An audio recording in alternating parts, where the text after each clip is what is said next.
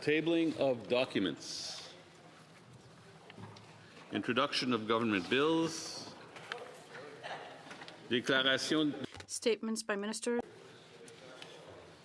Reports from interparliamentary delegations. The Honourable Member for Davenport. Is Ms. Fry here? Sorry, I apologize. The Honourable Member for Vancouver Centre. Thank you, Mr. Speaker.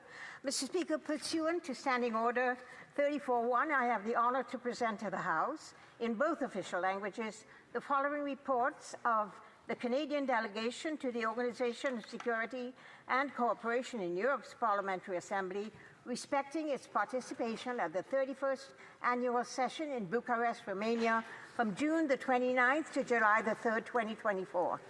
And from the Canadian delegation to the Organization for Security and Cooperation in Europe's Parliamentary Assembly respecting the participation at the 22nd Autumn Meeting in Dublin, Ireland from October the 2nd to the 4th, 2004. Thank you. The Honourable Member for Davenport. Mr. Speaker, pursuant to Standing Order 34.1, I have the true honour to present to this House in both official languages the following reports. The Canadian NATO Parliamentary Association respecting its participation at the Joint Committee meetings of Defence, Security Committee, Economics and Security Committee, and the Political Committee in Brussels, Belgium from February 19 to the 21st, 2024, and the Canadian NATO Parliamentary Association respecting its participation at the joint visit of the Subcommittee on Transatlantic Relations and the Subcommittee on Transatlantic Economic Relations in New York and Philadelphia, Pennsylvania, United States of America, from April 22nd to 26, 2024. Thank you, Mr. Speaker. Presenting reports from committees, the Honourable Member for Vancouver Centre. Thank you, Mr. Speaker. Monsieur le Président, Mr. Speaker, I have the honour to present, in both official languages, the first report of the Standing Committee on Health, entitled Saving More Lives, Improving Guidance, Increasing Access and Achieving Better Outcomes in Breast Cancer Screening. Pursuant to Standing Order 109. Of the committee requests that the government table a comprehensive report, a response to this report. Thank you, Mr. Speaker. Introduction of private members' bills. Ms. Rempel-Gardner, seconded by Mr. Lawton, moves for leave to introduce a bill entitled An Act to Enact the Protection of Minors in the Digital Age Act and to amend 2 acts. This motion is deemed adopted. The Honourable Member for Calgary, Nose Hill. Mr. Speaker, I'm pleased to rise and introduce a bill that will protect Canadians online while safeguarding their civil liberties. This bill proposed a tightly scoped legislative duty of care for online operators as it pertains to children's online safety, strengthens mandatory reporting requirements for online child sexual abuse material by Internet providers, updates existing laws to criminalize the non-consensual distribution of intimate images to include deep nudes, and modernizes existing laws to provide more protections for victims of online criminal harassment. It avoids the creation and use of ubiquitous and overbroad mechanisms that would impinge on Canadian civil liberties. This bill, colleagues, is a nonpartisan plea for the government and all colleagues in this place to abandon previously proposed flawed approaches to this issue and to pass smart measures to protect kids online. Ms. Rempel-Gardner, seconded by Mr. Lawton, moves that the bill be now read a first time and to be printed. This motion is deemed adopted. First reading of this bill, première lecture de ce projet de loi. When shall the bill be read a second time? At the next sitting of the House.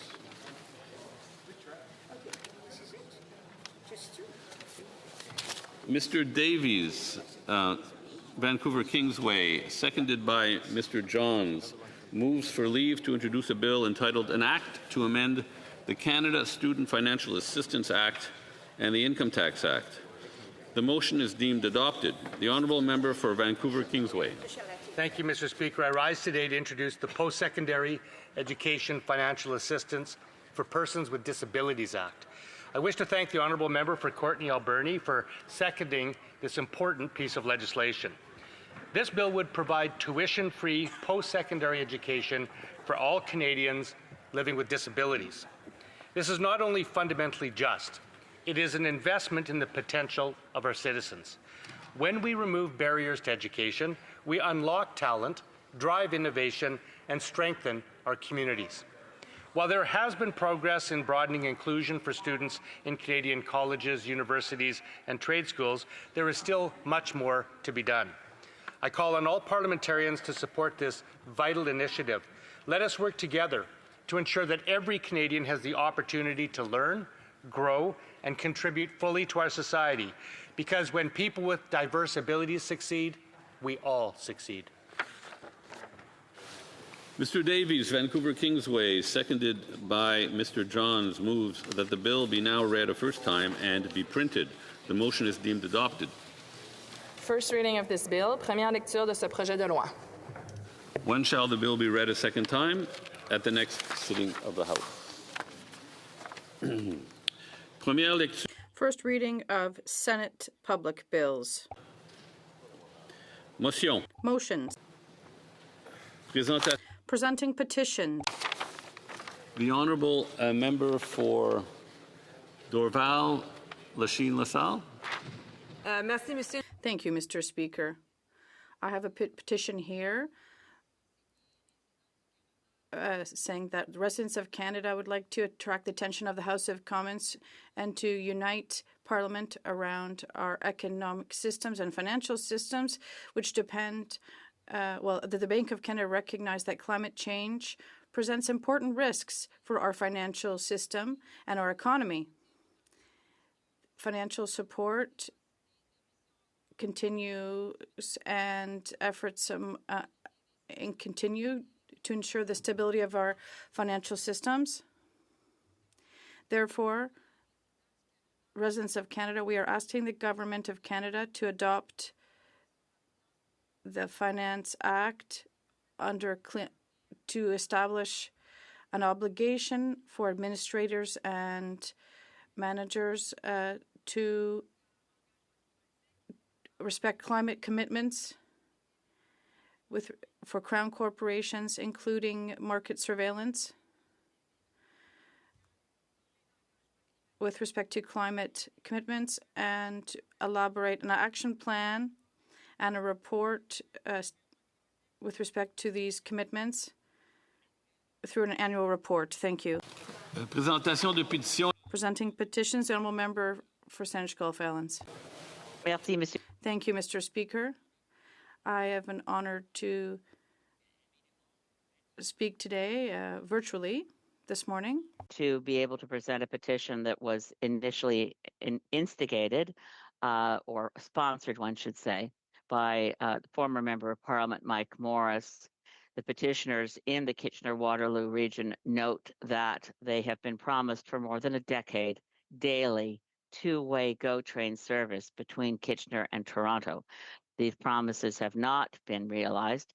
The petitioners are asking the federal government to work, and this Parliament, to work with the government of Ontario to hold Ontario's Provincial Transit Agency to be accountable for delivering on these commitments and to assess the use of federal funding to make such a service available as quickly as possible. It is essential, as the petitioners point out, that it's not just a matter of convenience to be able to take a train daily two-way from Kitchener to Toronto, but it has an impact on employment. It has a direct impact on access to healthcare services. It also, of course, impacts climate commitments to be able to provide reliable public transit. The petitioners ask for the federal government to initiate a comprehensive project completion timeline from the province, and looking at the federal government has already contributed substantially to the project to report on the results of the assessment and work with the municipal and regional leaders to report to the public a reasonable timeline for completion. Thank you, Mr. Speaker. The Honourable Member for Carleton Trail, Eagle Creek. Mr. Speaker, I am honored to rise today and present a petition on behalf of petitioners from my riding calling on the government to reject recommendations 429 and 430 of the House of Commons Finance Committee's pre-budget report, refrain from including these recommendations in the federal budget or any related legislation, and affirm the charitable status of faith-based organizations whose work flows from sincerely held beliefs and whose contributions serve the common good in Canada. Question inscrite au feuilleton. Questions on the order paper.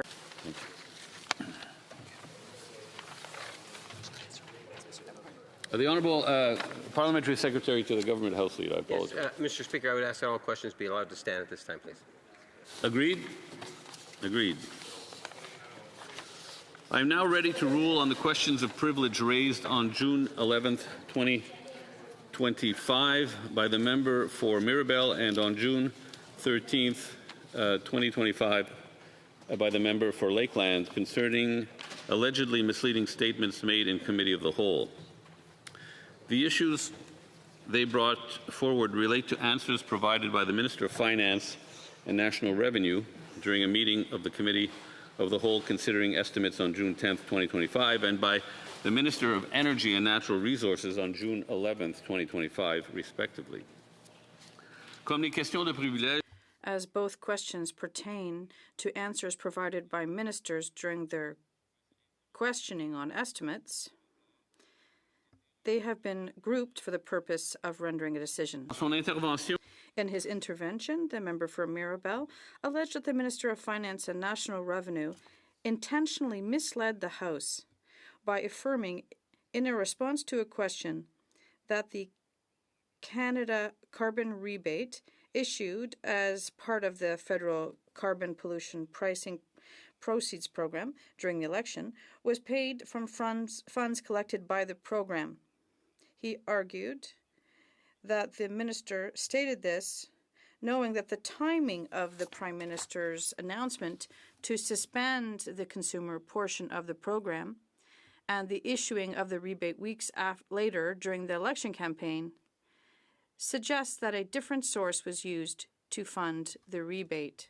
The Minister of Finance and National Revenue defended his response, denying having misled the House. According to the minister, he had responded in the negative to a question making an allusion to the buying of votes, not about the timing for the collection of funds. For her part, the member for Lakeland contended that the Minister of Energy and Natural Resources had misled the House in denying that politicians would be empowered to select specific projects of national interest under Bill C-5, an act to enact the Free Trade and Labour Mobility in Canada Act and the Building Canada Act. According to the member, several provisions of the bill seem to contradict the minister's responses, a text that he ought to have known. The member argued that the criteria used to determine whether a statement was deliberately misleading was met, and that this situation amounted to contempt. Quoting from a ruling made by Speaker Rota on July 22, 2020, she ended her intervention by explaining the difficulties relating to questions of privilege arising in committees of the whole, due to their usual format as single event bodies, which complicates the raising of such questions. In response to this second question of privilege, the Parliamentary Secretary to the Government House Leader provided a different interpretation of the exchange. He stated that the format of the Committee of the Whole is not designed to receive informed and contextualized answers. He argued that in no way did the Minister deliberately mislead the House in responding to the member. The selection process in identifying projects will involve various consultations and will involve engagement with diverse groups. He apologized on behalf of the government for any confusion the debate may have caused. Comme il s'agit de la première As this is my first ruling on a question of privilege, and for the benefit of the members newly elected to this place, I will ask for their indulgence in reiterating and explaining some key concepts. The Chair would first like to address what might seem to some as a technical element, namely that the statements in question were made during proceedings in Committee of the Whole. When the House resolves itself into the Committee of the Whole, it is, for all intents and purposes, functioning as a committee to consider a matter the House has referred to it. In this regard, the practice for raising questions of privileges emanating from a Committee of the Whole is the same as that of a standing, special, or legislative committee.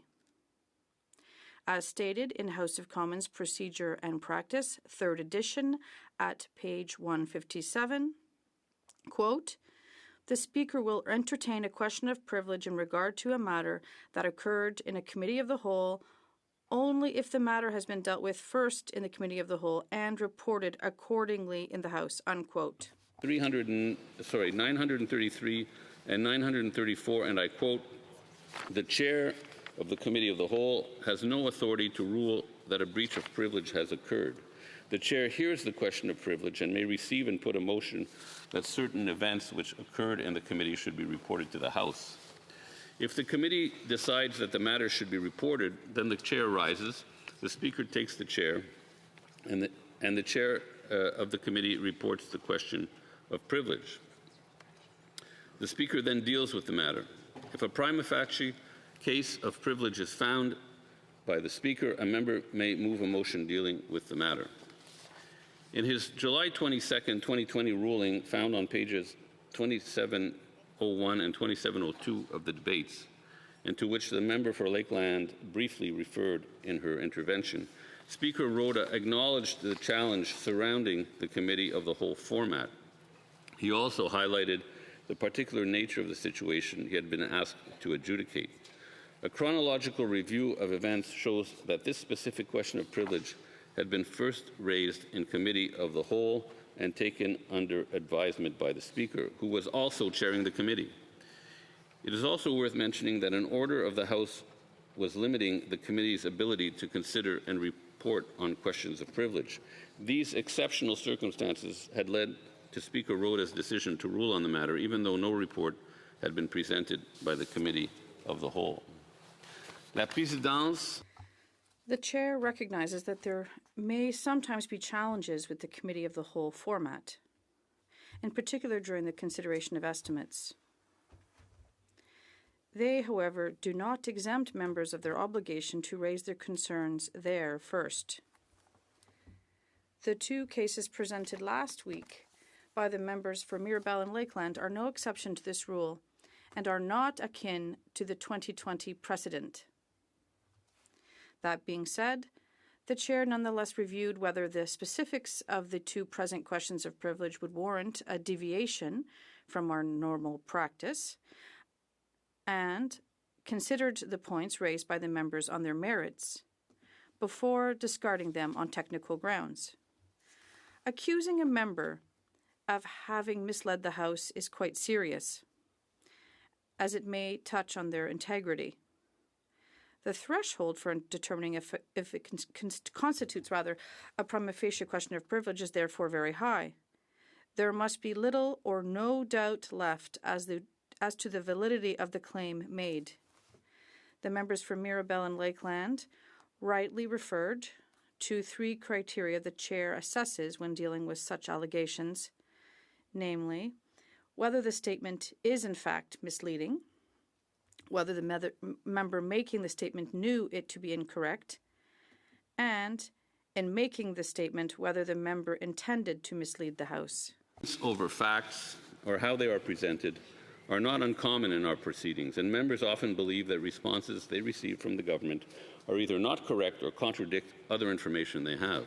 However, a perception of incorrect statements is not equal to a clear and deliberate intention to mislead the House. As Speaker Regan indicated on May 18, 2017 at page 11,389 of the debates, and I quote, "As members will know, the exchange of information in this place is constantly subject to varying and, yes, contradictory views and perceptions. This, of course, heightens the risk that inadvertently a member making a statement may be mistaken, or in turn, that a member listening may misunderstand what another has stated." Unquote. La Présidence est consciente que the Chair acknowledges the dissatisfaction members expressed about the responses they received in Committee of the Whole.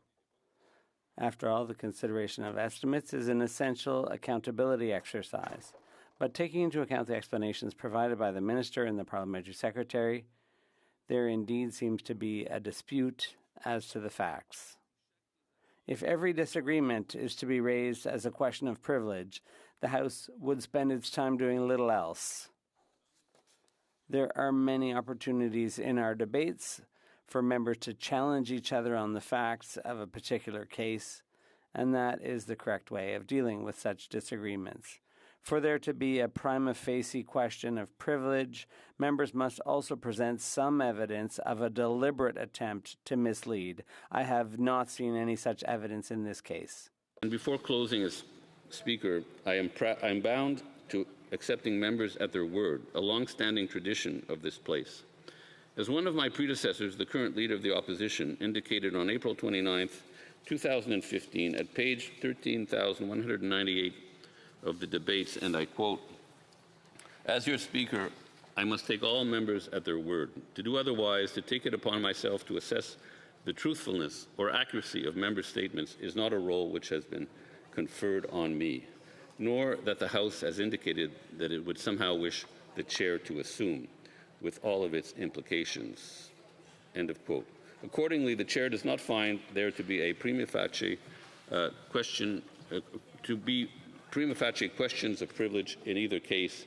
I thank all members for their attention. Orders of the day. Ordre émanant du gouvernement. Government orders, government bills, Commons, consideration of Bill C3, an act to amend the Citizenship Act 2025.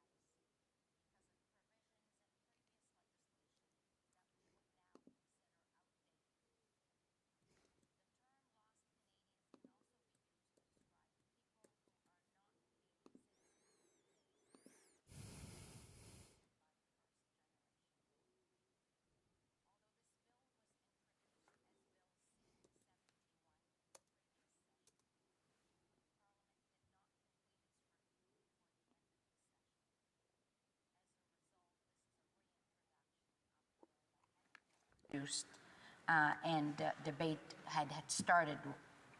So the previous government had put in A point of order for the member for Calgary Nose Hill. The audio on the English channel. I'm going to ask and look to members if their audio is working correctly while I speak. Et je peux maintenant le faire en français. And now I'll do it in French to make sure that it can be heard in French. Refugees and citizenship.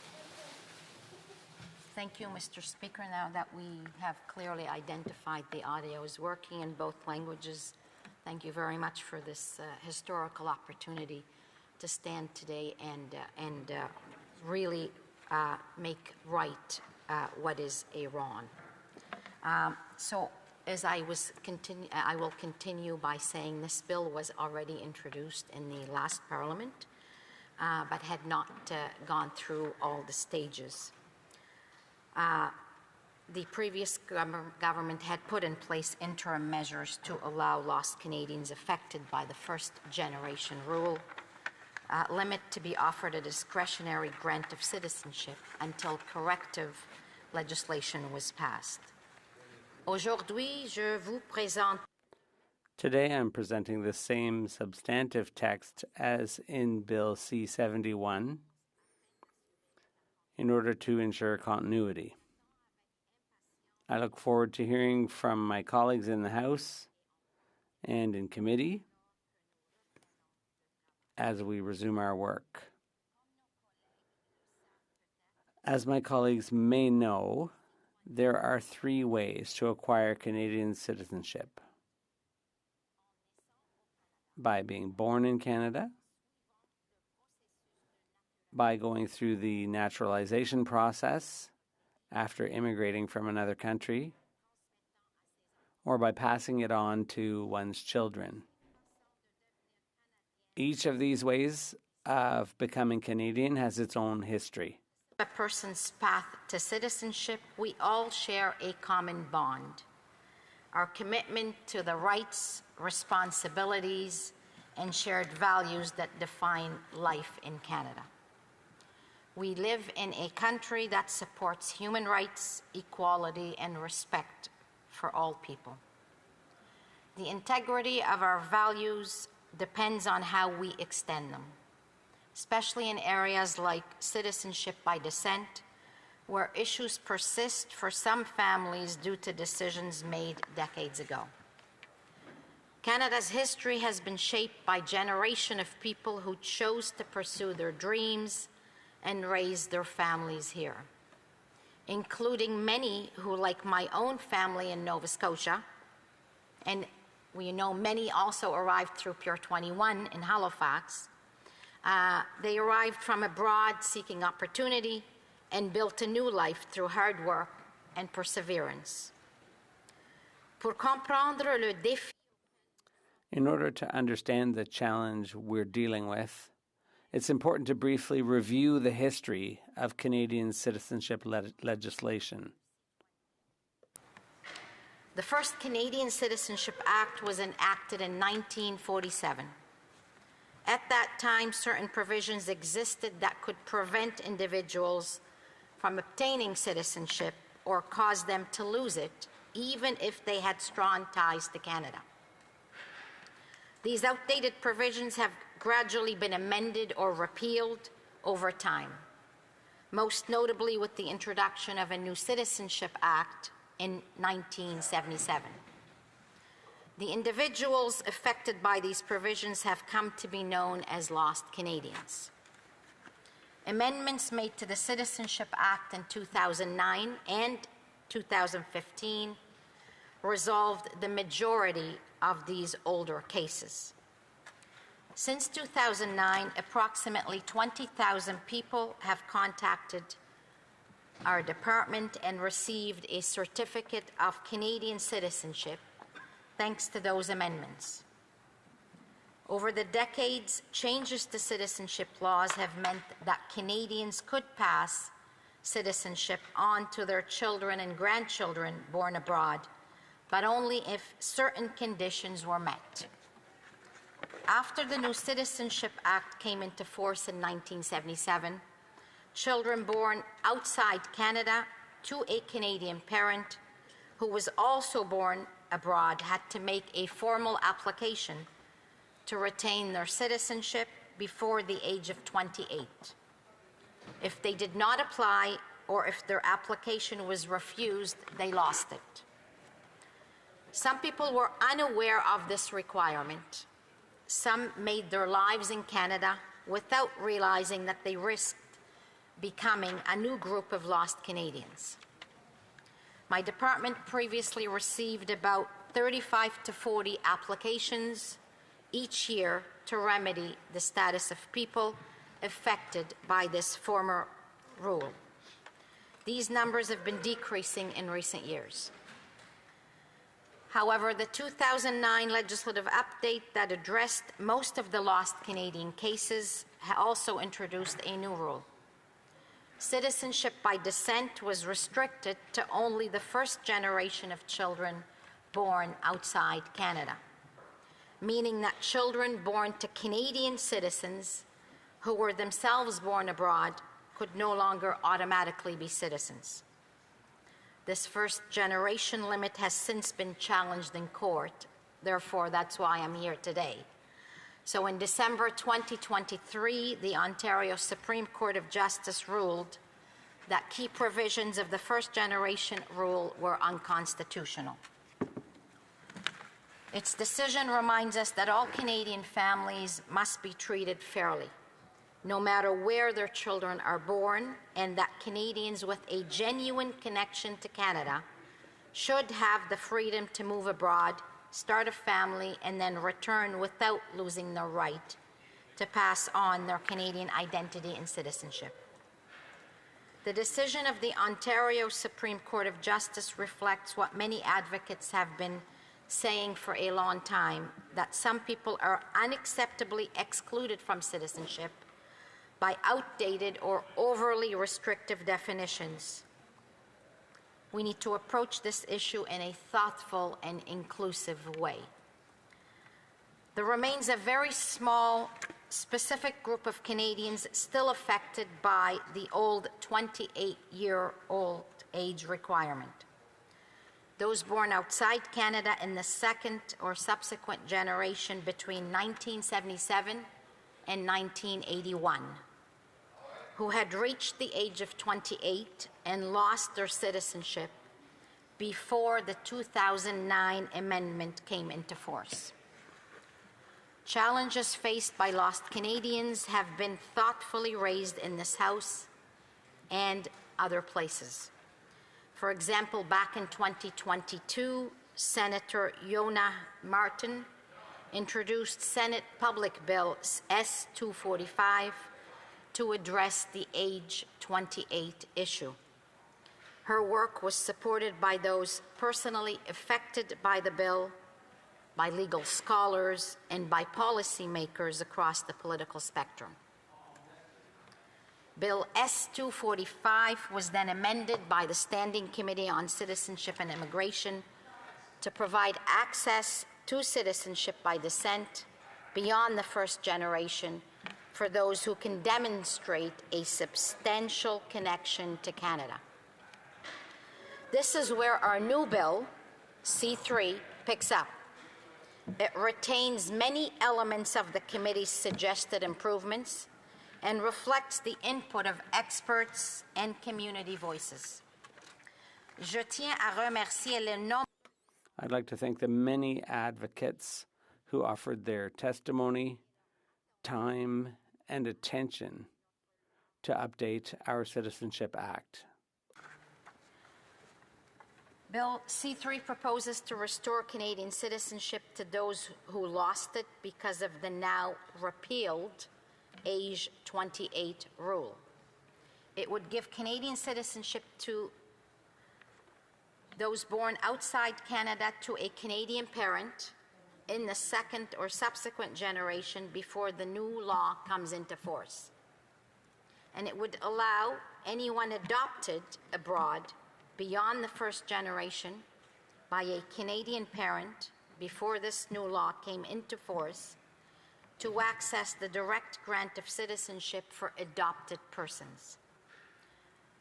Going forward, the bill would permit access to citizenship beyond the first generation as long as the Canadian parent demonstrates a substantial connection to Canada. That substantial connection will be measured by physical presence in Canada.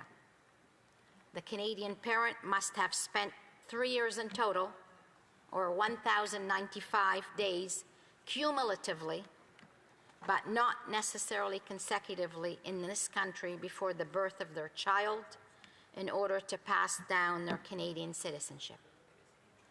Bill C-3 would also allow Canadian adoptive parents born outside Canada to access a grant of citizenship for their children adopted abroad if they meet the same substantial connection criteria. So if the adoptive parent was physically present in Canada for 3 years in total prior to the adoption, their child can access the adoption grant of citizenship. course, they would have to apply as well. So we recognize that citizenship cannot and should not be imposed on people who don't wish to hold it. So these choices must remain accessible, humane, and free of bureaucratic burden, especially for those navigating complex international legal system. So in many countries, dual citizenship is not permitted in certain jobs, including in government, military, and national security positions. In some countries, having citizenship in another country can present legal, professional, or other barriers, including restricting access to benefits. So that's why this bill would also provide access to the same simplified renunciation process as the one established in 2009. If this bill is passed, we are committed to implementing its proposed changes fully and without delay. Mr. Speaker, this isn't just a needed legislative update, it's an urgent one. It's urgent because families have waited too long to be recognized as Canadians under the law. They have waited while the courts deliberated. They have waited while governments debated. Today, let's put an end to that wait. To the ruling that declared the provisions unconstitutional, and to decades of heartfelt calls for justice, we have an opportunity to reaffirm that Canadian citizenship is not only a legal status, but it's a living expression of our shared values. I invite all members of the House to move this legislation forward, and I welcome constructive dialogue on any refinements that are needed, both here in the House and as we advance to the committee stage. I very much look forward to working across party lines to see this bill enacted and enacted in a, as speedy as possible. As I said, many people have been waiting. So together we can ensure that Citizenship Act reflects the spirit of Canadian identity. Merci beaucoup. Questions and comments? Questions et commentaires. The member for Calgary-Nose Hill. The minister spoke about the responsibilities of Canadian citizens, but those responsibilities include things like paying taxes to pay for services like health care. This bill goes well beyond closing a loophole for a small group of people, which previous Conservative legislation and Conservatives supported. By contrast, the PBO estimated that this bill would grant citizenship to over 100,000 people in 5 years. There are no security vetting requirements for persons who fall under this bill, and this bill contains no consecutive residency requirements. And failing that, the bill contains no requirements for people without consecutive residency for any mechanism like, let's say, paying taxes. Why would the minister, knowing all the testimony that happened in the last Parliament on this particular issue, continue to devalue Canadian citizenship in this way? The Minister of Immigration, Refugees and Citizenship. Thank you very much, Mr. Speaker. Allow me, first of all, as we start to debate on the bill, to take a moment to thank again the stakeholders across the country, including Don Chapman, who's the head of the Lost Canadian, who was a tireless advocate and advocated for this. Let me also clarify the record again, and I look forward to the committee on this, but the majority of lost Canadian cases were remedied by the legislative amendments that were implemented in 2009 and 2015, with approximately 20,000 at the time acquiring citizenship.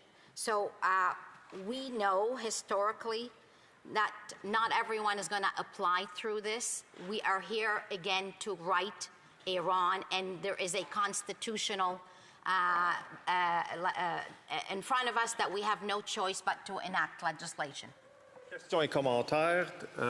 The Honourable Member for Drummond. Thank you, Mr. Speaker. I'd like to thank the Minister for her speech.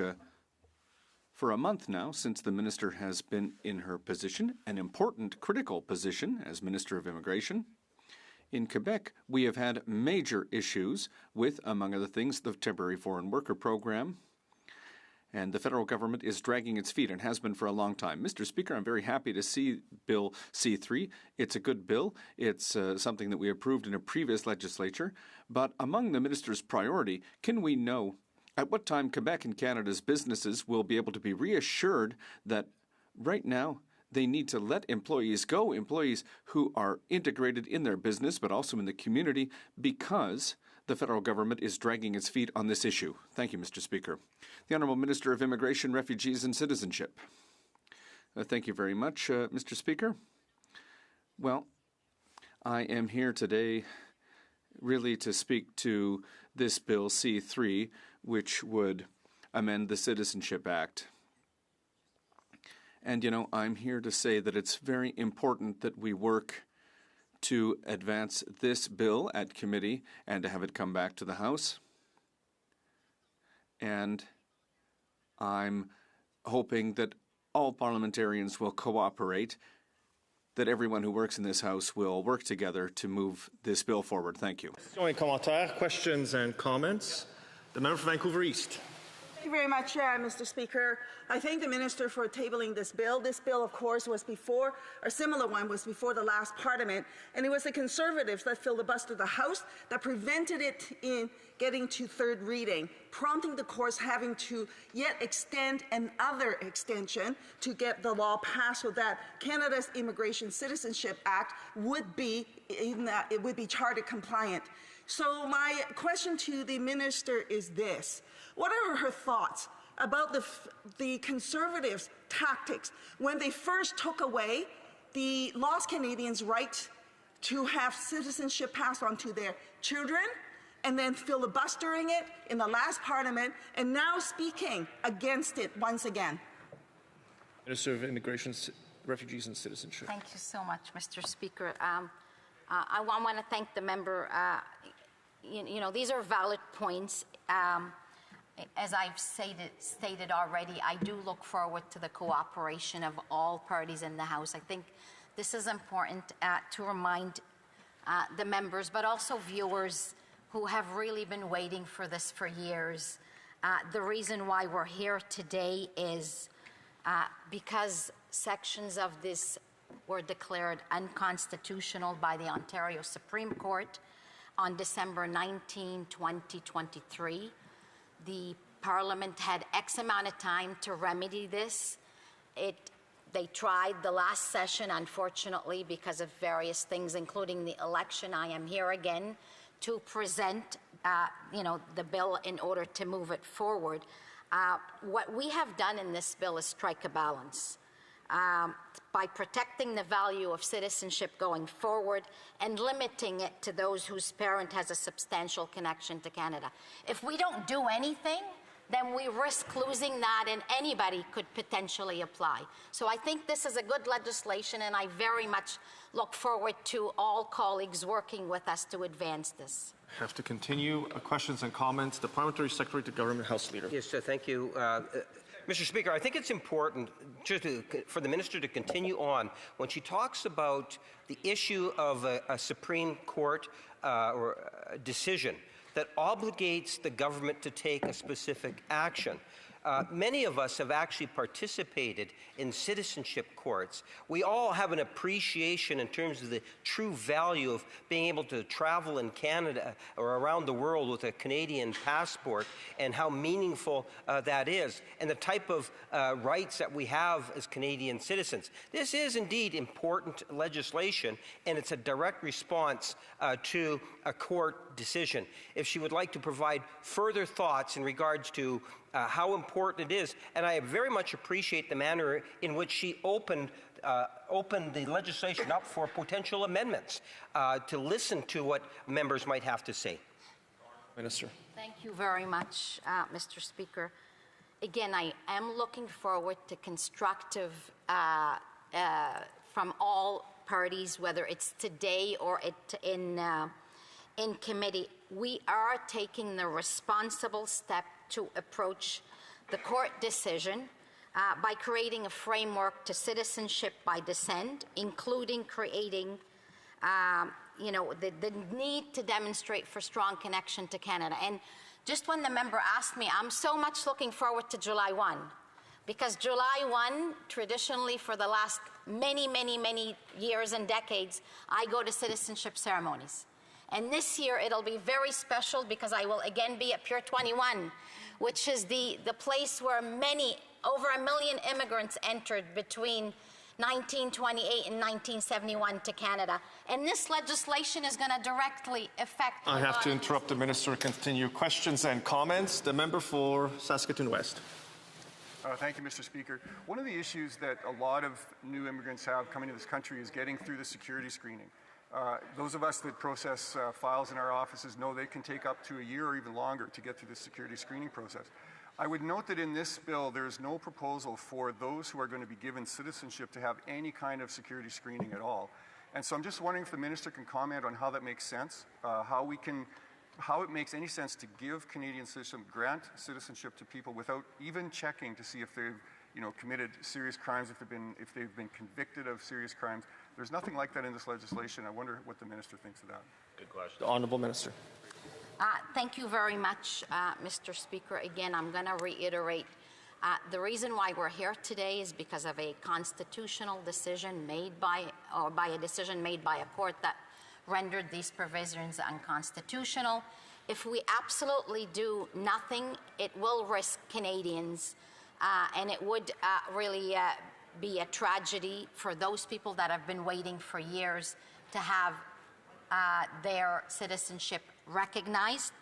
I look very much forward to members discussing and debating this. We look very much forward to receiving any amendments and any constructive advice on all of this. And thank you very much. Questions and comments, questions et commentaires. Le député de Rivière. The Honourable Member for Rivière-du-Nord, a brief question and a brief answer, please. Thank you, Mr. Speaker. So I'll be as quick as possible. I thank our colleague, the Minister, for her bill. We've already said that we would be in favour of this bill, de Bloc Québécois, so she won't have to work hard to convince us. But my colleague from Drummond asked a question earlier, and we didn't get an answer. And knowing the Minister's serious work, and, I know she works hard, I know she must really want to answer us. So please, I would ask the Minister to answer my colleague from Drummond's questions. Can we count on her to help fix other problems in immigration, particularly for workers who are integrated, who have a work, and who have learned the language? Thank you. The Honourable Minister of Immigration in 10 or 15 seconds, please. Thank you very much, Mr. Speaker. I'm looking forward to working with my colleague. We worked together at the Justice Committee, and I'm here to work with him and with all members of his team on immigration. Thank you very much. Resuming debate, reprise de débat. The member for Saskatoon West. Well, thank you, Mr. Speaker. As this is my first speech in the new Parliament, I just want to take a moment to thank the citizens of Saskatoon West for once again returning me to Ottawa as their And of course, at the same time, I want to thank some of those who helped me. I start with my family. We all know that we can't succeed in this place without our families behind us. I want to thank my wife, Cheryl, my sons, Kyle and Eric, and my aging parents, Alvin and Irene Redekop, who weren't able to help as much this time, but they're always behind me in spirit. And of course, I had a court campaign team of Steve, Daniel, Jared, Marion, Lisa, Carol, Jason, Deb, and Judy, and a court door-knocking team of Opie, Yash, Sutter, Rita, Rito, Efe, and Doug. So I want to thank all volunteers and donors and everybody who helped. I will continue to do my very best to represent Saskatoon West here in this place and bring the voices of Saskatoon here to Ottawa. Now, about C3. This is recycled legislation, as the Minister just pointed out, previously tabled as C71 in the previous Parliament.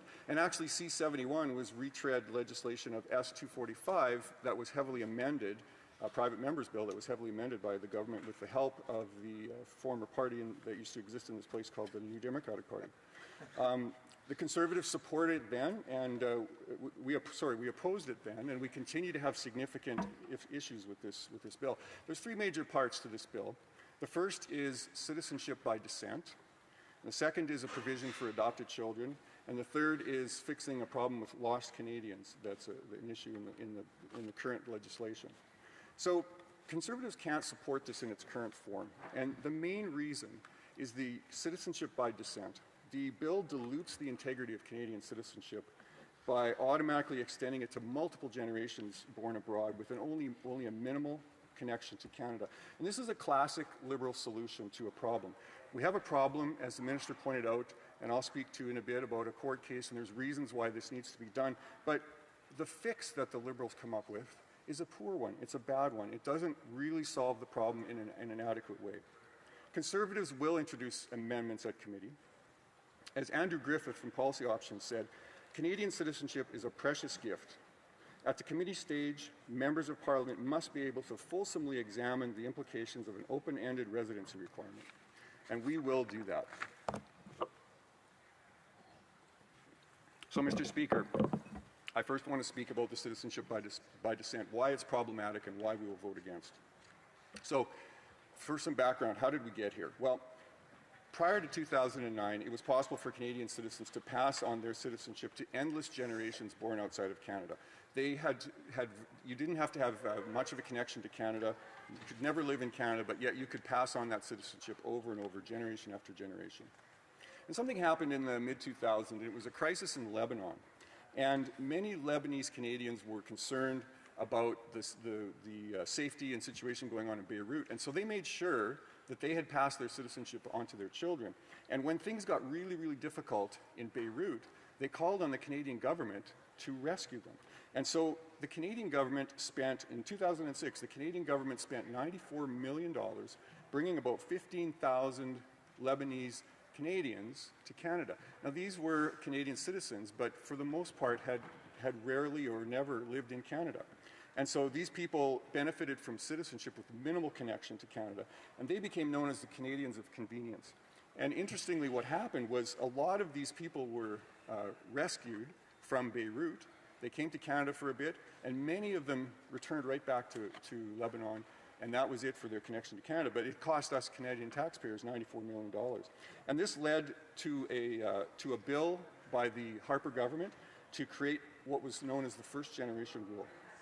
So after 2009, the rule changed so that a citizen born outside of Canada could pass their citizenship to their child born outside of Canada for one generation, but the next generation born outside of Canada was not automatically a citizen. And that was called the first generation limit, and this bill now effectively abolishes that rule and allows people to transfer or confer citizenship on their children generation after generation after generation for one measly requirement of spending 1,095 days in Canada, which I'll talk about a little bit more. All you have to do to meet the requirements is have a few years in Canada. So why are we doing this now? Well, in 2023, the Ontario Superior Court ruled that this first generation law or rule was unconstitutional.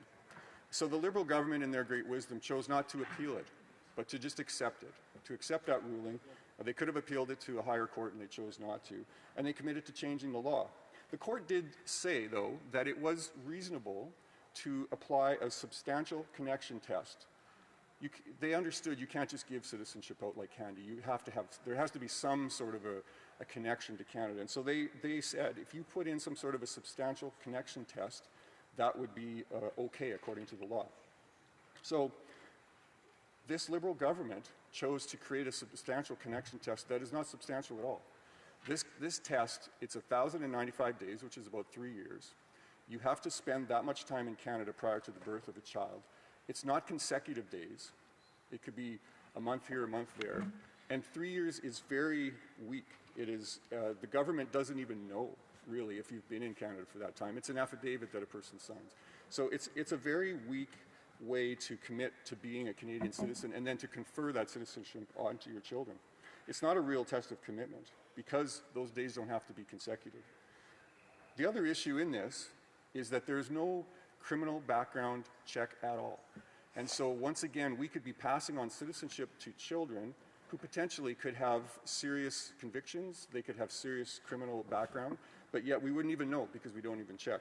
Even though when we have newcomers coming to our country, the government puts a lot of effort into checking the security background of those people, and it can take up to a year or longer for newcomers to actually get processed through security. So Andrew Griffith from Policy Options said, to remedy the issue, Bill C-71, speaking about the previous legislation, uses residency as a substantial connection test. However, the new standard in Bill C-71, which requires a foreign-born Canadian to have spent a total of 1,095 days in Canada, differs significantly from what is required of new Canadians. The government has failed to fully consider the implications of such an open-ended condition. And I might note, Mr. Speaker, that in the U.S., you can only confer citizenship to the first generation, and you have to have at least 5 years in the U.S., with 2 of those years being after the age of 14. There's also very strict screening. In the UK, it's only the first generation that can be admitted into Canada. So there are some very strict rules in our partner countries that the Liberal government here has chosen not to enforce, creating this extremely weak connection test. Which brings up a question. What does it mean to be a citizen? And I believe this bill cheapens that. There's an organization called the Institute for Canadian Citizenship. They do great work on this subject of citizenship, and they help a lot of newcomers in our country. And Daniel Bernhard, who's the CEO, said this: "The sense of belonging is very powerful. If people don't consider Canada to be their society, then they won't dedicate themselves to it or get involved in our culture and contribute their utmost to making our society a success. That's the danger of concern to all of us. We must roll up our sleeves to restore the value of being Canadian." So citizenship is a connection to your home country. It's being there for your country in times that are good and bad. You know, it's enjoying the peace of Canada. It's proudly participating in wars when necessary, being available for keeping the peace at other times. Also, you need to understand the current situation in our country. You need to live here to understand how things are. You know, some of the issues we have right now in our country with crime, with an epidemic of crime, with expensive and unavailable housing, with difficulties in healthcare, trying to find doctors and waiting lists, with high taxes. We have a drug crisis, including fentanyl in our country right now. And you don't know that if you're living in another country. It's also important to understand our history and be proud of our accomplishments. Be proud of our sports teams. Even though some people may cheer for sports teams outside of Canada, nobody does that, right? But we need to be proud of our teams, proud of the beauty that's in our country. Believing in our Canadian values and norms, democracy, equality, not engaging in religious squabbles and wars. You know, so many people come to our country from other countries, and they bring their culture, they bring their food, they bring all the good parts of their countries, and it's often they are escaping bad situations. They're escaping war, they're escaping fighting, and we don't need to bring those wars to Canada. We can bring the good parts of it and build a country and a society that works for us here. And people that come here enjoy our social safety net. But it's so important that you participate by paying taxes to enjoy that social safety net. It's something that Canada's proud of. We take great care of our people, but there's a cost to that. And it's very unfair when people who have never had any participation in our tax system then expect to receive benefits from that. Canadians proudly display our Canadian flag on Canada Day, and of course, are allowed to vote in elections to decide governments. In 2010, one of our best immigration ministers ever said, Jason Kenney, said the following: "Citizenship is about more, far more than a right to carry a passport or to vote. It defines who we are as Canadians, including our mutual responsibilities to one another and a shared commitment to the values that are rooted in our history, like freedom, unity, and loyalty. That's why we must protect the values of Canadian citizenship and must take steps against those who would cheapen it."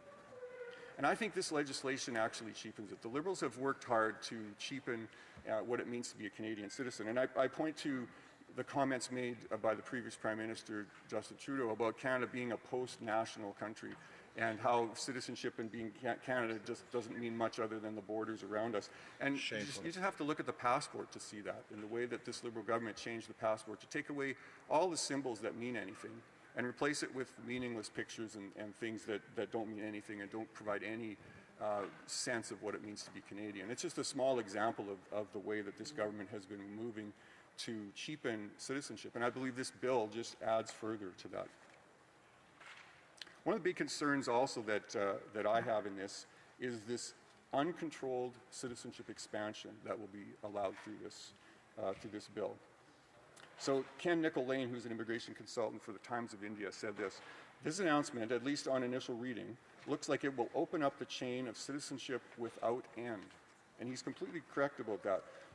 When this issue under the previous bill legislation was at Immigration Committee in the previous Parliament, we asked many questions to the IRCC department officials about how many people would receive citizenship under these provisions. And they could not answer the question. They would not answer the question. We asked repeatedly, we asked in many different ways. They never answered the question. Now, the Parliamentary Budget Officer did actually do a study on this bill, on Bill C-71 in the last Parliament, and they estimated that it would create at least 115,000 new citizens in the first 5 years, most of them living abroad. And of course, that number can then double every generation, right? So we could end up with a lot of new citizens who really have minimal connection to Canada and just don't ever actually participate in anything in Canada. Andrew Griffith from Policy Options said there are an estimated 4 million Canadians living outside of Canada, and about half of them are born abroad. And so we have to be very careful that we don't add to our burdens by bringing in Canadians, by giving citizenship to people who don't participate in Canada at all. It's just no surprise that the government can't answer questions about numbers. And those who were here last week might recall when we were questioning the minister on the estimates, we asked all kinds of questions about really key marquee policy items. You know, like one of the marquee policies of the Liberal government is to reduce non-permanent residents. And I was asking the minister about these numbers, and she didn't have any clue about what they were. Another marquee policy is reducing the population this year. The overall population is projected by the government to drop by 500,000 people, and it hasn't dropped at all yet. Yet the minister seemed to have no knowledge of that. So it doesn't surprise me that the minister and the department has no clue about how many people this legislation will impact. I think that's really critical to know how this legislation is going to impact Canada. Because another issue that goes along with that is the cost. How much is this going to cost taxpayers to have this legislation? Well, again, IRCC officials had no clue. They did not have an answer to that. Apparently, they hadn't looked into this at all.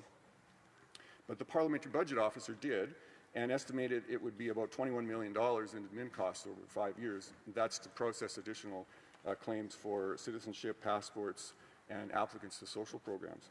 And by the way, if 115,000 people started getting old age security at age 65, if these people actually came and lived in Canada and collected that old age security, that's $1 billion a year. So the potential for cost to the Canadian taxpayer is very, very huge here. We can't underestimate that. And Andrew Griffith again, he said, IRCC needs to determine and share estimates for the approximate number of new citizens expected under the change, along with the incremental workload and resources that are required before this bill goes to committee. And I would echo that. We need to know those numbers so that we can properly study it. So to summarize citizenship by descent, it removes that first generation limit and allows citizenship to be conferred generation after generation after generation after generation with a simple, weak, substantial connection test of 1,095 non-consecutive days in Canada. And there is no criminal background check at all required with this. And so for those reasons, we cannot support it. Now, there is a second provision in this bill, and that is the provision for adopted children. Currently, if you adopt a child from abroad, you have to, once the adoption is completed, you have to go through the process of applying for permanent residency like anyone else would, and it takes a long time. There's a lot of costs involved and legal costs, and it can be a stressful time for a new family. And so what this bill does essentially is it treats an adopted child from abroad as if they were born in Canada. So once the adoption is finalized, that child is given Canadian citizenship. We support that. We support equal treatment for adopted children. We've done that in the past, and we will continue to support that. It makes sense. It's a common sense change so that parents aren't penalized for adopting children from overseas, but they in fact can be treated in the same manner as if they were born in Canada. And I spoke to this in the previous Parliament when this came up at committee, and the chair well knows that we supported this, and we would support this provision if it were by itself. The third part of this legislation is restoring lost Canadians. This part also is reasonable, and when it came to committee, we were supportive of this. And essentially, this means that the easiest way to understand this is that immigration and citizenship law is very complicated. And when changes are made over the years, sometimes there are unintended consequences. And so that's what happened here. And there was a group of people born within a 4-year stretch from 1977 to 81, I believe it was. And they had to apply for citizenship, actually, by the age of 28, and if they didn't, they lost it. And so that was never the intention of the law. It just was a kind of a glitch that ended up there because of the way the laws were amended over the years. And so this does need to be fixed because nobody should lose their citizenship. In many cases, actually from Iona Martin, a senator, brought this forward, in fact, in a bill S-245, and she said many of these individuals were raised in Canada from a young age.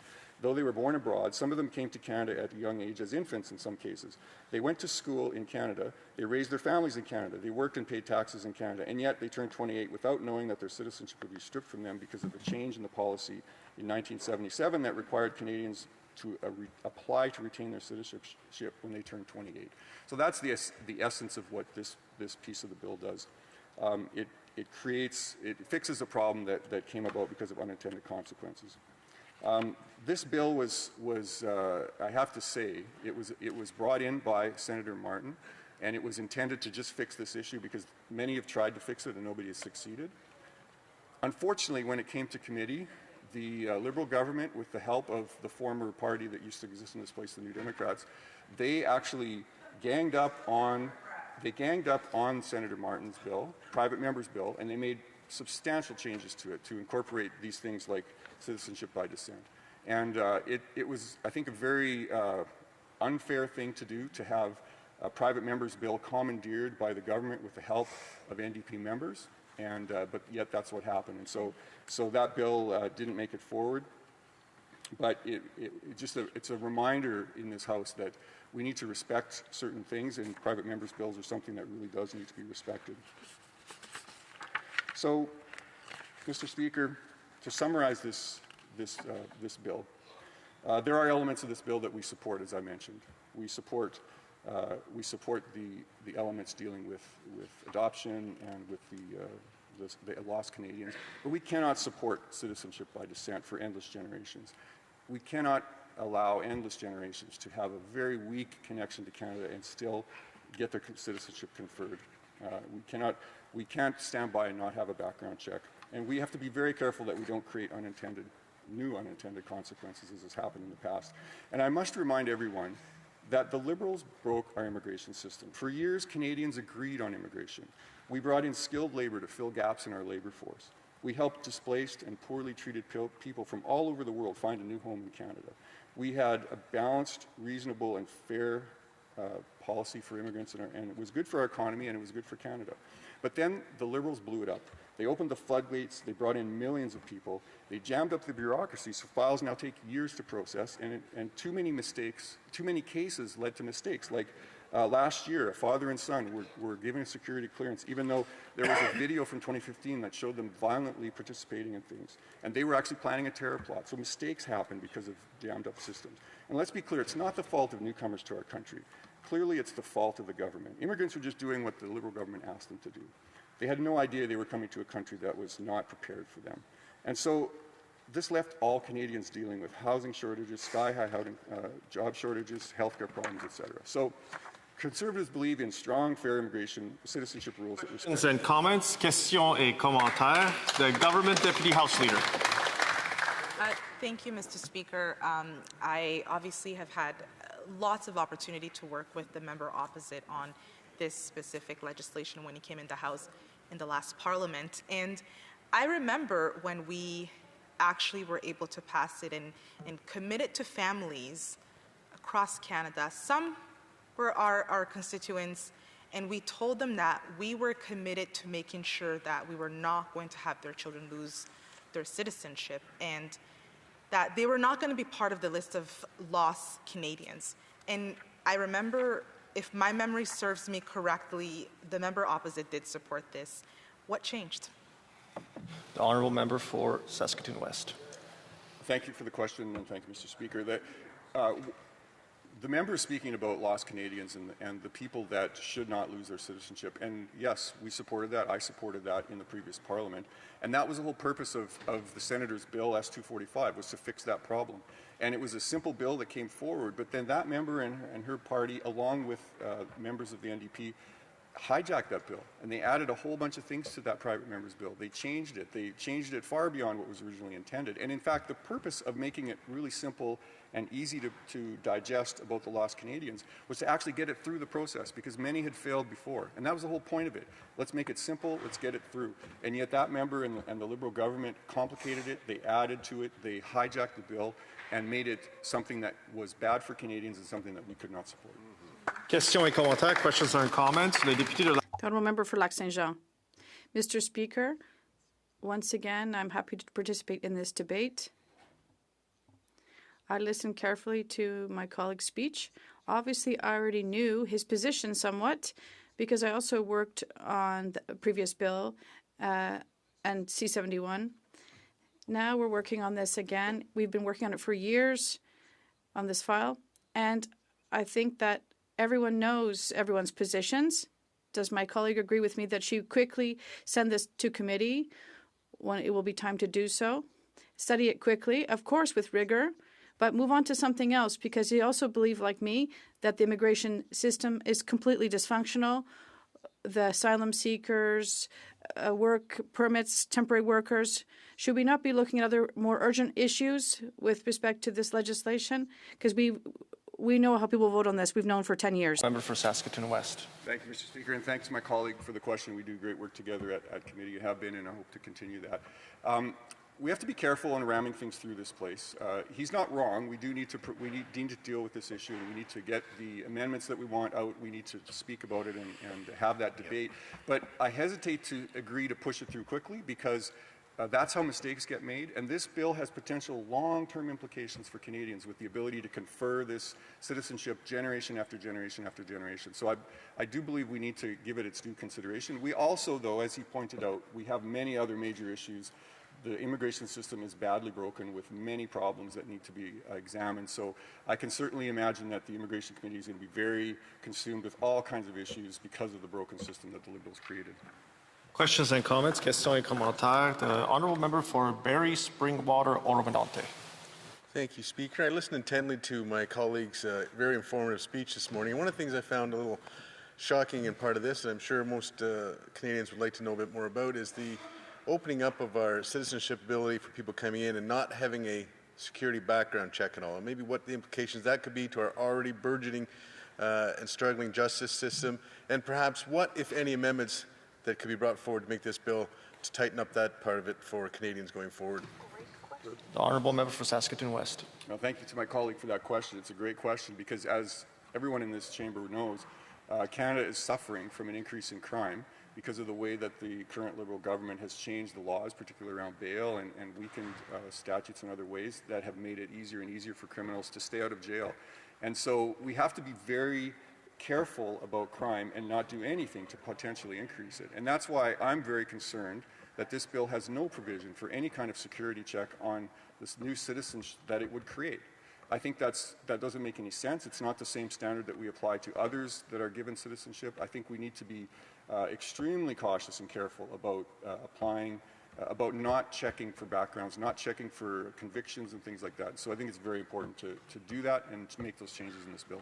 Absolutely. Questions and comments, questions et commentaires. The Honourable Member for Vancouver East. Thank you very much, Mr. Speaker. The member actually talked about the private member's bill from the Senator Yona Martin.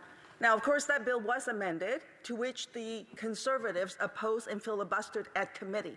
The government then tabled Bill C-71, to which they said that it needs to be a government bill with all those changes. The government did, in fact, belated, table Bill C-71 in this House. The Conservatives then filibustered that. We now have Bill C-3, and the Liberals, the Conservatives are now saying they don't support it. My question to the member is this: why are the Conservatives so persistent in trying to prevent the Charter, to ensure that Canada's Citizenship Act is Charter compliant and that the gender discrimination component with the Citizenship Act as it applies to lost Canadians is rectified? The Honourable Member for Saskatoon West. Thank you, Mr. Speaker. You know, Conservatives are concerned about citizenship, and we want to make sure that crazy things aren't implemented into our system. That's why we take the time to look at things. We make sure that we give it proper investigation, that we bring in the proper experts, and that's what happened. She mentioned C-71. That was completely under the control of the government. That had nothing to do with us. The government controlled the agenda. They could have brought that forward. They could have made changes. They could have had that implemented if they chose to. They didn't. They weren't able to control the calendar in a way that made any sense, and they weren't able to get it done, just like so many things in the last Parliament that the Liberal government was unable to get done. But I do want to point out that that member and others from the former party that used to exist in this House were there right beside them all the way along. They were helping them for every single step, and that may be why they're in the position they are today. Yeah, that's right. Questions and comments? Questions et commentaires. The member for Waterloo. Thank you, Mr. Speaker. Mr. Speaker, I appreciated the speech that was shared. I listened to it on my way to the House, and I just have it's kind of a twofold question. The first fold, as constituents in the riding of Waterloo, I got to interact with a constituent who was born to Canadian citizens abroad, Canadian tax-paying citizens, and this child was born abroad. She was traveling for a Canadian company abroad, had to have an emergency delivery. So because her child was born abroad without that intention, that child did not have the right to Canadian citizenship. Once again, not born, but live in Canada, Canadian taxpayers, and so just a little bit of a discrepancy. So my first question would be, does the member agree or respect the ruling of the courts and want to ensure that legislation is compliant with the laws of our country and the charter of our country? The second question would be, in the regards to advancing it to committee, does he agree that we cannot pass amendments at second reading? That committee would have to study that legislation, send it back with improvements or suggestions, and so that would be the right course of action to actually get some work done around here. Thank you, Mr. Speaker. Member for Saskatoon West. Thank you, Mr. Speaker. Well, the member knows well the processes of this House, and obviously it could be done in committee, and that's a good thing. We all have unique cases. We all know of unique cases that have happened, and we can't craft legislation that covers every single situation. And sometimes it works out well for people, and sometimes there's a bit more work that's required. But what's really critical from my perspective is that the legislation that we create covers all the situations. We have to make sure that we don't allow bad legislation to get through, that doesn't allow for loopholes, like for example, when the father and son were given citizenship when they clearly should not have because of security checks that were not properly made. So we have to make sure that the legislation that we approve in this House, all of us approve, is actually as solid as it can be, and that is why it's so important. The process we're going through here in this House, and we'll go through a committee, is vital. Questions and comments? Questions et commentaires. The honourable member for Calgary Nose Hill. Mr. Speaker, one of the amendments that needs to be made to this bill, which would prevent endless chain migration, which the bill currently provides for without any sort of consecutive residency requirement, is amending the bill to ensure that those who this bill would apply to have to spend some sort of substantive length of time in Canada in a consecutive manner. The bill doesn't apply to that right now. Right now, somebody ad infinity descendants could just apply for citizenship after having spent 1,000 days in Canada over the course of their lifetime and then claim health care benefits. Does the member agree that there should be a consecutive residency requirement of some nature in this bill? The honourable member for Saskatoon West. Thank you. I thank the member for the question. Absolutely, and that's one of the key things. And if we look at some of the other countries, we see that they have much more stringent requirements. And so I think that having at least a consecutive requirement, and even 3 years in my mind isn't enough. We look at the U.S. example where they have a 5-year requirement, and 2 of those years have to be after the age of 14. I think we can look at our peer countries and find many good examples of how to make a more substantial connection test, and having consecutive days is key to that. Good point. Resuming debate, reprise de débat, le député de Lac-Saint-Jean. The honourable member for Lac-Saint-Jean. Thank you, Mr. Speaker. I truly hope this is the last time I'll be making a speech at second reading on this bill, because it's been quite a few times now already, after S245 and C71, now C3. So hopefully this will be the last time. So several months ago, I rose in the House to speak to Bill C71, which was actually a rehash of the Senate Bill S245. And the purpose of that bill was to correct a historic injustice by granting citizenship to Canadians whose files had fallen through the cracks. I'm talking about the children of Canadian parents who were born abroad and lost their citizenship because of changes in federal rules or other things that seemed pretty dubious to me at the time. In essence, S245 and C71 indicated that citizenship should be restored to all those who lost their status because of overly complex and often unfair provisions in previous Canadian laws. The idea is revisited in Bill C3, which was recently introduced by the government.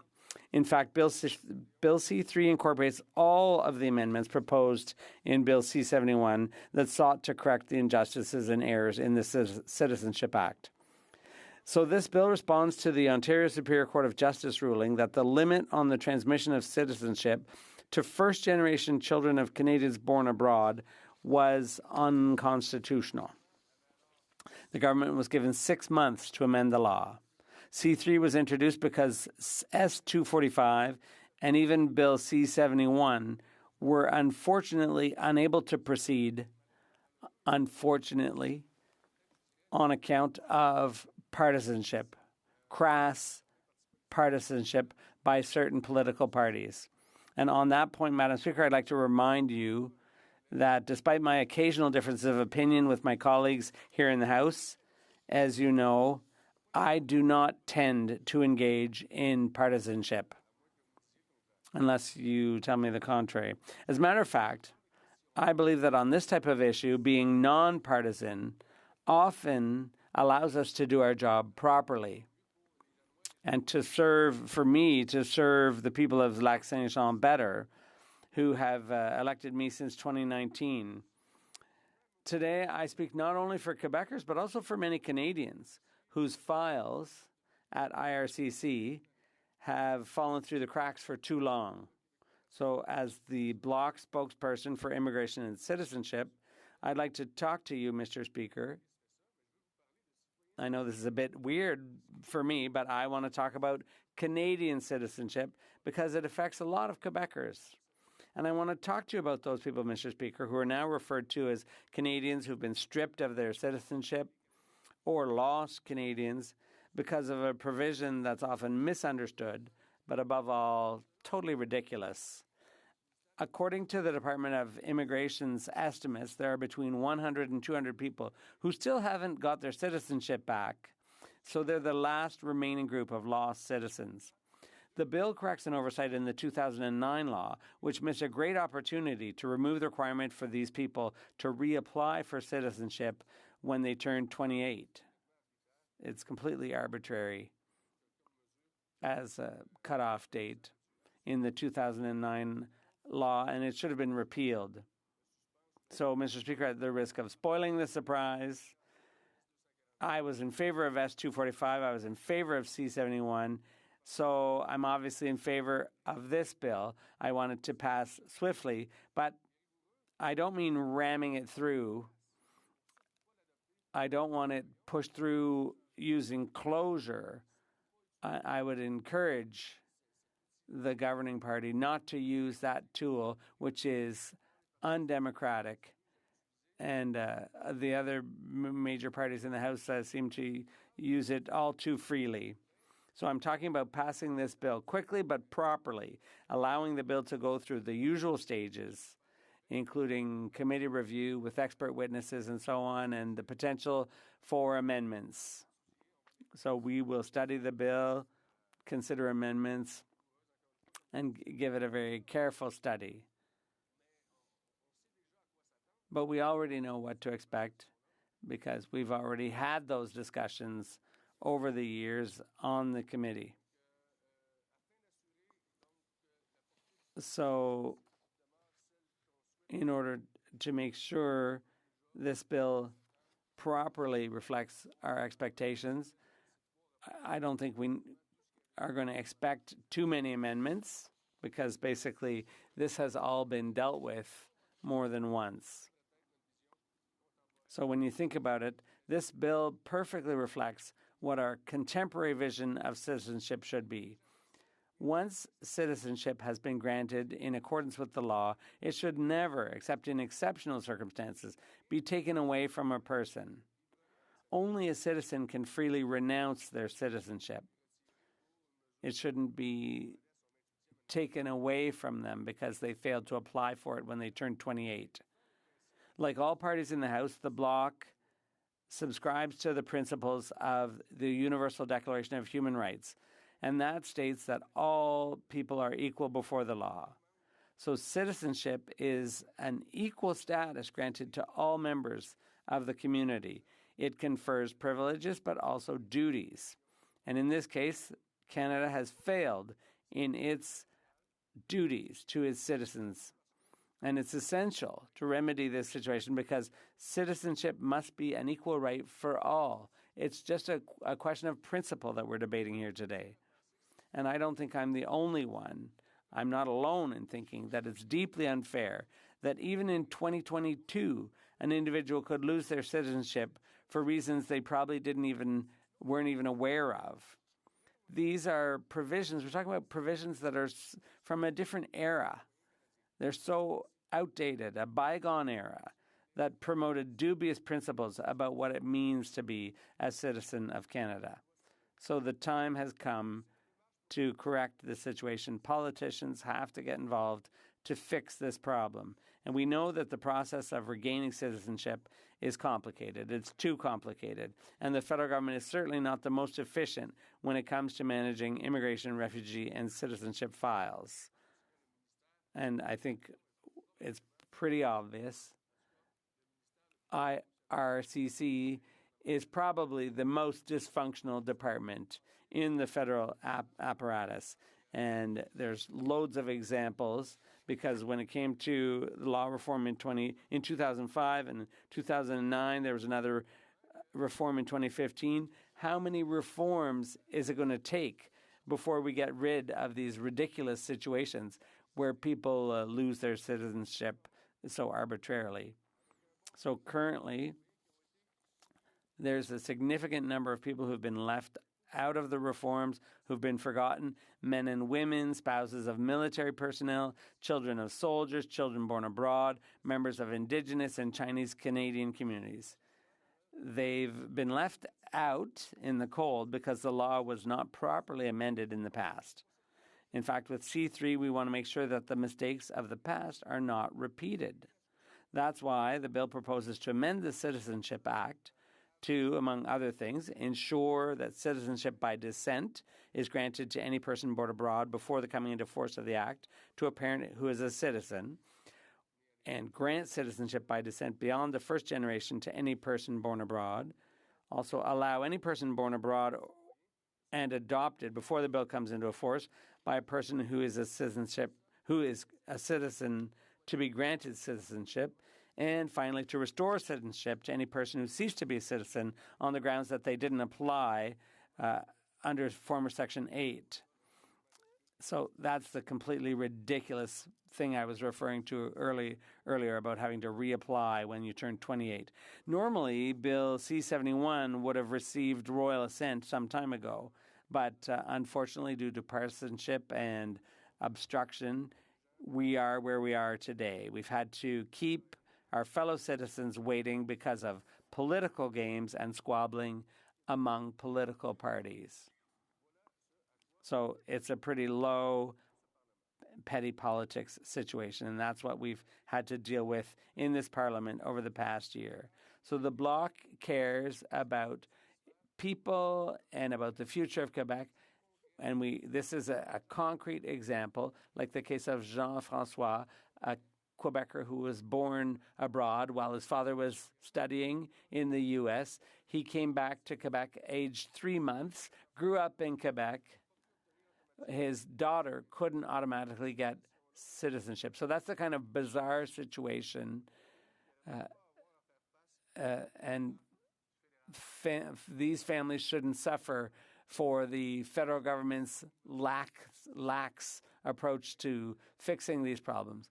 So there are huge delays in the processing of applications at IRCC with almost every program. In 2022, 17 years after the first reform to try to fix the problem of lost Canadians, here we are yet again dealing with another bill to fix the problem. It's mind-boggling. People must be wondering, must be wondering what we even do here. What's the point of having a federal government if we can't fix these problems? People need to have their status restored and their dignity like any other citizen. It's a matter of principle, as I said earlier.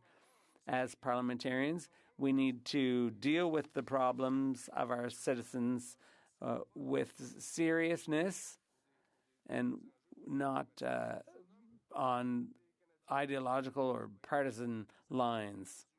This never should have happened, Mr. Speaker. I repeat, citizenship is a status that should be equal for all, and once and for all, we should do the reform properly for reasons of equality, justice, and principle, Mr. Speaker. And because those families are pretty fed up with waiting.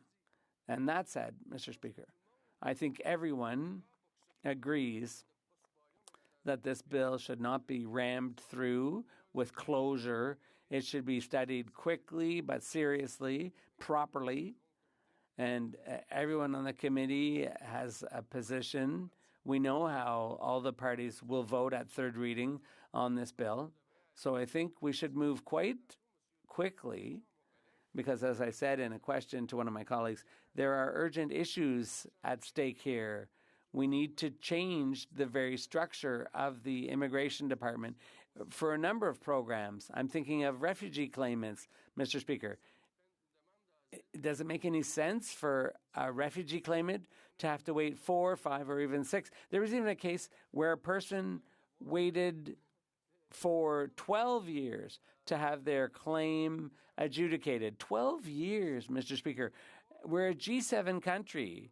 Work permits, too. There's another issue. The delays are getting longer and longer. It's 160 days now.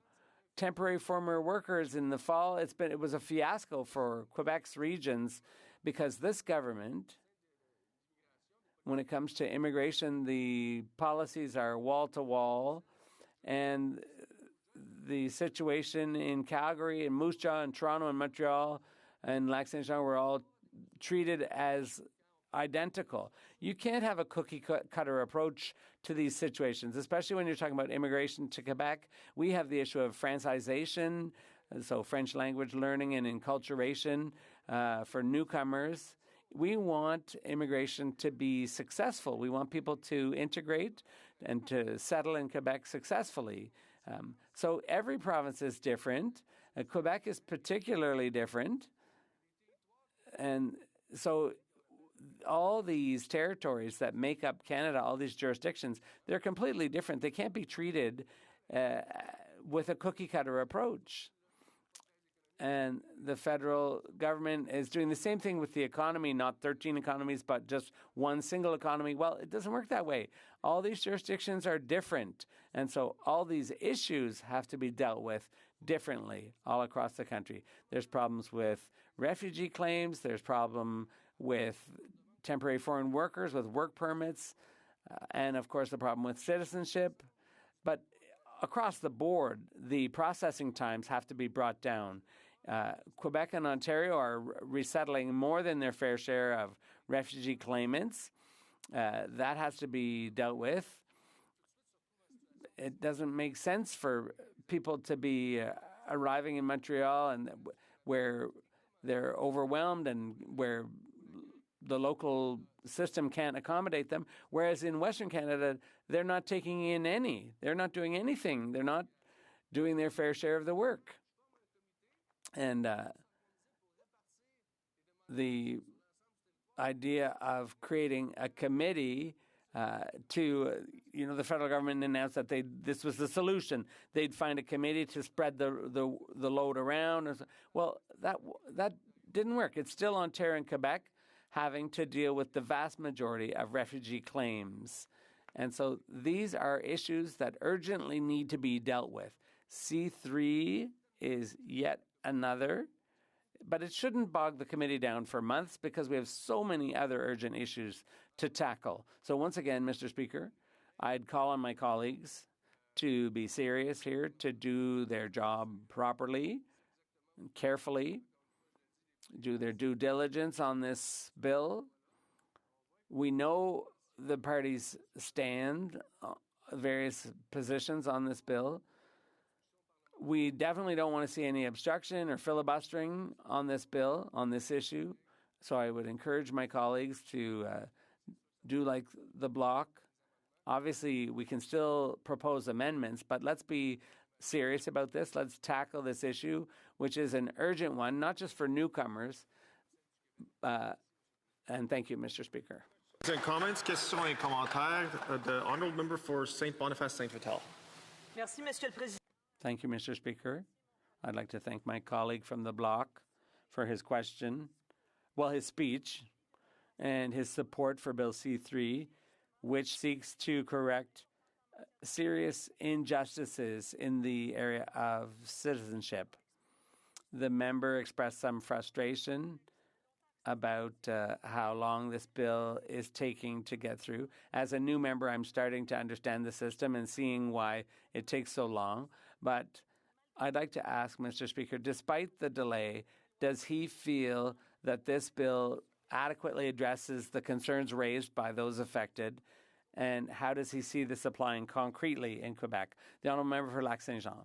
Thank you, Mr. Speaker. And I'd like to thank our new colleague for her question. And I congratulate her on getting elected. So what this means is there's an injustice that will be corrected if this bill passes. Yes, it's taken quite a bit of time. Sometimes it doesn't take enough time. If you want to talk about C5, it doesn't make sense. It should have taken longer, a bill like that. But unfortunately, the government decided otherwise. C3, that said, should be passed swiftly, in my opinion. But once again, while respecting all the stages of a bill, the normal stages of a bill. Thank you, Mr. Speaker. Questions and comments? The honourable member for Calgary-Nose Hill. Thank you, Mr. Speaker. As has been expressed in debate today, Conservatives have deep concerns with two parts of the bill, or omissions of the bill. First of all, that there is no consecutive residency requirement in the bill, which means that somebody way down the generational change could claim Canadian citizenship with no significant tie to Canada, no obligations to the country. The second thing is that there's no security vetting prior to granting of citizenship. Would my colleague entertain reasoned and smart amendments to rectify these deficiencies in the bill? The honourable member for Lac-Saint-Jean. Mr. Speaker, thank you for the question. Obviously, we're going to study this bill seriously. I already see a few problems cropping up. The idea of having to spend 3 consecutive years in Canada to get citizenship, what that means is that it would restrict the mobility of those people. For example, if they wanted to have a 1-week vacation in Cuba, what would happen? Would they have to start over? So we'll look at the amendments proposed by my colleague, but I think the 3 consecutive years wouldn't do the trick for us, but there might be other ways of getting there. We'll listen to what the experts have to say and what's possible. I'm open to considering amendments once they're presented, and we'll do our work carefully and seriously and in a respectful manner. Questions and comments? The honourable member for Rimouski-Lamatipédia. Thank you, and I'd like to thank my colleague for his excellent speech, and he did a good job of setting the stage. The government has recognized that the Immigration Department has very serious problems, and that people no longer have trust in our immigration system. That's what the minister said, or the Prime Minister said in the speech from the throne. And so what's happened? Today, well, the government is recycling. They think that people are going to have trust in the government, not because they're recycling a bill that doesn't go to the source of the problem, apparently. We've had 7 immigration ministers in the last 10 years, and over 10 years it's the same party that's been in power, the Liberal Party. So my question for my colleague is that, well, he knows this file very well. Does he think that people will regain trust in the immigration system with changes as minor as Bill C-3? The honourable member for Lac-Saint-Jean. Well, you know, it's not the most urgent emergency, if I can put it that way.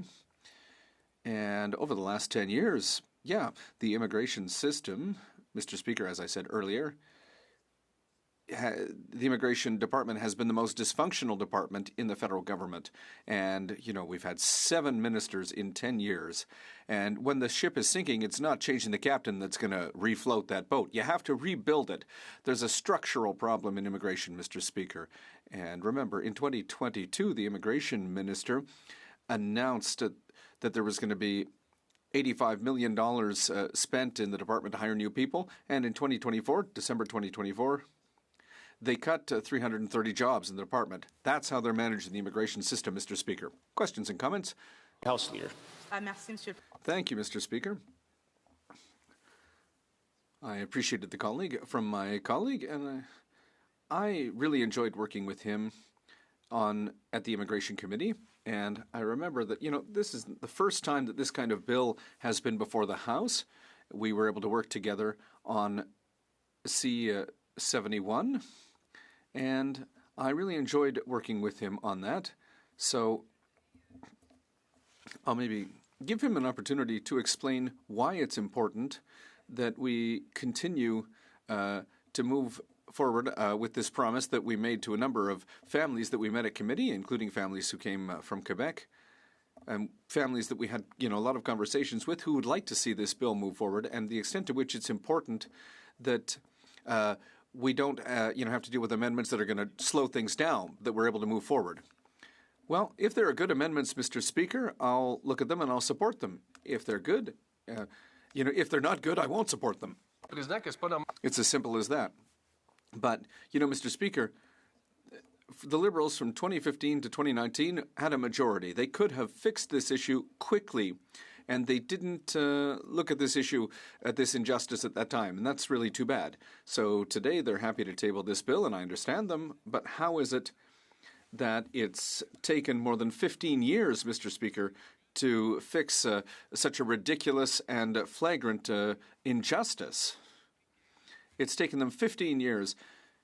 Imagine when it comes time to reform the asylum seeker system, how long is it going to take? That's the problem right now with the Liberal government and the way that it's managed the immigration system. Questions and comments? Député de Drummond. The Honourable Member for Drummond. Thank you. Thank you very much, Mr. Speaker. And I'd like to congratulate my colleague from Lac-Saint-Jean for his speech. And I know that everybody who's had the opportunity to work with him knows that he works very seriously and that he's able to work across partisan lines and in the interests of everyone.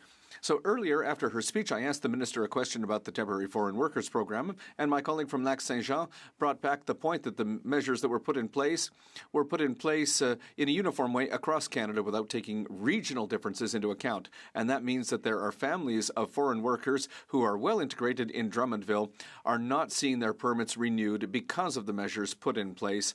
These are measures that aren't working well, that are having an impact on Quebec and Ottawa. I'd like to know what my colleague thinks we should do about this. Honourable Member for Lac-Saint-Jean.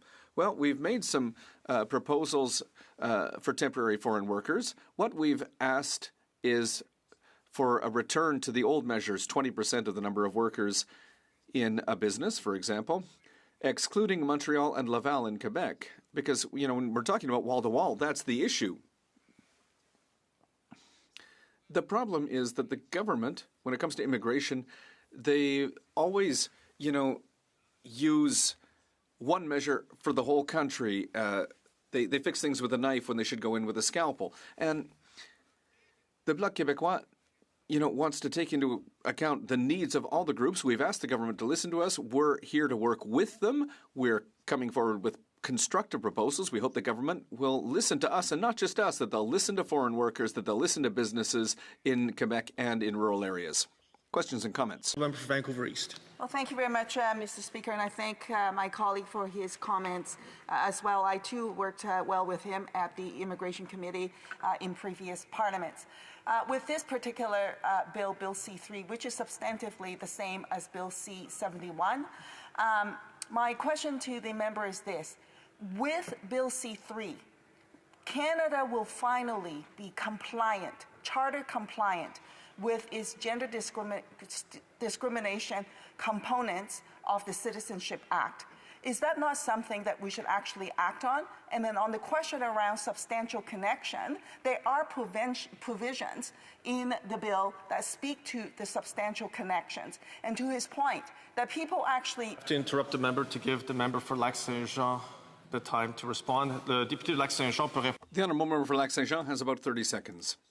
Thank you, Mr. Speaker. Unfortunately, we didn't have time to hear the question in its entirety from the honourable member, but what I can say is that C3 will fix an injustice, and there are already some amendments that were in C71, which are in C3 now. So it's as if we were passing C71 without the parliamentary obstruction that we'd seen at the time, and I think, Mr. Speaker, that it's time to move forward. The honourable member for Dorval-Lachine-LaSalle.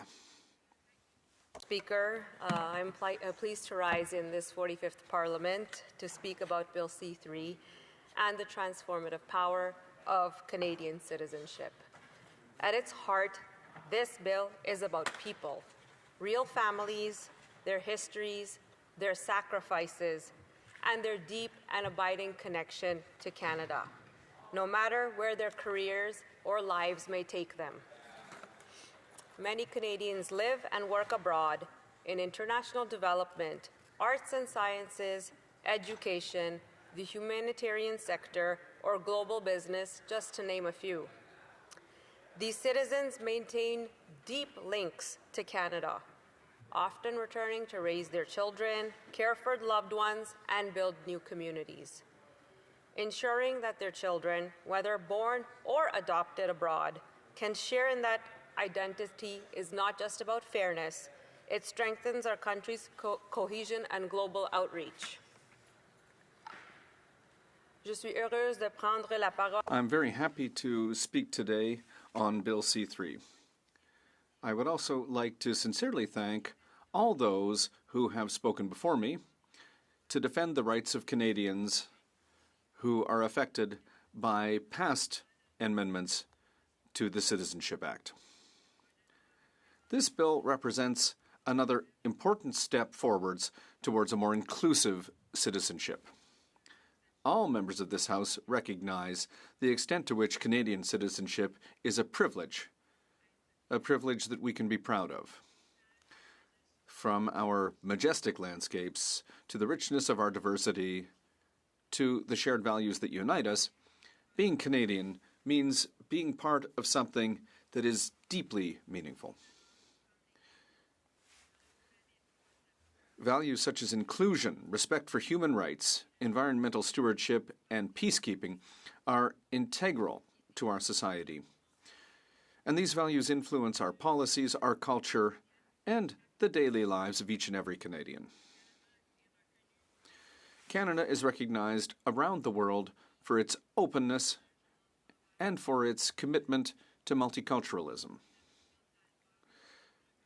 Since the Canadian Multiculturalism Act was passed in 1988, we have strengthened these principles, which are at the heart of our institutions. Canada's approach to multiculturalism emphasizes the active integration and the celebration of diverse cultural identities of citizens. This approach has allowed us to create a society in which people of different ethnic, religious, and cultural backgrounds can maintain their identity and be proud of their roots and also feel at home. You know, we see it across the country. Communities from coast to coast to coast reflect and celebrate this diversity. At the heart of Canadian identity is our commitment to human rights. The Canadian Charter of Rights and Freedoms guarantees the fundamental rights that we share as a society. These include freedom of expression, freedom of association, freedom of religion, equality before the law, protection against discrimination, and many more. This commitment is also evident in our international efforts, whether it's defending the rights of women, the rights of 2S LGBTQ people, or vulnerable people. Canada plays an active role on the world stage. Our immigration policies and our measures to protect refugees also reflect these values. Canadians also care deeply about protecting the environment. Our natural landscapes, from the Atlantic coastline to the mountains in the west to the Arctic north, all of these landscapes remind us of this responsibility. We know that this commitment to preserve nature is essential for future generations. These values are reflected in our environmental policies and in our initiatives to fight climate change, to preserve biodiversity, and to promote sustainable development. Our country has made considerable progress when it comes to promoting renewable energy, reducing greenhouse gas emissions, and supporting conservation efforts. Canada is also known as a peaceful country, thanks to its history of peacekeeping and of international cooperation. Since World War II, Canada has played an active role in peace missions around the world. Canadian Armed Forces have participated in several international missions under UN mandates. This has strengthened our reputation as a committed, engaged, trustworthy country. Our commitment to peacekeeping reflects our core values of diplomacy, conflict resolution, and humanism. Canadian Armed Forces have served and continue to serve in peace missions around the world. By so doing, they are protecting those who are affected by conflict.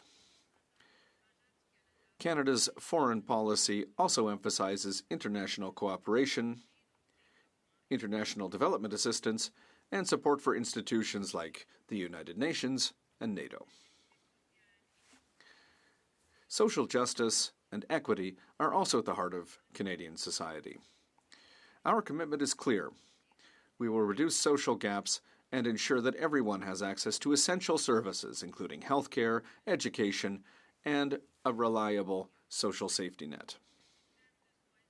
Canada's universal healthcare system, our public education system, and our social assistance programs are designed in such a way as to promote the well-being of Canadians and to ensure that everyone has a fair chance to succeed. Building stronger relationships also means recognizing our shared history, including the most painful chapters of that history. Our government is continuing its efforts towards reconciliation by responding to the calls to action found in the Truth and Reconciliation Commission's final report.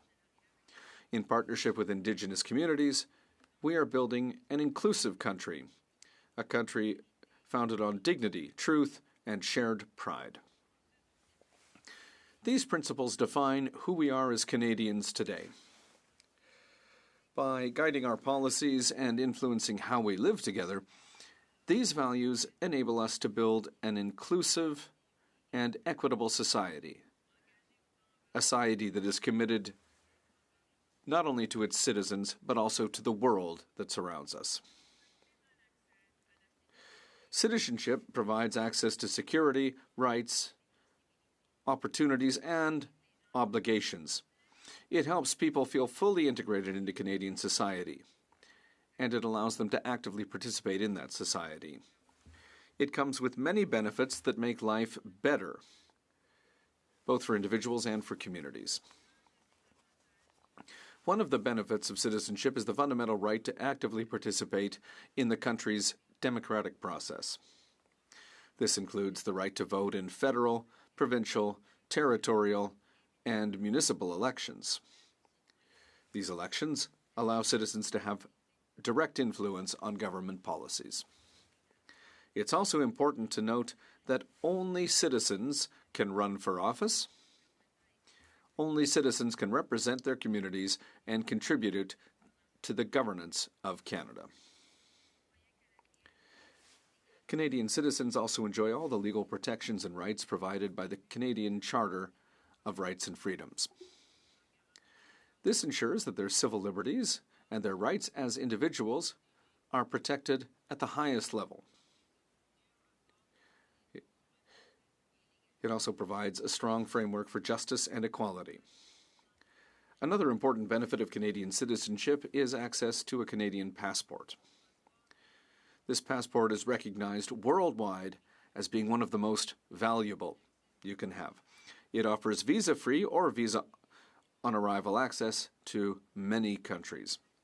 Canadian citizens also benefit from consular assistance abroad, particularly in emergencies or times of political unrest.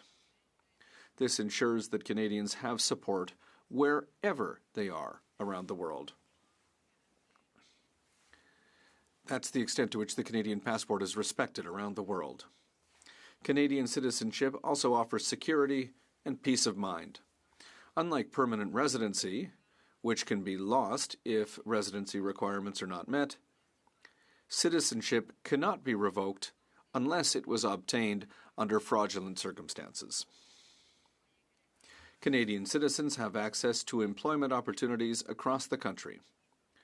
They can apply for any job, including those that require a high security clearance or jobs that are exclusively reserved for Canadian citizens, including, for example, in the public service.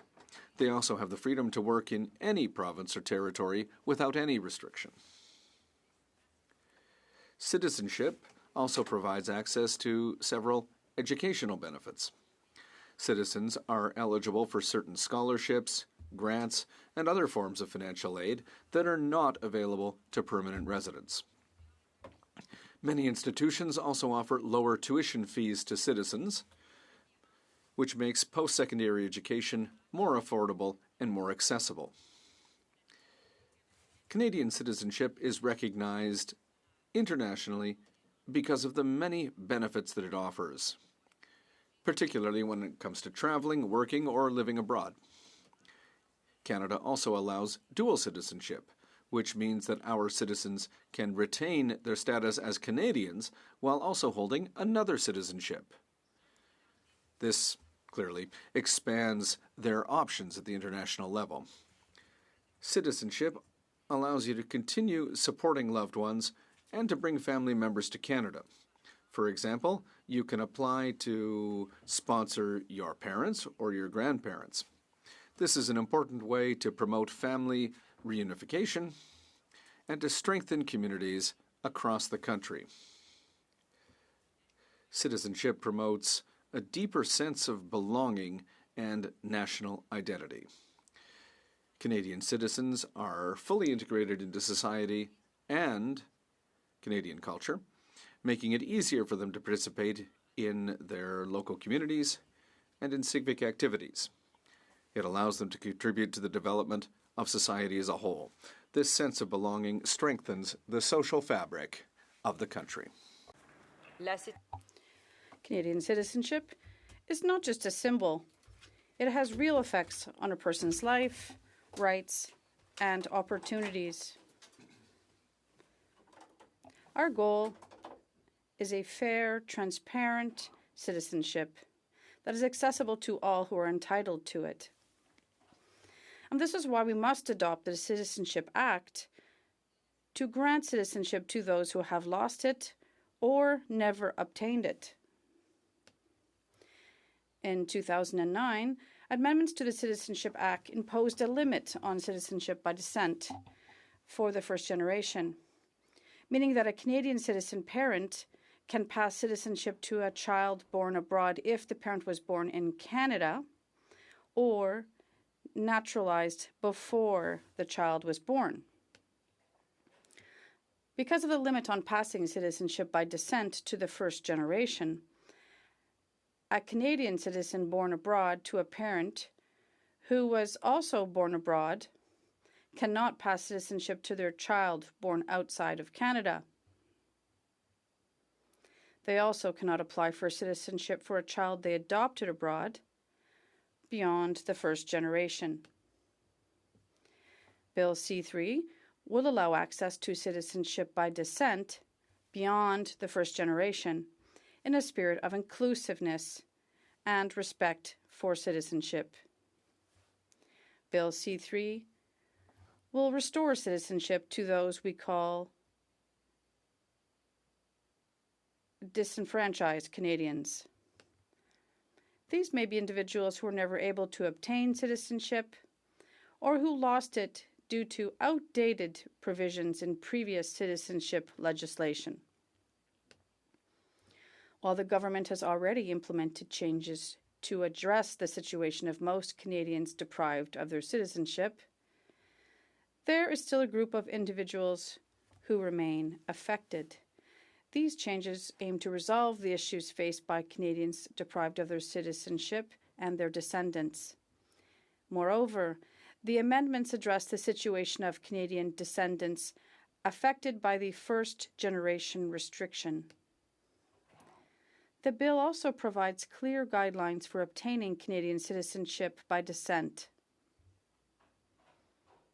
Once the bill is passed, Canadian citizens born abroad will be able to pass on their citizenship to their children born abroad beyond the first generation if they can prove that they have a substantial connection to Canada.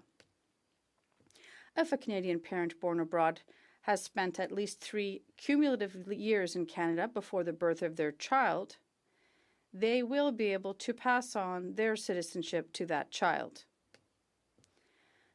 We also want to continue to reduce disparities between children born abroad and adopted by Canadians and children born abroad to Canadian parents. Any child adopted abroad by a Canadian parent before the bill comes into force will be eligible for direct citizenship for adoptees, even if they were previously excluded due to the first-generation limit. For children born abroad and adopted by Canadian citizens, when the bill comes into force, if the adoptive parent, who was born abroad, can prove substantial ties to Canada prior to the adoption, direct citizenship may be requested for the adopted child. In short, Bill C-3 will restore citizenship to those who are deprived of it and provide a fair and consistent framework for citizenship by descent.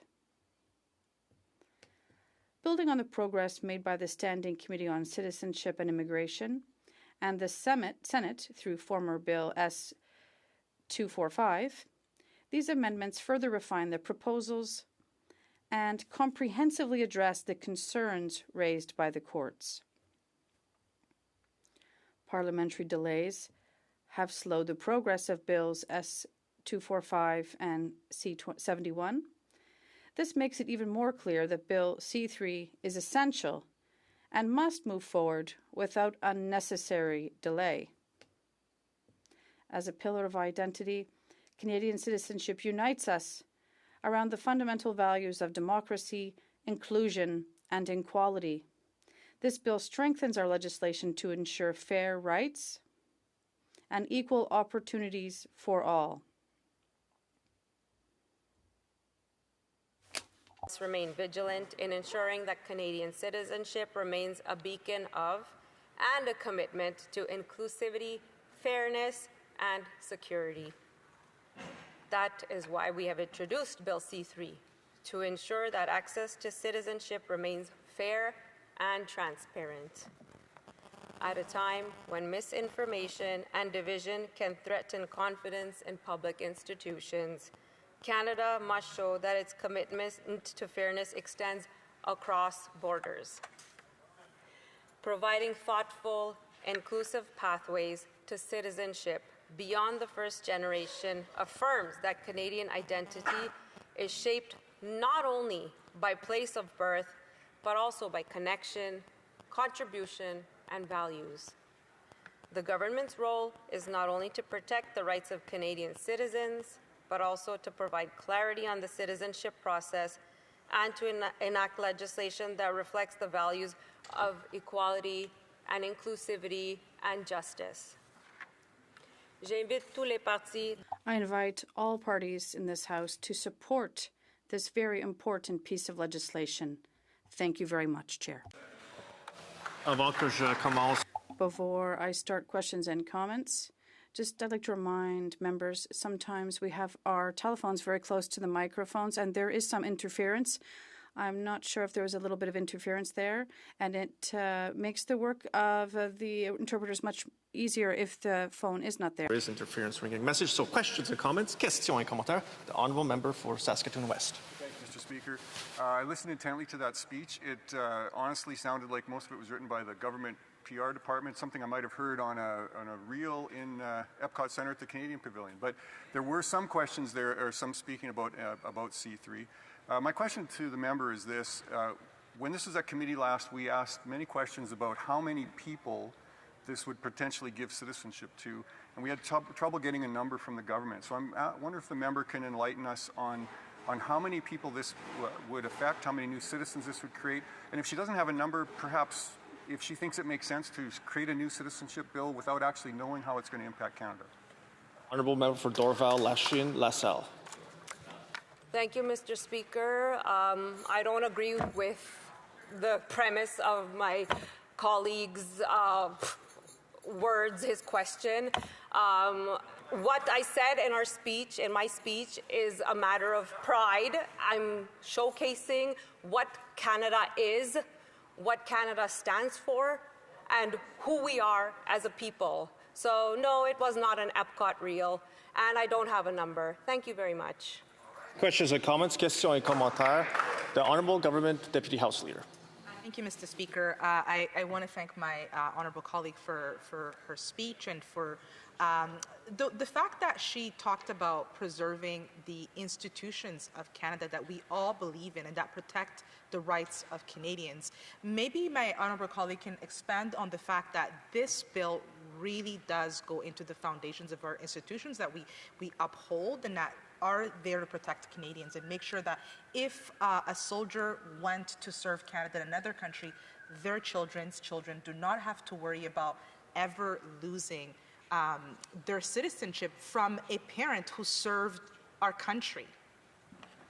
Honourable Member. Thank you very much to my colleague for this deep question, and this is what I was talking about in my speech. The pride we have as Canadians in serving other nations, in our humanity towards others, and in expressing that humanity and bringing or trying to bring justice and peace to those regions who are afflicted by conflicts. There are people who work on an international level, and it could be multi-generational, and this kind of proposed legislation helps in those people who are out there serving the world, representing Canada, to not be fearful of their security and the security of their future generations. Thank you. Comments, questions et commentaires. The Honourable Member for Calgary, Nose Hill. The Ontario Superior Court ruling that ostensibly was the genesis of this legislation said that it was unconstitutional for Canada to deny automatic citizenship to children born abroad to parents who are also born overseas but have a substantial connection to Canada. Could my colleague describe what her government believes substantial connection to Canada means and where that is contained in the bill? The Honourable Member for Dorval, Lachine, LaSalle. Thank you so much for that significant question.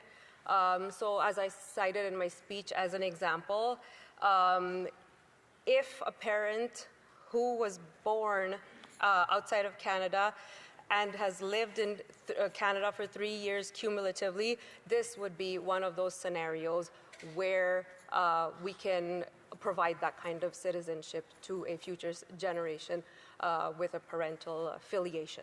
Thank you. Questions and comments, questions et commentaires. The member for Calgary Centre. My colleague's speech, it was interesting because, again, I don't think it addressed the bill at all. But the big question we have here is every expert has looked at the number of people this might open Canadian citizenship to, more or less a free pass.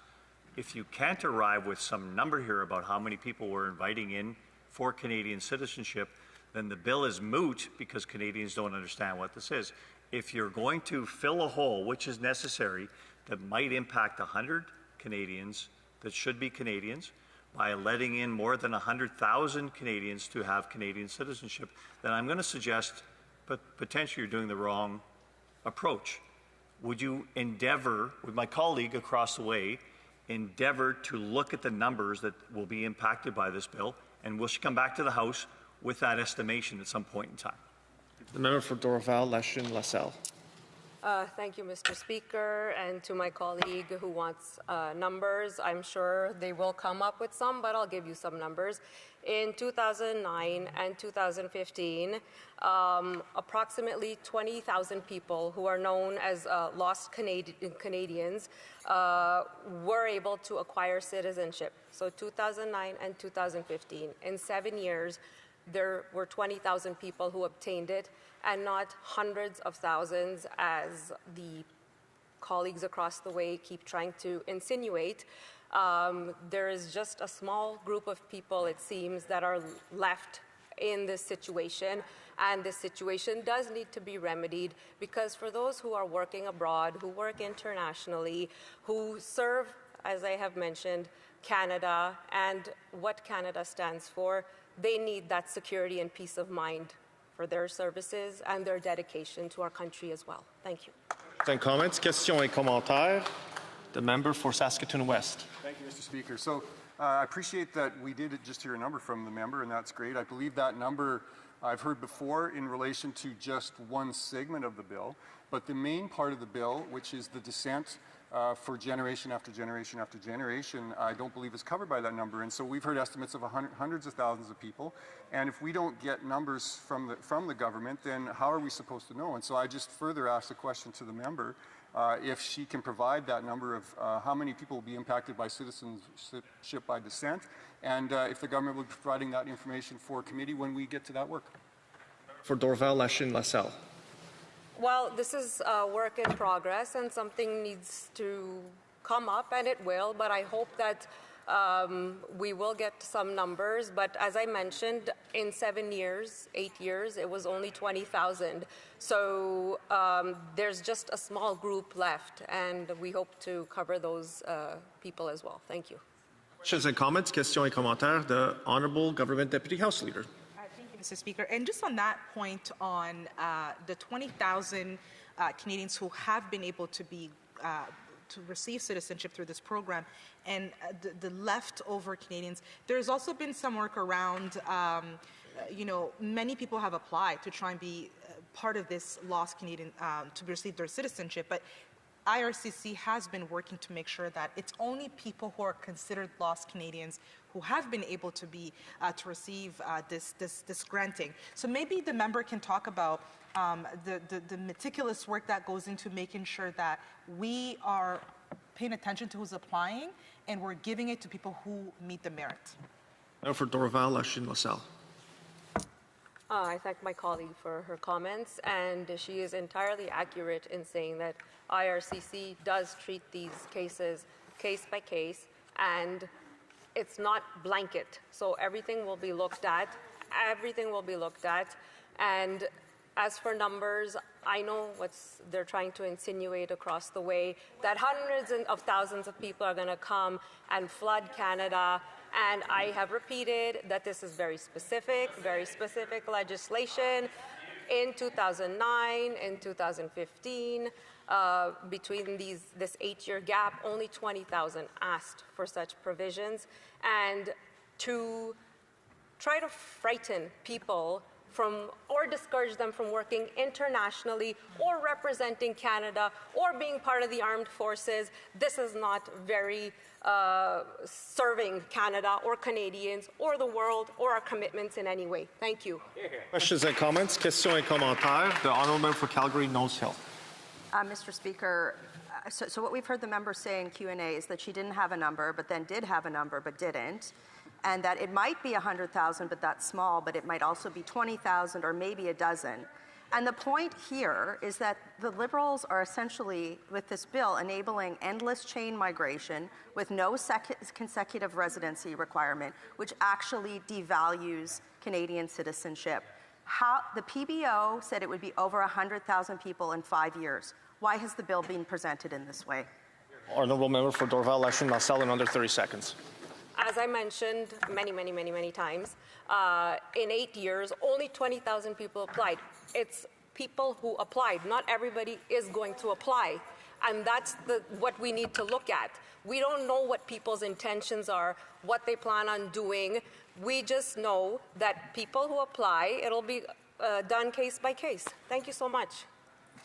Debate, reprise de débat. The Honourable Member for Calgary, Nose Hill.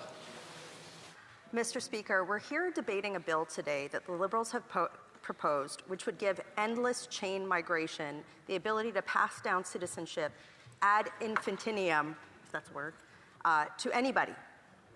And we just heard a speech, for those who are tuning in, that shows why this bill is so poorly designed. We had a member from the Liberal Party who got up and over again in Q&A, it'll be interesting to watch that back, not know how many people this would apply to in the future. And at a time in Canadian history where we're talking about what the value of Canadian citizenship should mean, that the Liberal government has proposed such a reckless bill without really thinking through the implications, it really speaks to the utter disarray and brokenness of a decade of Liberal failure in Canada's immigration system. Yep, that's right. The consensus on immigration used to be universal. It used to be that it was a nonpartisan understanding that that immigration was a good thing and that the numbers should be set in accordance with Canada's capacity to do things like house newcomers, provide them with jobs, or let them start businesses, or have health care. But now we know, based on public opinion polling, that most Canadians realize the truth. We're in a jobs crisis, we're in a health care crisis, and we also in a housing crisis.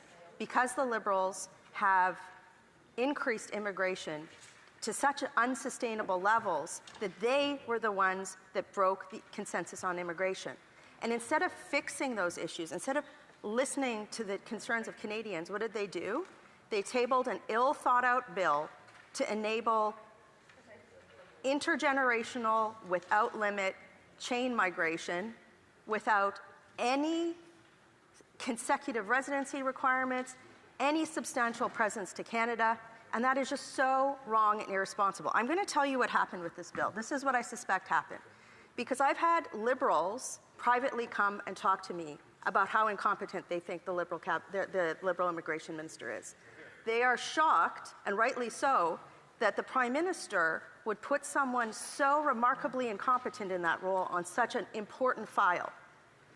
And let me give you proof on how incompetent this person is.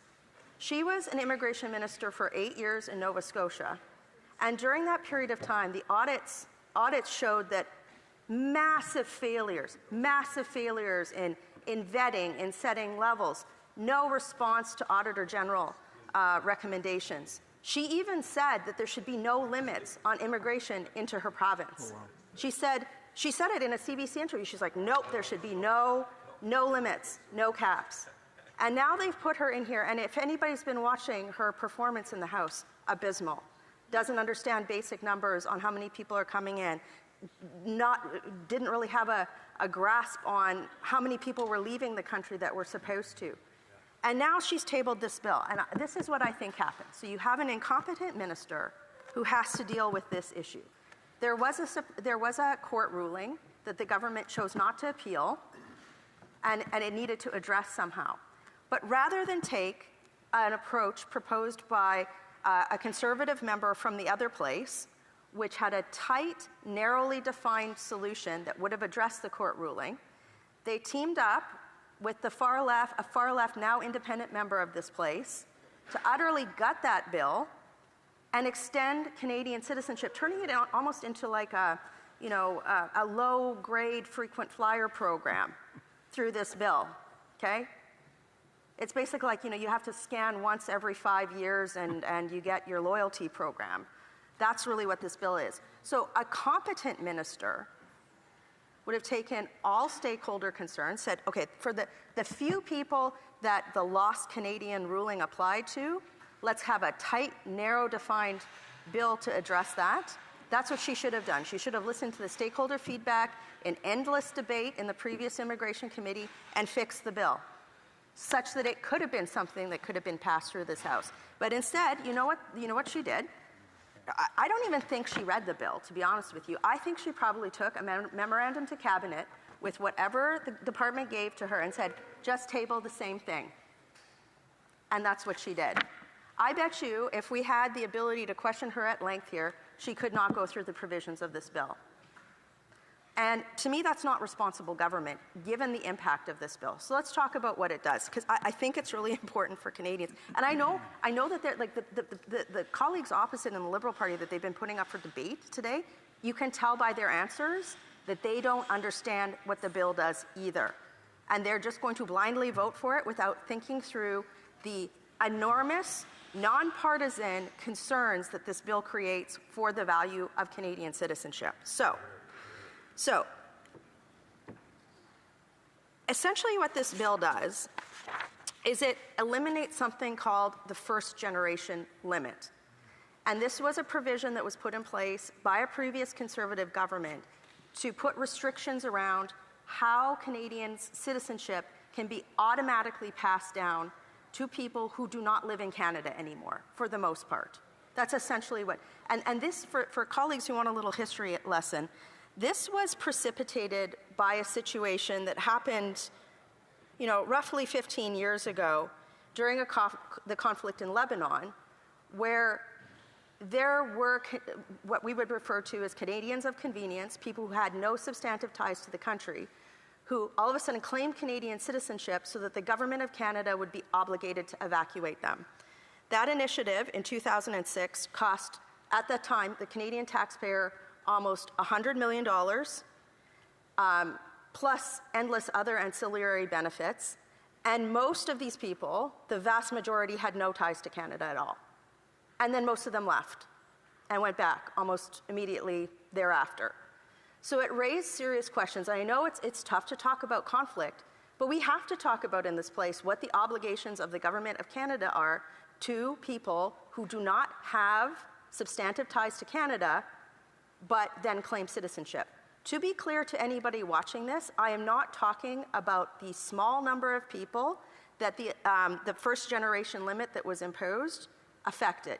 This is why a Conservative member from the other place did the job of the government for them in the last Parliament and tabled a private member's bill to close that loophole. We support those provisions. It's why a Conservative member put them forward, who was in the right place. But again, a now independent member who lost party status in the last election worked with the government to completely gut that bill and turn it into a chain migration bill. And that's what we have here today. And that's not right. We need to have a conversation in this country about the responsibilities of Canadian citizenship. The minister started her speech with those words. There are rights and responsibilities to Canadian citizenship. Her speech was entirely about the rights and failed on the responsibilities. And that is why the Liberal approach to immigration has been so broken. As they keep talking about, you think about, even on a macro level, the Liberals, you'll remember the mantra of the last decade was Canada's a post-national state with no identity. Well, if we're a post-national state with no identity, what does Canadian citizenship mean?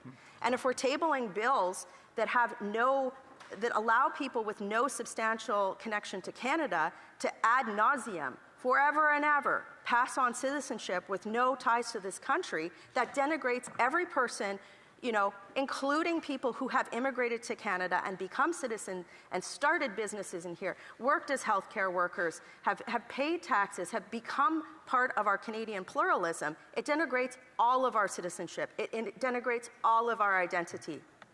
And to me, that, the beauty of our country, of course, is our pluralism. And it has saddened me as a Canadian to watch people across the country, Liberal, Conservative, NDP alike, lose faith in the value of immigration to Canada. But again, it's because the Liberal government have focused entirely on some sort of false, broken understanding of the rights of Canadian citizenship and has done nothing about the responsibilities. So let's talk about the responsibilities. In this bill, there is absolutely no requirement for somebody to consecutively live in Canada in order to receive Canadian citizenship. Practically what this bill does is, let's say somebody living abroad who somewhere up their ancestry chain, because this bill would make it like great-great-great-great-great-grandma in the future, whatever, somewhere up their citizenship or their family tree, somebody had Canadian citizenship, they could just say, okay, sometime over their entire life period, they would only need to spend slightly over 1,000 days in Canada. It could be over 70 years, it could be over 80 years. And sometime, not consecutively, they just need to spend, that amount of time in Canada. Then they get Canadian citizenship. Now, practically, because we have to start talking about the rights that these people would then obtain, they would be able to do what? Get access to the Canadian healthcare system.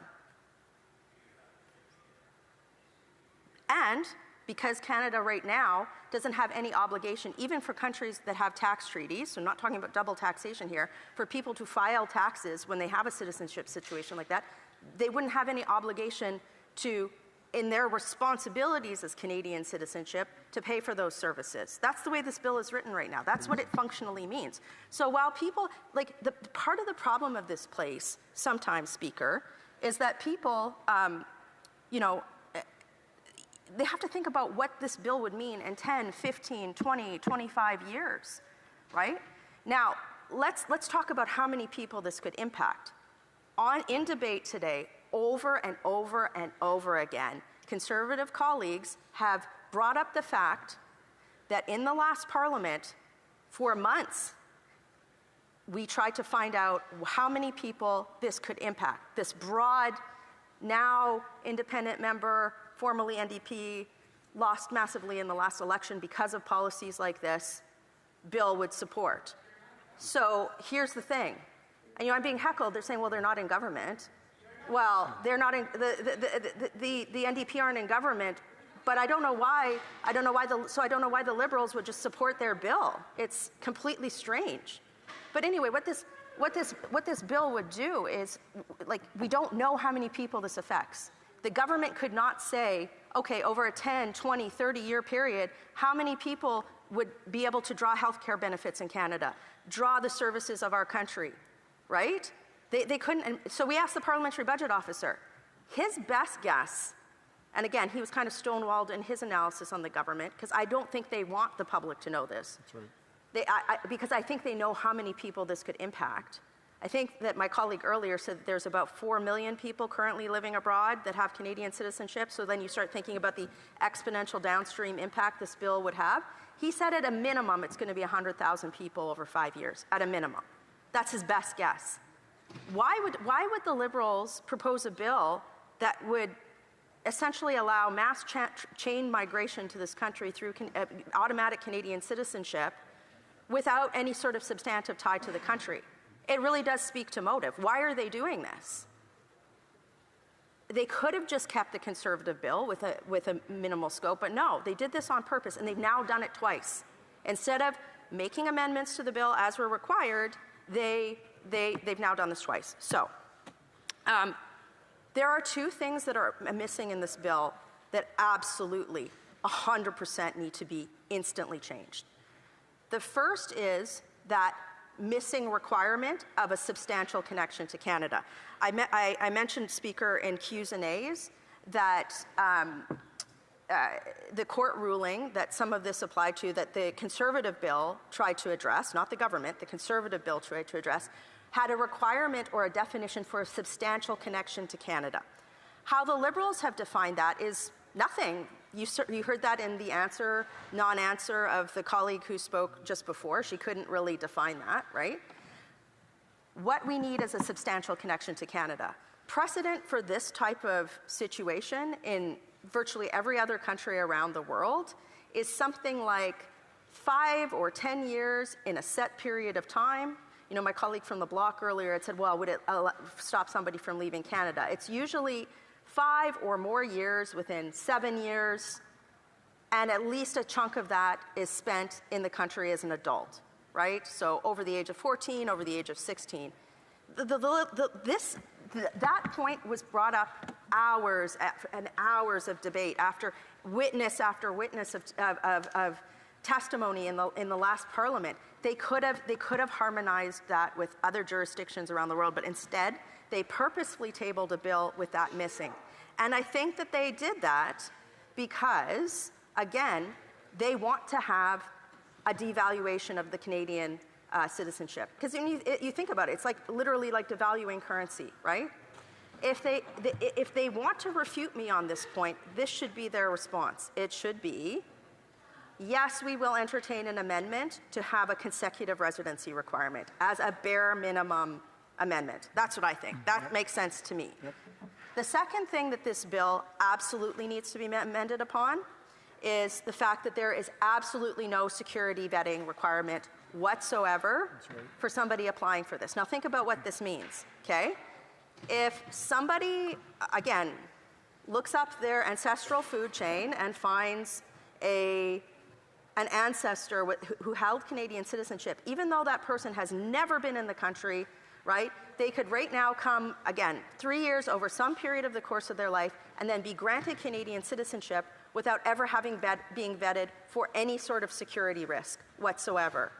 Automatic get into Canada pass with this bill. And that's not right. You know, and you know what? I want to talk about fairness too, because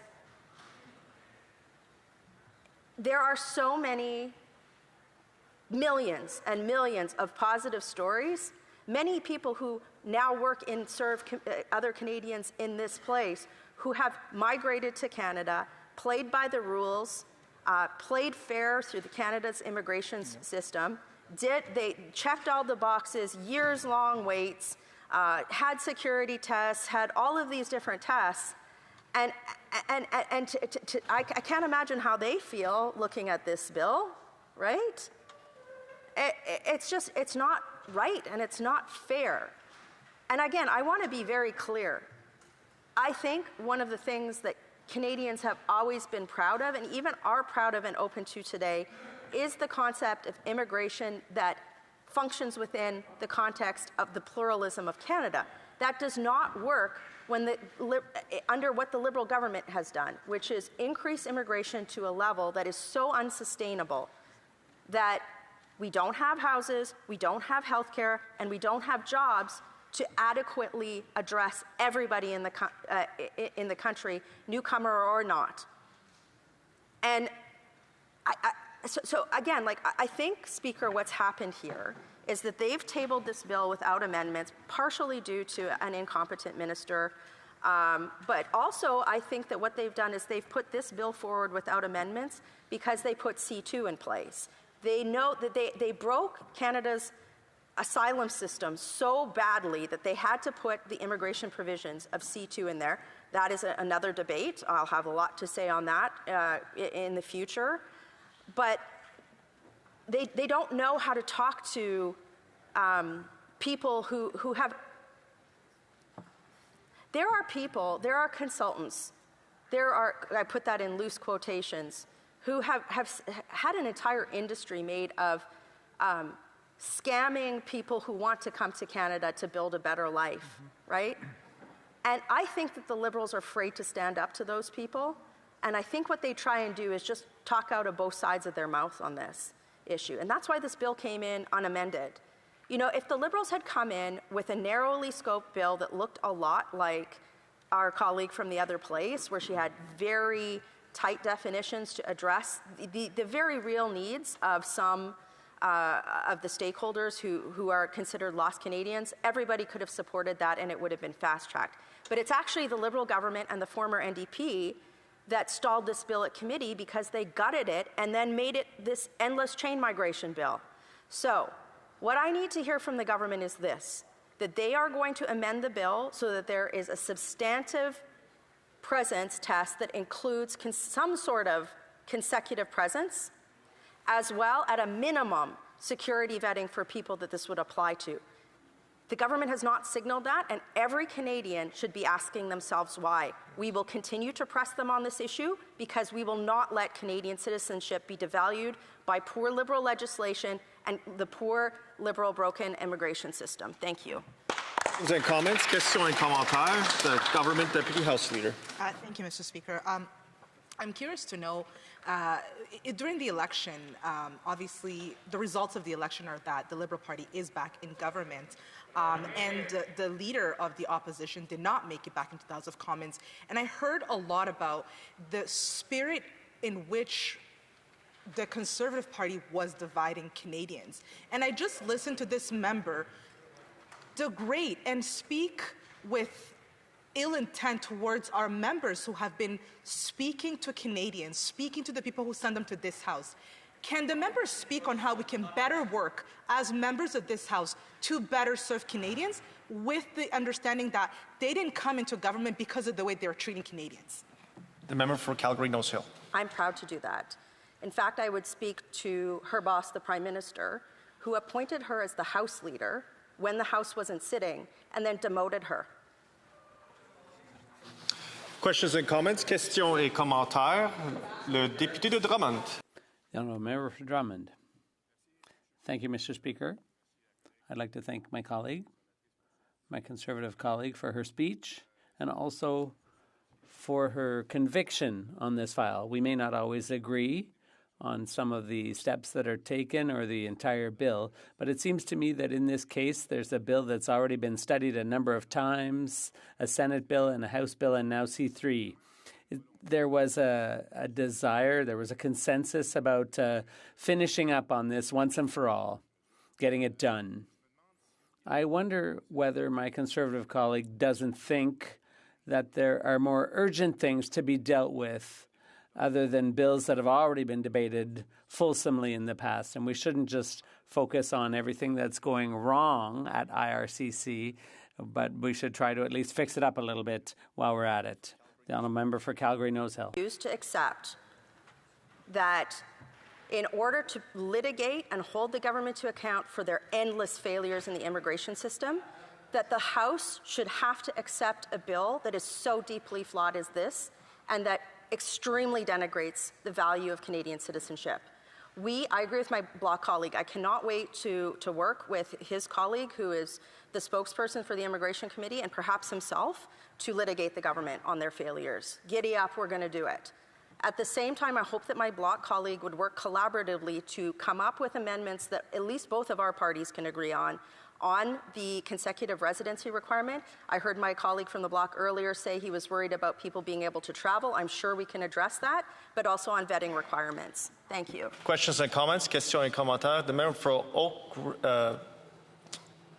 I'm having a moment. Aurora, Oak Ridges, Richmond Hill. Thank you, Mr. Speaker. Speaker, I want to thank my colleague for that very thorough and thoughtful presentation she did of the inefficiencies of this Bill C3 that the government is trying to ram through. My question is simply this, Mr. Speaker. How is it fair to legitimate immigrants who spend their entire lives contributing to this country when this government is ready to give citizenship away to people who have never actually lived here? For Calgary-Nose Hill. Well, it's not fair. And if the government was serious about addressing that point, they would have tabled a bill that had some sort of consecutive residency requirement. I don't think that's asking for much, particularly since that's international best practice. I do think that if the government was willing to accept an amendment to that point, it would solve all the problems. It would solve my Bloc colleague's problem about wanting to get on with the show. It would show the Canadian public that the House is serious about retaining the value of Canadian citizenship and not causing problems like that we were seeing without the first-generation limit. And it would show some modicum of seriousness by the government to fix the immigration system that they have so clearly broken. Thank you. And comments? Questions et commentaires. The Government Deputy House Leader. Thank you, Mr. Speaker. I welcome the opportunity to the member to answer my question. I'm curious to know, and I really do want to know how we can make this House function better and work together better, because that's what Canadians want from us. They want their members of Parliament to speak to each other like members of Parliament and find ways to work together. The Honourable Member. Don't table junky legislation. Come on, go to the immigration minister and say there was literally months and months of testimony that could have been included in this bill, and she just pulled it off the shelf, and then expected us to take it. That's not acceptable. You know, I will never back down on my responsibility to hold the government to account on behalf of my constituents. I know people don't like hearing it, but that's why I am paid to be here. That is what over 60% or close to 60% of the good people of Calgary Nose Hill voted for on April 28th, was me standing here holding the government to account. And if the Liberals want to work collaboratively, do not table junky legislation. It's kind of easy. Thank you. Questions et commentaires, questions and comments. The member for York Centre. Able to contribute to the discussion of this bill, and I thank the Shadow Minister. Now, Speaker, I'm an immigrant to Canada, and we immigrated in 1995 as landed immigrants. And in the year 2000, I was blessed with the gift of Canadian citizenship. And I remember that day when my entire family went to St. Clair and Yonge, and we took our oath of citizenship before a judge. Something that I find to be so incredibly valuable, such a gift to so many Canadians. And now, what we see from this Liberal government is an attempt to essentially devalue, dilute Canadian citizenship. Would the Shadow Minister be so kind to explain to folks at home, how does this bill actually dilute and devalue Canadian citizenship? The member for Calgary Nose Hill. You know what? I am so glad, regardless of political stripe, and blessed that I get to work with people who chose Canada and came to Canada and migrated to Canada, and that we have a diversity of perspectives in this House. But the value of Canadian citizenship should not be debased with bills like this. You know, did you know, Mr. Speaker, that the government eliminated the need for in-person citizenship ceremony? You don't even need to go and gather with a group of people to get Canadian citizenship anymore. It's these measures that the government needs to get serious about. We're having a moment where the government needs to lead beyond whatever they're talking about, you know, in economic measures, and really atone for the fact that they said that we were a post-national state with known identities and supported the desecration of Canadian national symbols. We have to get our act together, and it starts by amending this bill. Thank you. Questions and comments, questions et commentaires. The Parliamentary Secretary to the Government House Leader. Yeah, thank you, Mr. Speaker. I'm sure the member's aware of the Ontario Superior Court makes a decision which ultimately leads to legislation that we have before us today. And the Conservatives, you know, like to talk tough. Pierre Poilievre is out there saying all sorts of restrictions in terms of new immigrants even coming to Canada.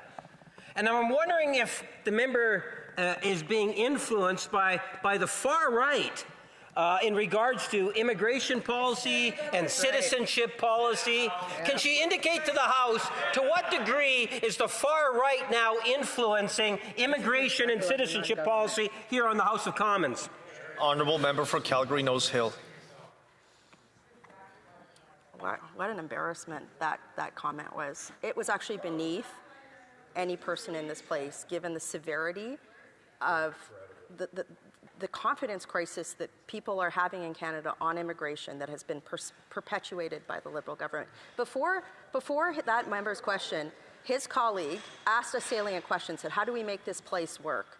I'd ask her to ask it to that member, who has a reputation for asking inane, thoughtless, completely irrelevant statements. I wish he would have asked me about an amendment to this bill. I wish he would have asked me about something productive, but instead he debased himself, just as the Liberal government debased themselves with this legislation. Questions and comments, questions et commentaires. The member for Saskatoon West. Thank you, Mr. Speaker. The member spoke in her awesome speech about the fact that the government has no numbers, and it got me thinking about the impact this has on, you know, the system in Canada. For example, all of us know that it takes a long time to get things through the immigration department. It's plagued with a big backlog and delays.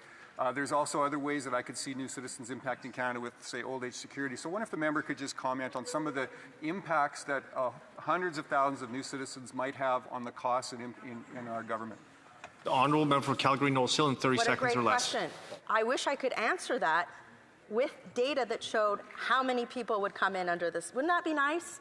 Right? But the government doesn't have that information. So how can they go to the provinces and say, it's going to cost you X amount of dollars in healthcare over X period of time. It's going to cost you X amount in social services benefits or other types of social payments or it's going to impact the jobs numbers or the levels of future. They can't do that, and that's why they've failed in the immigration system. They have treated the immigration ministry like the armpit of cabinet. They have had Resuming debate, reprise the Parliamentary Secretary to the Minister of International Trade. Thank you very much, Speaker, for giving me the opportunity to speak on Bill C3. I will be splitting my time with the member from London West, and I stand here proudly as the member for Ottawa Centre, somebody who has gone through the immigration process, somebody who is very a proud Canadian, somebody who's taken the oath of citizenship and actually have participated in hundreds of citizenship ceremony, because I once ran an organization called the Institute of Canadian Citizenship. So I do come from in this debate with both a personal experience on this issue, lived experience as a proud Canadian, but both professional and legal understanding as well. And I think it's extremely important as Canadians who may be listening intently to this debate to understand what issue we're trying to resolve and how did we get around having this issue. This issue comes from a problem that was created by the Harper government.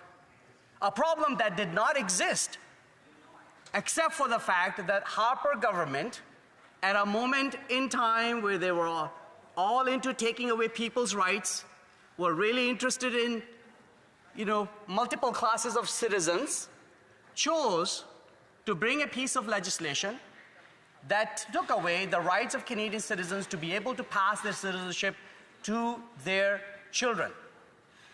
This is the same time, by the way, that the Harper government was doing things like the niqab ban, which was also struck down by the Supreme Court as unconstitutional against the Charter. This is the same time where they try to introduce a snitch line so that neighbors can call upon other neighbors if they felt that their values did not meet Canadian values, however you define that. Well, the Canadians in 2015 election took care of that by saying that's not our Canadian values, where we rat on our neighbors. So this is the history of this bill. I'm hearing my Conservative colleagues, the honourable members from other sides, try to spin this thing left, right, or centre. But the fact of the matter is that Bill C3 exists in its current incarnation is because the Harper government brought an unconstitutional piece of law that now the courts right here in the province of Ontario has deemed in violation of the Charter. So what the government is doing is fixing a problem that the Conservatives created. So I find it a bit rich at times where they're trying to ascribe some sort of a blame on the government side, which is just trying to clean up the mess that they left behind. But I do want to get into the substantive element as to why this legislation is important and why it is drafted in a manner it is. Because the Conservatives are trying to make this argument that how the floodgates will be open and millions of people out of nowhere will become automatically Canadian citizens, where they don't have any data to support if that assertion is even close to truth. Okay? So let's not try to obscure this debate by making arguments which may not even have a basis. But let me give you a precise example. An example of a person that I know that I've been trying to help, person that I've known personally for a long time, who has been impacted by the unconstitutional. I have a point of order from the different Caldon. I'm just wondering if the member is going to take some time in his speech to apologize to the member for Battle River Crowfoot for interrupting his speech in Parliament yesterday when he was... That is not a point of order. The Honourable Parliamentary Secretary to the Minister of International Trade. Conservatives are rattled by me right now because I'm trying to talk substantively about the bill, and they rather debate things that are fictional in nature, so they will raise a point of order that is not a point of order. Fine, fair enough. But I will go back. I have limited time, Speaker. Another point of order from the member for Dufferin-Caledon. His interruption of the member for Battlefield-Crowford wasn't fictional. He just suggested that I was making up fiction. He actually did interrupt him. My question was whether or not he's going to apologize. This is, again, not a point of order. This is a matter of debate. And I also believe that the Speaker has already indicated that the seat for Battlefield-Crowford was vacated. The Honourable Parliamentary Secretary to Minister for National Trade. Thank you very much, Speaker. And let me get to the crux of the matter here. I am sharing with you, Speaker, a real-life example. An example of a family that has been impacted by an unconstitutional law that the Harper government brought. A good friend of mine, somebody I've known for a long time, somebody who I've been trying to help with this, whose parents immigrated to Canada, became Canadian citizens, worked hard in this country in pursuit of their professional obligations.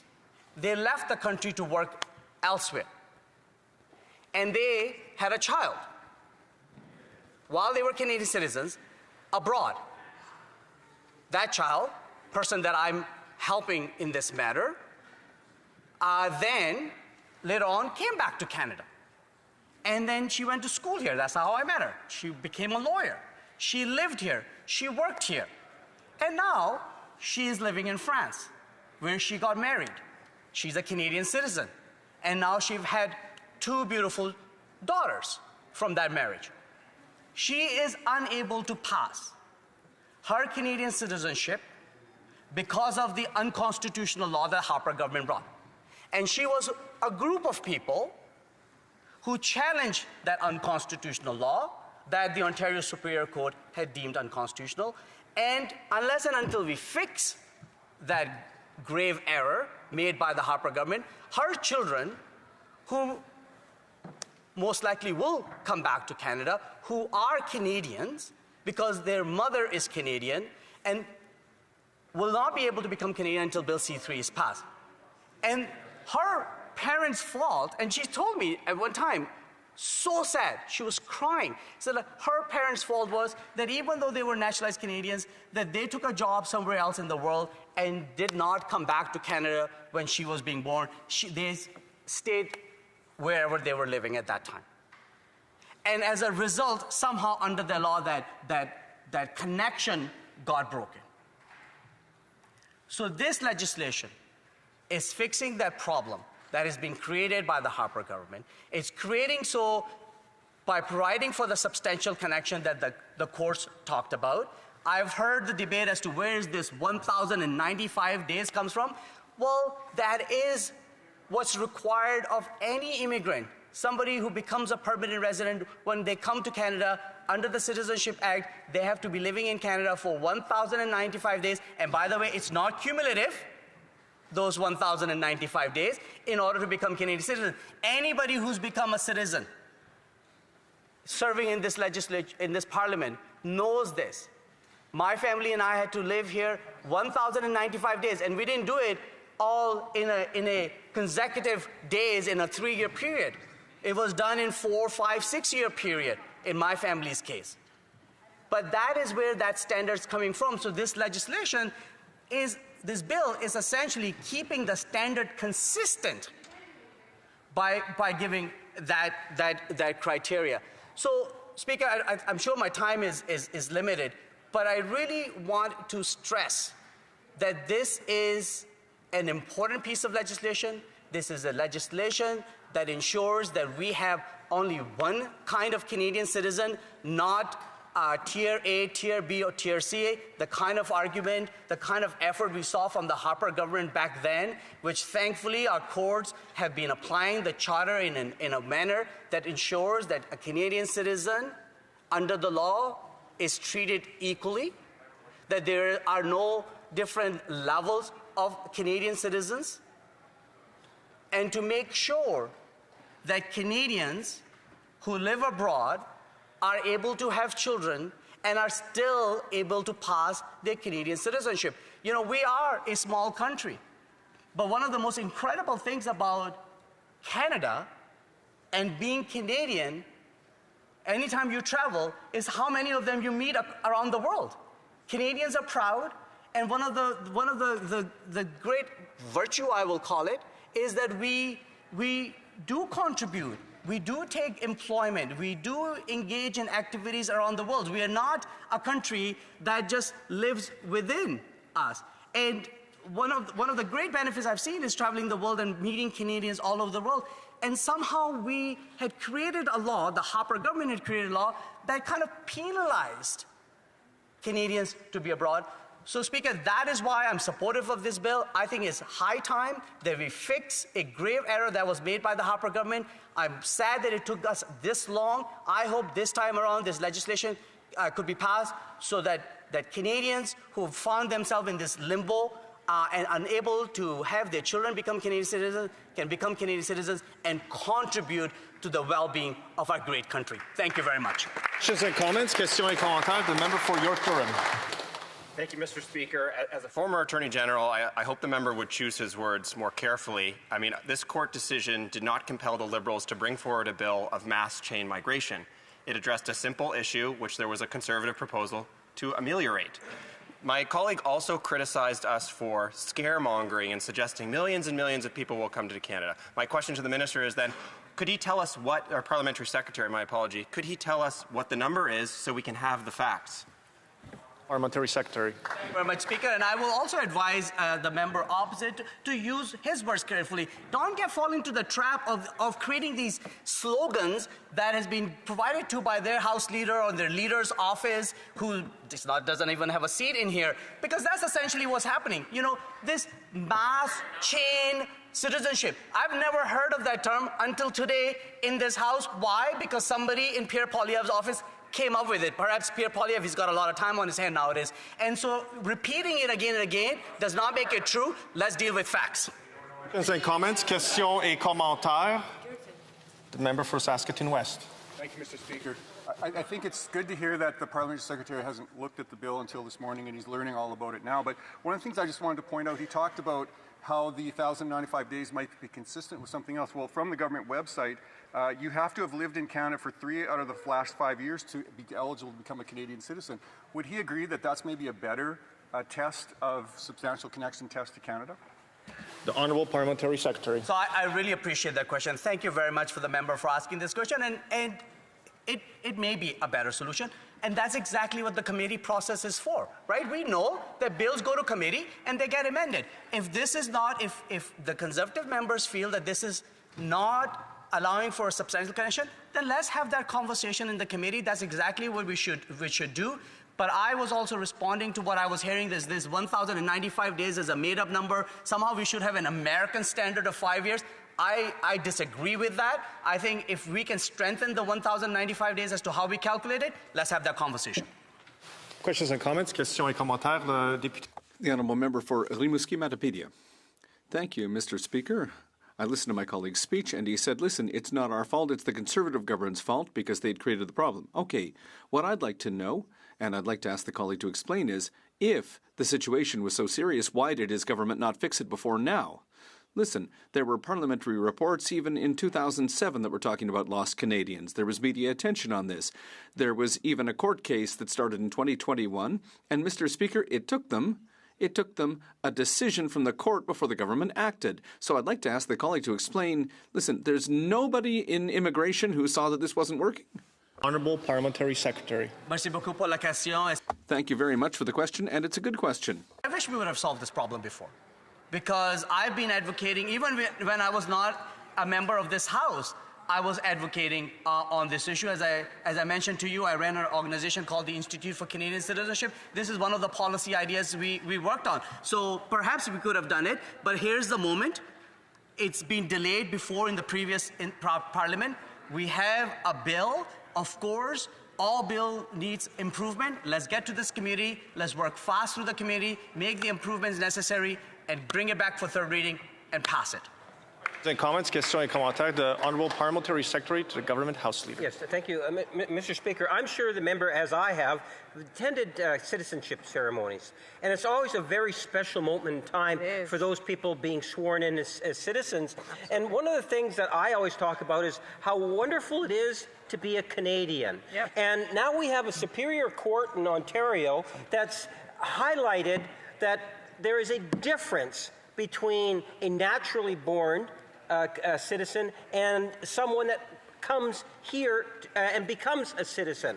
And I'm wondering if he could provide his thoughts on this two-tier system that Harper set up, and that's the reason why we have to get rid of it.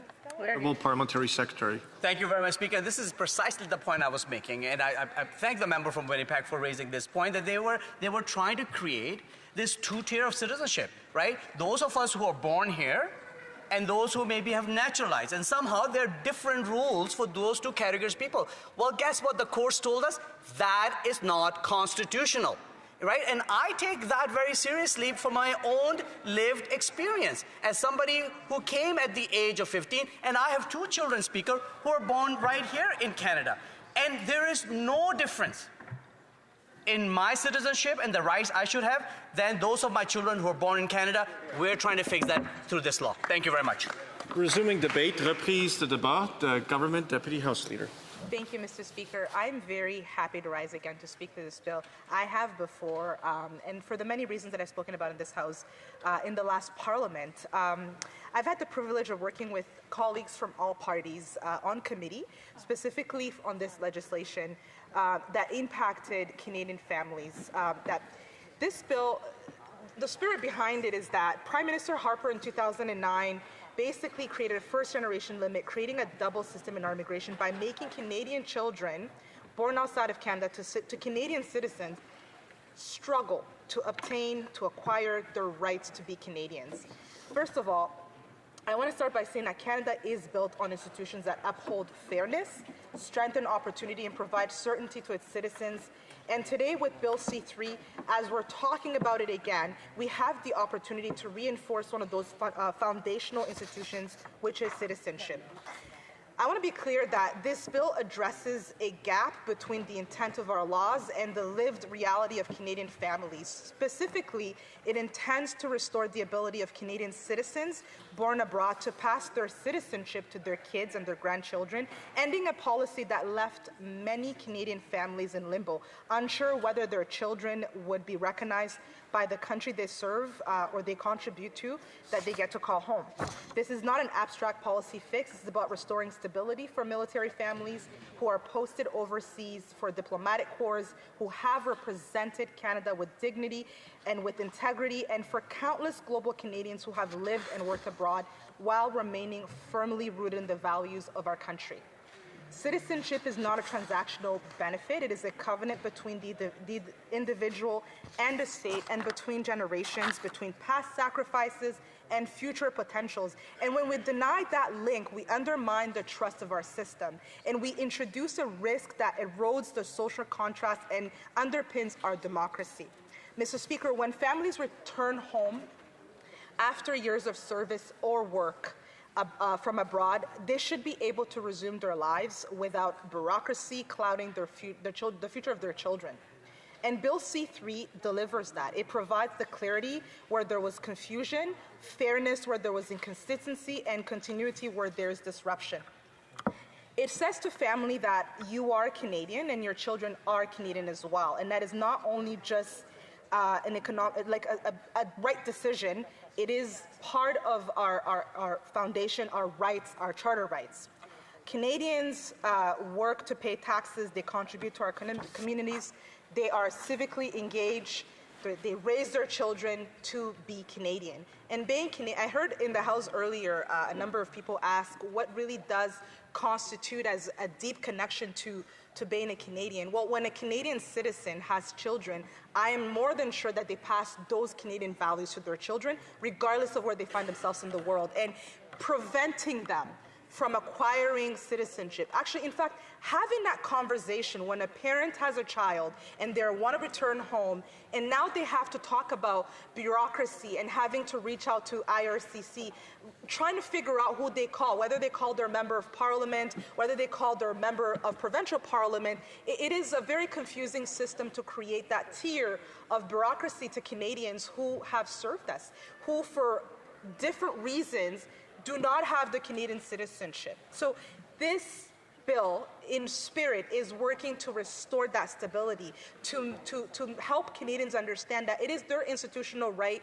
to be Canadians and not have to have lawmakers of the country have that discussion. So if Harper hadn't created this system, I don't think we would be having this conversation.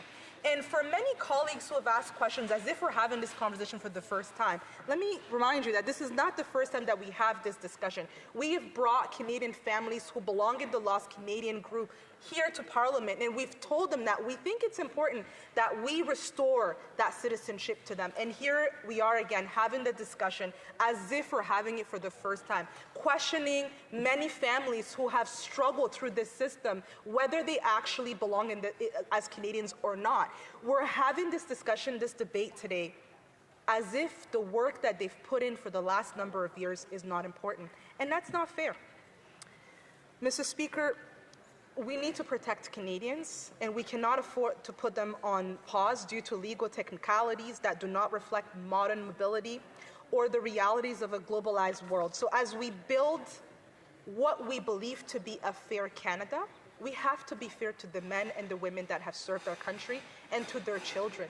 We have to be fair as well, Mr. Speaker, when we reach out to people to come here, to talk to lawmakers, to engage in committees for a number of hours. I think my colleague from the Bloc Québécois had mentioned earlier how many hours he spent listening to filibustering that happened on C-71 when it was introduced in the House in the last Parliament. And I can only speak to the last Parliament because I was here in the last Parliament. I wasn't here when it was first introduced, but in the last Parliament I was here, and I saw the countless hours that we spent filibustering, blocking conversations around whether Canadian families deserve to be Canadians or not. And you know what? They went through that. They withstood the long conversations. They listened to the banter. They listened to disagreements. They listened to people talk about them as if they were not humans, as if they were not in the room, to get to the end. So we got to the end. We brought this bill into the House. We passed it. It went to the Senate. And for parliamentary reasons, we're back at this bill again. And we're here to discuss it to make sure that we can take it to committee, agree on amendments that make sense, and pass it fast. The last thing we want to do is start conversations on whether they deserve to have this this Canadian citizenship restored or not. And unfortunately, I've been here this morning and I've listened to colleagues re-question. I've listened to colleagues who sat with me on committee and promised to those families that we wouldn't do this again. Re-question, instead of proposing amendments, instead of agreeing that we can send this to the committee and work together on amending it in an appropriate way, and in a fast manner that actually stops this long delay of Canadian families to go through this limbo where they do not know, and they're re-asking themselves if they're valued Canadians. And I thought that we had settled that problem, Mr. Speaker. And I know that the Speaker today was also on that committee. We settled this problem. We settled the issue of making Canadians question whether they belong or not. We settled the issue of having the banter and the debate that is politicized for Canadians. And here we are again. I have listened to countless speeches where people are putting those Canadians back into the debate of, am I a valued Canadian? And I want to tell them that, yes, you are a valued Canadian. I want to tell people like Don Chapman, who spent countless of hours working with parliamentarians, working with committees, working with different members of our public service to make sure that we get to a place where lost Canadians are no longer considered lost. And they are Canadians, as we all believe in this House, that a Canadian is a Canadian is a Canadian. So, Mr. Speaker, I'm very happy to rise and to reassure the lost Canadian families, the many people who came to Parliament to speak to us and to ask us to make sure that we pass this bill, that we are going to do that. We're going to make sure that not only we pass this bill, we will work with all parties across the House to make sure that amendments make sense, and that we do not have to put them through this limbo of questioning their value, of questioning if they can even serve as Canadians, of questioning if they are Canadian. Thank you, Mr. Speaker. Questions and comments? Questions et commentaires. The member for Saskatoon West. Thank you, Mr. Speaker, and thank you to my colleague for that speech. I'm glad to hear that amendments are on the table and the government is willing to listen to them. one of the things, as she well knows, is that we're very concerned about this bill allowing for non-consecutive and a fairly weak connection test to Canada, so non-consecutive days in Canada. I would like to remind her about the rule for becoming a citizen is you have to have been in Canada for 3 out of the last 5 years, and I would ask the member if she thinks that might be a better substantial connection test that could be done as an amendment to this bill. The honourable member.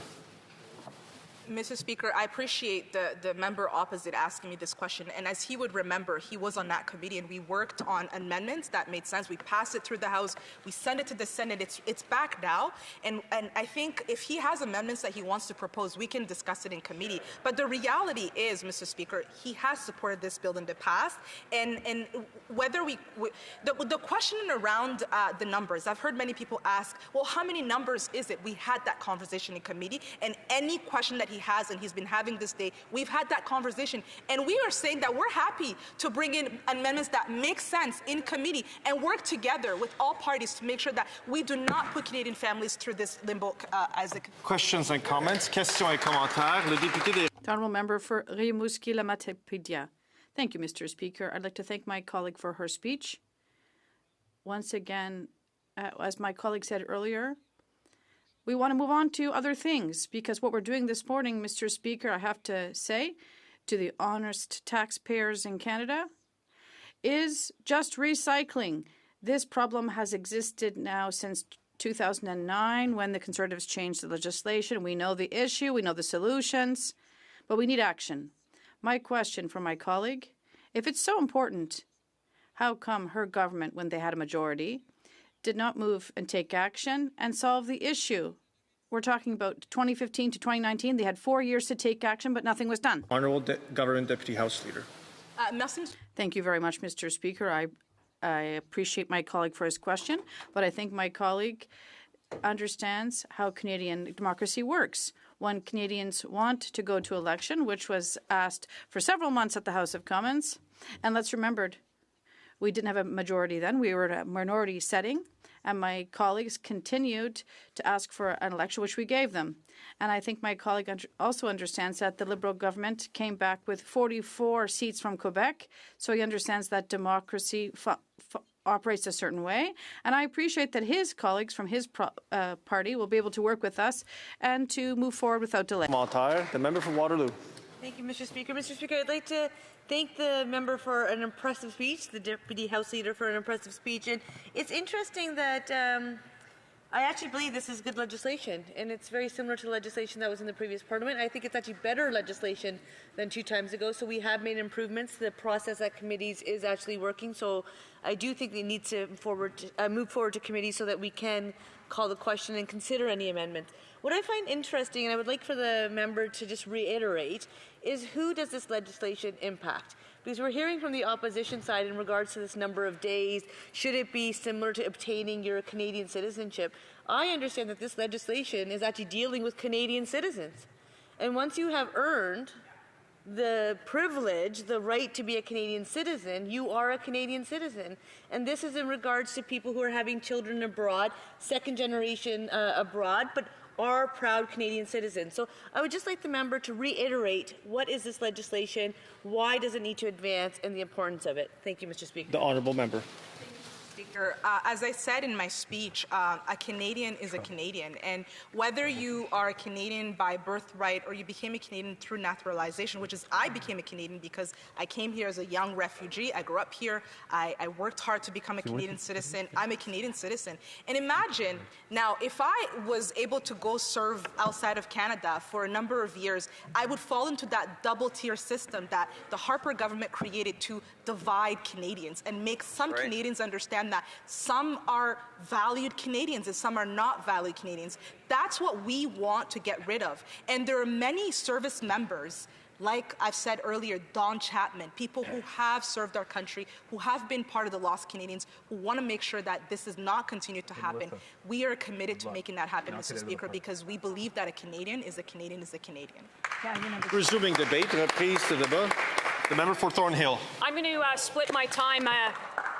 Speaker, it might be a new Parliament and a new Prime Minister, but we're tackling the same old problems with the exact same fraught solutions. And we've heard a lot about that today. And what's worse is that the Liberal government can't even admit the failures that every single Canadian now, whether you voted for them or not, can see exist.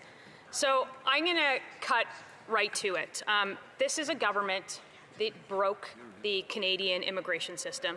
They broke the 100-year consensus of our system. And they have taken a system that was once the envy of the world, of so many people who have come here to call Canada home.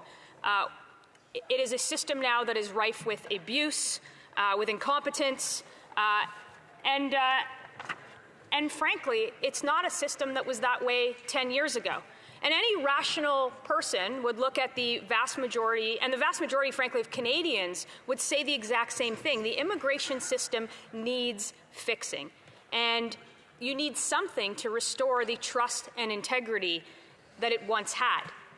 But now we have an immigration minister who can't answer the most basic questions. In fact, there are members of the on the other side of the House who spoke today, who probably read the legislation, who were in committee, that answered every single question better than she could.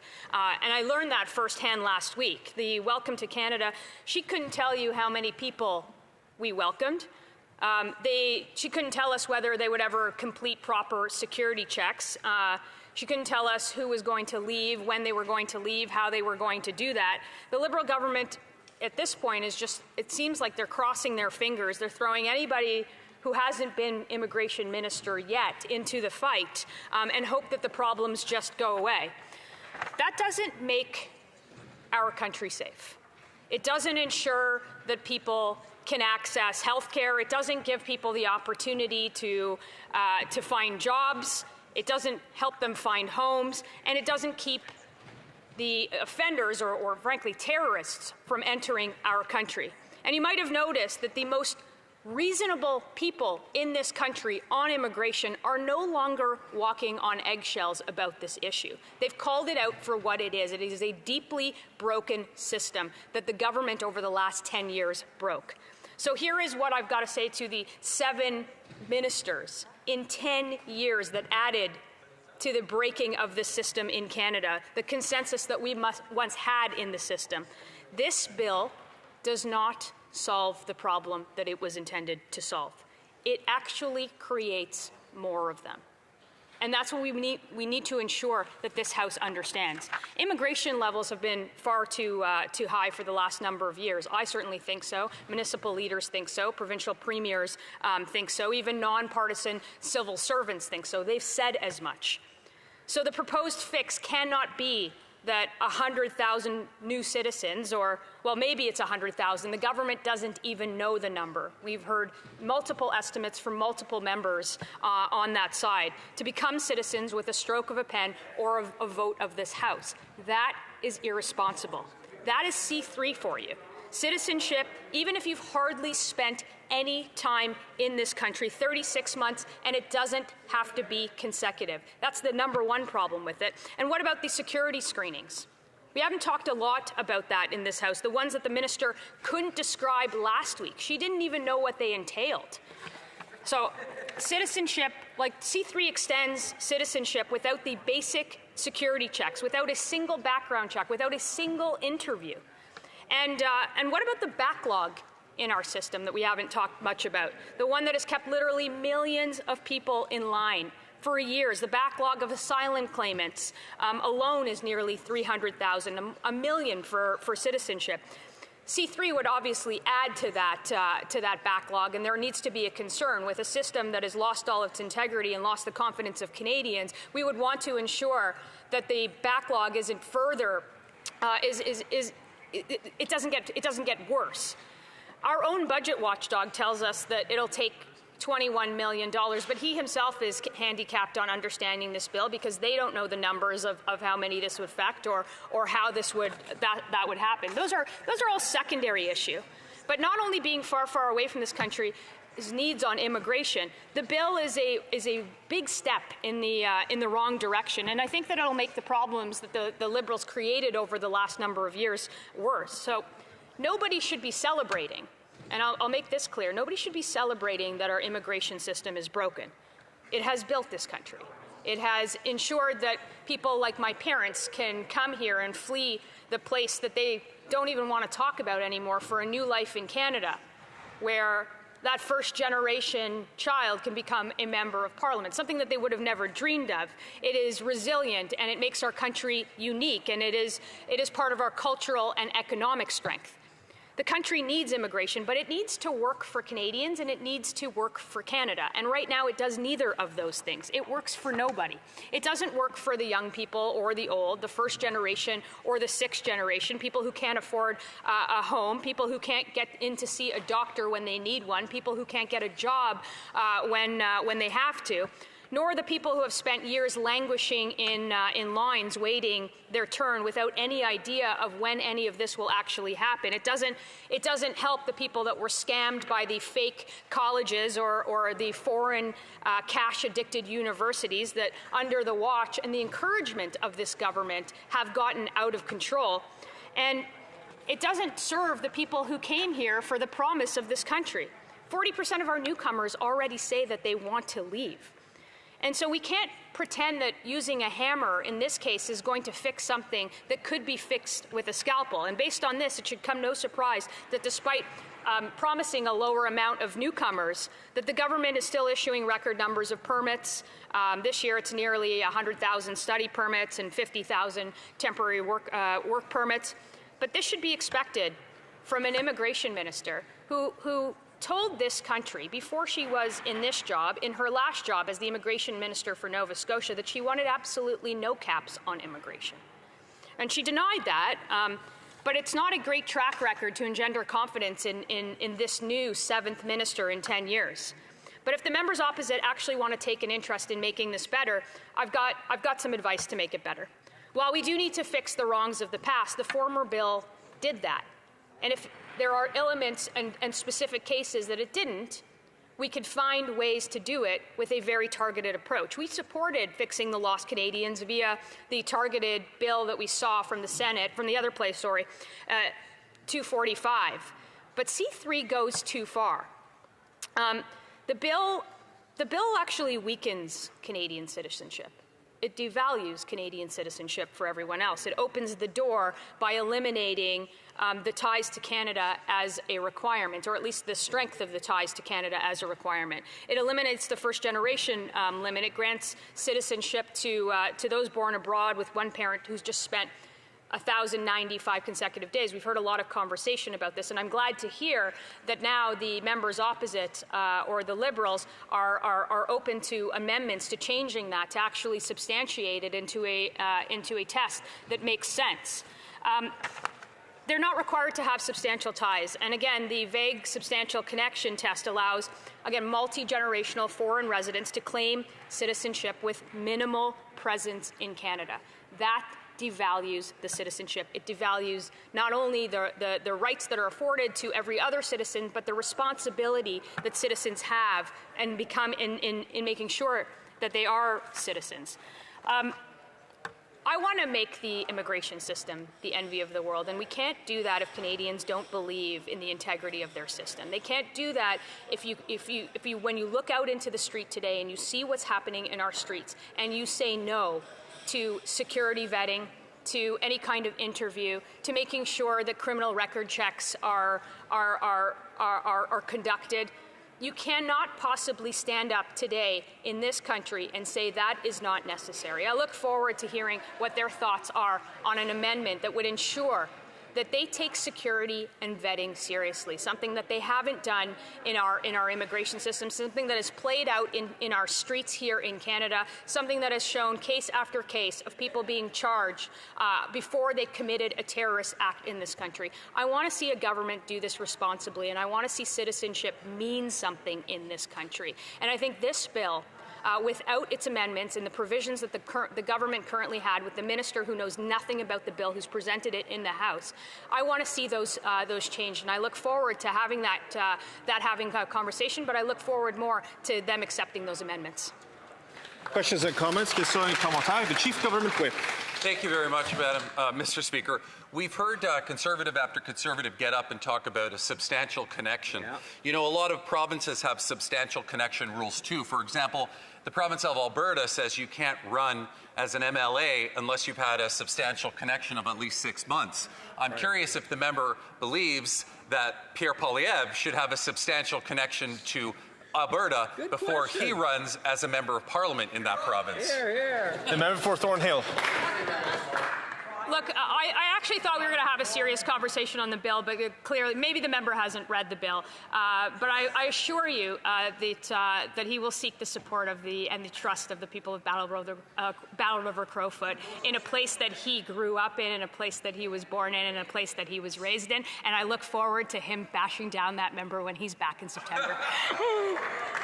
Comments, questions et commentaires. Le député de The member for Rimouski-La-Matapédia. Thank you, Mr. Speaker, and I'd like to congratulate my colleague on her speech. In the throne speech, the government said its priority was to restore the public's confidence in the immigration system. Does my colleague agree that this bill, which seems kind of minor, is that going to give Canadians their confidence back in the immigration system? What would she suggest as the priorities to get to the root causes of the problems with that department? First and foremost is giving Canadians the confidence of an immigration minister who can answer a single question in this House, who knows a single thing about her portfolio, or that has even read the bill that she has presented in the House. That would be the first thing to engender confidence in an immigration system that this government has broken over the last 10 years.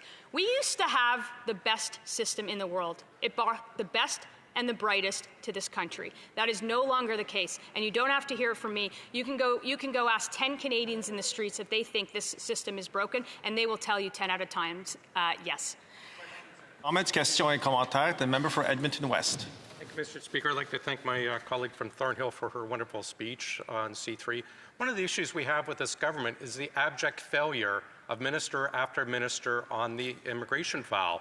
We've seen it here today. When I'm looking at the departmental plans that just came out late, of course, from this government, over the last 4 years, they have failed on over 50% of their metrics. Every single year, they're failing more than they're succeeding on achieving their goals. What if my colleague could provide some insight why this government is focusing on issues instead of fixing their problems in-house? Honourable member. Thank you for the question. I think that my honourable colleague from this side has spent exponentially more time looking at the immigration minister's website than the actual minister of immigration, who doesn't know the numbers, doesn't know the issues. The very fact that they've had 7 ministers in 10 years should tell you everything you need to know about how this government takes, or how seriously this issue, the government takes the issue of immigration. And for Canadians, to have a system that is so deeply broken from one that was the envy of the world for so many years is a travesty. Questions and comments, questions et commentaires. La secrétaire parlementaire du ministre du Logement et de l'Infrastructure. Merci beaucoup. Thank you very much, Mr. Speaker. I'd just like to understand from my colleague a bit more information about the security screenings that are to be done on citizens. In my case, there's a Canadian citizen in my riding who traveled abroad, and the child was born prematurely abroad. That citizen came back to Canada aged 5 and fleeing a regime. And so would a baby be denied medical care because they don't have Canadian citizenship yet? Would the security screening be on the parent or on the 5-year-old? Thank you. The question from the member, and she knows the answer is of course not, and the question is frankly has nothing to do with what we're talking about here. The very idea that we can have a targeted approach for those who claim to be Canadian citizens, who have no connection, no substantial connection to this place, who are adults, who want to enjoy the responsibility of Canadian citizenship, that's what we're talking about. And the member opposite ought to know that. Resuming debate, reprise de débat. The honourable member for Richmond Hill South. Thank you, Mr. Speaker. I rise today not just as a member of Parliament for Richmond Hill South, but as a representative of a riding with one of the highest concentration of first and second generation Canadians, where close to 90% of residents were either immigrants to Canada themselves or their parents were immigrants to Canada. That's just not a statistic. That's not just a statistic. That's the lived experience of my constituents. Families who came to this country with nothing but hope, a Canadian promise, and a work ethic. People who took jobs that kept this country running, in engineering, in nursing homes, in small businesses. People who waited years, followed every rule, got an education, trained and recertified for jobs, studied for their citizenship exams, paid their taxes, paid their dues, and did everything right. In my riding, many new Canadians came here fleeing war, political persecution, or economic hardship. People who sacrificed everything just to give their children a chance at a better life. Many of them came from places like Iran, where dissidents are jailed for speaking freely by a brutal totalitarian regime. Others came from Hong Kong, where democracy and freedom are eroding. Some from China, who came to seek a better life for their children. Still others arrived from post-war Europe with little more than the clothes in their suitcases. These people didn't just arrive here with a passport offered to them. They built the foundations of Canada with their bare hands. They all came here to build a better life, and they made Canada stronger in the process. When they finally swore the oath to become Canadian citizens, it meant something. It was a moment they longed for, a moment they dreamt about, a moment of immense pride, a moment of earned belonging. Now, while the Liberals have spent the last 10 years erasing the very heritage that defines who we are as a country, they are now turning the page and undermining what it means to be a Canadian citizen. So when this Liberal government tabled Bill C-3, a bill that offers automatic Canadian citizenship to people who've never stepped foot in this country, never paid taxes here, never even expressed a desire to live here, never even sang "O Canada" under our proud flag, I couldn't stay silent. Because that bill sends a clear message to my constituents in Richmond Hill South. Your hard work, your patience, your loyalty to this country means less than someone else's paperwork and bloodline. This bill doesn't fix the system that the Liberals broke. It deepens the unfairness. It makes a mockery of the sacrifices made by immigrants who paid their dues. And it's yet another example of a Liberal government that's more concerned with global virtue signaling than actually standing up for the people who built this country. Now let's talk about fairness, because that's what this debate is really about. Across this country, there are millions of immigrants who came to Canada legally. They followed the rules, they waited patiently in line, they built their lives here, working long hours, raising families, paying taxes, volunteering in their communities. And many of them have been here for years, contributing more to Canada than most people ever see, and they still can't get their citizenship finalized. I've personally experienced this as a member of Parliament for Richmond Hill South, because having only been elected for less than 2 months, my constituency office has received hundreds and hundreds of immigration case files already. I've met many new Canadians who are more engaged in their communities than most Liberal politicians. And yet they've stuck in the limbo because of a backlog, bureaucratic red tape, and a system broken by Liberals that treats them like a statistic. And now, the same Liberal government wants to give away Canadian citizenship like it's some kind of souvenir. Bill C-3 would grant citizenship automatically to people born abroad, even if they've never been to Canada, never contributed to our economy, never served under our flag, never celebrated our heritage, and never even intended to live here. How is that fair? How do you tell someone who's been working in Canada for years, building a life, contributing to the economy, paying taxes, and sometimes even raising Canadian-born children, that they must continue to wait, jump through hoops, navigate a system broken by the Liberals, while someone born abroad who has never set foot here is handed citizenship automatically by this Liberal government, without question? It's offensive. It's elitist. It sounds like an idea which came straight from Davos at the World Economic Forum. And more importantly, it doesn't embody the Canadian promise. But this is just the Liberal way. Erase our heritage, mock hardworking immigrants, and then reward those with connections, global privilege, and the right bloodline, and then ignore the working class immigrants who do the real work of building this country. This is the same Liberal government that has thrown open the borders to criminals crossing into our country illegally, but forces honest immigrants to spend years waiting for a fair hearing. This is not compassion. This is not about justice. This is a political theater, a feel-good vanity bill from a Liberal government obsessed with symbolism and blinded to the reality facing new Canadians on the ground.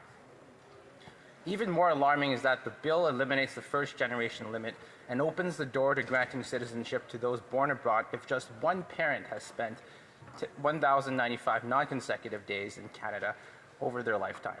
That's 3 years spread out however they like, and there's no requirement for criminal background checks. No understanding or experience of what it means to be Canadian, no demonstrated commitment to this country, just a rubber stamp. This makes a mockery of the standards that immigrants have spent years trying to meet. Conservatives believe in something different. We believe that citizenship is a badge of belonging, not a trinket that's passed around. We believe it should be earned by those who commit to this country, who uphold our values, who are loyal to Canada, and who are proud to call Canada home, not handed out based on convenience. We stand with the people who work hard, follow the law, and contribute to our communities. The people who are too often forgotten by this Liberal government and betrayed by a system that favors the global elite over the Canadian worker. While the Liberals reward inherited privilege, Conservatives will fight for those who invest in Canada, not those who treat it like it's a backup plan. Now let's talk about what this bill gets fundamentally wrong about the very meaning of Canadian citizenship. One of the most troubling aspects of Bill C-3 is that it continues to treat Canadian citizenship like a trophy that's passed on, rather than a civic privilege tied to commitment, values, and contribution. This is a profoundly elitist and out-of-touch view of what it means to be Canadian. Canada is not a bloodline. It's not an accident of birth. Canada is a country you believe in, a country you build, a country you choose, and a country that should choose you because of your loyalty and your commitment to its success. What's even more concerning is that no real ties to Canada are required if this Liberal legislation passes. The bill proposes a vague substantial connection test, a standard so loose that it opens the door to granting citizenship to people who may have no or only minimal or even symbolic interaction with Canada, subject to the broad discretion of unelected bureaucrats. Multi-generational foreign residents could potentially claim Canadian citizenship without ever having lived here, worked here, or embraced the values we hold dear. That is not a recipe for national cohesion, it's a recipe for chaos. But under Bill C-3, someone who happens to be born abroad to a Canadian citizen who hasn't lived in Canada for decades get a free pass, while someone who volunteers in their community, pays taxes, works hard, celebrates our heritage, and raises children in Canada is left waiting. It's wrong, it's backwards, and it cheapens the value of citizenship. Bill C-3 says that citizenship is about bloodlines. Conservatives say that citizenship is about belonging, contribution, allegiance, and shared values. The Liberal government wants to create a system where privilege and ancestry matters more than action and values. That's not a Canada our parents and grandparents built, and it's not the Canada we should leave to the next generation.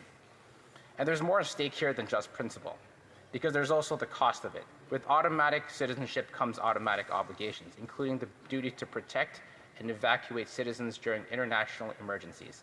We've seen the staggering costs of deploying consular services and evacuation operations during crises in Lebanon. If Bill C-3 is passed, we may be on the hook to rescue and bring into Canada and provide those services to individuals who have never even lived in Canada and who may have no actual connection to this country beyond a mere paperwork. Canada must never become a country that values someone's last name more than their loyalty to this country. And the worst part, the Liberal government admits that they don't even know how many people this will apply to. No numbers, no data, no accountability. Just another open-ended promise with Canadian taxpayers left to foot the bill. This isn't irresponsible, it's reckless. It reeks of the same people who can't be bothered to table a budget. So let me end with this, Mr. Speaker. Conservatives will always stand up for strong families and people who are loyal to this country, and stand up for the people who built this country and who still are, including the hard-working immigrants of Richmond Hill South. We will fight for fairness, for hard work, for earned citizenship, for Canada puts Canadian citizens and our heritage first. Questions et commentaires, questions and comments. The Honourable Parliamentary Secretary to the Government House Leader. Yes, Mr. Speaker, I'm sure the member realizes that the legislation in good part is before us because of a decision that was made in an Ontario Superior Court. And in that decision, the reference to the fact that there is a double standard that the former administration, Stephen Harper, made changes, in essence establishing two tiers of Canadians. Those that are born here in Canada and those that are naturalized here in Canada, become permanent residents and then eventually become citizens. Does the member, the Conservative Party, believe today that it's okay to have a double standard for a Canadian citizen? The Honourable Member from Richmond Hill South. Mr. Speaker, rights come with responsibilities, and citizenship is more than a legal status. It's a bond to this country. If you've never lived here, never contributed, and never shown any connection to Canada beyond a parent's passport, how can we say you're truly Canadian? We're not talking about military families or aid workers here. We're talking about a wide open policy with no limits and no accountability. That's not compassion, that's recklessness. Questions et commentaires. The member for Cambridge. Mr. Speaker, right now the Liberals are criticizing Harper's first-generation limit and claiming they need to fix the system. I decided to go look at Hansard, and when you know it, Liberals passed a unanimous consent motion to pass Bill C-37 at all stages on February 14, 2008. So why is it that Liberals continue to mislead the House? Would the member agree that the Liberals today are a far cry from Liberals from a generation ago who believe in all-party consensus on immigration policies? The member for Richmond Hill South. Mr. Speaker, I'd like to thank the member for her question. Let's be clear here. This isn't about punishing Canadians born abroad. It's about respecting the meaning of Canadian citizenship. My constituents in Richmond Hill South didn't get citizenship handed to them by bloodline. They earned it. They waited. They worked. They sacrificed. All we're saying is, if you want citizenship, you should show the same commitment. This bill erases that standard and it replaces it with a bloodline test. That's not fairness. That's privilege. Conservatives believe in equal opportunity, not automatic entitlements. Comments, questions et commentaires. The member for Kamloops, Thompson Nicola. Thank you, Mr. Speaker. It's always a pleasure to rise on behalf of the people from Kamloops, Thompson Nicola. And while we were prorogued, we had a special constituent born, and that is Remy Robson Murray, the grandchild of my former teacher Cam Murray and the child of Aidan and Jesse. Welcome to our great Kamloops, Thompson Nicola Remy. I also want to give a special shout out to my goddaughter who is celebrating her graduation this weekend. Emery Britton, it's been a pleasure and an honor watching you grow into the young woman you are. I'm so proud of you. To my honourable colleague, we've seen a lot of talk from the Liberals. Would he agree that over the last 10 years, their talk, their rhetoric, hasn't matched their action? Thank you. The Honourable Member from Richmond Hill South. Yeah. Well, Mr. Speaker, the Liberals have spent the last 10 years erasing our heritage and breaking our immigration system. And instead of trying to fix that immigration system, fixing that backlog, and bringing a cap to the levels of immigration, they've decided to exploit this opportunity, a bill that was tabled by our side of the aisle in the Senate, and turn it into some vanity ideological project. It's simply insulting, and it's simply a mockery of everyday Canadians, especially immigrants who have worked hard their entire lives, who've paid their dues, paid their taxes, and contributed to Canada. We have time for a very quick question. The member for Waterloo. Thank you, Mr. Speaker. Mr. Speaker, I'll just ask the member if he can perhaps just bring it back to this legislation and the fact that Canadian citizenship, and I agree, our rights and privileges do come with responsibilities. Does the member agree that the right way to provide suggestions and amendments to this legislation would be at committee? Thank you, Mr. Speaker. The Honourable Member in under 15 seconds. Wow. Mr. Speaker, if the Liberals truly cared about fairness and clearly cared about fixing their legislation, they would clear the backlog that real immigrants are facing right now, instead of turning this bill and this opportunity into a vanity ideological project. I don't have a... Résumé, reprise de débat. Le secrétaire parlementaire du ministre... The Honourable Parliamentary Secretary to the Minister of Housing and Infrastructure. Mr. Speaker, I recognize that we are standing on the traditional unceded territory of the Algonquin people, the Anishinaabe people. It's a pleasure for me to rise today to speak to Bill C-3 and of the transformative power of Canadian citizenship. Fundamentally, this bill will help people, families, their sacrifices, and their profound links with Canada. And this, wherever their career has taken them. I am a concrete example of this. My 2 children were born in New York when I was doing a master's. But they lived most of their lives in Canada, and my ancestors arrived near Trois-Rivières, Quebec in the 17th century. The Conservatives under Stephen Harper put in place a law that would prevent my grandchildren from being Canadian citizenship, or would force them to undergo security screening to determine whether or not they have a right to become citizens. If the future were to lead my children to study or live abroad for a certain period of time. So what the Conservative government put in place will have an impact on the choices that our children will make, their choice to decide as to whether or not they're going to study or work inside or outside of Canada, because it could affect whether or not their children could become Canadian citizens. Citizenship is absolutely a question of legal status, but it's also a question of belonging, a question of belonging to a community linked by common democratic values. In today's world, where migration and mobility are omnipresent in the modern world, Canada has the opportunity to set an example for the rest of the world. While certain countries limit access to citizenship, Canada, with this bill, is choosing a path that is based on principles, the principles of diversity, among others. It takes into account Canada's strong links with other countries. Many Canadians live and work outside of the country. We have expat communities in big cities around the world, working in international development, in the arts and sciences, in education, in world trade, and in the humanitarian sector, among others. These citizens have strong links with Canada, and they often come back to Canada to raise their kids, to take care of seniors and others. Whether children be the question of whether or not children born to these families outside of the country or adopted by these families outside of the country is an important one.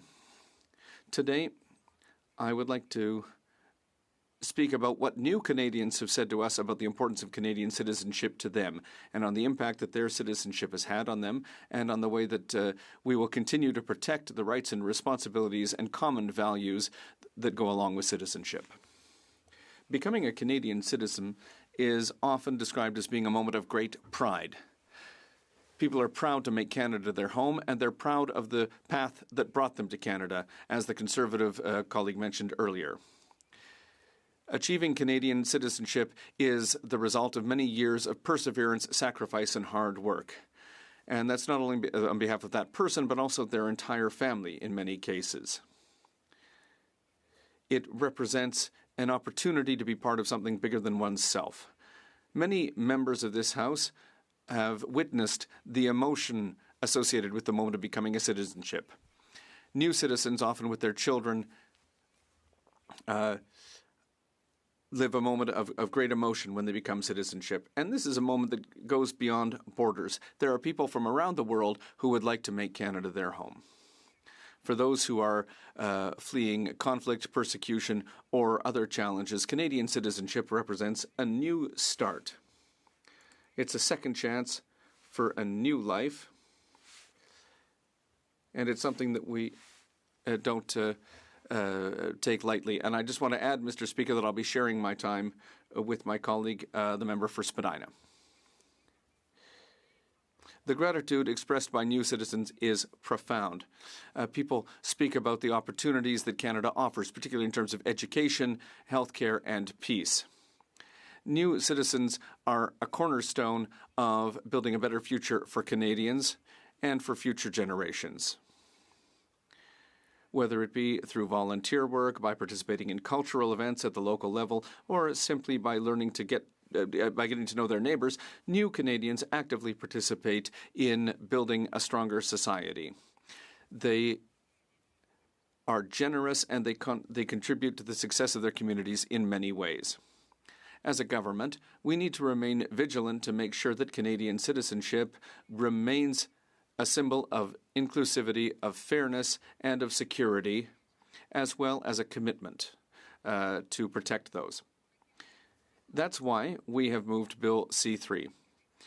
We will ensure that access to citizenship remains fair and transparent. At a time when misinformation and division, including in this House, can threaten trust in public institutions, Canada must show that its commitment towards fairness goes beyond borders. Providing a well-thought-out path towards citizenship allows us to ensure that the Canadian identity is strengthened not only by those who were born here, but also by the link to their contributions and their values. This bill would automatically fix the situation for people who would have been Canadians if it had not been for the limit to the first generation that was imposed previously. It also creates a new prospective framework for citizenship for children. In the future, Canadian children beyond the first generation will be admissible for citizenship if their parents can show a substantial link with Canada. In the future, as long as the Canadian parent who was born outside of Canada has accumulated 3 years of presence in Canada before the birth of their child, that children would also be born with Canadian citizenship. And we don't need to do security clearance checks on babies. After this bill comes into effect, children adopted outside of Canada and children born outside of Canada to Canadians will be treated the same way to the greatest extent possible. The privilege of being a Canadian citizen comes with great responsibility. That's a responsibility to commit to contributing to Canada and to respect the values that are the cornerstone of our country. Citizenship is not only a destination in and of itself, it's an ongoing path towards justice and respect for all. Once Bill C-3 is passed, Canadians born outside of Canada who adopt children from other countries will need to meet the same requirements of substantive links to Canada to have access to direct attribution of citizenship for those adopted children, similar to that which would be required to transmit citizenship to children born outside of the country. These children, whether they be adopted in a foreign country or born in a foreign country, will need to meet the requirements in terms of a substantial link to Canada, or their parents will have to obtain citizenship. In conclusion, Canadian citizenship is an important and emotional step in a person's life. It's a privilege that comes with opportunities and gratitude, but also the responsibility to ensure that the values that unite us are respected. Citizenship is not just a question of law, it's a question of who we are and who we include. By passing Bill C-3, we will choose the link, we will choose to be united instead of inclusing. We will be saying to Canadians around the world and to their children that their links with our country are important, that their story, their contributions, and their feeling of belonging to Canada are part of what make Canada strong. Thank you, Mr. Speaker. Questions and comments, questions et commentaires. The member for Saskatoon West. Thank you, Mr. Speaker. Listen to the speech intently. One of the things I think as we study this in the House and maybe further at committee, is to know the impact of this bill on Canada. So, in other words, how many people is this going to impact? How many new Canadians will this bill create? And I ask that because it's important. It'll affect, the administrative requirements of Canada, people applying for citizenship, people applying for old age security, things like that, passports, and also the financial implications of that. If we have people that are now going to gain old age security, that's going to be a cost. So, I wonder if the member has an idea of how many people this will impact and what the cost will be. Good question. The Honourable Parliamentary Secretary. Thank you, Mr. Speaker. I thank my colleague for his question. I think those are excellent questions. I think those are questions that should be addressed in committee, which is the next step that should take this bill to. I think that today it's not necessary to continue with division. I think that there are enough citizens, who have spoken out, and we've met people here. I'm a new member of this place, so I wasn't here in the previous Parliament, but I know that this bill has been discussed for quite some time now, that there's a lot of information that's been shared, that's been discussed at committee, so I think that people expect now that we make progress on this issue. Thank you. Commentaire, questions and comments. The Parliamentary Secretary to the Government House Leader. Thank you, Mr. Speaker. I agree with the member that there has been a great deal of discussion over the years in regards to this particular issue. One could ultimately argue, you could date it all the way back to 2008 to 2009, whether it's debates inside the chamber or in committee rooms. There's been a great deal of discussion, and I hear there are concerns from the Conservative members across the way, and I really do believe that it would be beneficial if the Conservatives do have already amendments. We're heading into a summer. I'm not too sure. I'm not convinced the bill's going to pass before the break, but it would be wonderful to be able to have more dialogue and discussions about potential amendments. If I could just get her thoughts on how the minister made it very clear in her opening remarks that as a government, as a minister, she's very much open to ways in which the bill itself could be improved. If she can provide her thoughts on the willingness of the Minister of Immigration to hear amendments. Before I give the floor to the Honourable Parliamentary Secretary. Before question period, there's a lot of noise right now. If we could just continue with debate. The Honourable Parliamentary Secretary. Thank you, Mr. Speaker. I thank my colleague for his question. And yes, I think that we're continuing the tradition of getting away from slogans and division. I think my colleagues have said it. I think the minister said in her speech there's a lot of openness to amendments if there are constructive amendments to be moved, amendments that respect the spirit of what we're trying to do, which is to fix this problem which was put in place in 2009. Thank you. Questions and comments. Questions et commentaires. La députée pour Davenport. The Honourable Member for Davenport. Honourable colleague made an excellent speech. What is the importance of introducing this legislation right now? The Honourable Parliamentary Secretary. Yes, thank you, Mr. Speaker. Question. Thank you, my colleague, for through the President, for the speakers, for your question. Ça fait longtemps que... It's been quite a long time now that we've been trying to get this measure through to fix the mistakes of the past, to fix the measure that was put in place. So I think it's important that we do this as quickly as possible. Thank you. Questions and comments. Questions et commentaires. The Honourable Member for Rimouski-Lametapédia. Thank you, Mr. Speaker, and I thank my colleague for her speech. And listen, she said that it's very important to get this bill through. So listen, her government could have done this already. So they had a majority from 2015 to 2019. They knew what the problem was. They knew what the solutions were. This problem's been there since 2009. So now, today, Mr. Speaker, we have a government that's saying, listen, we need to reestablish people's trust in our immigration system. But it's not with recycled bills that have been, hanging around for a few years now that we're going to be able to do that. So I'd like to ask my colleague to reply honestly. Does she really think that with this bill is going to fix the source of the problems at the Department of Immigration, which is the worst, the most dysfunctional department in the federal government? The Honourable Parliamentary Secretary to the Minister of Housing and Infrastructure. Yes, thank you, Mr. Speaker. I'm a little bit confused because I heard the colleague speak earlier and he seemed to be in favor of the bill which is before us. So I would say that we can continue to work to move this forward. I'm a new member of this House, so I'm looking forward with our new government. Thank you, Mr. Speaker. We would have time for a very quick last question. Parliamentary Secretary to the Minister of Industry. Thank you, Mr. Speaker. The member shared her family's story in the context of this bill, and I would just like to know if she could share any other stories or any other contexts that have an impact on this bill. The Honourable Parliamentary Secretary. Yes, well, Mr. Speaker, as I said earlier, I spoke with somebody in my riding whose kid was born prematurely when they were traveling. This is a child who is 3 months old right now, who needs medical care, and who unfortunately, because that child doesn't have citizenship and doesn't have access to Canadian citizenship right now, because their parents were born outside the country, can't access medical care because the RAMQ, the healthcare system in Quebec, is refusing to give him his health card because he doesn't have Canadian citizenship. So these are concrete problems for children that we need to fix, Mr. Speaker. Statements by members. Déclaration de député.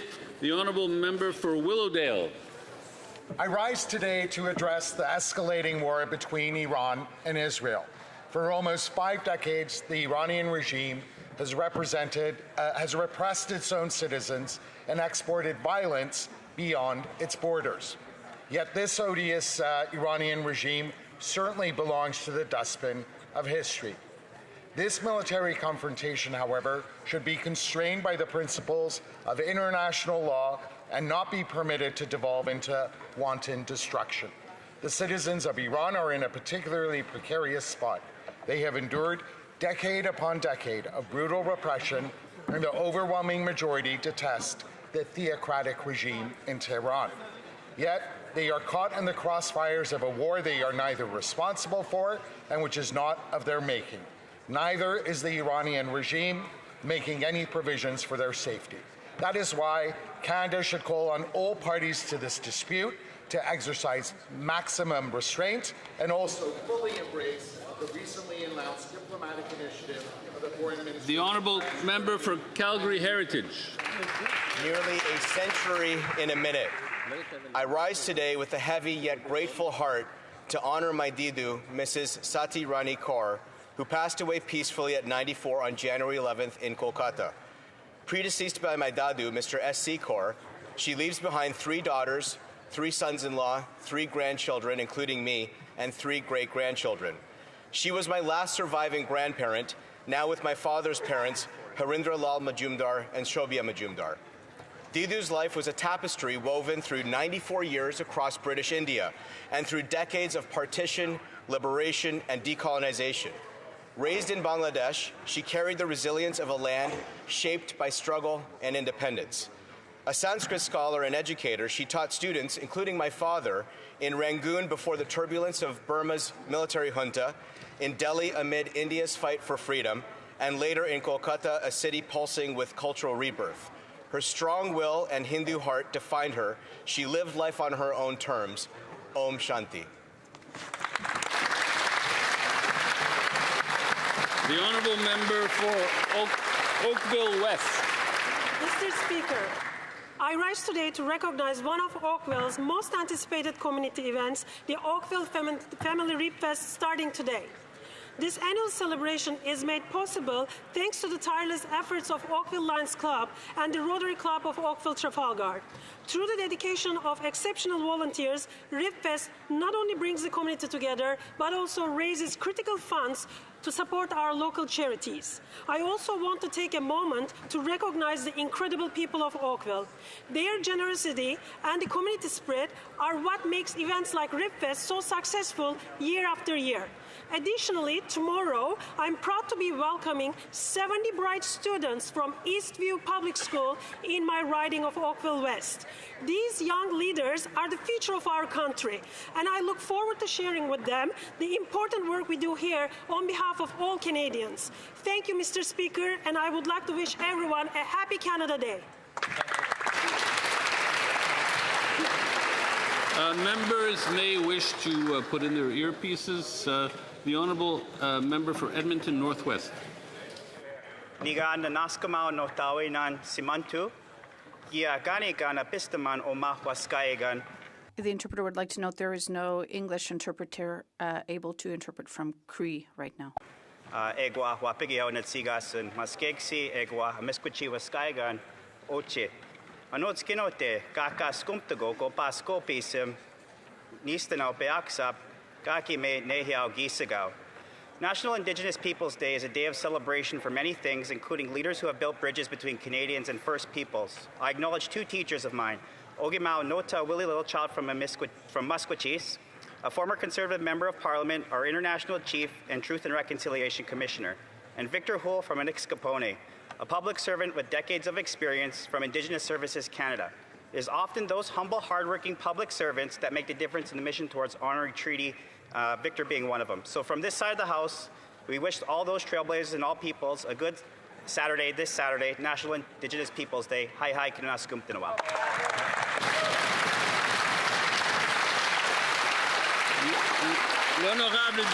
The Honourable Member for La Salle Aymar Verdun. Mr. Speaker, as we approach the end of the parliamentary session and summer sets in, I invite all Canadians to celebrate Verdun's 150th anniversary. Our community has put together an exceptional program of events, including exhibition, workshops, and outdoor concerts featuring artists such as Clay and Friends and the Orchestre Métropolitain. Each event reflects the vibrant spirit of Verdun. I'm also very pleased to announce that our constituency office will be moving in August to Wellington Street, recently voted the coolest street in the world by Time Out magazine, a street that is 100% pedestrian during the summer season. And finally, I'd like to thank Marie-André Mauger, the mayor of Verdun, who is wrapping up 12 years of public service in our community. Her commitment will leave a green, human, and lasting mark on our neighborhood. Happy 150th anniversary to Verdun, and have a happy summer, everyone. Member for Vaughan Woodbridge. Mr. Speaker, in 1955, a 22-year-old Italian man from Treviso, Italy, got on a boat and took that courageous trip across the Atlantic Ocean to Canada. He ended up settling in Woodbridge, Ontario. When he arrived, he worked in a mushroom farm, then a steel factory, and then started a business. He lived the Canadian dream.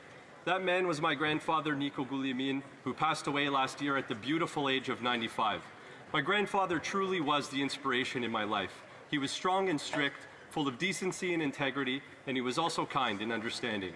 He never lost his temper, no one ever saw him sweat, and he was accomplished and qualified. They say you can judge a person by what people say about them when they're gone.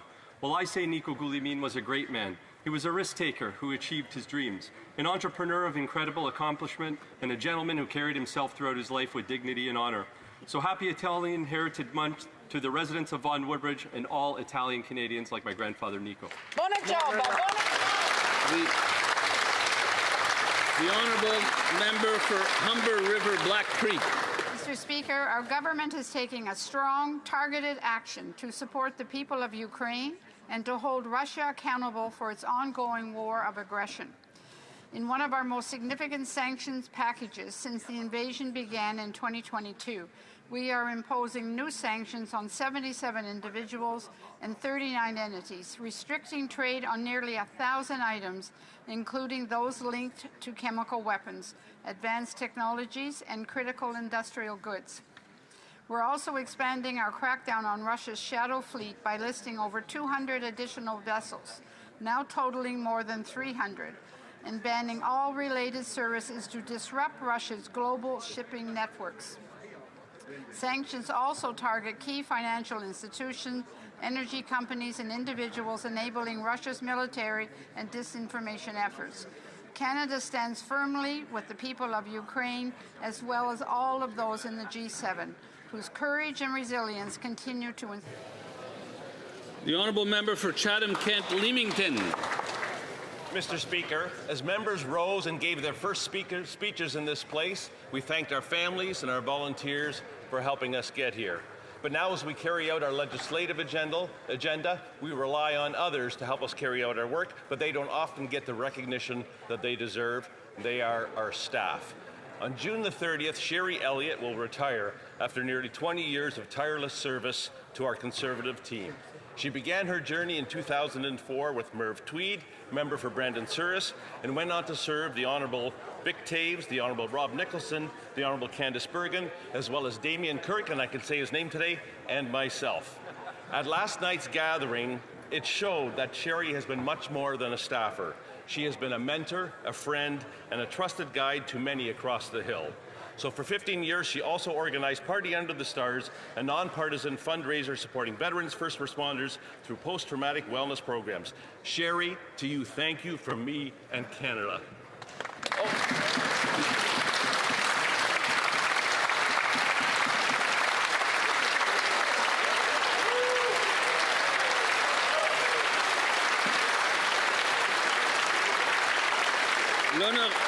The honourable member for Drummond.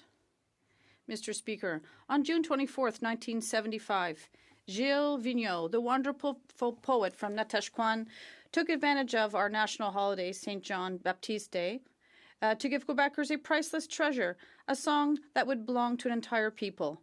And for 50 years, around the dinner table or at a restaurant with family and friends, when it's someone's birthday, we all sing along to Gilles Vigneault's lyrics, adapting them to the name of the person being celebrated. Nowhere else in the world can you hear such an extraordinary song written to celebrate Quebec and which now celebrates every Quebecer. And these lyrics, Mr. Speaker, are beautifully poetic and touch the heart. These lyrics say, "The time we take to say I love you is the only time we have left at the end of our days. The wishes we make, the flowers we sow, each of us reaps within ourselves in the beautiful garden of the time that passes. People of the country, it is your turn to let yourself speak of love."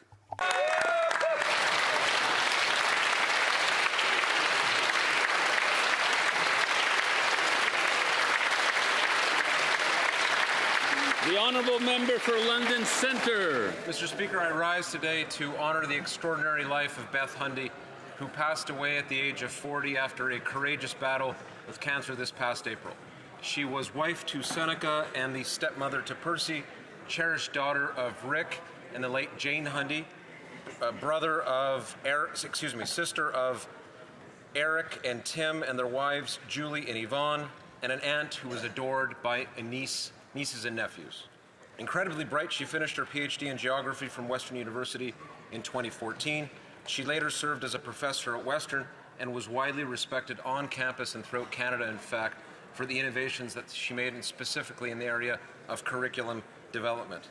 A passionate advocate for fighting climate change, Mr. Speaker, as well. Beth was loved, she was respected, she was admired. May she rest in peace. Thank you very much.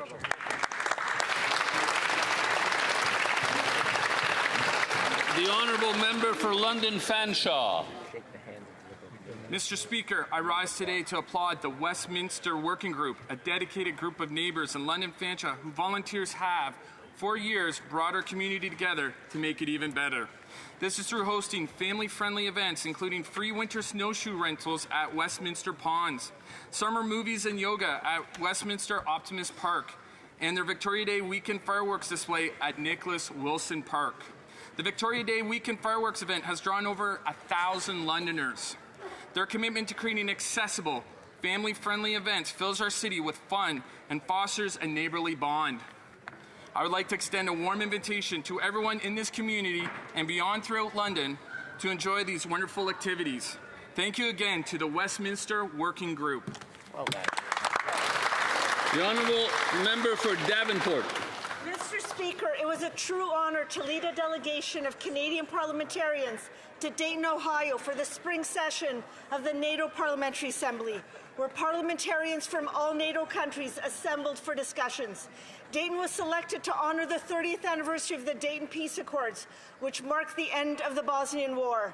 Given the changing geopolitical situation and Canada's strong commitment to secure and defend our borders, the vital role that NATO plays cannot be understated. The Dayton session provided an excellent opportunity for NATO parliamentarians to reaffirm our support for Ukraine, that we must support them until they win, and to lend our voice to creating a more resilient NATO.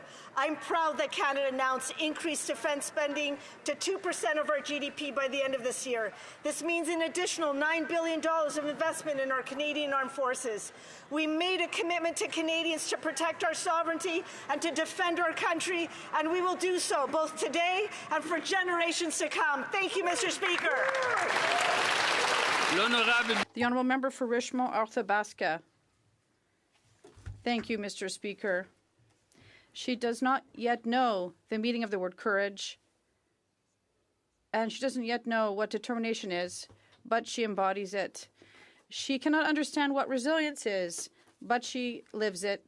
She does not yet know what it means to keep her cool, but she's an example of it. Mr. Speaker, these words now have a name, Claire Bell, who is 3 years of age. Today, all Canadians join me and my colleagues in thanking the hundreds of police officers and volunteers who have done a tremendous job.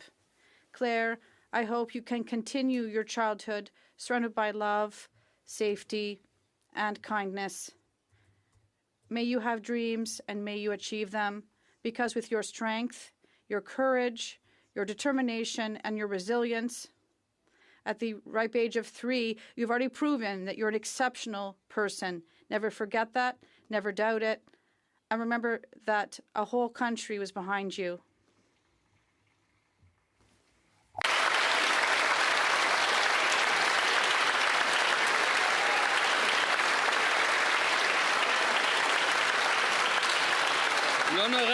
The Honourable Member for Mont-Saint-Bruno-L'Acadie. Mr. Speaker, today I'd like to talk about an inspiring 11-year-old boy from Mont-Saint-Bruno. His name's Jacob. I'm very pleased to welcome here to Parliament Hill along with his father. The Fête du Vieux Village, held a few weeks ago in Saint-Julie, was Jacob's idea. He wanted to create a space where young people in Saint-Julie could stand out, share their talents, and Jacob worked hard to make this project a reality, demonstrating remarkable leadership. But what touches me the most are his dreams for other young people. As he said, I would like to help young people my age develop their own entrepreneurial projects by offering them guidance. At the Fête du Vieux Village, there's a special space, a table dedicated to them at the public market, allowing them to proudly present and sell their products. They represent the future, a future built on solidarity, creativity, and commitment. I congratulate him wholeheartedly. Thank you. The Honourable Member for York Centre. Speaker, in the violent revolution of 1979, the barbaric Ayatollahs took over the prosperous and peaceful nation of Iran. They oppressed the great Persian people for almost 50 years. They murdered countless Jews and recently 58 Canadians. They're the world's largest state sponsor of terror. The difference is simple. If given a chance, Iran would kill 10 million Israelis. But if it were up to Israel, the regime would fall and the new government would not beat women or hang gays. On June 13th, the State of Israel had lawfully defended itself and gave a gift to the world by ensuring that the psychos in Tehran do not get a nuclear weapon. Now is the time for the great Persian people to reclaim their country peacefully. Let the voices of the people rise. Do not be afraid, Persian friends. Let's work and pray for a free Iran. The Honourable Member for Halifax. Mr. Speaker, I rise today to recognize the Discovery Centre, a pillar of our Halifax community, which has evolved into a flagship Canadian export and global success. The Discovery Centre model, designed and engineered in Halifax, provides an accessible way for youth and community members to experience science and technology up close through immersive Canadian-made exhibits. Under the leadership of Dov Berkovici and his incredible team, this initiative is now scaling globally, with 8 new centers underway in Brazil and South America, and a national science center in Sri Lanka. When complete, these new facilities will generate tens of millions in annual revenue and support new Canadian jobs. This is a clear example of trade diversification through innovation, and a bold reminder of the value we create when Canadians lead with impact. Mr. Speaker, the Discovery Centre isn't just exporting exhibits, they're exporting Canadian vision, values, and talent in what is sure to be the first chapter in a much bigger story. Oral questions. Questions orales. The honourable member for Calgary East. This Prime Minister is continuing the Trudeau tradition of breaking his promises and hiding from accountability. He refuses to table a spring budget while massively increasing government spending and keeping the parliamentary budgeting officer in the dark. And just like Trudeau, this guy can't even get a tax cut right. He promised $800, yet the average Canadian will only save $90 this year. Wow. Not even enough to get a hot chocolate from Tim Hortons weekly. So did this Prime Minister mislead Canadians during the election? Is he misleading them now, or both? Yeah. The Right Honourable Prime Minister.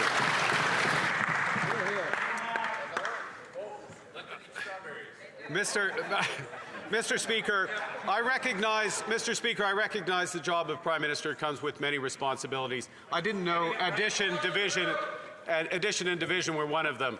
The parliamentary budget officer refers to the reductions for all Canadians. The vote that the members opposite supported this government on delivers a tax cut for the 22 million Canadians who pay taxes and drive this country forward. The honourable member for Calgary East.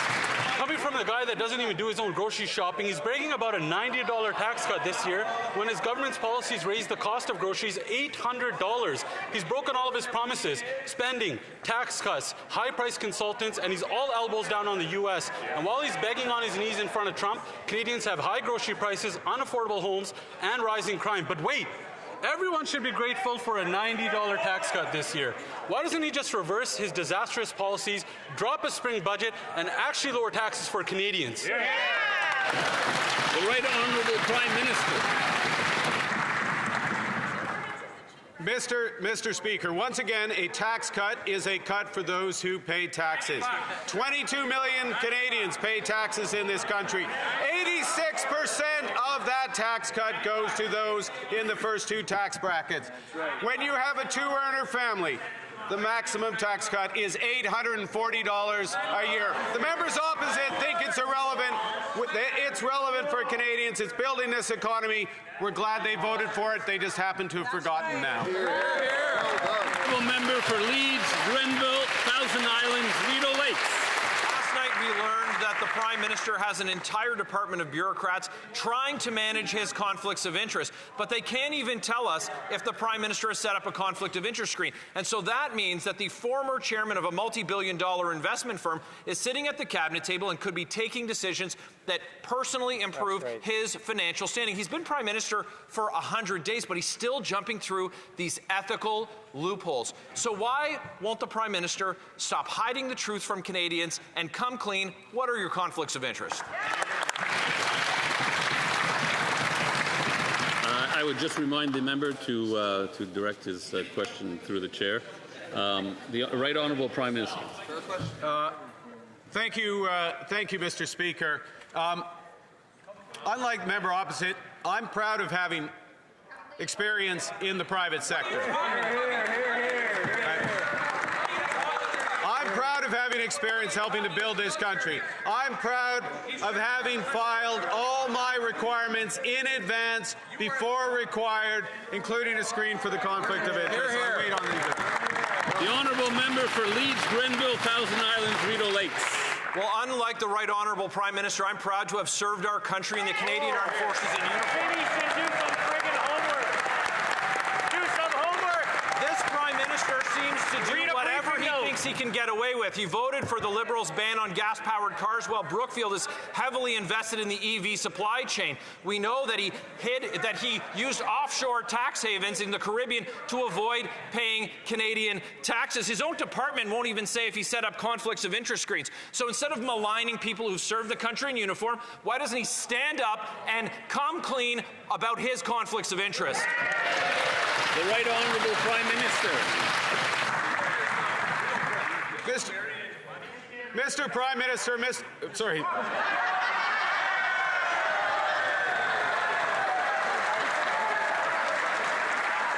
Battlefield promotion there. Mr. Speaker, I'm proud as Prime Minister to have made the biggest investment in our military in decades. I am proud to reversing the decades of cuts of members opposite. L'honorable député de Louis Saint. The honourable member for Louis Saint Laurent à Quebec. Mr. Speaker, on the campaign trail, the Prime Minister promised to lower taxes for families. An $825 tax cut was promised, but the PBO has set the record straight. It's not $825. It's over 3 times less than that, $270 per family. Can the Prime Minister tell Canadians he's sorry for misleading them? Mr. Speaker, there's a difference between the average and the maximum. The maximum, yes, it is $840 per year. And that's a reduction for 22 million Canadians. Thank you for your support for that measure. The honourable member for Louis Saint Laurent à Quebec. Mr. Speaker, the Prime Minister is not confirming the truth. It is that Canadians will, on average, get barely $90, and for a low-income senior, it's only $50, not even $1 a week. When the Prime Minister was running Brookfield, if an executive promised him major savings and then missed the mark, if it was less than expected, does the Prime Minister say, yeah, let's keep going? Or would he tell that executive, why did you mislead me? The Right Honourable Prime Minister. Mr. Speaker, the future of Canadians and of young people and of seniors is a future where we are going to build this great country with legislation to create a single Canadian economy. The honourable member for Belleuil-Chambly. Mr. Speaker, yesterday, 2 colleagues of the Prime Minister on the question of links between tariffs and the C5 bulldozer, they gave us all kinds of crazy answers, sometimes funny, sometimes other. Now, I don't think there's any connection between the tariff war and the time required for C5 to eventually kick in. So I would like the economist and Prime Minister to explain to us what's the link between the tariff crisis and C5. The Right Honourable Prime Minister. Mr. Speaker, there's a direct link between the C5 and the steel and aluminum industry. Now, there's a crisis because of the trade war with the U.S. C5 will enable us to create demand for steel and aluminum, for Canadian steel and aluminum, in order to build major infrastructure projects in Quebec and all across Canada. The honourable member for Belleuil-Chambly. The government considers it a real feat to have shortened the assessment period to 2 years. And this is before shovels break ground, so before a project can even be started. For example, Trans Mountain, it took 12 years. So these projects take years. The trade war was an urgency. These measures will not help the aluminum industry for 10 or 12 years. In the meantime, what's the solution? The Right Honourable Prime Minister. Mr. Speaker, that's an example. That's why we need to streamline the process. The process takes too long for major projects. And we have confidence that we will produce steel and aluminum, good jobs here in Canada, starting this summer. The Honourable Member for Belleuil-Chambly.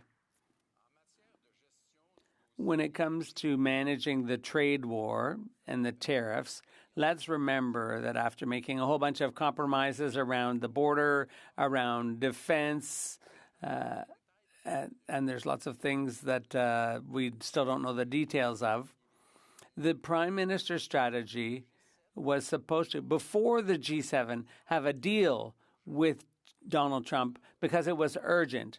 What he's presenting now is bills that have a lot more to do with oil than aluminum. And is the Prime Minister admitting that his strategy was a failure? The Right Honourable Prime Minister. Mr. Speaker, now, trade between Canada and the U.S. is over 90% of our exports, and they're tariff-free. That's a success. We are the only country in the world with that amount of success in our trade with the U.S. But we're not satisfied. We're not going to stop there. We have to find new markets. We have to make arrangements, fair arrangements with the Americans for steel, aluminum, and auto. Honourable Member for Fort McMurray Cold Lake. Mr. Speaker, we know the Prime Minister doesn't buy his own groceries, but most families do. And what they're seeing at the grocery store is ever-increasing food prices. According to Canada's fiscal watchdog, the Liberals' newest broken promise is on their tax cut, with the average Canadian saving only $90 this year, well below the $825 promised. This isn't even enough for a week's groceries. Did the Prime Minister mislead Canadians during the election? Is he misleading them now, or both? The Honourable Minister of Jobs and Families. Mr. Speaker, it's a little bit rich for the opposition to be talking about leaders who don't buy groceries while they have a leader who's in subsidized housing, not buying groceries. However,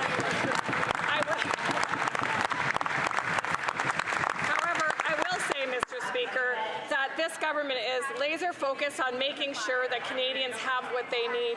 As we know, actually, poverty rates have been going down since 2015, and that's because of our investment in Canadians through programs like dental care, affordable child care, and the Canada Child Benefit. Mr. Speaker, we will build the strongest economy in the G7. The Honourable Member for Fort McMurray Cold Lake. Mr. Speaker, the Prime Minister is a broken record of broken promises, and the Prime Minister said, judge me by the price at the grocery store, and that he's the man with the plan.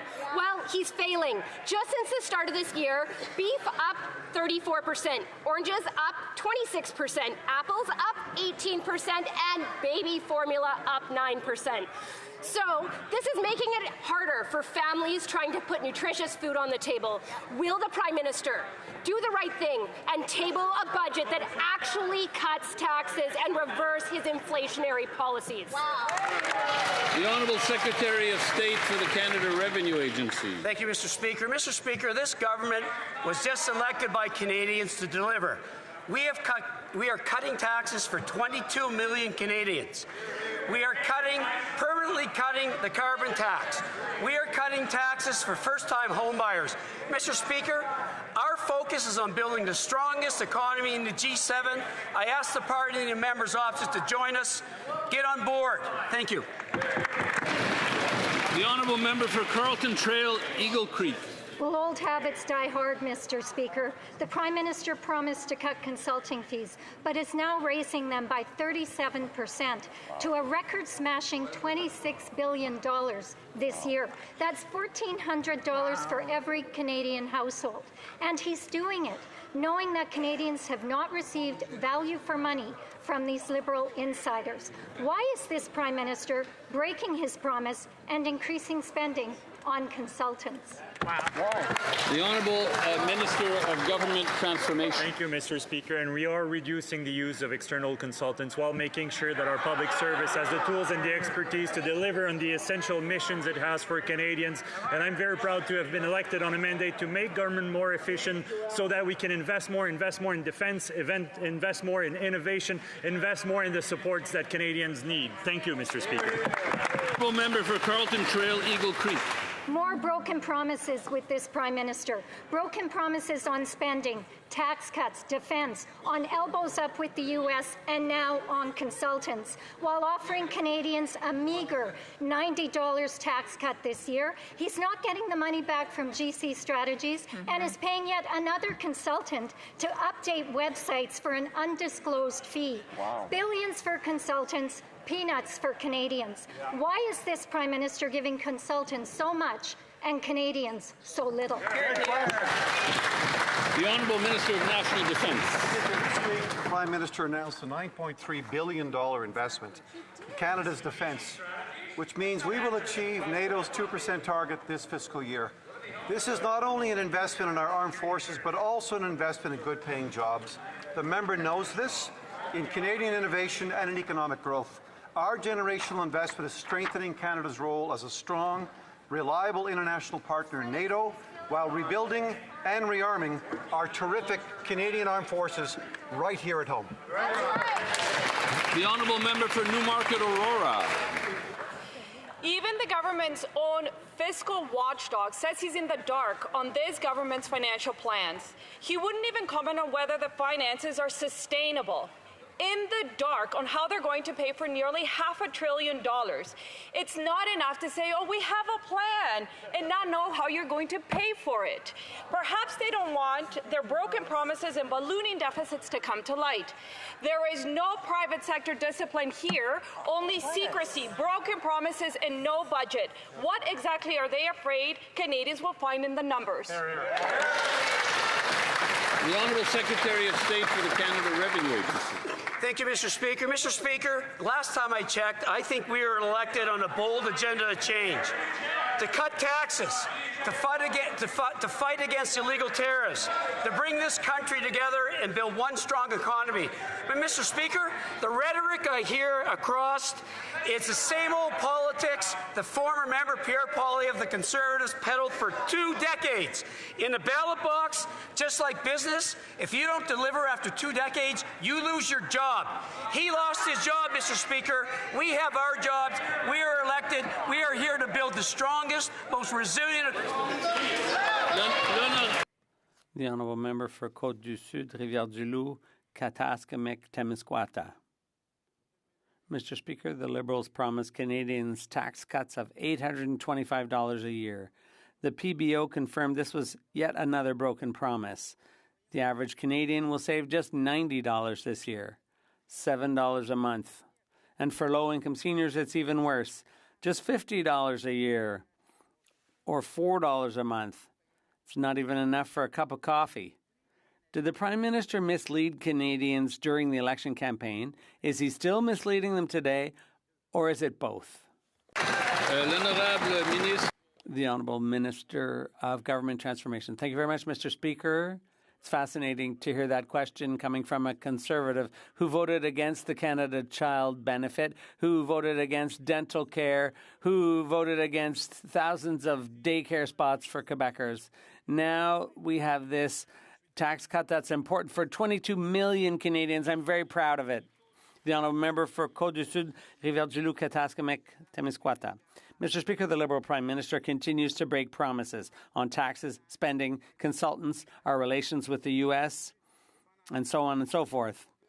Meanwhile, Canadians are paying more and more at the grocery store. The price of beef has gone up 34%, oranges 26%, apples 18%, and even baby formula is almost 10% more.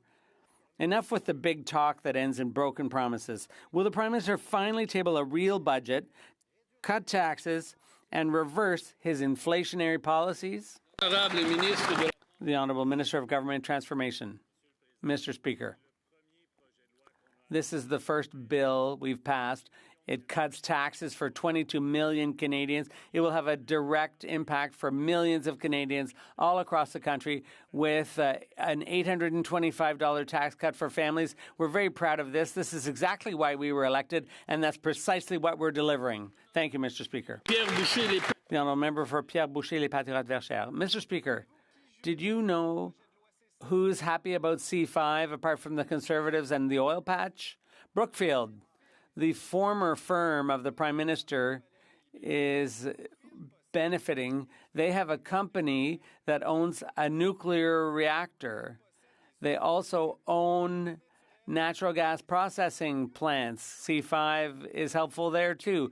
They also own pipelines and oil sands. C5 is there for that too. And C5 is there. The Liberals are using closure in order to please Brookfield shareholders, including the Prime Minister himself. The Honourable Minister. Mr. Speaker, I'll tell you who's proud of C5. It's aluminum workers in Quebec who elected more than 44 Quebec Liberal MPs. It's steel workers, too, in Ontario who are affected by this trade war with the U.S. So instead of pointing at us, the Bloc should be honest and help us so that we can come up with a solution to this trade war. The honourable member for Pierre Boucher, Les Patriotes Verchères. The minister says that she's protecting workers, but C5 doesn't do that. No one would be asking these questions if the Prime Minister didn't have this involvement with Brookfield. The Prime Minister himself stands to gain from C5. This bill should be studied in depth. The Prime Minister should be among the first who support proper committee study of this. The Prime Minister should be the first person fighting any appearance of conflict of interest. Will he stand up and do that? The Honourable Government House Leader. I understand why the Bloc doesn't want to build a single strong Canadian economy. But I have more of a hard time understanding why the Bloc is opposed to major projects that Quebecers have dreamt of, like hydroelectricity, like infrastructure, like uniting this country to create job opportunities. Instead of insulting, baseless insults, they should get on board and build an economy together to give Quebecers opportunities. Member for Regina Louvain. Thank you very much, Mr. Speaker. Canada's fiscal watchdog confirms another broken Liberal promise, this time on their tax cut. On the campaign trail, this Prime Minister promised Canadians an $800 income tax cut. But the Parliamentary Budget Officer just confirmed the average Canadian will save $15 a month, and low-income seniors will only save $10 a month, which won't buy a gallon of milk from the Lumsden Co-op. My question is, why did the Prime Minister mislead Canadians in the last election? The Honourable Government House Leader. Mr. Speaker, that Member of Parliament, and we thank him for it, and his entire caucus colleagues voted for the exact tax cut that we committed to Canadians by July 1st, so that on July 1st, in every pay stub in Canada, everyone who pays income tax will have a reduction from 15% to 14%. In the first tax bracket, that will put up to $840 in the pockets of Canadian families. Happy Canada Day. We are delivering for Canadians. The honourable member for Regina Louvain. Well, sad but true, Canadians are getting used to them being misled by that Liberal in particular, Mr. Speaker. On to another Liberal failure. A damning new report from the Liberals' own housing agency has declared the death of housing affordability in our country. They said Canada needs to double housing construction to restore affordability, but the Liberals' record is dismal. Housing starts in Vancouver, down 10%. Toronto, down 58%. Guelph, down 78%. Hamilton, down 50%. London, down 72%. Simple question, when will this housing minister stop buying investment properties and stop building homes for Canadians? The Honourable Minister of Housing. Thank you, Mr. Speaker. I'll caution the member opposite. He's leaving out all of the Canadian communities that are increasing their housing starts right now. That's true. Housing starts across Canada are near record levels. That's right. That's good news to celebrate, but it's just a start for us. Mr. Speaker, Canadians elected the party that's running to double housing construction in Canada. Right. We hope you'll support us on that. Yeah, they should. A reminder to direct his comments, the minister to direct his comments through the chair. The honourable member for Riding Mountain. Mr. Speaker, a damning report by the government's own housing agency revealed Canada needs to double housing construction in 10 years to restore affordability. In the last 10 years, housing starts are down over 10% in Vancouver, down 50% in Hamilton, down over 58% in Toronto, and down a whopping 78% in Guelph. Wow. This government's record on building bureaucracy instead of homes has failed young Canadians. When will the Liberals admit they've killed the dream of home ownership in Canada? The Honourable Minister of Housing. Mr. Speaker, we are laser focused on doubling housing construction across Canada. And I'm encouraged to hear the members opposite newfound concerns about housing construction and affordability. Yeah. Particularly given they voted against every significant housing program in the last few decades. Yeah. Mr. Speaker, our hope now is that they will support us to double construction and vote for affordable housing in Canada. Excellent. The Honourable Member for Portneuf, Jacques Cartier. Thank you, Mr. Speaker. We're coming out of an election campaign where the Liberals were promising the moon to get elected, but their hypocrisy is catching up with them. They were going around with a commitment to give $800 back to Canadians. Today we're learning from the Parliamentary Budget Officer the truth. Honest citizens have been had. Instead of the $800 promised by the Liberals, are going to get $90 a year. This Prime Minister misled Canadians. Why did he do that? The Honourable Government House Leader. Mr. Speaker, well, it's getting ridiculous over there because the member knows very well, or at least he voted for a bill that is going to be lowering taxes for all Canadians, for the 22 million people who, after July 1st, are going to get a tax cut. They're going to see in their paycheck a reduction in the tax paid in the 15% to 40% bracket. And that is going to save them up to $840 for a Canadian family. That's what we committed to do, and that's what we've done. The Honourable Member for Portneuf, Jacques Cartier. Well, I have something to say to my colleague. We, the Conservatives, like Canadians, we were had. They lied, Mr. Speaker. So I would invite, Mr. Speaker, this Liberal government. We're getting close to the line here, and I know that the Honourable Member is a good debater. He doesn't need to go over that line, so he can please continue. Mr. Speaker, please allow me to say that the Liberals did not tell the truth.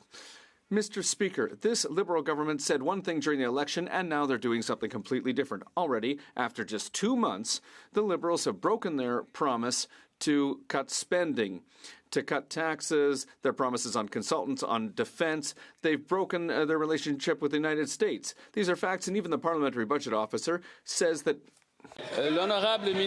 the Honourable Minister of Government Transformation.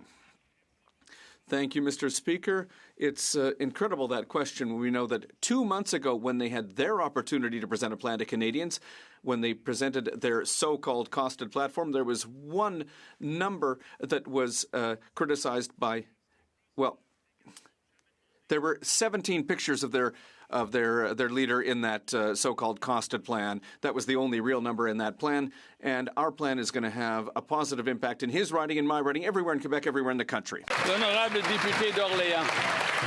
Speaker, the world is becoming an increasingly dangerous and uncertain place. From rising geopolitical tension and economic instability to the impacts of climate change and conflict, yet Canadians can be confident that their government is putting their safety, security, and prosperity first. By working closely with our allies and defending the values that matters to us, Can the Minister of Foreign Affairs update the House on Canada's engagement at the G7 and how we are working with partners to build a more secure and stable world? Great question. Minister of Foreign Affairs. Canada has just concluded hosting an extremely successful G7 summit in Alberta at Kananaskis. The world is becoming more unpredictable, and the world needs Canada's leadership, Mr. Speaker. The Prime Minister and his colleagues signed joint statements on critical minerals, on energy security, on transnational crime, Mr. Speaker. The world needs more Canada. Canada's ready to lead. Vive le Canada! The honourable member for Caribou Prince George. The Liberals' catch and release policies are so bad that mayors and city councillors are preemptively writing letters to Crown Council begging them to keep the bad guys in jail. Mayor Rather of Williams Lake recently wrote, "We vehemently oppose Jacob Funk's release. The actions of this individual have put our residents and property at significant risk. When Jacob Funk is in jail, the crime rate goes down. When he is out, the crime rate goes up. Why does this Prime Minister keep putting the rights of criminals ahead of Canadians?" The Honourable Secretary of State for Combating Crime. Mr. Speaker, we're making it tougher for violent criminals to get out on bail, imposing stricter sentences for repeat offenders. But let me be clear, there is nothing in the law stopping judges and JPs from denying bail. The current law is that people who are a risk to public safety or a flight risk should not be given bail. So, Mr. Speaker, what's really going on here? Reports are saying that judges are making decisions because the provinces aren't providing the space needed to hold criminals. It's time for the provinces to join us and step up. The honourable member for Caribou Prince George. It's always somebody else's fault. 37 times. Jacob Funk has been arrested 37 times, and 37 times he's been released. Over 9 times in the past month. April 27th, assault with a weapon and uttering threats. May 27th, break and enter and disguising face. June 8th, assaulting a peace officer, resisting arrest and breach of release. June 12th, assault and uttering death threats. He's wreaking havoc on the citizens of Williams Lake, and this Prime Minister is letting him. When will he repeal his soft on crime policies and finally put victims' rights ahead of criminals? The Honourable Secretary of State for Combating Crime. Mr. Speaker, we are on the same page. Repeat violent offenders should not be released. So let me be clear again. There is nothing stopping judges and JPs from denying bail. The current law states that people who are a risk to public safety or a flight risk should not be given bail. So, Mr. Speaker, I think it's time for the provinces to step up. What is happening? Make sure the Crown prosecutors are well funded. Make sure there's space to hold these criminals. We're going to do our part. The provinces should do theirs. Honourable member for Bruce Grey Owen Sound. Mr. Speaker, crime has been rising in my riding since the Liberals formed government, and justice is too often delayed for victims. According to the latest Owen Sound Police Services annual report, violent crimes are up 14.6%. My communities are worried. To make matters worse, more than 10% of the cases are now exceeding the Jordan limit, delaying justice further. When will this Liberal government reverse its soft on crime legislation and adopt a common sense plan to keep violent offenders behind bars and ensure victims and their families get the justice they deserve? The Honourable Minister of Justice. Mr. Speaker, I thank my honourable colleague for his question, and I have good news to report. Canadians elected a new Liberal government in part on the promise to advance reforms that will stiffen bail proceedings and adopt more serious sentences for violent repeat offenders. In addition to the changes to the criminal code that the members should expect to see later this calendar year, we're making investments to give law enforcement the tools that they need to prevent crimes in the first place. I am willing to work with members on all sides of the aisle to advance these important reforms to help keep communities safe. The honourable member for Bruce Grey Owen Sound. This old cabinet minister hasn't answered the question, Mr. Speaker. Premiers, police organizations, and victims are pleading for tougher penalties for repeat violent offenders. Just last week, West Grey Police rearrested a repeat violent offender for failing to comply with a release order and who was found in possession of fentanyl and prohibited weapons. The PM ran on a platform that included establishing a reverse onus for severe crimes and increasing penalties. Can the minister provide specific timelines as to when the government will implement these changes and reverse their soft on crime policies? The Honourable Minister of Justice. Mr. Speaker, when dangerous people who pose a threat to the public commit serious offences, they should be treated with concomitant sentencing and bail decisions from the courts. We are going to be advancing reforms that we campaigned on in the fall. We intend to specifically change the bail rules as it pertains to home invasions, auto theft, and organized crime. We also will advance new sentences when it comes to violent repeat offenders, and again, those participating in organized crime. I hope rather than just resorting to rhetoric in the House of Commons, they will actually work across partisan lines to advance the kinds of reforms Canadians are calling for so we can help. The Honourable Member for Cambridge. Mr. Speaker, it's like we're living in a Liberal rerun of Groundhog Day where the same criminals get arrested, released, and reoffend on a loop. In Cambridge, 2 men wanted on warrants were just busted with weapons and suspected fentanyl, a drug that's killing Canadians every single day. This endless cycle isn't an accident. It's the result of Liberal-made soft-on-crime laws, a revolving door of justice that's a gift to repeat offenders. When will this Liberal government shut the door on their Groundhog Day and finally put violent criminals and drug kingpins behind bars for good? The Honourable Secretary of State for Combating Crime. Fentanyl has torn through communities and ripped apart families, Mr. Speaker. We're working to take down fentanyl trade and gangs that profit from it. We've listed 7 cartels as terrorist entities under the criminal code, and I'm working closely with Kevin Brosseau, Canada's fentanyl czar, to put a laser-sharp focus on dismantling these drug networks. We will shut down fentanyl production and put those profiting from it behind bars. The Honourable Member for Brandon Souris.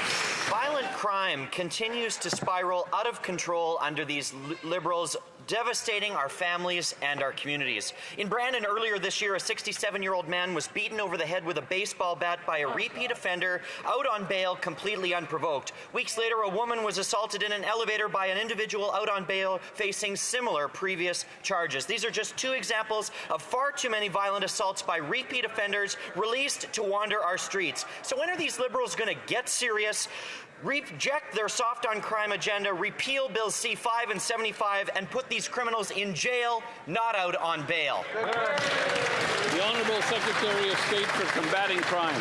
Mr. Speaker, this new government's agenda is to be tough on crime. We're going to make it tougher for violent criminals to get bail, impose stricter sentences for repeat offenders. And when the topic of bail keeps coming up, Mr. Speaker, it is the job of provinces to administer the bail system. Right now, the law states that people who are a risk to public safety or a flight risk should not be given bail. So, Mr. Speaker, the provinces really need to take a look at what is happening in their courtrooms. The Honourable Member for Abbotsford South Langley. Mr. Speaker, extortion is up 357%. Earlier this week, an Abbotsford man was gunned down because of extortion. Following his death, there was another extortion-related shooting in the area. Yesterday, a BC man in the Lower Mainland was shot up, another home was shot up. Thankfully, this time, no one was injured. But every neighborhood is terrified and innocent lives are on the line. Mr. Speaker, the Liberals eliminated mandatory minimums for extortion with a firearm. How many more lives must be taken by extortion before the Liberals put a minimum sentence back on extortion? The Honourable Minister of Justice. Mr. Speaker, I remind my honourable colleague that extortion is illegal in Canada, and those who perpetrate it should be apprehended and punished to the full extent of the law.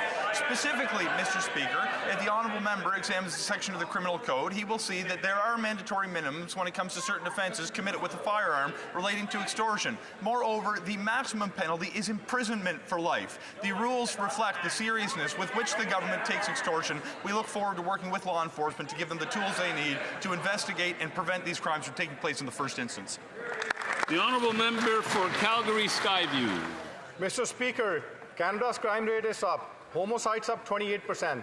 Violent crime is up 50%. And extortion's up 357%. This week, CSIS reported foreign governments are using organized criminal networks to target Canadians.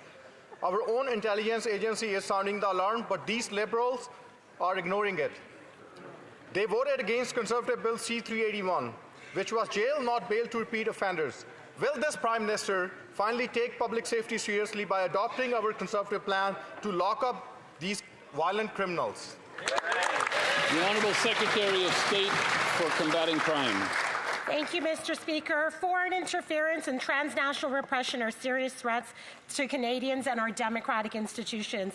Through the Countering Foreign Interference Act, we have the modern tools needed to protect against it. Hear, hear. We will train 1,000 new RCMP personnel that will help combat foreign interference and transnational repression. We'll remain vigilant to protect our security, to protect our sovereignty, and to protect our democracy, Mr. Speaker. The Honourable Member for Dufferin-Caledon. I don't know what's worse, the Minister for Crime Reduction blaming the provinces for enforcing their bad bail laws, or the Justice Minister making witty statements like extortion is illegal. Anyone with a 5th grade education or higher knows that. The problem is, Mr. Speaker, extortion is up 357%, and these violent extortionists then get out on bail almost the next day. That's the problem, not that extortion is illegal. Everyone knows that. The real question is this: are they actually going to do something? The Minister is saying we'll do something in the fall, so it's a summer of free crime. Canadians need changes now. Will they do it? Yes or no? The Honourable Secretary, the Honourable Minister of Justice. Mr. Speaker, the Conservatives talk a big game when it comes from a tough on crime agenda, but they failed to point out that one of their members earlier this week put a motion before the Justice Committee that would actually make it easier for those charged with intimate partner violence to be released on bail. We were elected on a campaign commitment to put forward rules that would strengthen the bail system, including specifically offenses tied to auto theft, to home invasion, human trafficking, and organized crime, and yes, to stiffen sentences for violent repeat offenders. If we could take the politics out of this issue, we would be happy to work together to advance public safety of this country. That's what Canadians demand. With or without the Conservatives, the Liberal government will deliver. The Honourable Member for Annalay-Mercier. Mr. Speaker, Saturday, June 21st is National Indigenous Peoples Day, a day in which Canadians celebrate the cultures, unique histories, and traditions of Indigenous peoples of Canada. Can the Minister of Crown Indigenous Relations share more on the importance of National Indigenous Peoples Day? The Honourable Minister of Crown Indigenous Relations. Thank you, Mr. Speaker. I want to thank the member for the question and thank him for his hard work in his riding, Honoré-Mercier. This Saturday, I'm looking forward to celebrating National Indigenous Peoples Day in Yellowknife at the North Slave Métis Alliance's annual Community Fish Fry, which will also showcase entertainment and the vibrant cultures of Indigenous peoples, both locally and nationally. My sincere thanks to the North Slave Métis for hosting, and to Heritage Canada for its continued support of community celebrations like this across the country. I encourage all residents and colleagues to take part in the festivities. It's an opportunity to celebrate the rich history, diverse heritage, and enduring strength. The Honourable Member for Prince Albert. Thank you, Mr. Speaker. At a time when Canada should be expanding energy production, the Liberals are using their anti-energy laws to stop pipeline construction. Companies who've wanted to build haven't because of these laws. For 10 years now, this government has driven away investments away and stranded our energy sector. It is time for anti-energy laws like C-69, the shipping ban, and the job-killing industrial carbon tax to go. If the Liberal government really wants to see energy projects built, will they finally do the right thing for Canadians and repeal their anti-energy laws? The Honourable Minister of Energy. Mr. Speaker, what this government will do is present the One Canadian Economy Bill to rapidly advance projects of national interest and build one Canadian economy, not 13. The bill will grow our economy and support our sovereignty to ensure we build the strongest economy in the G7. I hope our colleagues across the aisle will support us. The Honourable Member for Leduc. Mr. Speaker, this week Canada hosted the G7, and one of the people on the Prime Minister's invitation list was the Crown Prince of Saudi Arabia. Saudi Arabia currently has a sweetheart deal with Canada, shipping over $2 billion worth of Saudi oil a year to our Canadian East Coast. Alberta oil shipped to the same place would face extremely onerous reporting requirements on upstream and downstream emissions, yet no such requirements exist for Saudi oil. Why?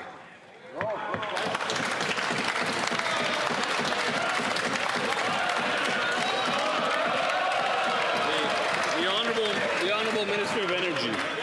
Mr. Speaker, we are going to support our conventional and renewable energy business by getting the One Canadian Canada Act passed. It will grow our conventional economy. It will grow our conventional energy business. It will grow our renewable business. We hope our colleagues across the aisle will get on board. The Honourable Member for Leduc-Wetaskiwin. Mr. Speaker, I'll note that the Liberal members seem incapable of using the word pipeline or oil in the House of Commons. Let me keep this simple. It is a fact that the emissions reporting requirement on Saudi oil being sold in Canada is less stringent than for Canadian oil being sold in Canada. Who in this Liberal government wants to stand now to defend this incomprehensible policy?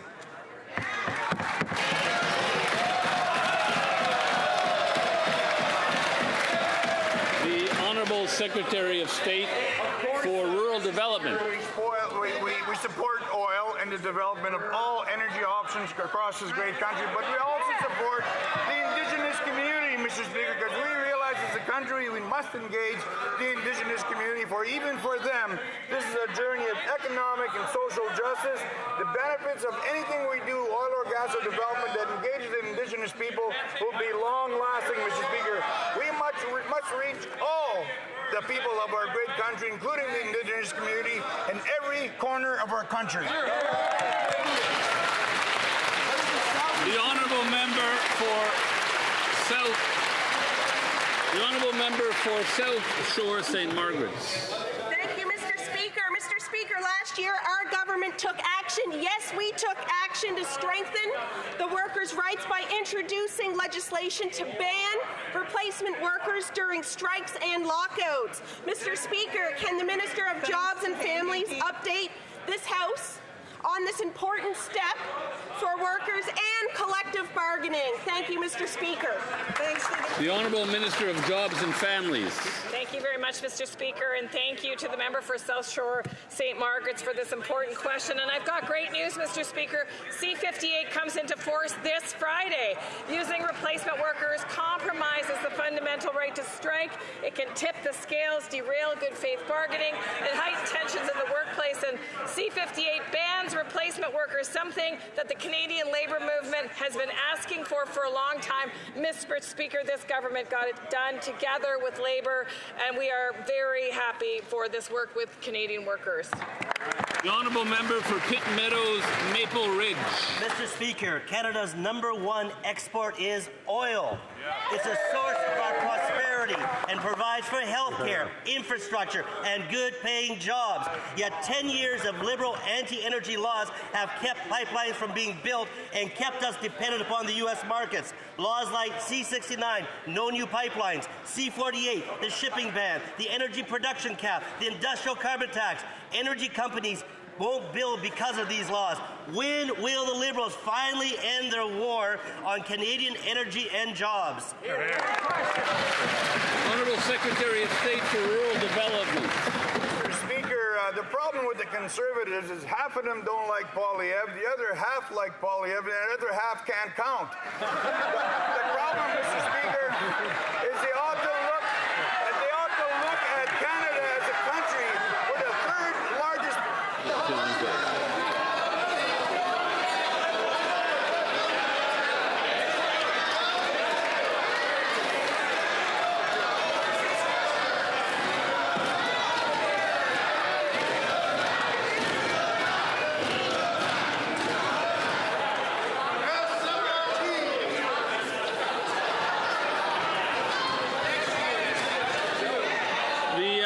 Member can rewind a little bit if he wants. Mr. Speaker, Canada is the third largest oil-producing country in the world. That is something that we should be proud of. And back from Saskatchewan, where I come from, we have a phrase, lead, follow, or get off the way. These guys can't lead. They're too arrogant to follow, so at least get off the way.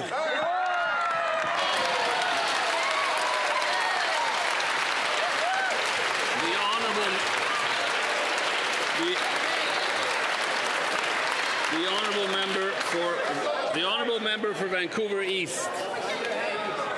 The honourable member for Vancouver East.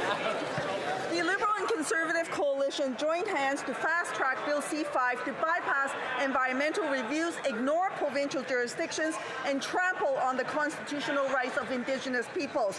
Ontario chiefs are rejecting Bill C-5. UBCIC Chief Stuart Phillip called it a complete betrayal of Canada's commitments under the UN Declaration for the Rights of Indigenous Peoples. The Assembly unanimously condemned this bill and are calling for its immediate withdrawal.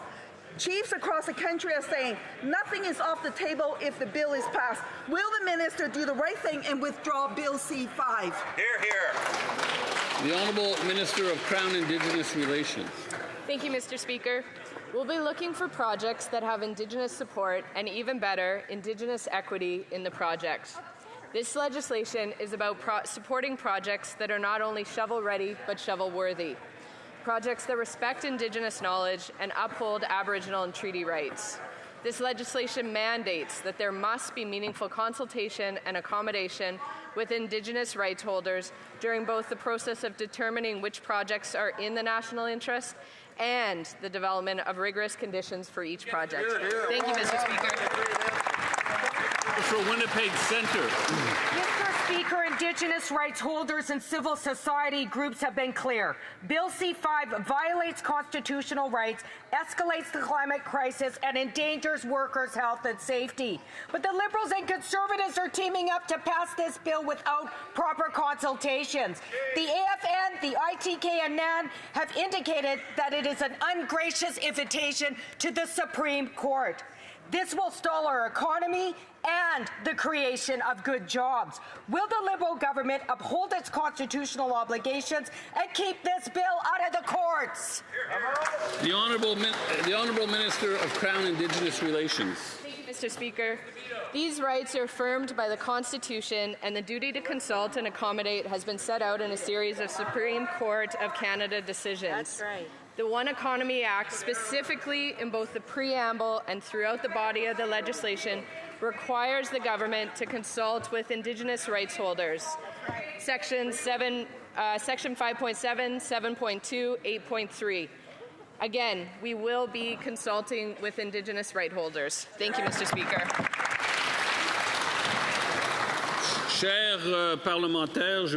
Parliamentarians, I would like to take the floor to highlight a birthday, a very important birthday for our parliamentary family.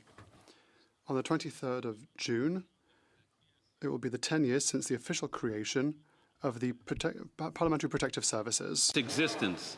The Parliamentary Protective Service has anticipated and adapted to emerging and growing threats, while always remaining true to its values of respect, professionalism, integrity, accountability, and leadership. The PPS values are the ones that keep us safe, and for that we are most grateful. For the last 10 years, day after day, these women and men in uniform have been keeping parliamentarians and Parliament safe, and by extension, keeping Canada's democracy strong. With smiles and hellos, they help us start and end each day. Bien sûr, le Parlement du Canada. Of course, the Parliament of Canada is more than a workplace. It is the very cradle of Canadian democracy that attracts visitors the world over. These visitors are always welcomed by our uniformed colleagues with civility and courteousness, a very Canadian thing to do. A lot of us work here, but it's also the heart of democracy that belongs to all Canadians. As we all know, protecting democracy isn't easy. To the attention of members, the presence in the gallery of many members of the Parliamentary Protective Service. Thank you for your long service, for your bravery, and for your achievement and commitment to PPS.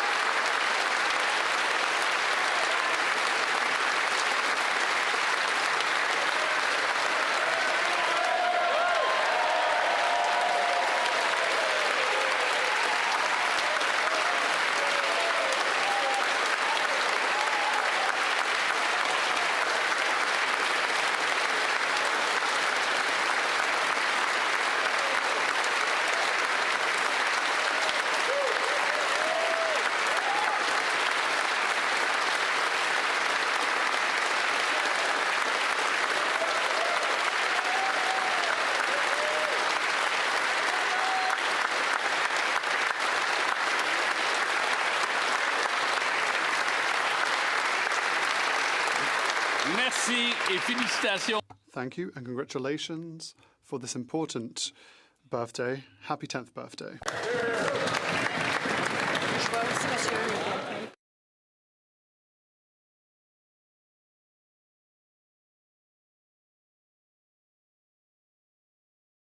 Honorable député. The Honourable Member for Beauharnois, Salaberry, Soulanges, Huntington. Mr. Speaker, if you see, you'll see that there is unanimous consent for the following motion: that this House recognise the impressive work of the Sûreté du Québec and Ontario Provincial Police in the last few days, following the disappearance of little Claire Bell. That it commends and thanks the hundreds of volunteers, witnesses and groups who offered their support for the search operations and contributed in one way or another to the successful resolution of this case.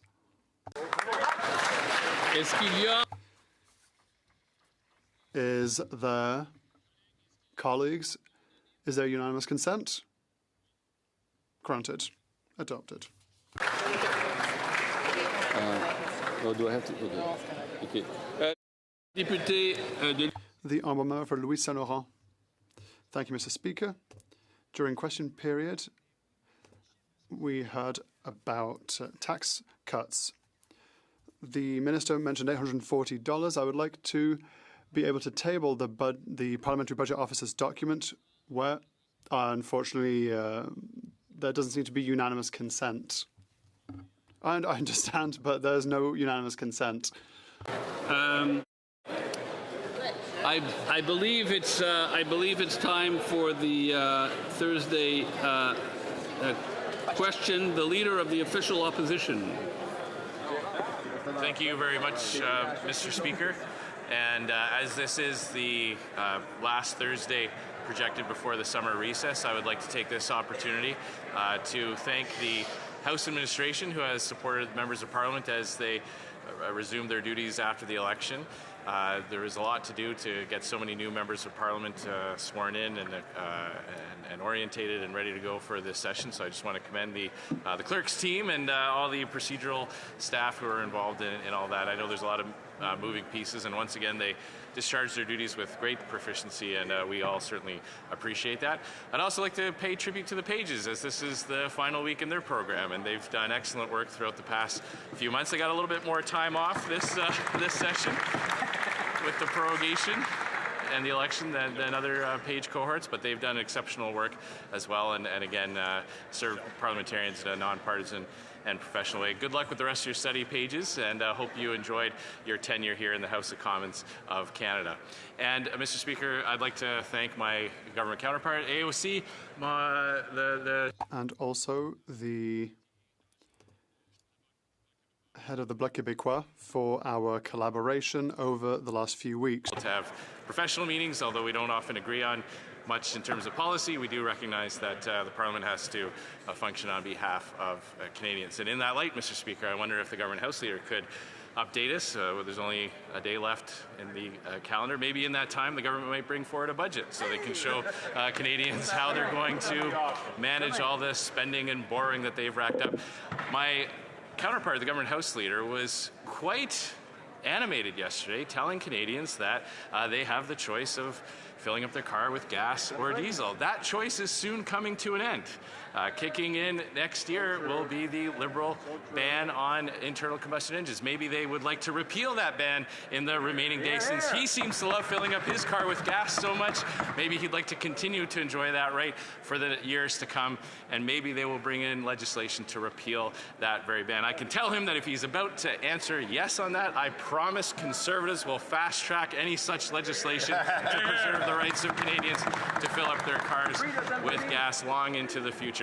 And if he likes, I can even table the departmental regulations that show that this ban is starting next year, and by 2035, 100% of vehicles sold in Canada must be electric vehicles. That will add massive costs onto Canadians hoping to purchase a conventional gas or diesel vehicle. So in that light, Mr. Speaker, I'd like to ask him if he could answer that very specific question, and wish him a very good summer as he returns back to his constituency and spends time with his family.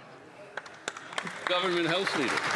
Well, that's a backhanded compliment, if I ever heard one, Mr. Speaker. And I can think of one internal combustion engine that maybe my honourable colleague can come help me with, and I can go help him with his. That's the lawnmower. We'll be ripping the cord on that after a long session. We'll be ripping the cord on the internal combustion lawnmower and getting caught up on some household duties.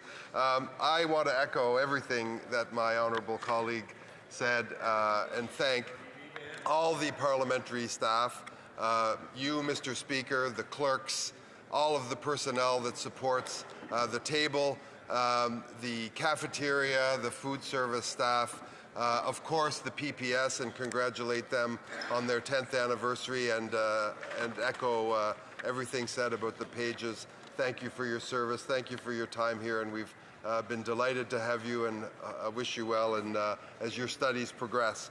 I also want to thank the members of the official opposition, the official opposition chief whip, the opposition House leader, la leader du Bloc Québécois. The leader of the Bloc Québécois, the Bloc Québécois' chief whip, the former chief whip who is still here and who's giving good advice to her successor. So thank you for your collaboration, the NDP and the Green Party as well, and all other teams. There are many people who support us in our respective roles, and it's very important. One person out, I'm sure the opposition House leader will indulge me. I want to thank Sarah Leclerc. Sarah, thank God you were there. Thank you for supporting the Liberal caucus, the Liberal government for these years, and we wish you well as you relocate to another part of our great nation. Donc pour venir... So, back to business, Mr. Speaker. This afternoon we'll continue the debate at second reading on Bill C3, which amends the Citizenship Act. And as promised, solemnly promised to Canadians, tomorrow we will begin debate at report stage and third reading of Bill C5, an act to enact the Free Trade and Labour Mobility in Canada Act and the Building Canada Act, which, if all goes well, will be delivered unto Canadians in time for Canada Day, as is the case for the tax cut that 22 million Canadians will be able to enjoy on the 1st of July.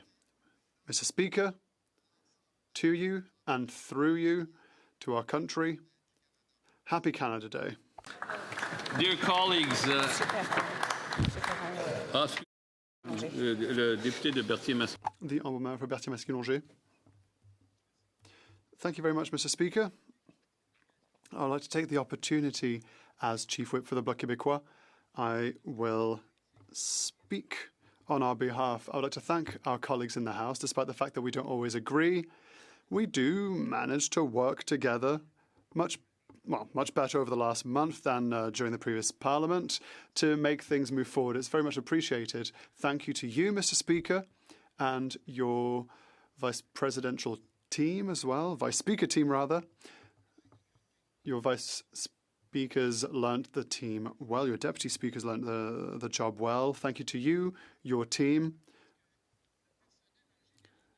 The staff in the House of Commons is always aware that we appreciate the high quality of the services that we get here in Parliament. For most of us, it was a pleasant surprise when we first arrived. I would like to thank, you highlighted the 10th anniversary of them, the Parliamentary Protective Services. These are women and men who are devoted to protecting us, which is priceless. We would like to thank them. We appreciate them. We wish them a good and long life. Thank you to the maintenance staff, concierges, and other maintenance staff. Sometimes we don't always say hi to them, but they deserve our respect. Without them, we're not here. It's a collective work that happens here on the Hill, Mr. Speaker. So I would like to thank all those who work here. I hope I forgot no one. And finally, I'd like to talk about the most important group for Francophones, the interpreters. The interpreters who, despite sometimes acrimonious debate where people sometimes speak at the same time, do extraordinary work, very high quality work. It's very impressive to see how they can transmit messages in real time, sometimes very complex information, especially at committee, where sometimes files go into very technical domains. I didn't mention all the committee staff as well, though, included in the House staff. So I'd like to wish to all these people an excellent summer. We're off to celebrate Quebec Day. Well, and to you Canadians, happy Canada Day, I guess, and see you in the fall. Dear colleagues, as we prepare to focus on our families and our constituents, I also want to take a moment to thank all those who have made it possible for us to do our work here in the House of Commons. Au nom de tous les députés. On behalf of all members, I would like to extend thanks to the employees of the administration without which we would not be able to move forward with our work. The interpreters, IT, maintenance, clerks, pages, the members of the broadcasting team, and the members of the Parliamentary Protective Services, who, day after day, are all here to keep us safe. We take inspiration from your service, and we are grateful for it. Members, and especially those who support them, have earned a break. I wish everyone a safe and restful summer and time to connect with your loved ones. Je tiens à vous rappeler que I would like to remind everyone that the earpieces will now be set to 0. Ordre du jour. Ordre du jour, ordre émanant du gouvernement, projet de loi émanant. Government Bill. Resuming debate. Second reading. Bill C3, an act to amend the Citizenship Act 2025. The Honourable Member for Spadina Harbourfront. Thank you, Mr. Speaker. I'm pleased to rise today to provide some clarity around a few of the measures included in Bill C3, an act to amend the Citizenship Act. Under the Citizenship Act, there are 3 ways to become a Canadian. First, you can immigrate to Canada to get Canadian status. This is the story of my parents. I'm the proud daughter of Vietnamese immigrants. My family came to Canada with hopes of safety and opportunity for their children. Like countless newcomers, they worked hard to build a future with the promise of true belonging. They earned their Canadian citizenship the way many families have, through resilience, hope, and a deep commitment to this country. Second, you can become a citizen by being born here. This is the story of my boys. Being Canadian for me meant that I didn't have to pay $100,000 a hospital bill to have my children. My boys have inherited something that so many around the world dream of: Canadian citizenship. It matters to me as a mom and as a member of Parliament representing over 41,000 immigrants in my riding of Spadina Harbourfront. We must continue to protect Canadian values while ensure that the pathway to getting citizenship is transparent. And finally, you can become a citizen by descent. This is where Bill C3 steps in. It addresses the much-needed changes in Canada's approach to citizenship. In the previous act, Canadians who were born in Canada or who became citizens through immigration can pass it on to children born abroad. But those who inherited their citizenship by descent were not allowed to pass it on to their children born outside of Canada. This rule, known as the first-generation limit, has created 2 tiers of Canadian citizenship. Bill C3 makes 2 major changes to restore fairness and reflect our charter values. First, it automatically restores or grants citizenship to individuals who lost or were denied it due to outdated provisions, including the first-generation limit and the old rule that required people to apply to retain their citizenship by age 28. This includes lost Canadians, people who fell through the cracks of the law, despite their deep connection to Canada through their parents and grandparents. They should never have been left out of our national fabric. They include the children of public servants posted abroad and people who only lost their citizenship due to technicalities. If enacted, this bill will extend automatic citizenship to anyone who was born outside the country to a Canadian parent before the legislation came into force and who is not currently able to claim citizenship by descent due to the first-generation limit. Second, Bill C3 introduces a new framework for citizenship by descent beyond the first generation. Our proposed legislation will extend citizenship by descent beyond the first generation in a way that is inclusive and upholds Canadian values. Any child born abroad on or after Bill C3 comes into force to a Canadian citizen who was also born outside Canada will be Canadian from birth if their parent can demonstrate that they have a substantial connection to Canada, in the form of 3 years of physical presence in the country before the child's birth.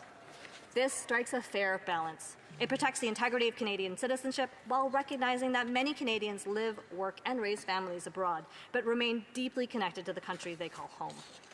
But what about now? What about families who can't wait? If enacted, once in force, the bill will extend automatic citizenship to anyone who was born outside the country to a Canadian parent before the legislation came into force. This includes those who are currently not able to claim citizenship by descent due to the first-generation limit. This also includes lost Canadians and their descendants. We know we cannot predict the number of children who will be born abroad on or after Bill C-3 is enacted. The current Citizenship Act will remain in force until this coming November, while Bill C-3 makes its way through the parliamentary process and the first-generation limit continues to be in force. IRCC has introduced an interim measure so that people impacted by the first-generation limit have a pathway to citizenship. These are important steps while we work to enshrine these rights in law. So what happens if this bill is not enacted? After November 20th, 2025, if Bill C-3 is not in force, there will be no limit to citizenship by descent for many people born to Canadians abroad.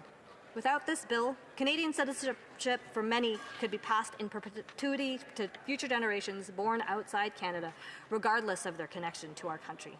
However, others will remain restricted by the first-generation limit. There are several groups who will not become citizens or have access to citizenship as a result of the court declaration taking effect before C-3 comes into force. Mr. Speaker, I am proud to stand with a government that has put forward this bill and is finally getting this right.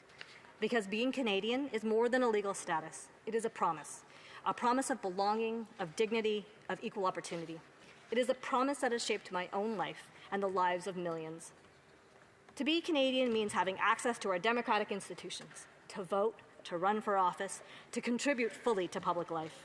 It means access to job opportunities, public services, and yes, a passport that opens doors around the world. But more than that, citizenship is about identity. It is about saying, you are one of us.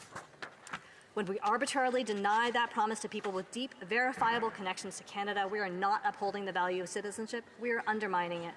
We cannot leave behind those who love this country, who are tied to it by family, service, and sacrifice. These are Canadians, and it is time we recognize them as such. Mr. Speaker, in a moment where our country is striving to build unity, Bill C-3 is a step in the right direction. It is a step towards closing historical gaps, towards recognizing families in their fullness, towards embracing all who carry Canada in their hearts, even if they were born outside our borders. This is how my parents built a life for my family. This is how I've built a life for my children. And this is how we can welcome home the lost Canadians. I am proud to be the Member of Parliament for a riding that is a mosaic. Immigrants are the backbone of this country, and Spadina Harbourfront is a place where dreams take shape every day. You hear multiple languages on the sidewalk. You see small business owners opening shops before sunrise. You feel the vibrancy of different cultures, faiths, and histories woven together, not in spite of our difference, but because of them. Let us be a country that does not forget. Let us be a country that welcomes, recognizes, and belongs to those who belong to it. Let us pass Bill C-3. Thank you. Questions and comments? Question and commentary. The Honourable Member for Sherwood Park, Fort Saskatchewan. Thank you, Mr. Speaker, and I believe this is a new member, so I welcome the member to this place and thank her for her commitment to being part of this important process. Speaker, this is a government bill that would allow many more people to become citizens of Canada. And I assume that in putting forward this bill, the government knows how many people that would affect and has some kind of an estimate of what additional costs this would impose on social services based on the right that these new citizens would have to access those services. So I wonder if the member could simply share with the House how many people this would affect and what is the government's cost estimate for these new measures? The Honourable Member for Spadina Harbourfront. Thank you to my colleague for the question. In terms of the question of how many people will be impacted by this legislation, the reality is that the majority of lost Canadian cases were remedied by the legislative amendments that were implemented in 2009 and 15, with about 20,000 acquiring citizenship or having their citizenship restored through this amendment. The government has not tracked births abroad since the Citizenship Act came into force in 1977, so it's impossible to estimate the number of persons born abroad to Canadian citizens. The department does become aware of these individuals only if they choose to engage with the Department for Services. For example, seeking proof of citizenship or a passport. Moreover, not every person who has become a citizen automatically through previous legislative amendments will choose to engage the department on their status and request documentation of the status. Between 2019 and 23, inclusively, IRCC did receive an average of 48,000 applications for proof of citizenship certificates annually, and I'll stop there. Question commentaire dans le député de Shefford. The Honourable Member for Shefford. Thank you, Mr. Speaker. I'd like to thank my colleague for her speech. She's a colleague that I know through an organization that promotes women in politics, equal voices. It is very unfortunate to see that the number of women in this House, the percentage of women has gone down during this Parliament. Now, my question, I was hearing my colleague talk about the arrival of her family and so on, but today in 2025, does she feel that women coming to Canada have all the services they need to support them? Even though many studies show that women who come here are often penalized, especially Francophone women. For Spadina, Harbourfront. I thank the colleague across the floor for her very thoughtful question and appreciate our past time working together, promoting the space of women in politics and women in leadership. In terms of services in the country supporting women as they come through their immigration experience, I know that the federal government does support a wide range of programs that support the integration of newcomers and their experience. Programs like the HIPPY program that is a federally funded and supported program is an example of the kind of supports that exist in our system. Questions and comments, the Honourable Member for Waterloo. Thank you, Mr. Speaker. Mr. Speaker, I would like to thank my colleague for a tremendous speech. And what was fascinating to hear was just a little bit about her family. And you hear a little bit of emotion when you talk about your parents and you talk about your children and just how much people come to Canada to give. Unless Indigenous, everyone immigrated at some point. And it's really important that we value what people come to give and contribute.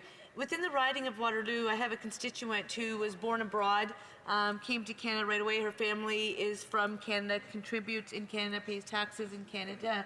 And she actually works for a Canadian company, was traveling abroad, and while abroad had to deliver her baby earlier than expected. And because she had been born abroad and then the baby was born abroad, the baby was not entitled or eligible for citizenship. So I would just like to hear the members' comments on that issue. Should the child of a Canadian be a Canadian? The Honourable Member for Spadina, Harbourfront. Yes, I believe they should, and I know that in the meantime, while Bill C-3 is being is hopefully moving through the system, we have introduced interim measures to support those affected. Individuals born abroad before December 19, 2023 can apply for a discretionary grant of citizenship under Section 5.4 of the Citizenship Act. Those born after that date may also be eligible if their parents spent at least 3 years in Canada before their birth. And we've also prioritized those urgent cases. This is how we're prioritizing and making sure that no one falls through the cracks through this time. Resuming debate, prise du débat, the Honourable Member for Sherwood Park, Fort Saskatchewan. Well, thank you very much, Mr. Speaker, as this is almost certainly my last time speaking in the House before the summer recess. I do want to join others in thanking the many hardworking staff around this place, security, pages, table officers, committee clerks, etc. Thank you for facilitating the operations of this Parliament. This has been, I think, a short but significant session. We're starting to get a sense of the character of this government, and we're starting to see that they are kind of a chicken dance government.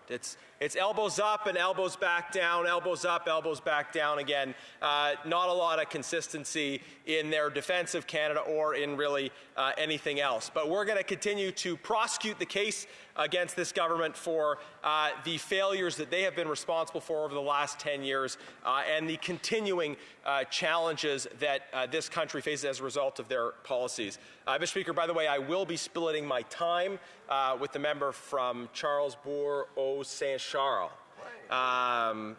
Merci. And I do want to wish members well as they prepare for the summer. I've discovered in the last 24 hours just how seriously Liberal members take their desire for a summer vacation. Parliament didn't sit at all this year until May 26th, and it's going on recess again at the end of this week. So at the HoC committee, because we're facing a student unemployment crisis, more than 1 in 5 returning students unemployed this summer, Conservatives put forward a motion to have a summer study of student unemployment.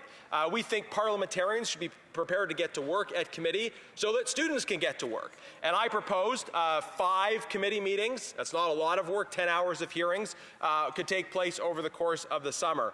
Liberals said initially they were interested in this. They put forward an amendment to change the timelines, and then they voted against the study, killing the study. So sadly, the HoC committee will not be able to get to work this summer on the vital issue of student unemployment because Liberals cared more about having the summer they want than giving students the summer that they need, finding summer jobs in order to get back to work. So I hope that students who are struggling with unemployment will hold their Liberal MPs accountable for their decision to vote against a summer study on student unemployment, a study that I think we desperately needed when 1 in 5 returning students are out of work. Now, Mr. Speaker, we're debating today Bill C-3. This is a bill that makes various changes to the citizenship rules in this country.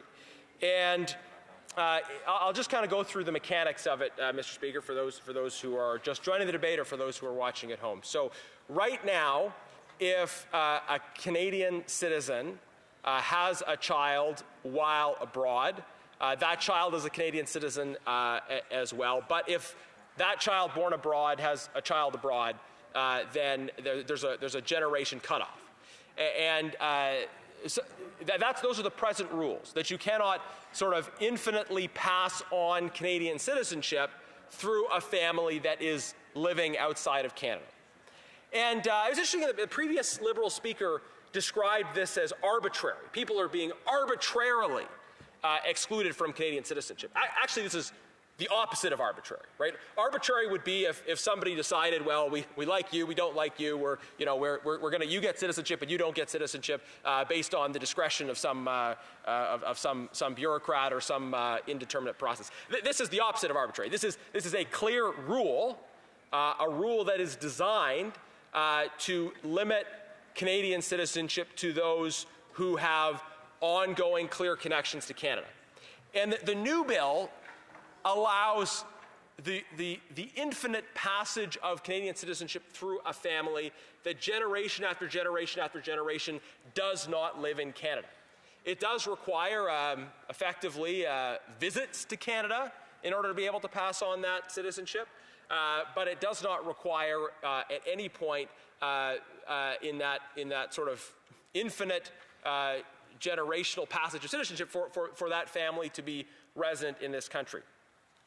Now, the obvious problem with that is that citizenship is a compact between a nation, a people, and an individual. If you are a citizen, you assume certain rights and you assume certain responsibilities. And I think we need to recognize and affirm the value of citizenship, and citizenship including both rights and responsibilities. I am so grateful to live in a country where our citizenship is defined by shared civic values and a recognition of rights and responsibilities, not by some ethnocultural tie.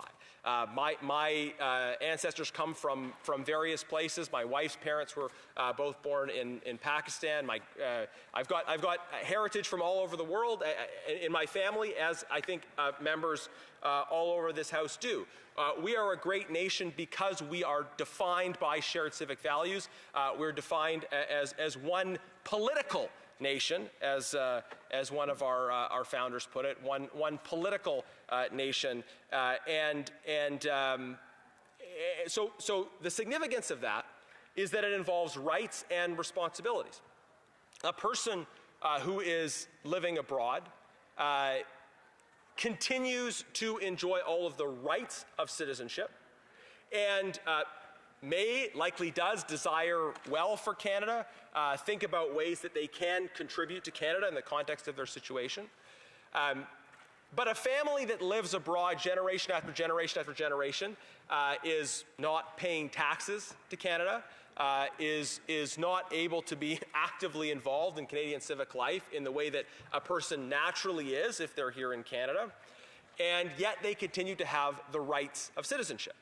So you can have someone under this new proposed citizenship law, someone who has not been a resident of Canada ever, their parents weren't, their grandparents weren't residents of Canada, yet they can come back to Canada for certain vital public services that are rights that at the point at which their family has not been in Canada for generations, rights that have become disconnected from the responsibilities that are also supposed to be associated with citizenship. And it's on that basis that Conservatives oppose this bill. We think it weakens Canadian citizenship.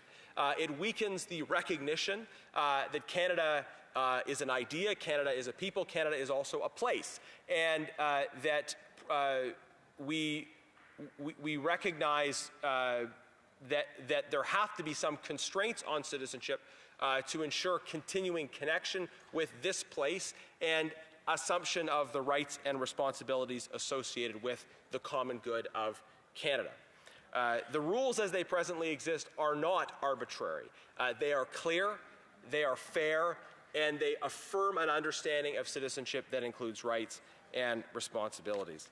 Moreover, Mr. Speaker, I think it is incredibly irresponsible that the government is putting forward legislation to expand and weaken Canadian citizenship without, clearly, any sense of the potential cost implications.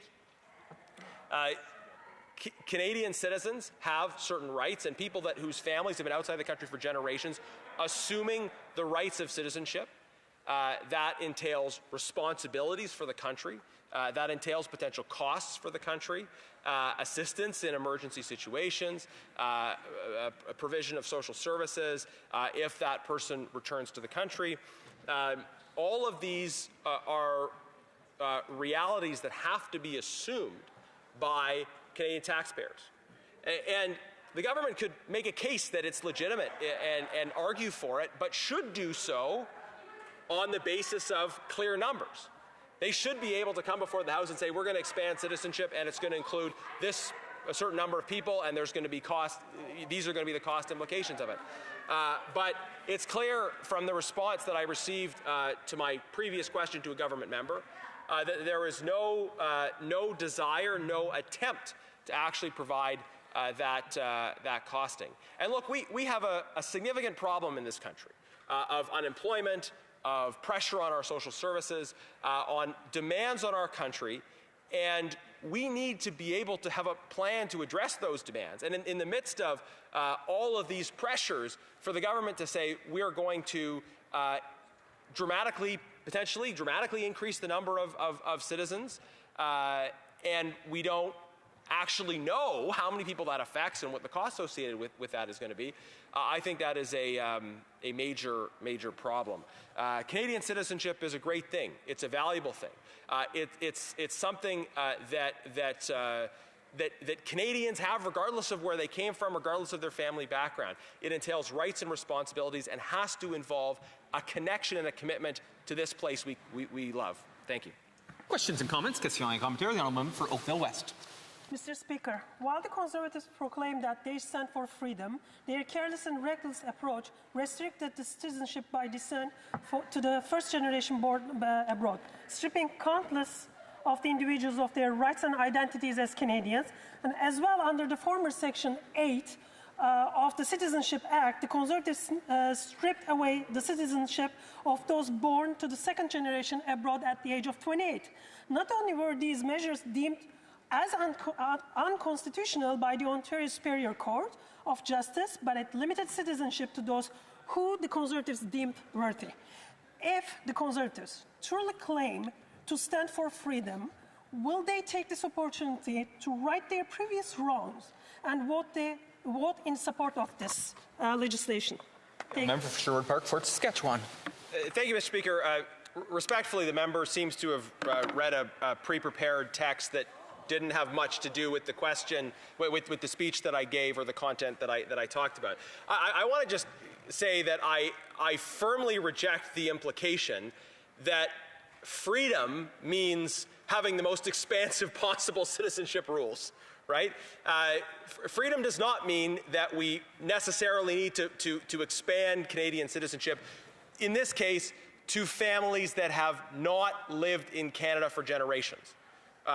I think a part of how we preserve and protect and strengthen freedom in this country is appreciating, affirming the value of Canadian citizenship and the connection to place that has to be associated with that citizenship. Question commentaire, on a député de Berkham. The honourable member for Beauharnois, Salaberry-Soulage, Huntington. Thank you, Mr. Speaker. I listened closely to my colleague's speech. He's a very passionate speaker who believes in what he's talking about. But I know that he's also a man of the law. And I think that this bill that we're looking at here has to do with a Superior Court of Ontario decision. It responds to that decision. Is he really saying that he wishes to convince our colleagues that they should not appropriately respond to this decision? Sherwood Park, Fort Saskatchewan. Monsieur le Président, je vais être très clair. Mr. Speaker, I will be very clear. Our caucus supports the version of the bill that was presented by Senator Yona Martin.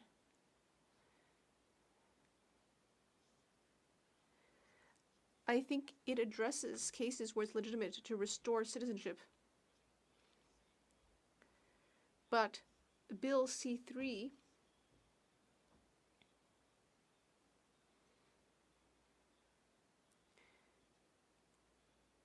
does more than what the courts have asked for. I discussed the measures in the bill that I will not be able to support. Saskatoon West. Thank you, Mr. Speaker, and I thank the member for the great speech that he gave. One of the things that is not in this bill is any sort of security check or background check on the people that might be conferred citizenship. And as the member well knows, and all of us do, security checks can be a really big, enormous, time-consuming part of getting citizenship. And so I guess my question to the member is, what does he think about that? Does he think there should be securities checks? And how does that compare to the security checks that are already in place for existing people that want to get PRs and the time that it takes? And should there be a comparable process? The honourable member for Sherwood Park, Fort Saskatchewan. Well, thank you, Mr. Speaker. I mean, the member underlines an important point about this legislation, which is the unknown, right? I mean, there are so many people potentially affected by this change, and the government appears to, as we've seen from responses to my question, appears to have no estimate of the number of people affected or of the cost. And I think, you know, the associated issues with having families where generation after generation after generation, people aren't in this country, they're not connected to this country, they're not part of sort of the shared experience of this country, and yet they maintain the rights of citizenship. I think there's all sorts of attendant problems with that, and in opposing this bill, Conservatives are standing up for and defending the idea of a Canadian citizenship that is limited, that is based on clear rules, and that is reflective of connection to this place and alignment with shared civic values. Resuming debate, reprise du débat dans la députée de Charlebourg-Haute-Saint-Charles. The honourable member for Charlebourg-Haute-Saint-Charles. Thank you very much, Mr. Speaker. I'm pleased to rise today. I'd like to thank my colleagues for their enthusiasm to speak to this bill, and specifically about immigration and citizenship. When we talk about citizenship and gaining citizenship, it's a very delicate topic. It can raise tempers for all kinds of reasons. We know there are people who are born in Canada, like I was. There are people who immigrated here who wanted to settle in Canada because they wanted to live in a country which was an improvement because they were living in poverty or because they wanted to work here. There are various reasons that you might want to become Canadian. But today, with this bill, people listening to us need to understand that if a Canadian decides, say, to move to a different country, to move there and have kids there, well, if a Canadian citizen has that child elsewhere, that child will become Canadian, regardless of the circumstances. That's just how it is. And in Bill C-3, however, we're saying that when that child who's always lived abroad, if they themselves have a child, then that child would also have Canadian citizenship, even though the child has no connection with the country.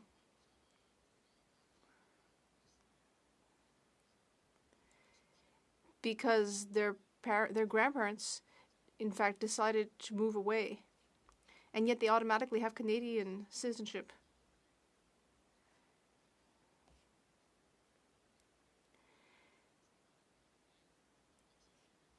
And currently, we're not even sure how many people who are living abroad could automatically be able to have Canadian citizenship. People who would get a Canadian passport, and who might not even be sure where Canada is on the map.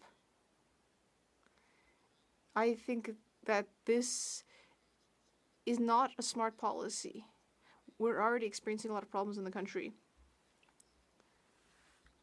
Over the last 10 years, we've seen a real catastrophe in immigration management on the part of the Liberal government. We remember that Justin Trudeau in 2017 invited the whole world to come to Canada, and we saw what came of that.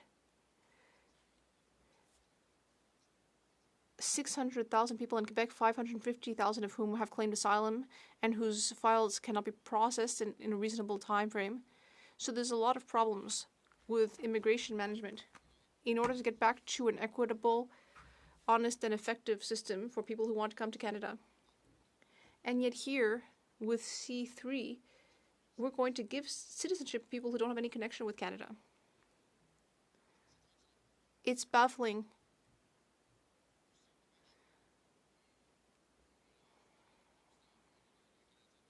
And the idea that the grandchild of a Canadian who moved abroad 50 years ago, what if they have a criminal record in their country, and yet they still can receive a Canadian passport? Because there's no clause in the bill that says that we could avoid granting Canadian citizenship to criminals, maybe even terrorists. This is unacceptable. We must oppose it firmly, Mr. Speaker. And regarding the overall situation of immigration in the country, for years, we and I in this House have been asking for better border controls. The former Prime Minister, Justin Trudeau, and some of his cabinet ministers said that I was racist because I was raising a public safety issue, a population control issue, an attempt to do something about the people who were coming here because of Justin Trudeau's tweet. People coming through Roxham Road, they weren't coming from a country at war, they were coming from the US. They were crossing the border. They created a situation where the Canadian immigration system was not able to process their files adequately.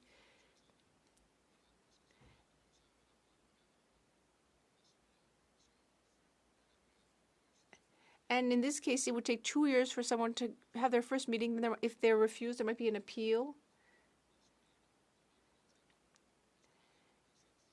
And of course, if they have children in Canada, they become Canadian. In some cases, 6 or 7 years later, it is found that these people were not in danger and that they came from the US and that they had no reason to claim asylum. They have to go back, but that creates even more problems because they've had children in Canada, those children are Canadian, and so on and so forth. So, Mr. Speaker, it's urgent that we take back control over our Canadian immigration system. In Quebec, we have 600,000 people on temporary visas, work visas, study visas, and asylum claimants. This has a huge impact on Quebec social services, health, education, and social services. One of the causes of the current housing crisis is the populations of people who are here on inappropriate grounds, and the government is unable to process those files and to make sure that people who have come here but shouldn't have, it's not able to make sure that they are made to leave again. This process is going far too slowly. And we also have immigrants here who are working but are waiting for their work permits to be renewed, and they are experiencing an incredible amount of stress. In my riding office, and I know my colleagues experience the same, 10-50 people a day come to my office because they can't get any information about it. They're waiting for their work permits to be renewed. They can't get someone on the phone. They don't get a message telling them that the time frame has been extended. So we MPs end up doing the immigration department's work for them. The system isn't working. And it's not civil servants' fault, because initially things were going fine. Before 2015, our immigration system was fine. We had economic immigrants. We had refugees. Things were being managed perfectly. Things went off the rails over the last decade.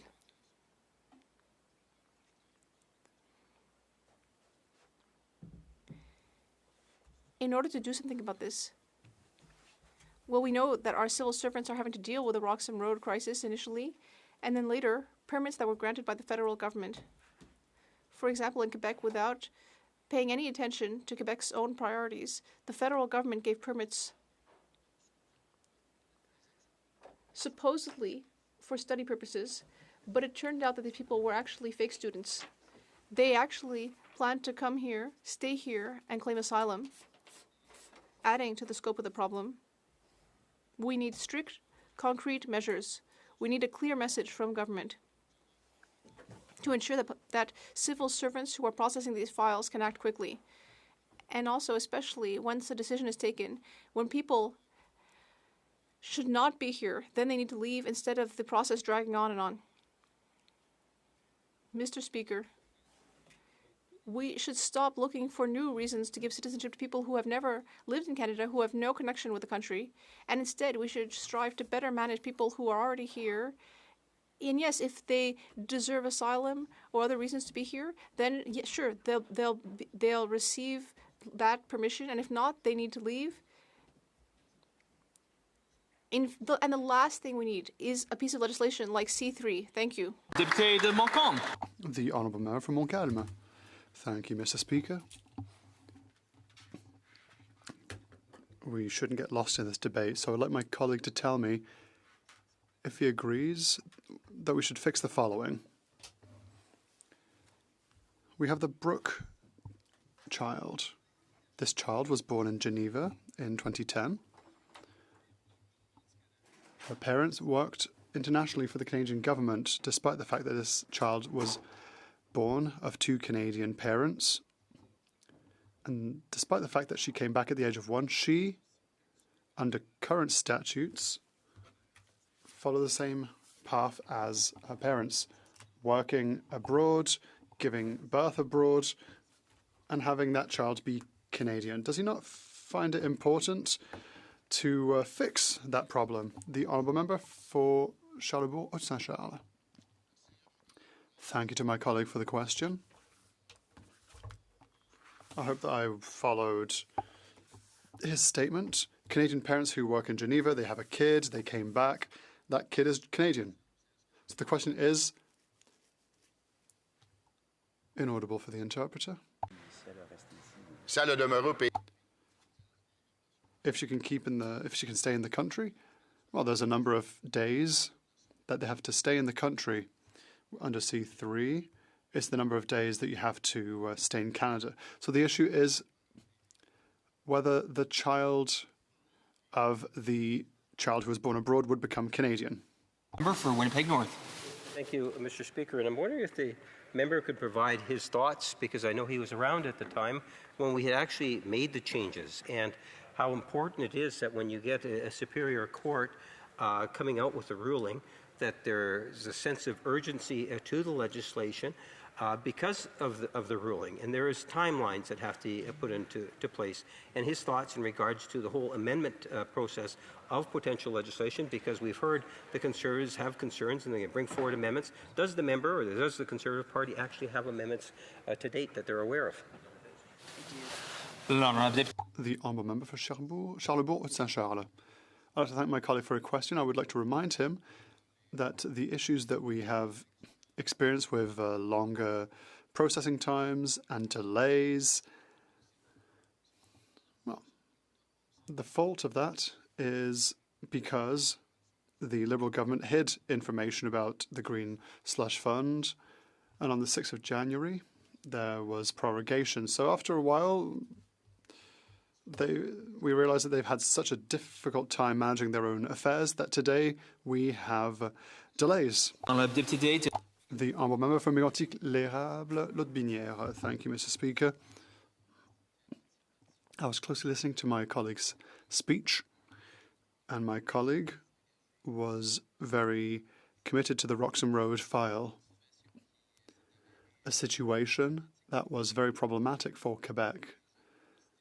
People who decided to cross the border when hundreds of people were waiting in line, were going through regular channels to come to Canada.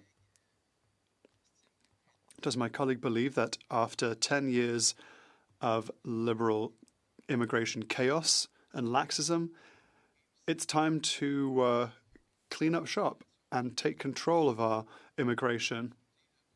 MPs' offices, like mine, like his, and like all of us here in the House, are almost like Immigration Canada branches.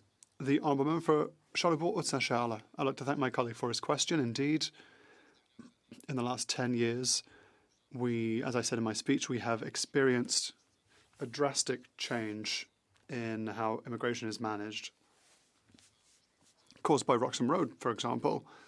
When I was a public safety critic, we asked questions for years and years, starting in 2017, asking that the border be closed, asking that the loophole be closed when it comes to the Third Safe Party agreement. We were being called racist because we wanted to do that, but now communities, people in these communities throughout the country are asking us to tighten access to immigration because it creates problems and serious impacts in various communities.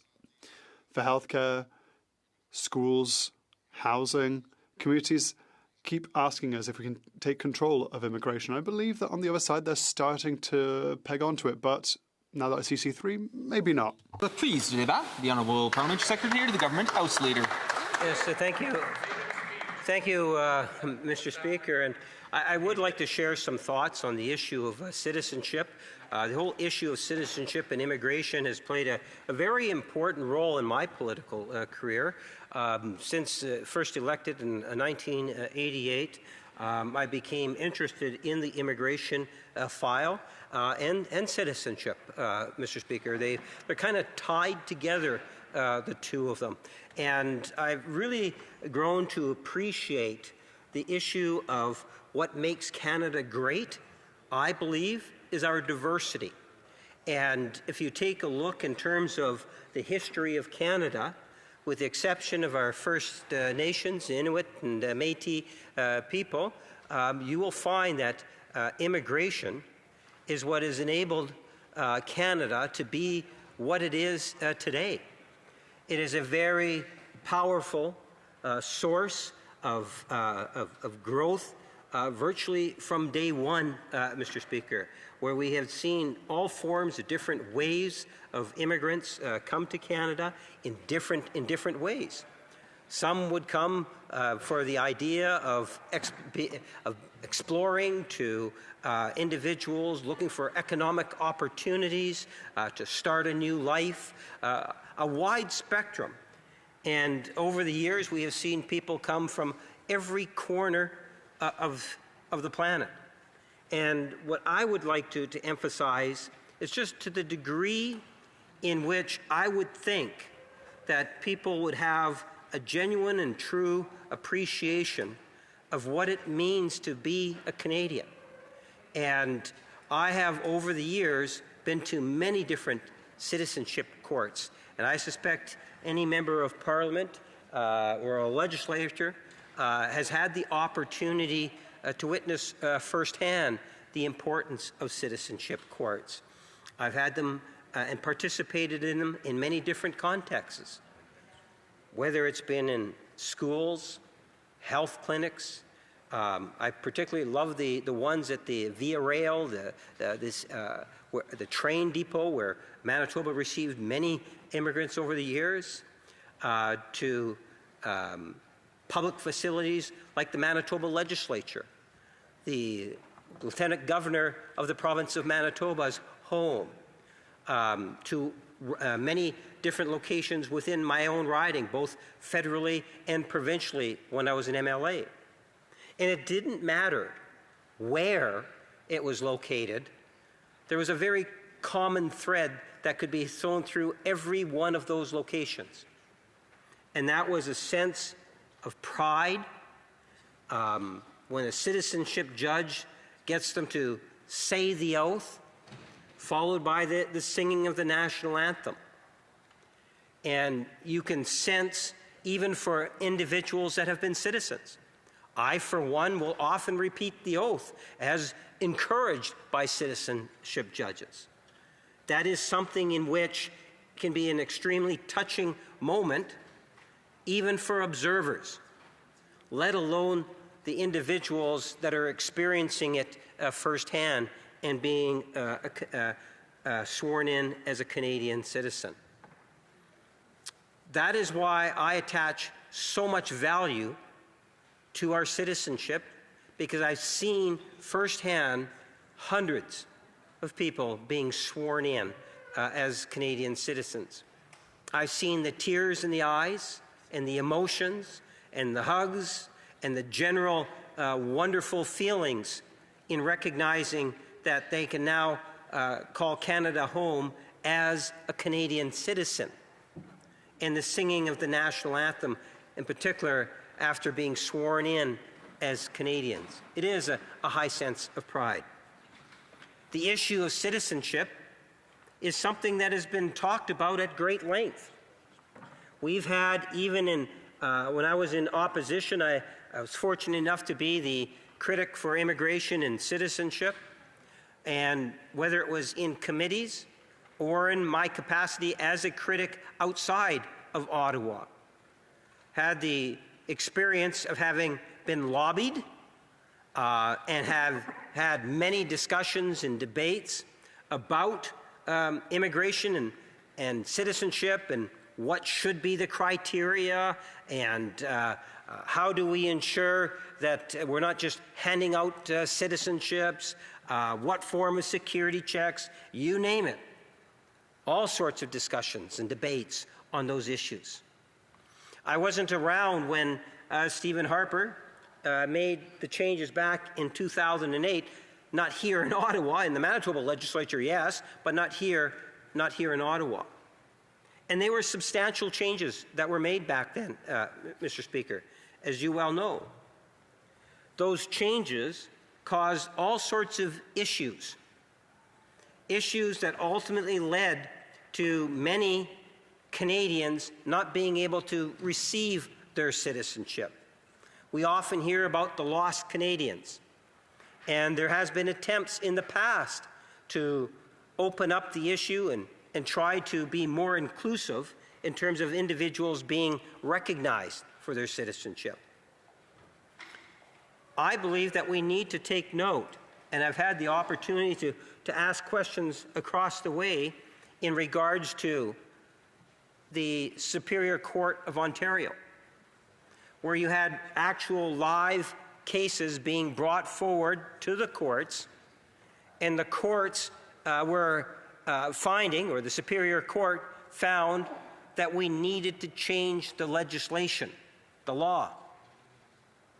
That the previous law that was that was put into place by Stephen Harper caused serious issues and denied the citizenship for many Canadians, Madam Speaker. And through that process, we find ourselves today take a look at it. It was December of 2023 when the Superior Court made the decision, and we have to have this matter resolved by November of this year, because that's the extension that has been provided for the House of Commons to ensure that we get the legislation right. I appreciate when the minister was here earlier today, she talked about the details of the legislation and afforded the opportunity, as we all do, for questions and answers. And listening to the minister, one of the things that stood out for me personally was her commitment to try to get this legislation through the House in a fashion of working with other members of Parliament. As I said, we've had all sorts of discussions on this issue over the years. We've had standing committees. This bill is very close to, if not identical, I wouldn't say it's identical, but close to previous legislation that was attempted to bring through in order to try to deal with the issue at hand. It is something that does need to be dealt with.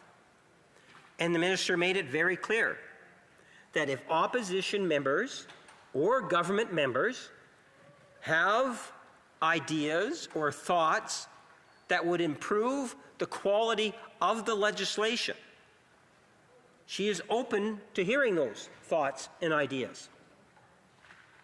Here we are in the dying days of June in terms of the session, and we'll come back in September. I want you to realize that the deadline, the court deadline, is in November. And there is going to be other types of legislation that is going to be before the House, Madam Speaker. The Prime Minister has made it very clear in terms of building Canada's economy, making our economy the strongest of the G7. I can encourage, or I would suggest, that you can anticipate seeing other substantial pieces of legislation that will be coming forward. We know that the way the House of Commons or the floor works here, there's a limited amount of time in order to be able to have a debate. And Bill C-3 is an important piece of legislation for a lot of people. It has an impact on real lives, Madam Speaker. I would suggest to you thousands of lives. We don't know a hard number because you can't know a hard number at this stage in the game. One might be able to have a guesstimate, but you can't have a hard number because we don't know what that number is going to be at this stage. And I would encourage members opposite to look in terms of committee as an opportunity.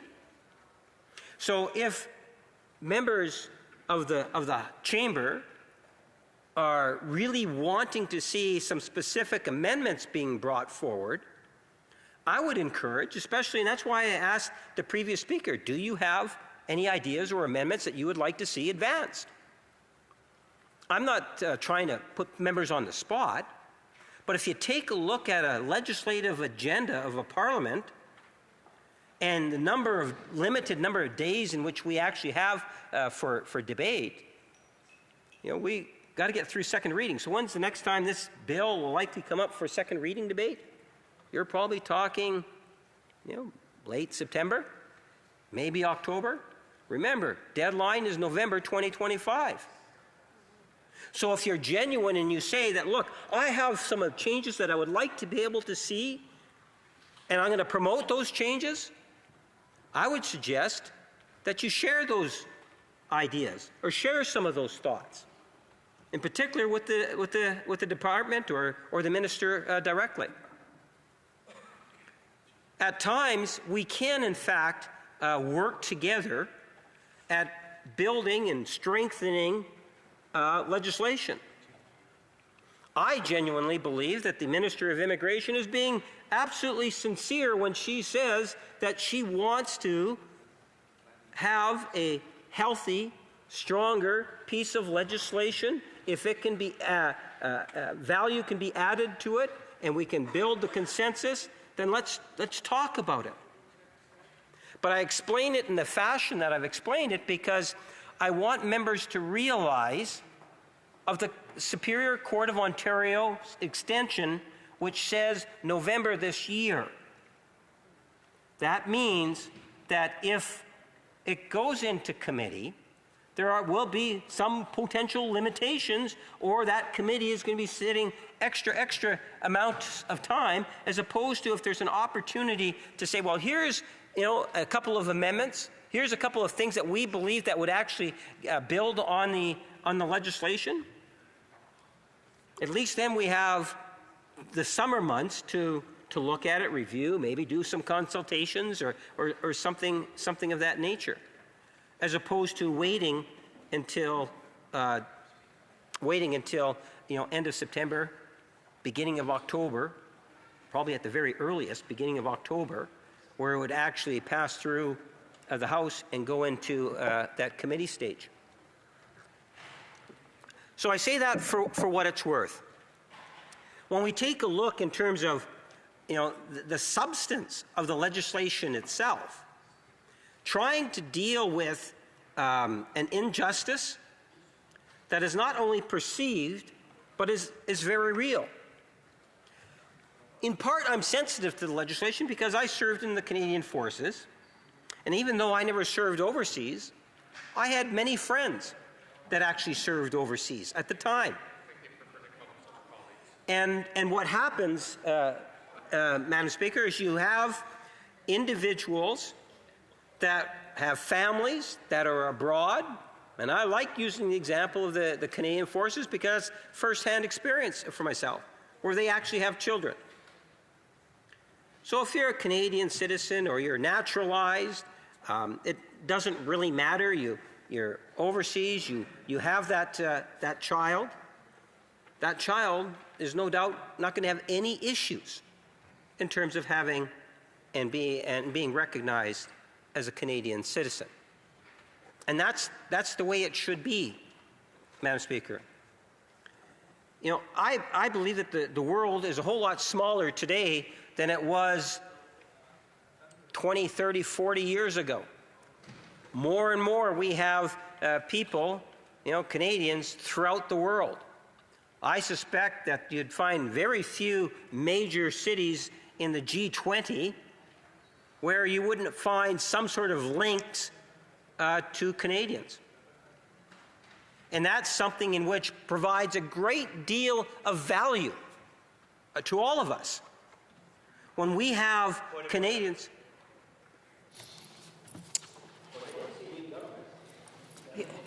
Go ahead. Rich, thank you. Just would like to know what time the adjournment proceedings will be occurring today. That's not really a point of order, but we'll go back to the member. Thank you. That's the best you could come up with? Yeah, seriously. Madam Speaker, I must say I'm a little disappointed in the member.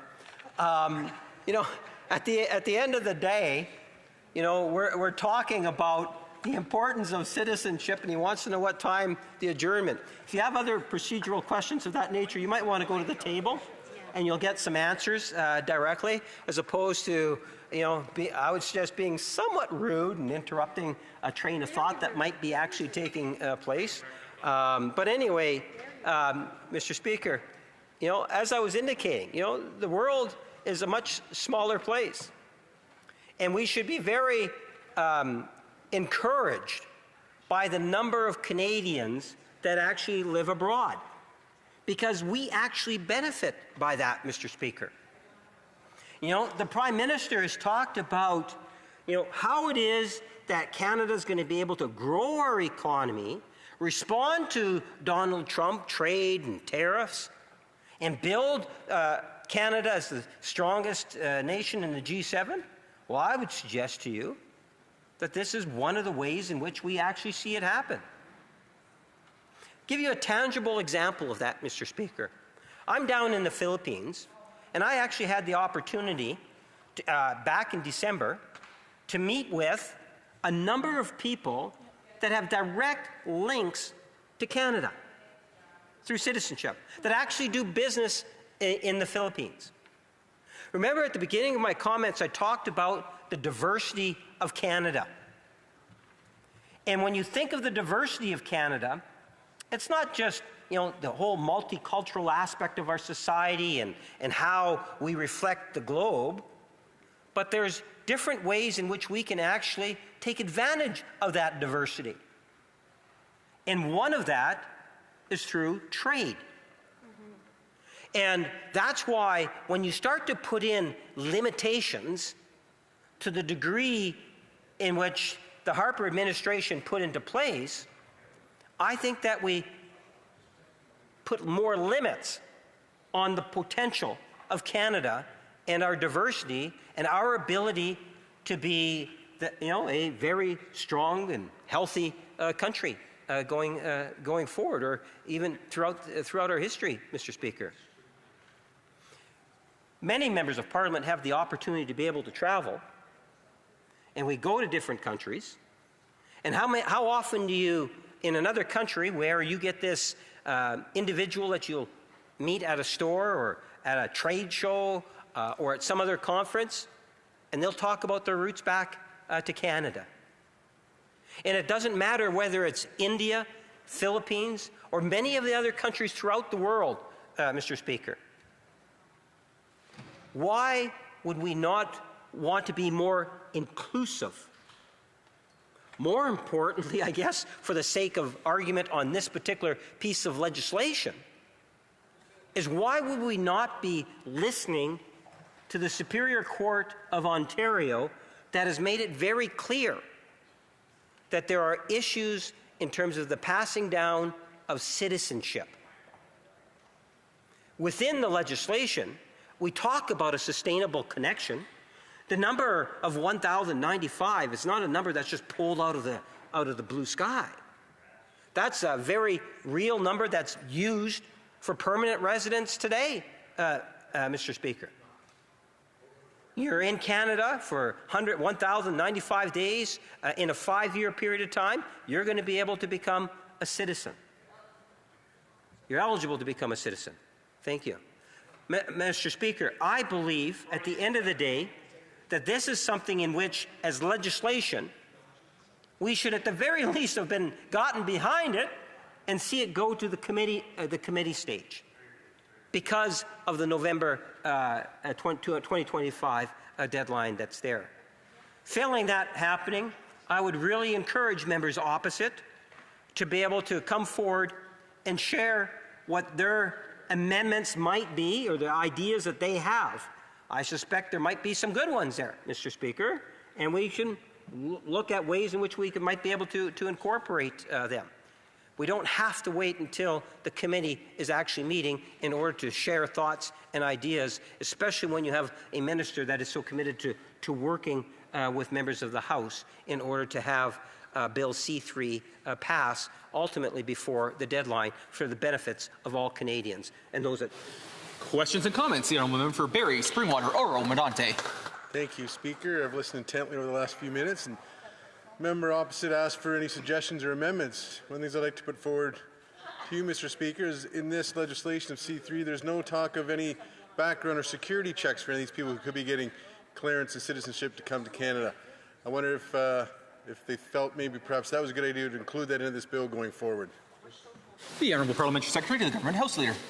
Well, Mr. Speaker, the thing that I would say to my friend across the way is that if we do nothing, if the legislation does not pass, then you have the Superior Court ruling, which would in fact then take place, and you would have individuals then putting in their applications and getting their citizenship without any background checks. So the idea of getting the legislation into committee, looking at possible amendments, as I say, some might get through, depending on whether or not it's an amendment that would actually give strength to the legislation.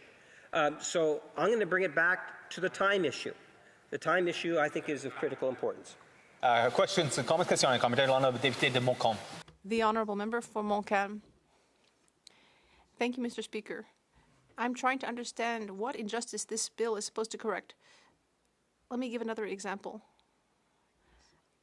I'll do so slowly so that I can get an accurate answer from my colleague.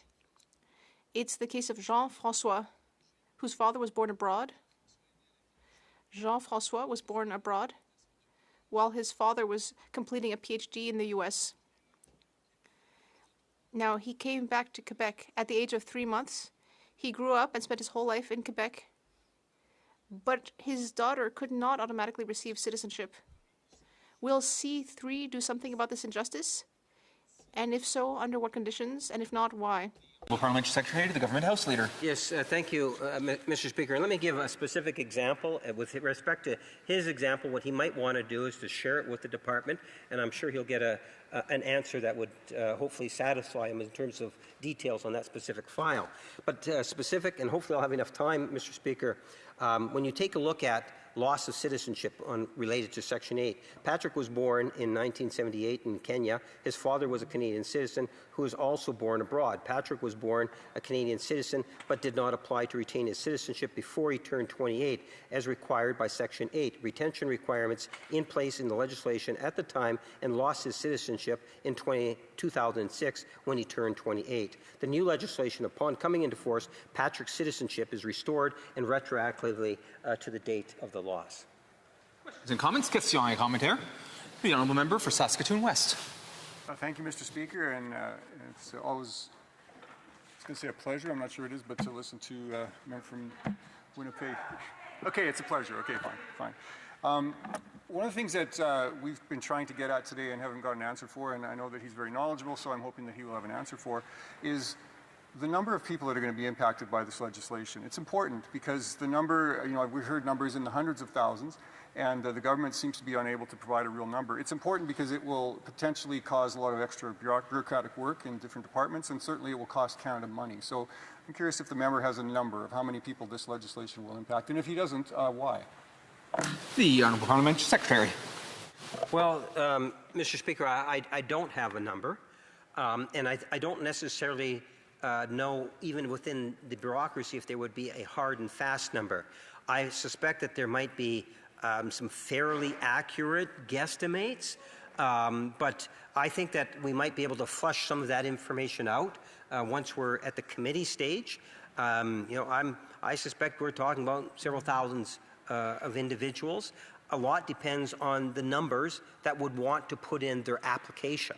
So, you could have X number out there that are potential, but it doesn't necessarily mean that all of them will actually put in the application. So the only way that we could actually determine a hard number is to go ahead and anticipate we'll get answers through the legislation being passed, and there might be some ballpark numbers to provide some level of comfort for members. The honourable member for Jonquière. Thank you very much, Mr. Speaker.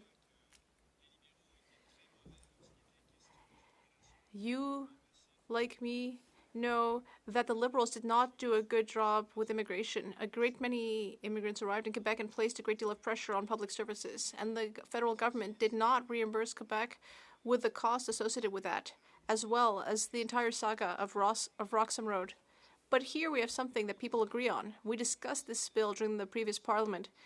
Everyone seemed ready to move on. So I would like to extend an olive branch to my colleague from Winnipeg North and ask why the Conservatives seem so unhappy with a bill that I would have thought everyone would agree on. Yes, thank you, Mr. Speaker. I'm an optimistic guy at times when it comes to the Conservative Party. I believe that they'll have the summer to reflect on the issues that are within Bill C3, and hopefully we will see where there might be merit to make some changes.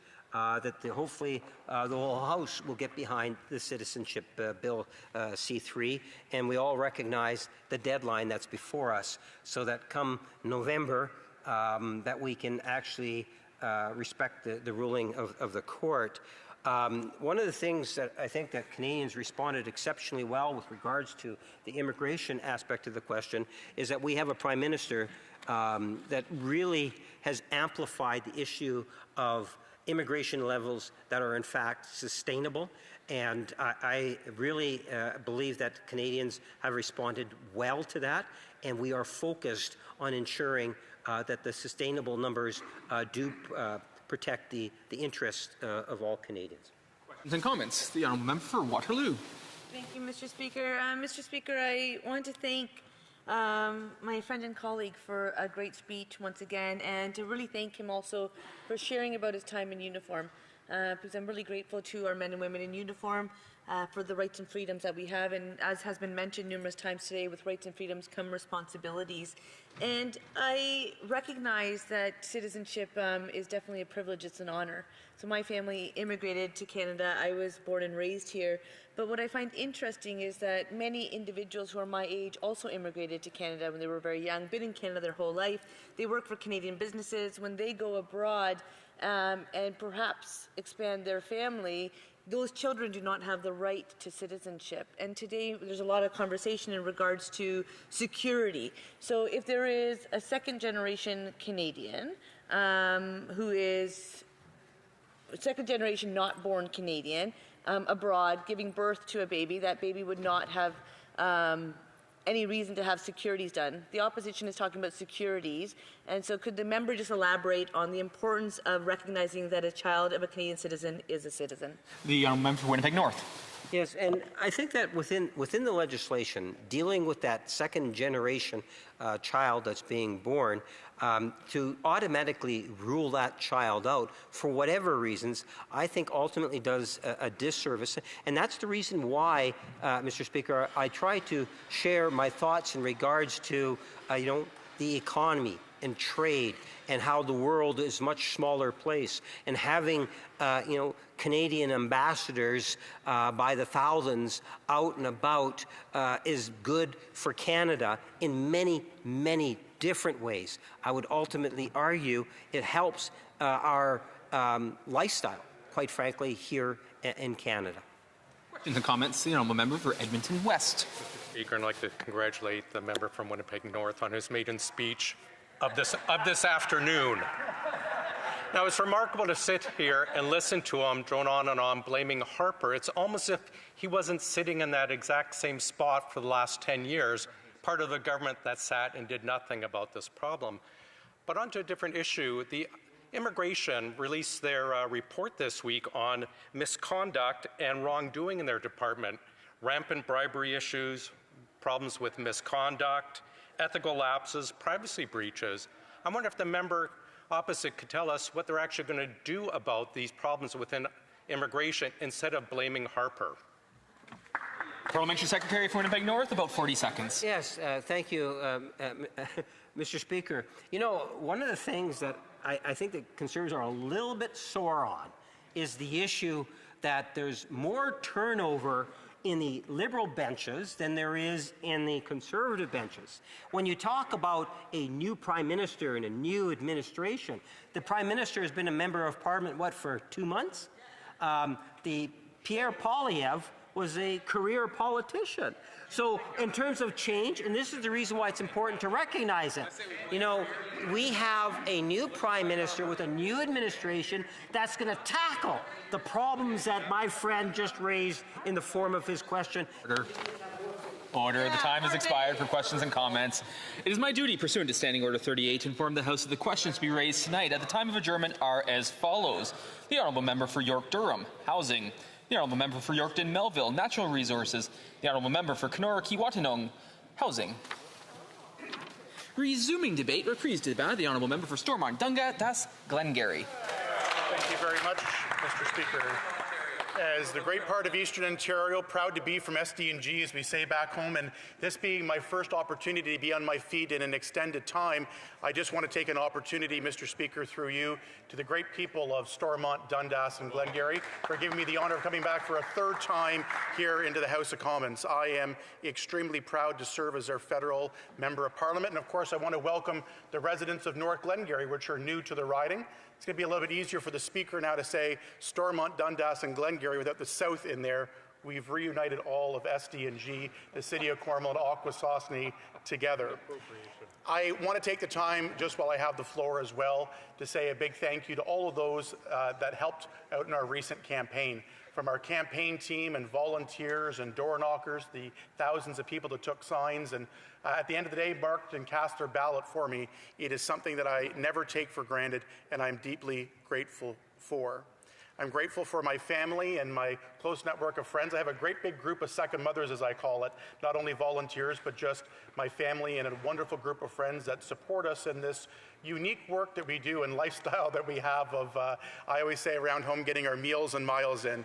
And my family, my dad, Ed, my mom, Bea, my sister, Jill, and my step-parents and step-siblings. I'd be a little while listing my 5 step-sisters that I have, but I wanted to say how grateful I am for their love, encouragement, and support. I am pleased to rise today to add my contributions to the government's legislation C3, an act to amend the Citizenship Act.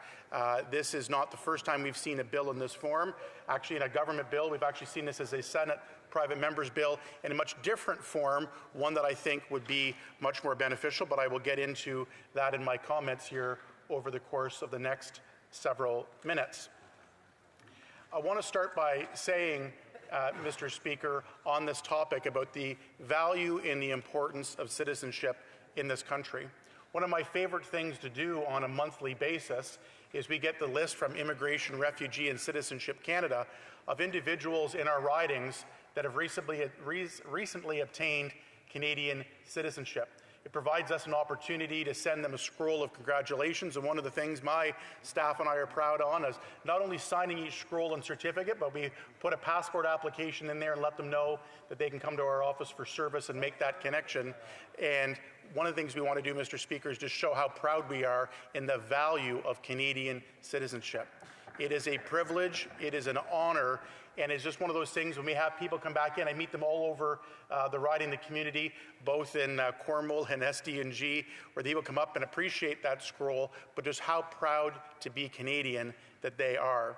It is an immense privilege to have the chance to do that, and what C3 does is do that in a few different ways. Some measures and sections that we agree with.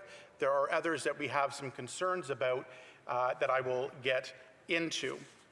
This bill is a recycled version of C71 from the last Parliament that was tabled by the Trudeau Liberals. And C71 was really coming from a Conservative private member's bill that was heavily amended, S245, that was done by a wonderful senator of ours, Senator Yona Martin. I want to say when I talk about why we're here and the reason that we're here is that in 2023 the Ontario Superior Court ruled that it was unconstitutional, the FGL was unconstitutional. And the government chose in this case not to appeal it. They had the opportunity to have an appeal and to test that in court. They chose not to. Instead, they committed to changing the law.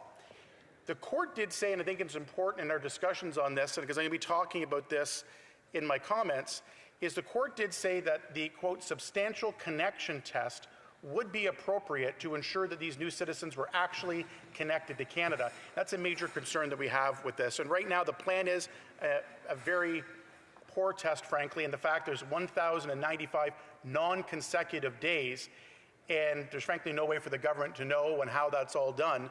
But it, again, when we talk about having a connection to Canada, that privilege of citizenship, that connection to Canada for an individual to have that, it is certainly strained in the way the government has this written.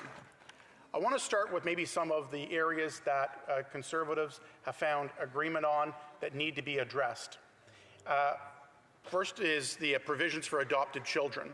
And this is something, Mr. Speaker, for myself, when reading about this legislation and our briefing notes and hearing other colleagues today speak about this from our side of the aisle, this issue when it comes to the adoption of children and making it easier in facilitating citizenship for Canadian parents who adopt children abroad is something I think is worthy of merit and consideration in this legislation.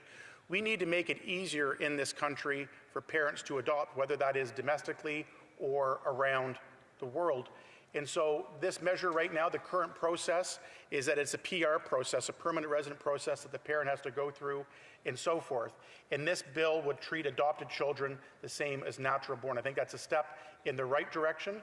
I think it is and measure. We talk about red tape reduction, and we talk about cutting red tape. This is one way that we can do this, by making it easier for families to adopt.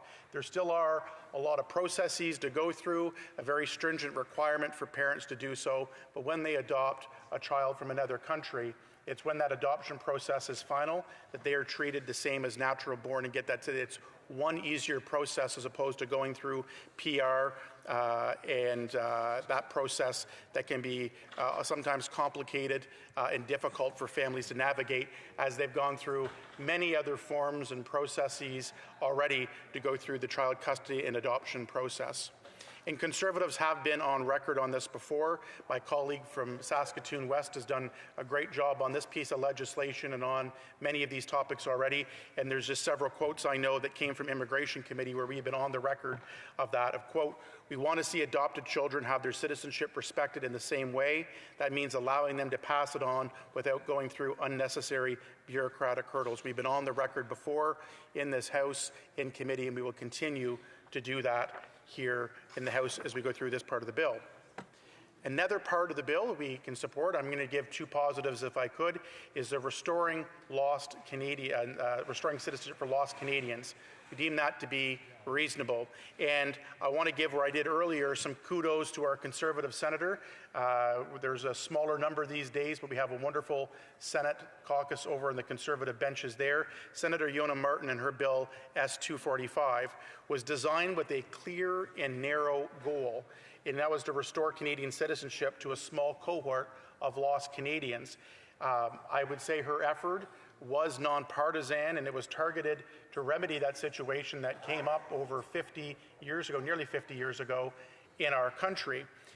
Conservatives supported that bill at every stage to ensure that Canadians that were unfairly left out of previous citizenship reforms, including those stripped out of citizenship at age 28 under Section 8 of the Act, they could have justice and have a fair process. However, then when the process was through the Senate, was a part of the way through the House and committee, it was the NDP and Liberals that hijacked it and made several significant changes, which is where we're at today, many of which are in this form of C3. Conservatives have said, while we support those measures I just spoke about, Mr. Speaker, we cannot support the bill in the current form because there are several other issues of challenge. The bill dilutes the integrity of Canadian citizenship by automatically extending it to multiple generations. And this goes back, and several of my colleagues have mentioned this in their comments today, and they've questioned Liberal members to provide a number.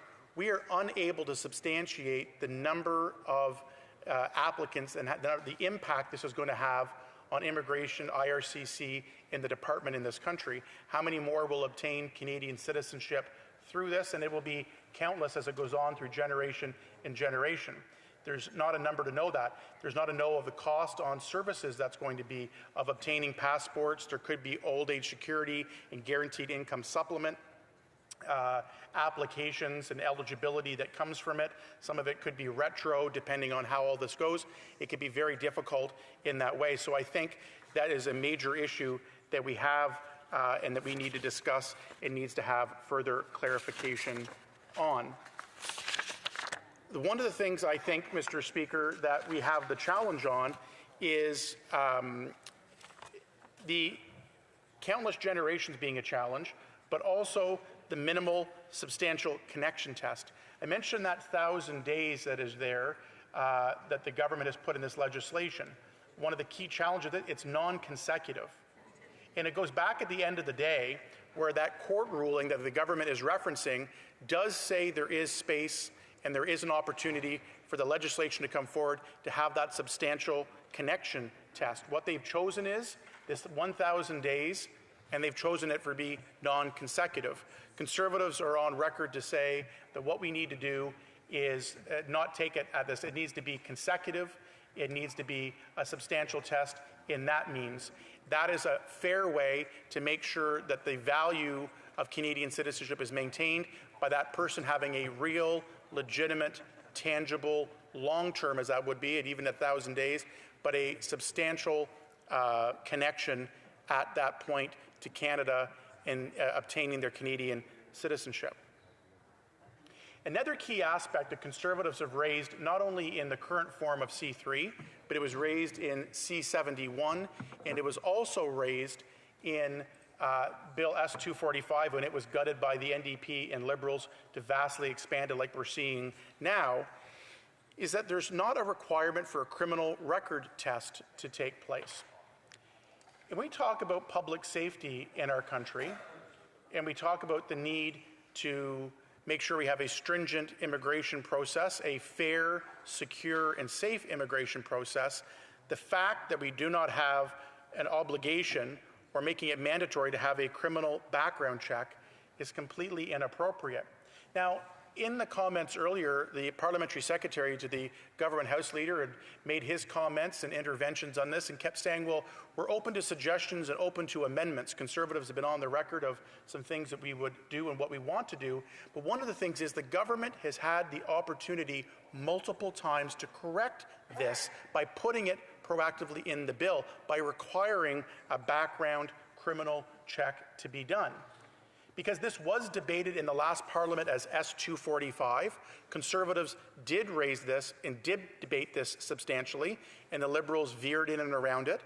C71 was introduced under the Trudeau government as a piece of legislation, and now the same Liberal government's coming back with C3, and they are not putting this in. I can assure you, Mr. Speaker, that my Conservative colleagues on the Citizenship and Immigration Committee, if this does proceed to committee, will be advocating that. I am very confident that will be an amendment that will come forward. But my comment on this for Canadians to observe is the lack of seriousness the Liberals have taken when it comes to public safety and ensuring that Canadians that are granted citizenship through this process are able to pass a criminal background check.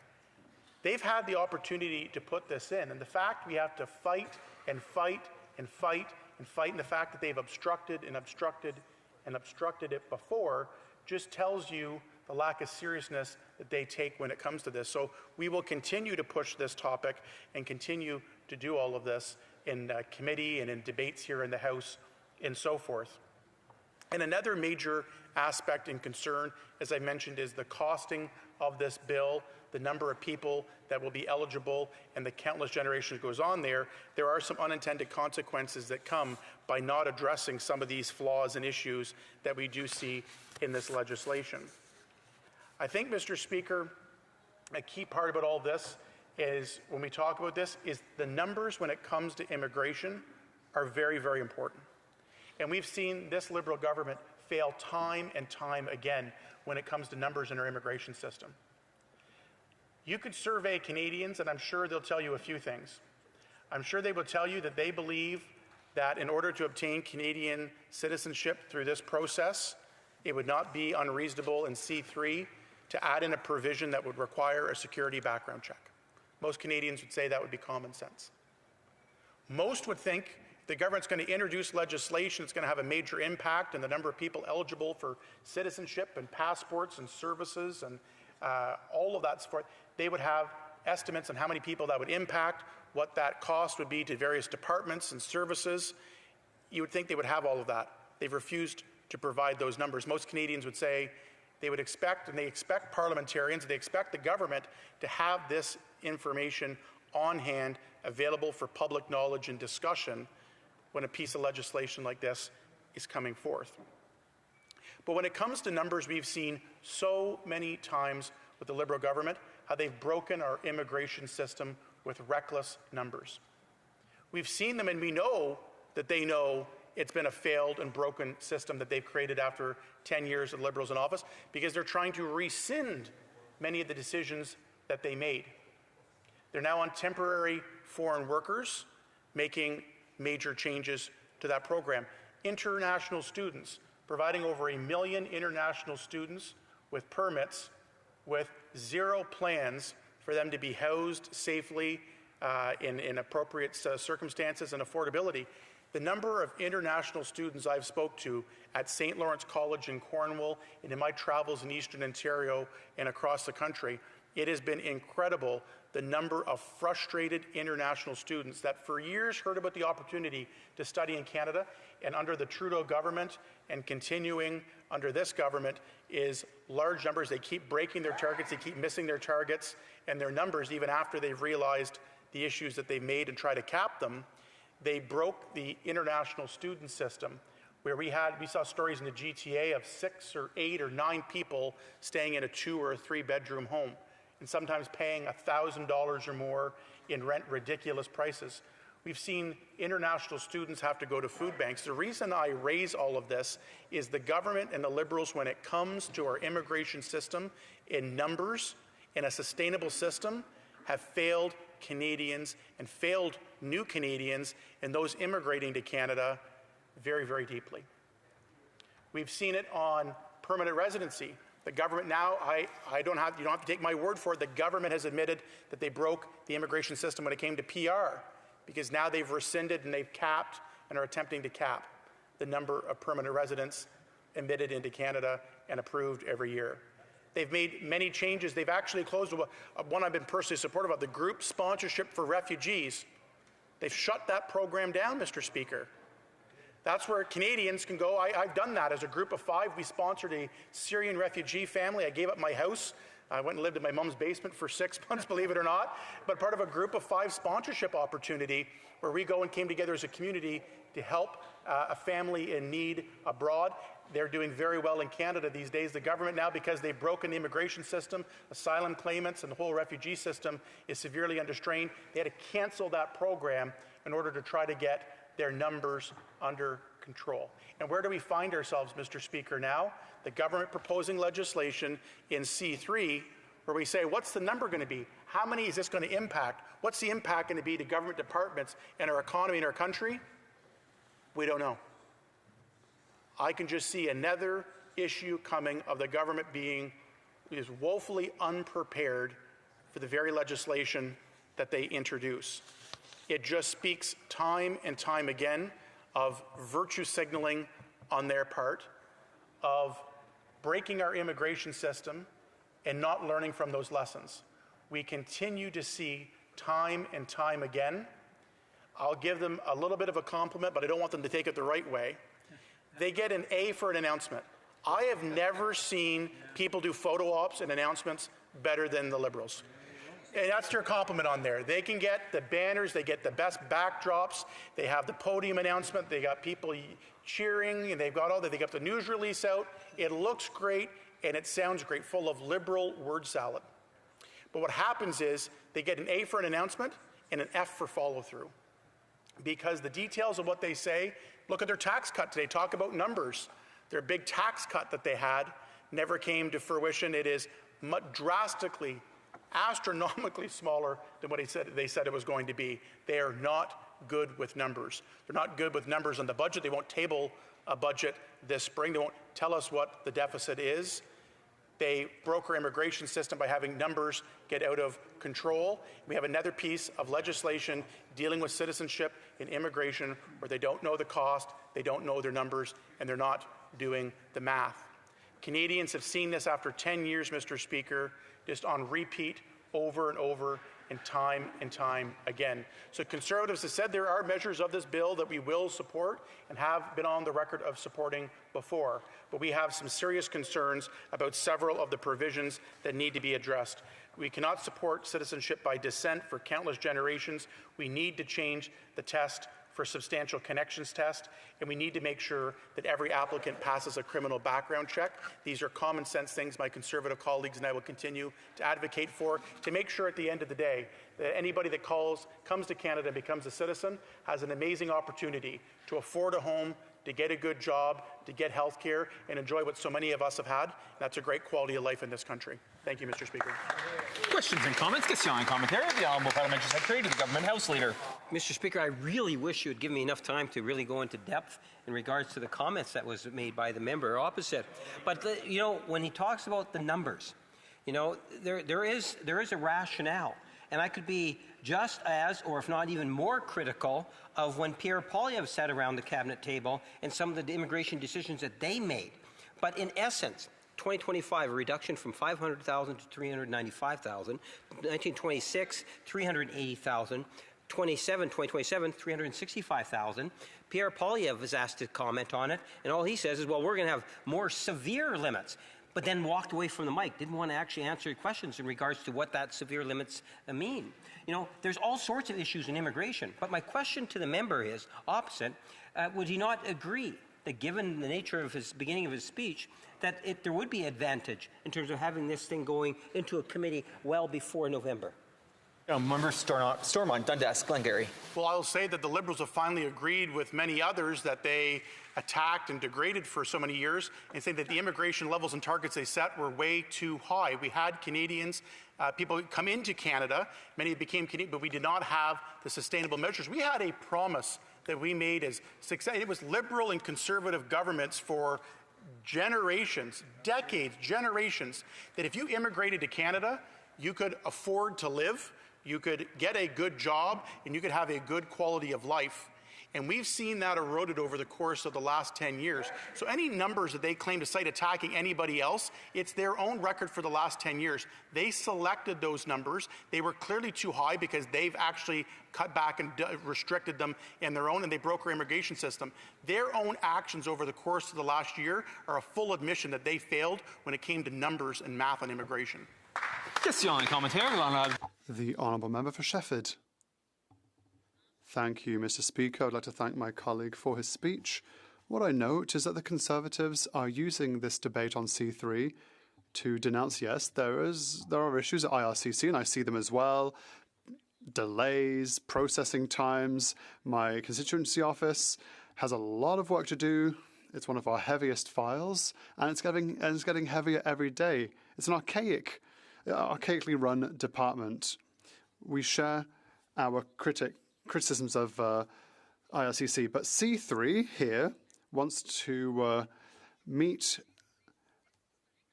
a request by the courts. So, Mr. Speaker, is he casting doubts on our legal system? Stormont, Dundas, Glengarry. The absolute opposite to my Bloc colleague of questioning. What I would reference is the court ruling that did say that Parliament and the legislation we introduced in here and passed to meet what was required does provide the opportunity for a substantial connection test. What we're saying is the 1,000 days non-consecutive is not acceptable. The government has the right in the legislation to put that section in. What I'd say to my Bloc colleague is we are debating, there are parts of the legislation we do support, there are some that we do not. So the court ruling does itself say that a substantial connection test is reasonable to do, and what we're saying is that what the government is proposing is not reasonable. That's part of the debate, and the Bloc Québécois, I think, should be part. There's reasons to criticize, and I think that's one of the things that we're going to be discussing on in committee. Questions and comments? The Honourable Member for Kapuskasing, Timmins, Mushkegowuk. Mr. Speaker, to my colleagues, I've been listening to this all day, and I'm thinking for Canadians who are listening, part of this must be very confusing.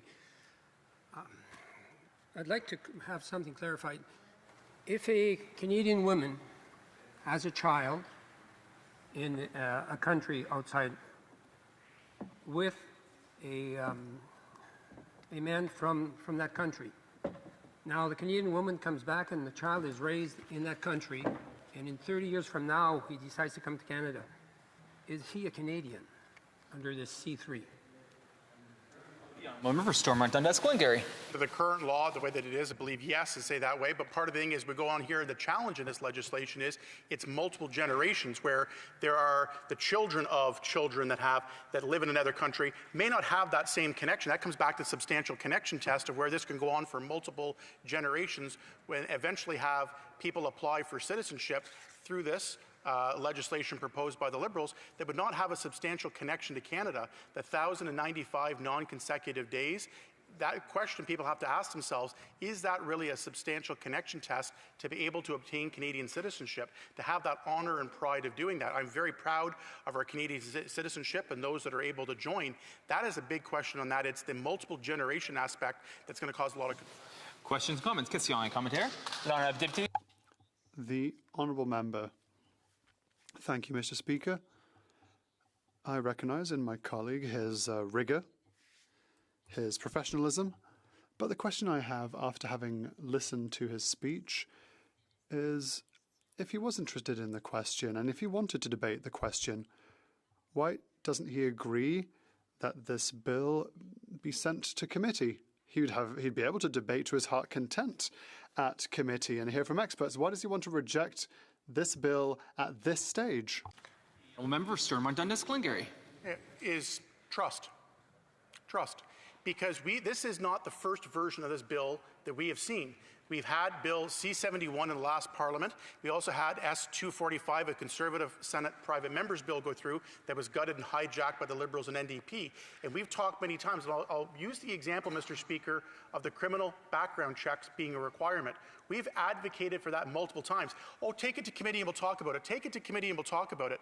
No, we're talking about it now because this is about the third time we've had to raise it unsuccessfully to get the Liberals and NDP to agree to do all of that. So the issue is trust. We moved along to committee. We want to take the opportunity now and raise awareness to Canadians. If you go out and the member went and surveyed 100 residents in her community, I'm sure a vast, overwhelming majority would say a criminal background check is a very reasonable, common sense approach.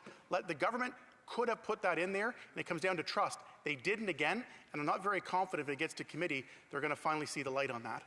Questions and comments? Question et commentaire. The member for Edmonton West. Thanks, Mr. Speaker. I'd like to thank my colleague from Stormont Dundas Glengarry, as always, for his well-thought-out speeches. He talks about trust and how the government can't seem to tell Canadians how many people will be affected, what the costs. This from the government's own website, from Immigration Canada's own website. They state support for immigration among Canadians has decreased substantially. These are the government's own words.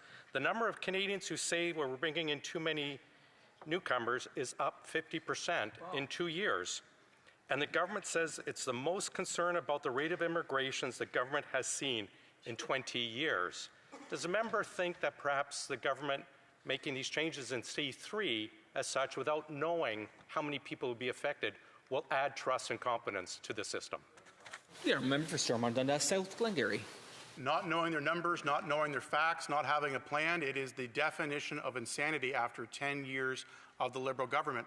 This is what they do. They do not plan properly, they do not do the accounting, they do not do the math, and what we do is we just get continued chaos and disorder like we see in our current immigration system. And I'll tell you, the number one group of Canadians that I hear most frustrated about our immigration system are those new Canadians that just went through the system. The number that I hear time and time again about about whether it's labor and getting their foreign credentials recognized, it's the cost of living, it is the bureaucratic process that many members have raised here today, and the archaic system that is IRCC Immigration Canada. It is, after 10 years, we've lost a consensus on immigration. Sadly, the consensus is going against the Liberal record of what has happened the last number of years. We need to bring back, to the member said, some restrictions here. We need to have caps on them that are enforced, and most importantly, we need to have a compassionate system that guarantees when a new Canadian arrives here, they have the great opportunity at a good house, a good job, and a good quality of life. Questions and comments? The honourable member for Winnipeg North, about 30 seconds. Yes, very, very quickly. It's worth noting that our new Prime Minister has actually made it very clear, every mandate letter that talks about sustainable immigration levels. So the new Prime Minister understands what it is Canadians are talking about with the administration, and it's a part of this new administration's priorities. It's in the mandate letter. Does he not see that as a positive thing? The honourable member for Stormont Dundas Glengarry. The member has been here for several years. I have to chuckle because he's saying the Prime Minister said we need sustainable immigration levels. That is acknowledging the Liberals have not had sustainable immigration levels for many, many years. That's the record that they're going on. This is not a new government. This is a continuation of the same government. We've seen them break caps that they promised to pile on. We're seeing just as backlogged of a system. We're seeing just as much frustration in an archaic system when it comes to immigration. It's broken. They can't be trusted to fix the system that they themselves broke. Resuming debate, please debate. The honourable member for Calgary Centre. Thank you, Mr. Speaker. And thank you to my colleague who just gave a barn burner of a speech and I think a clinic to everybody in this House about what is wrong with this legislation, but I'll try and follow that.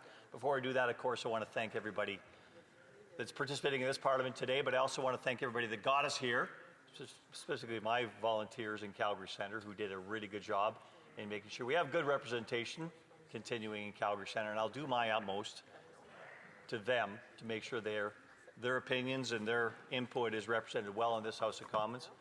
My volunteers, of course, my family, my wife, I thank them all for everything they did to make sure we brought good government back to this side of the House and make sure we hold this government to account, because frankly I think it's the same old government. Even though they protest that they're new, it doesn't seem like any of their actions are new, which leads us to today's legislation.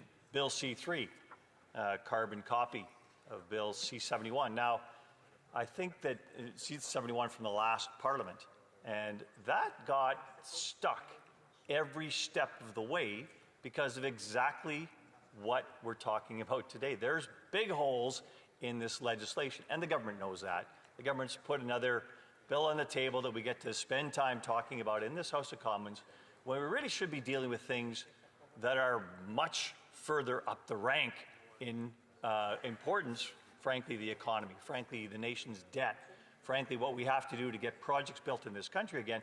But this government's obsessed with repeating the same mistakes they made before.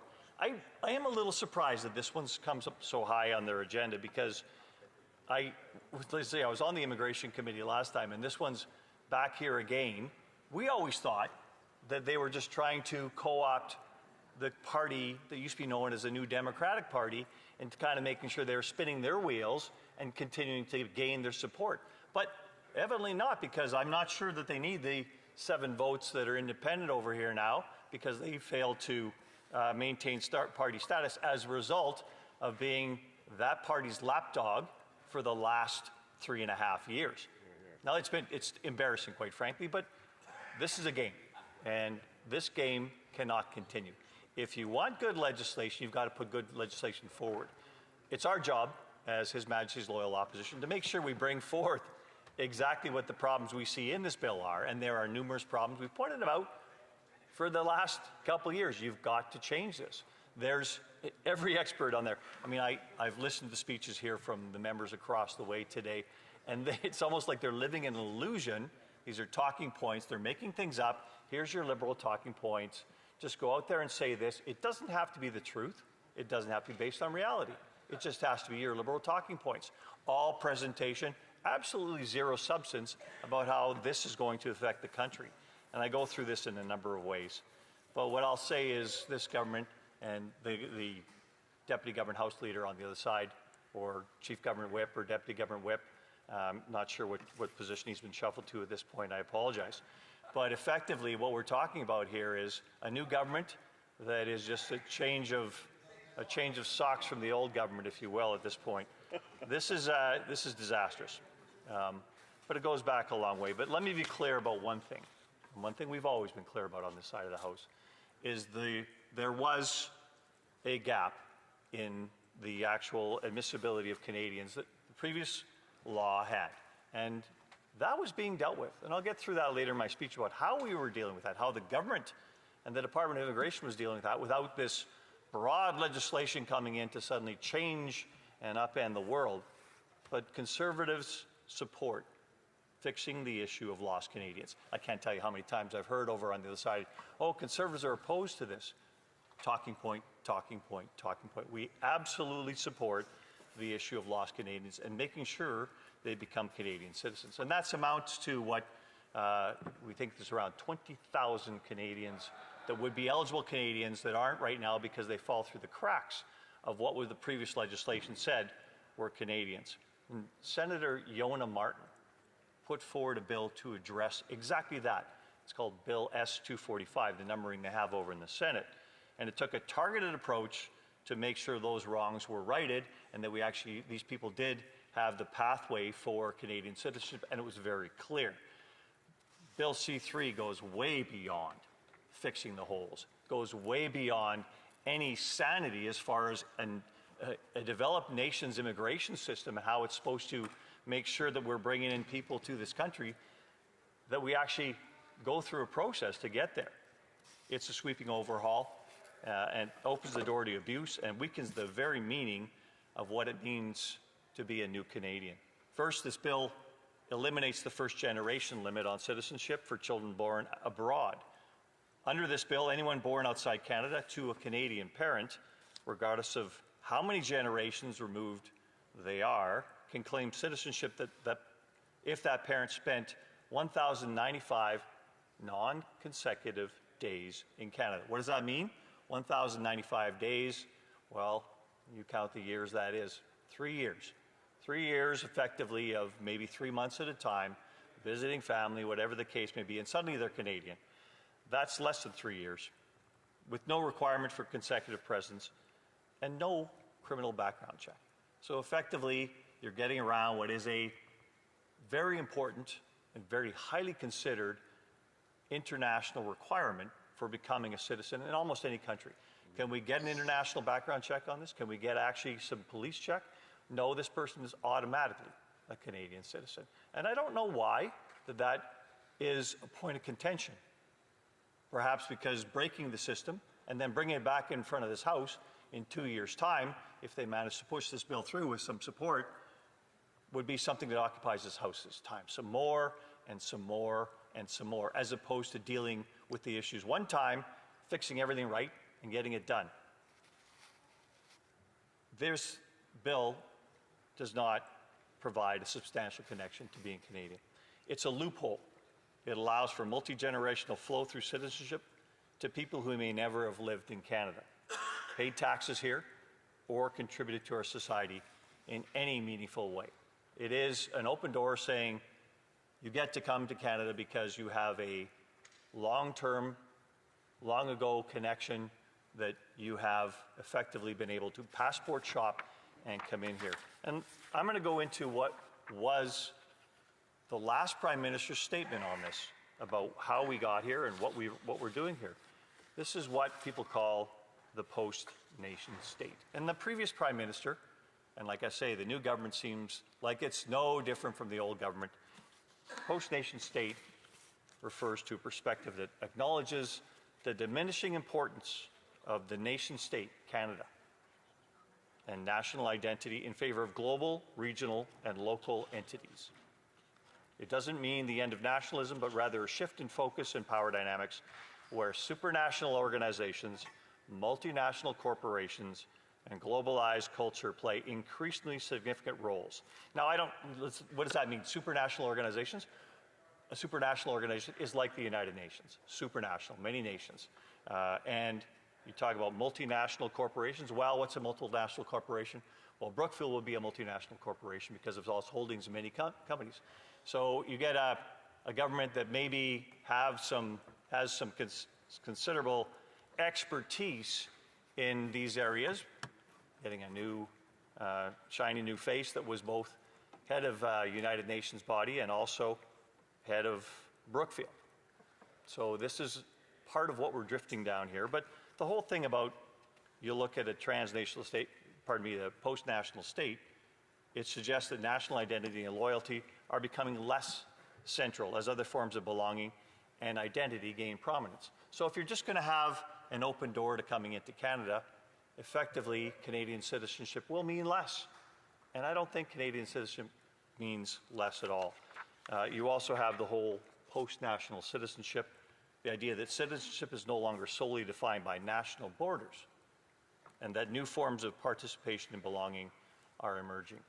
Now, Mr. Speaker, I'm the great-grandchild of Canadian immigrants on one side, and the great-great-great-great-grandchild of Canadian immigrants on the other side. That makes me a Canadian, and I can tell you that my family has contributed to building this country, as every Canadian immigrant family has all the way along.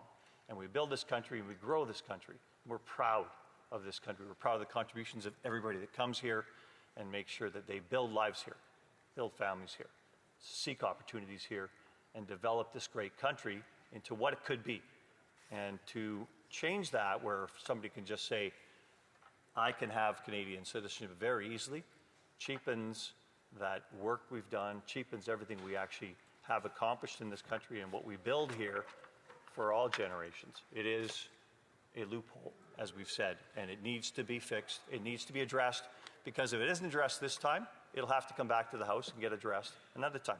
And what do I mean by that?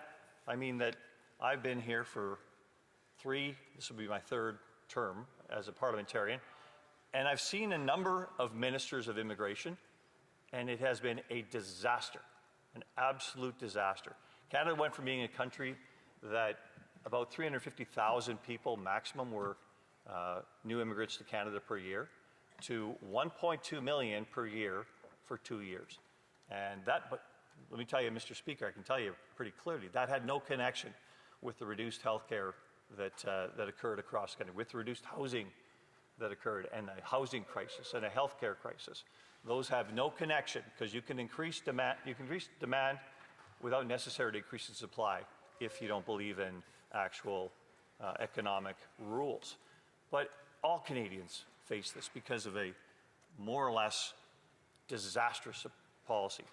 And what happened as a result? You had the next minister come in, one minister got shuffled out, next minister came in, and he reversed many of those policies, but there's an impact to that reversal. That reversal caused a whole bunch of people that had been given expectations about what the path to becoming a Canadian would be, and all of a sudden that changed. That changed whether you were in an institution, a post-secondary institution. That changed if you were just in your pathway to becoming a Canadian citizen. And all of a sudden new roadblocks were put in your way, delays were incurred, effectively you were pushed out of the queue. And that is not meeting expectations, because people build their lives, and it's an onerous process to become a Canadian citizen. Sometimes it takes 5 to 7 years. It's a long process. People have to be committed to it, and they want to become Canadians. It is a prize to actually get in here and contribute to this society. We are honored to have such great people come into our country and contribute here. But an open door doesn't make that worth its while. We have to close that broadly open door so we actually have a managed system like we used to have. Now, when I was on the Immigration Committee, I guarantee you, we received anonymous phone calls from bureaucrats talking about how badly the system was being run by the party on the other side, that there was no managerial control being used, effectively opening the doors, shortcutting a whole bunch of security processes in order to just push the number of people coming into Canada. And it's speculation, but one of the reasons is because they didn't want to actually see the GDP of Canada go down, because of their policies across the way were punitive to the economy. So if you're just increasing the number of people, of course there's a GDP associated with new people. But you look at the actual math, Mr. Speaker, you can see the math actually shows that our GDP per capita was not increasing. And there is a problem with that, because we were no longer meeting our growth as a country. Inflation was more than our GDP. That is a problem. It's a problem in any country. And you can't just paper over it by throwing a whole bunch more people into Canada. They're increasing one number without a quality increase. Now, I've always speculated, and I don't mind saying in this House of Commons, that the reason this is such a mess, the Liberals, I think, intentionally make a mess of this file, is because they've got a large constituency that profits from the middle of the immigration mess. They've got all kinds of consultants, and I think that one of their previous ministers of immigration was actually from that very constituency, the ones that actually make money from legal representation, consulting, everything else. And of course, billions of dollars of taxpayer money goes off the table for what is an awful, very long process of getting through Canadian citizenship. Very big constituency, and I know my colleagues on the other side of the House profit from that because they collect money from it. It is a bit of an aberration. But let's not forget something here. The first generation limit was introduced in 2009. It was a response to the 2006 Lebanon crisis, where Canada spent $94 million evacuating 15,000 Canadians of convenience, as they were called at the time. People who held citizenship but had little or no connection to Canada. And as much as I see the other side of the House, that they have no hesitancy to run up the numbers in Canada, $94 million is $94 million. And we can't repeat that again, we've got to make sure that the people that we're actually helping across the world when there are actual conflagrations like there are all the time, and we're expecting more and more, that those people are actually Canadians and actually will continue to contribute to our society going forward. McGill political professor Daniel Balan put it, Canadians living abroad sometimes can be a burden for the government in the sense that if we need to evacuate them during an armed conflict, or if they come back to the country to seek health care and so forth, that's part and parcel of being Canadian.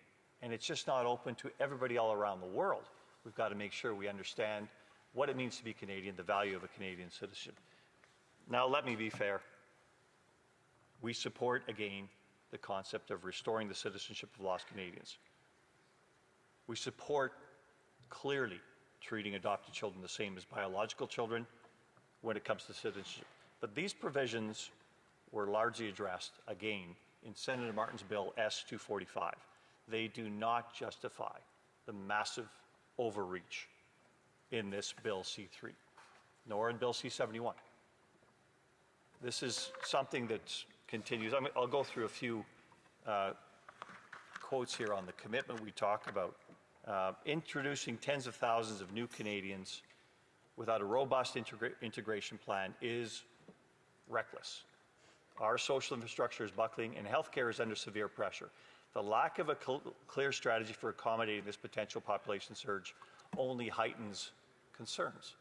What's the surge we're talking about here?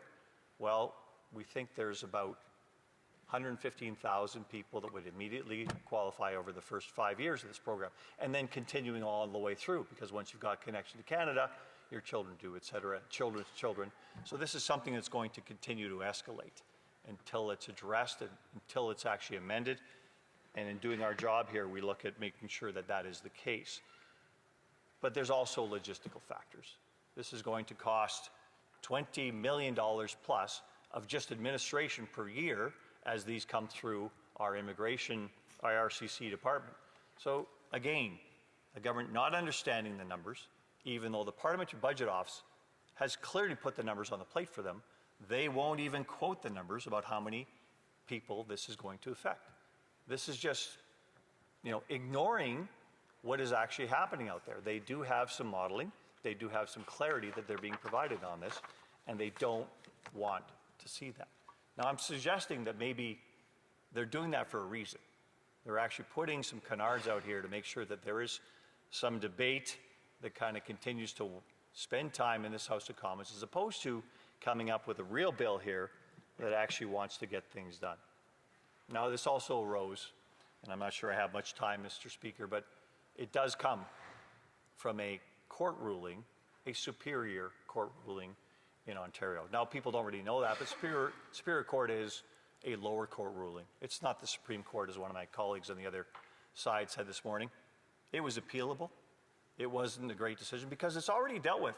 These lost Canadians, although it's not in law, there is a process where the Minister of Immigration, and one of the colleagues on the side actually told that this is how this is dealt with currently. The Minister of Immigration can actually deal with these lost Canadians very easily in his current powers to overwrite that, and he knows that, and the government knows that, but they won't admit that. And that's the problem here, is that the government's doing something here where it's already got tools to address it, and it's widening the whole approach to this to make sure that we're doing something that most Canadians would say, what are you doing? What are you doing? And why are you doing it?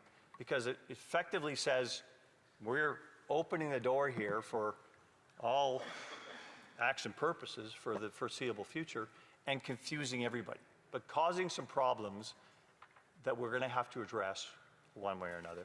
I'd like to close, Mr. Speaker, by just saying that Canadian citizenship is not just a passport, it's a privilege, a responsibility, and a bond to this country. And Bill C-3 weakens that bond. It allows people with minimal ties to Canada to claim the same rights and benefits as those who have lived, worked, and contributed here. Thank you. Great speech. Questions and comments? Question commentaire. The honourable member for Hamilton Centre. Thank you, Mr. Speaker. It will be a big honor for me to attend a citizenship ceremony in my riding Hamilton Center on Canada Day.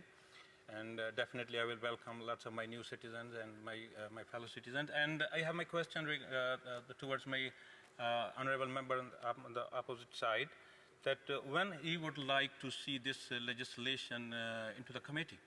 Thank you. The honourable member for Calgary Centre. Well, thank you, Mr. Speaker, and I welcome my colleague to this House of Commons. And I've already, as I told him in my speech, I've already been in committee looking at this bill. I would like it to see it go to committee once it has the proper amendments put into it that actually present it as if it's something that we could debate at committee, that we could actually discuss the pros and cons of it.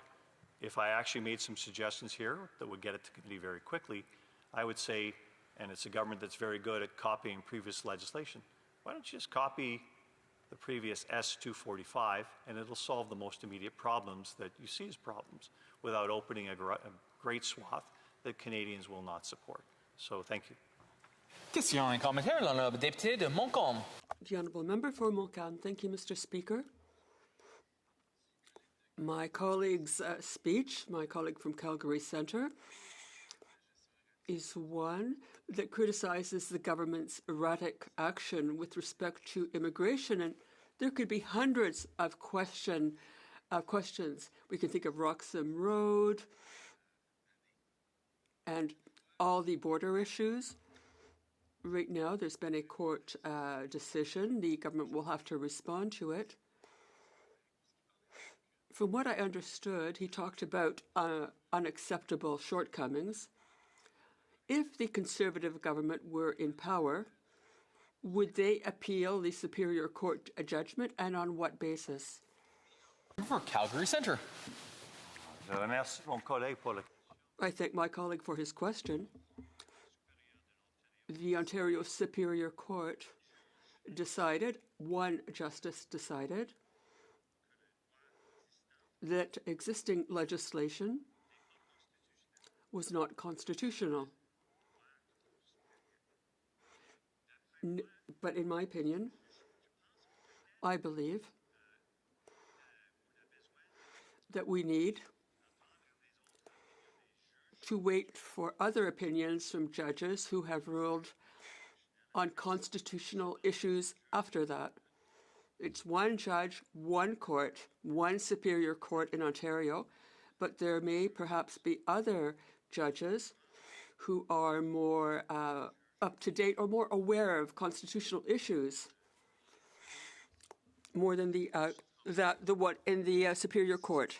Mr. Speaker, I'd like to thank my colleague from Calgary Centre for his wonderful speech today. We've heard repeatedly, both inside this House and outside, how the Liberal government has broken the immigration system, not just Canadians' trust, but our ability to serve new Canadians. Through my office, I found out initial or extension of work permits has gone from 60 days to 210 days to get done. Spousal applications for people already here in Canada used to be 1 year, now service standard is about 3 years.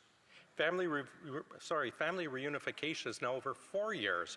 I'm wondering if the colleague would comment on the changes government's making without even knowing how many new people will be affected before and how it's going to affect the current wait times. The honourable member for Calgary Centre. It's a great question from my colleague from West Edmonton Law. And it is something that I have an office in Calgary that's well known for its casework in immigration. And that casework in immigration is becoming more and more and more backlogged. And speculation on that is that the government is actually, pardon my phrase here, ragging the puck so that they don't have to deal with these issues. They can actually just drag things out and hopefully people will eventually get the hint and move on. And because there is very few ways they can deal with the amount of excess files they have at this point in time. And I think it's going to continue to be that way. I think they're going to continue to bluster and not be able to meet their own targets as far as how they're going to meet the timelines. Those timelines are being expected timelines are being extended all the time, and they're outside their targeted guidelines repeatedly. And this is something MPs, members of Parliament, have to continue to give them feedback on, and it's not. Questions and comments, the Honourable Member for Winnipeg North. Yes, thank you, Mr. Speaker. Here's the reality of the situation. When Pierre Poilievre sat around the Conservative caucus with Stephen Harper, they actually canceled the ability of someone to sponsor a mother, a father, or a grandparent. They canceled it, didn't allow you to do that. They also hit the delete button on the employment skilled worker program, literally deleting hundreds of thousands of people that were in the system, even though they spent thousands of dollars individually to get into the system. He makes reference to the waiting time for marriages, which is not 3 years, but I can tell him during Stephen Harper, it got up to 6 years.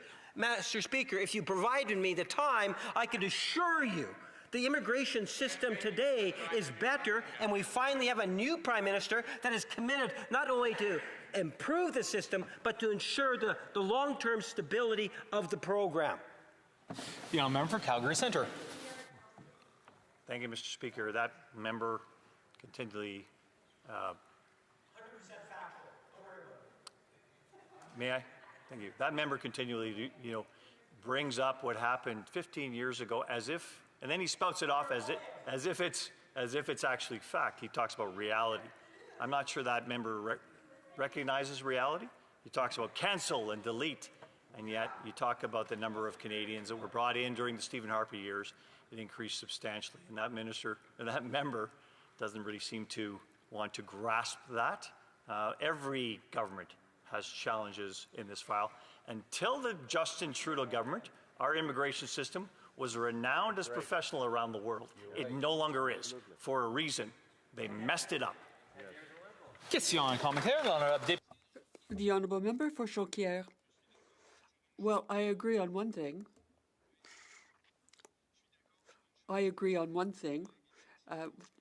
I would say that under the Trudeau government, there was real slippage. There were real issues with immigration, and really it was Quebec that had to foot the bill. There were people who entered our territory, and there was a whole procedure, a federal procedure with respect to the problems in Quebec. But we have here a bill which seems to have garnered consensus.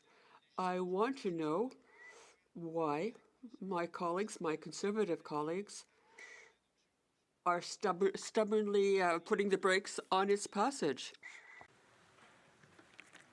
Well, I apologize to my colleague because I was going to respond in French, but when he used the word stubborn, I think I'm going to have to respond in English. Our job here is His Majesty's loyal opposition. Mr. Speaker, you know that. And there are gross holes in this legislation, and he knows that. And he knows what happened at Roxham Road.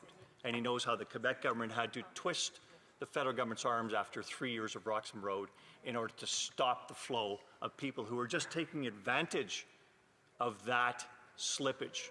Where the border isn't the border is where there's an office where the border. That's ridiculous. That's a judge that doesn't know what he's doing. That's a government that doesn't know how to address a dumb situation. Something we need to address here going forward very clearly is proper legislation. And this is anything but proper legislation. So I don't think it's stubborn for us to do the work Canadians expect of us in order to get good legislation passed in this House. Thank you. Questions and comments? Question et commentaire. 30 seconds to the Honourable Member for Saskatoon West. Thank you, Mr. Speaker. Just a quick question.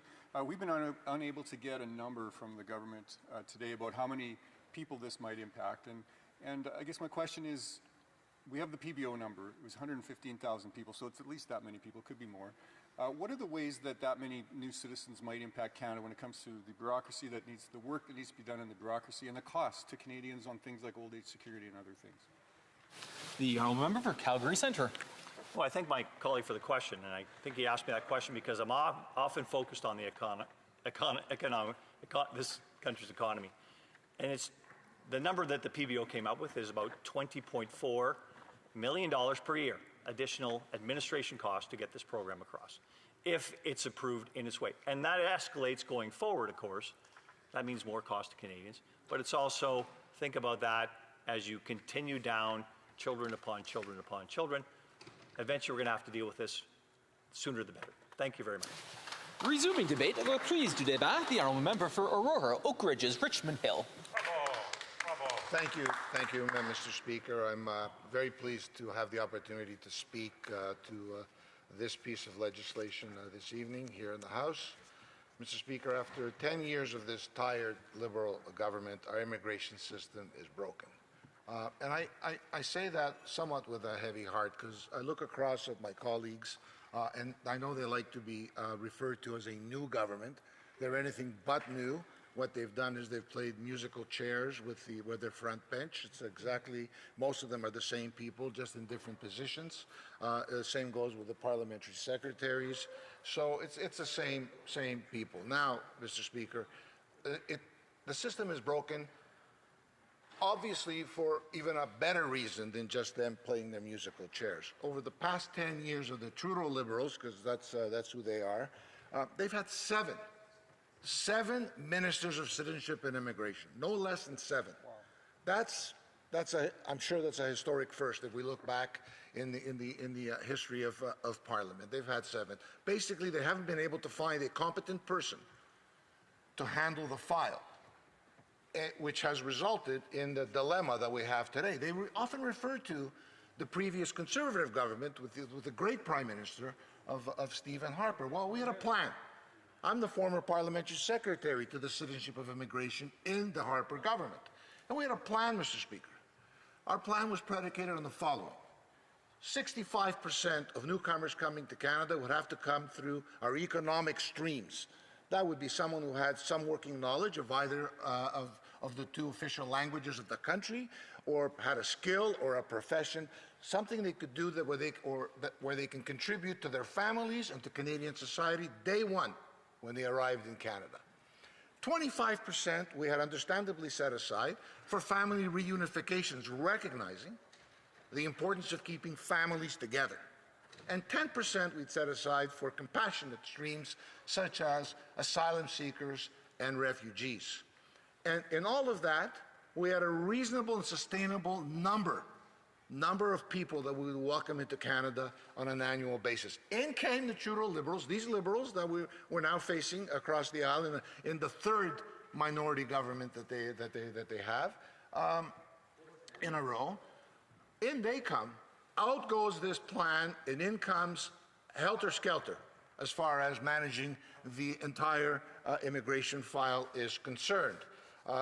Today's asylum backlog, for example, stands at over 280,000 people as of March 31st of just this year, which translates, Mr. Speaker, to a 4-year wait for asylum backlog I'm talking about. These are people that are waiting to get a response. Almost 29,000 people have failed to appear for their removal proceedings, and they can't be located in the country because they have no system in place in order for that to happen. That's what happens when you have no plan, no control, and no semblance of organization on how you should manage a ministry of the Crown. The government planned to cap study permits in 2024, then blew right past their cap by over 30,000 people. In fact, in 2024, if you add all the streams together, over 1 million people came to Canada at a time when we have a housing crisis, when we have a job crisis, our young people can't find work, 1,500 encampments just in the province of Ontario alone. People can't find a place to live. I would argue that when we welcome people to our country, Mr. Speaker, we should provide them with the opportunities like my parents had when they came here from Greece, where they came here, they worked hard, they got a good paycheck, which afforded them the opportunity to buy a home and grow their family. Those opportunities and that Canadian dream under these Liberals has gone completely out the window. These Liberals have eroded the trust in our immigration system, and under their watch, wait times for application processing is completely out of control. Now they want to add to the chaos. Mr. Speaker, I believe that being a Canadian citizen is one of the greatest privileges one can have. Canadians died for the rights and privileges afforded to our citizens that, quite frankly, some of us may take for granted on a daily basis, but 66,000 brave men lost their lives in the First World War. 44,000 brave soldiers lost their lives in the Second World War. 1,516 people lost their lives in the Korean effort. Certainly another 159 people lost their lives in Afghanistan. Sorry, 516 in Korea, 159 in Afghanistan, 29 in Cyprus and other efforts around the world. For those rights and privileges that we have today, and we need to take that seriously, Mr. Speaker. We have a responsibility when we give that Canadian citizen, bestow that on somebody, that huge privilege, that means something, that we don't water that down. Canadians have the right to vote. I would argue that people that have a right to vote should have contributed or contribute to this country, Mr. Speaker, as many of our families do and as Canadians do from coast to coast to coast on a daily basis.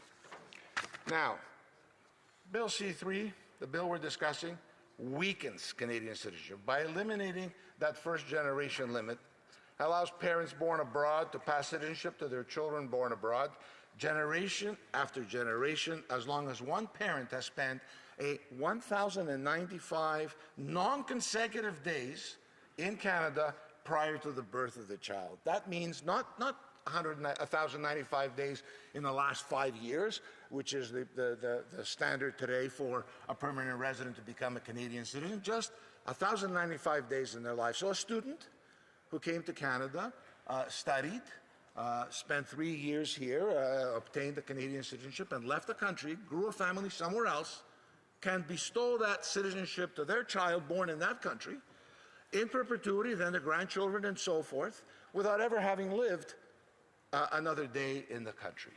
That does not make sense to Canadians that worked hard to earn that right, the right of citizenship, Mr. Speaker. And I've been, like many colleagues in this House, I've attended citizenship ceremonies. What a huge privilege it was, and what an emotional experience it was for me to be there to attend it, because it brought me back to the thoughts of my parents when they came to this country.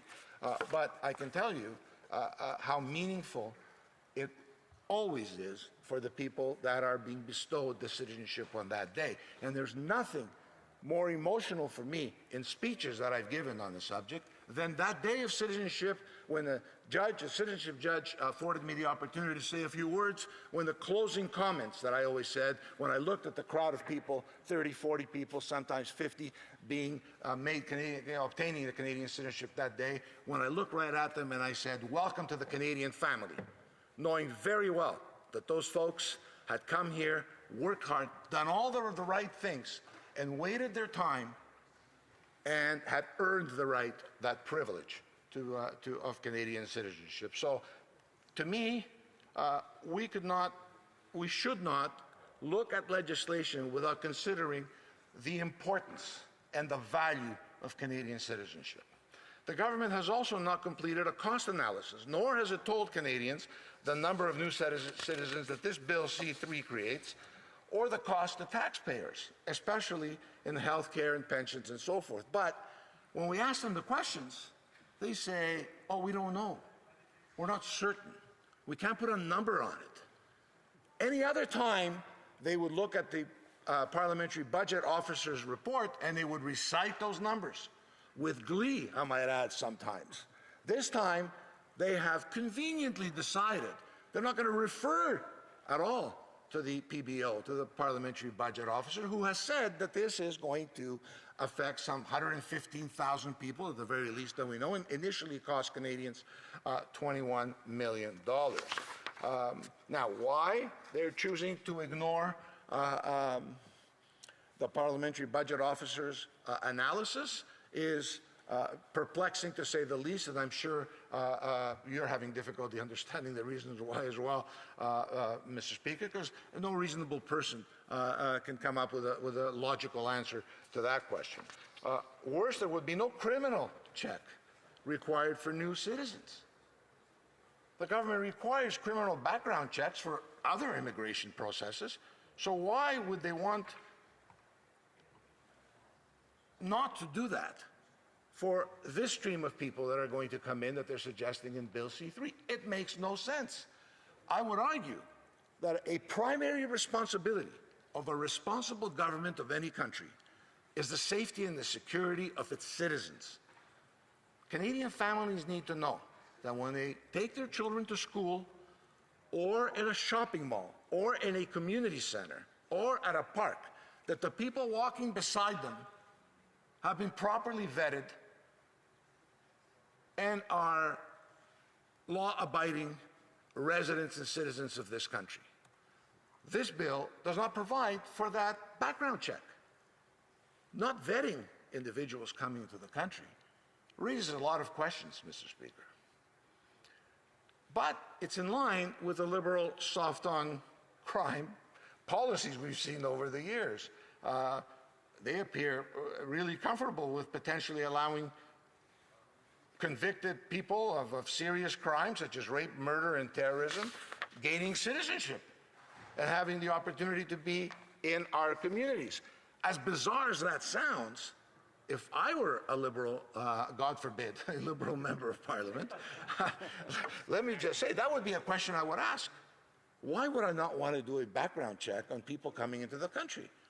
Automatically, someone who's a 30-year-old son of somebody who's been out of the country and never lived here, that person has never lived here before, finds out that, guess what, they've now passed a bill in perpetuity. I can now become a Canadian citizen. They come into Canada, they're Canadian citizens, no background check on them. Amazing. Mr. Speaker, that doesn't make sense to me, and I can assure you it does not make sense to my constituents in Aurora, Oak Ridges, Richmond Hill, and I represent one of the more diverse communities in the country, and I'm positive it does not make sense to Canadians anywhere in this beautiful country of ours. But the people who I feel most for, Mr. Speaker, are immigrants who went through the traditional immigration processes. These immigrants went through vetting, they proved they had a connection to Canada, and did the hard work to acquire the privileges and rights bestowed upon them as Canadian citizens. Under this bill, their citizenship becomes weaker. To summarize some of these points, Mr. Speaker, the government cannot tell us how many new citizens this will create. They cannot tell us the cost. Of course, they don't want to talk about costs.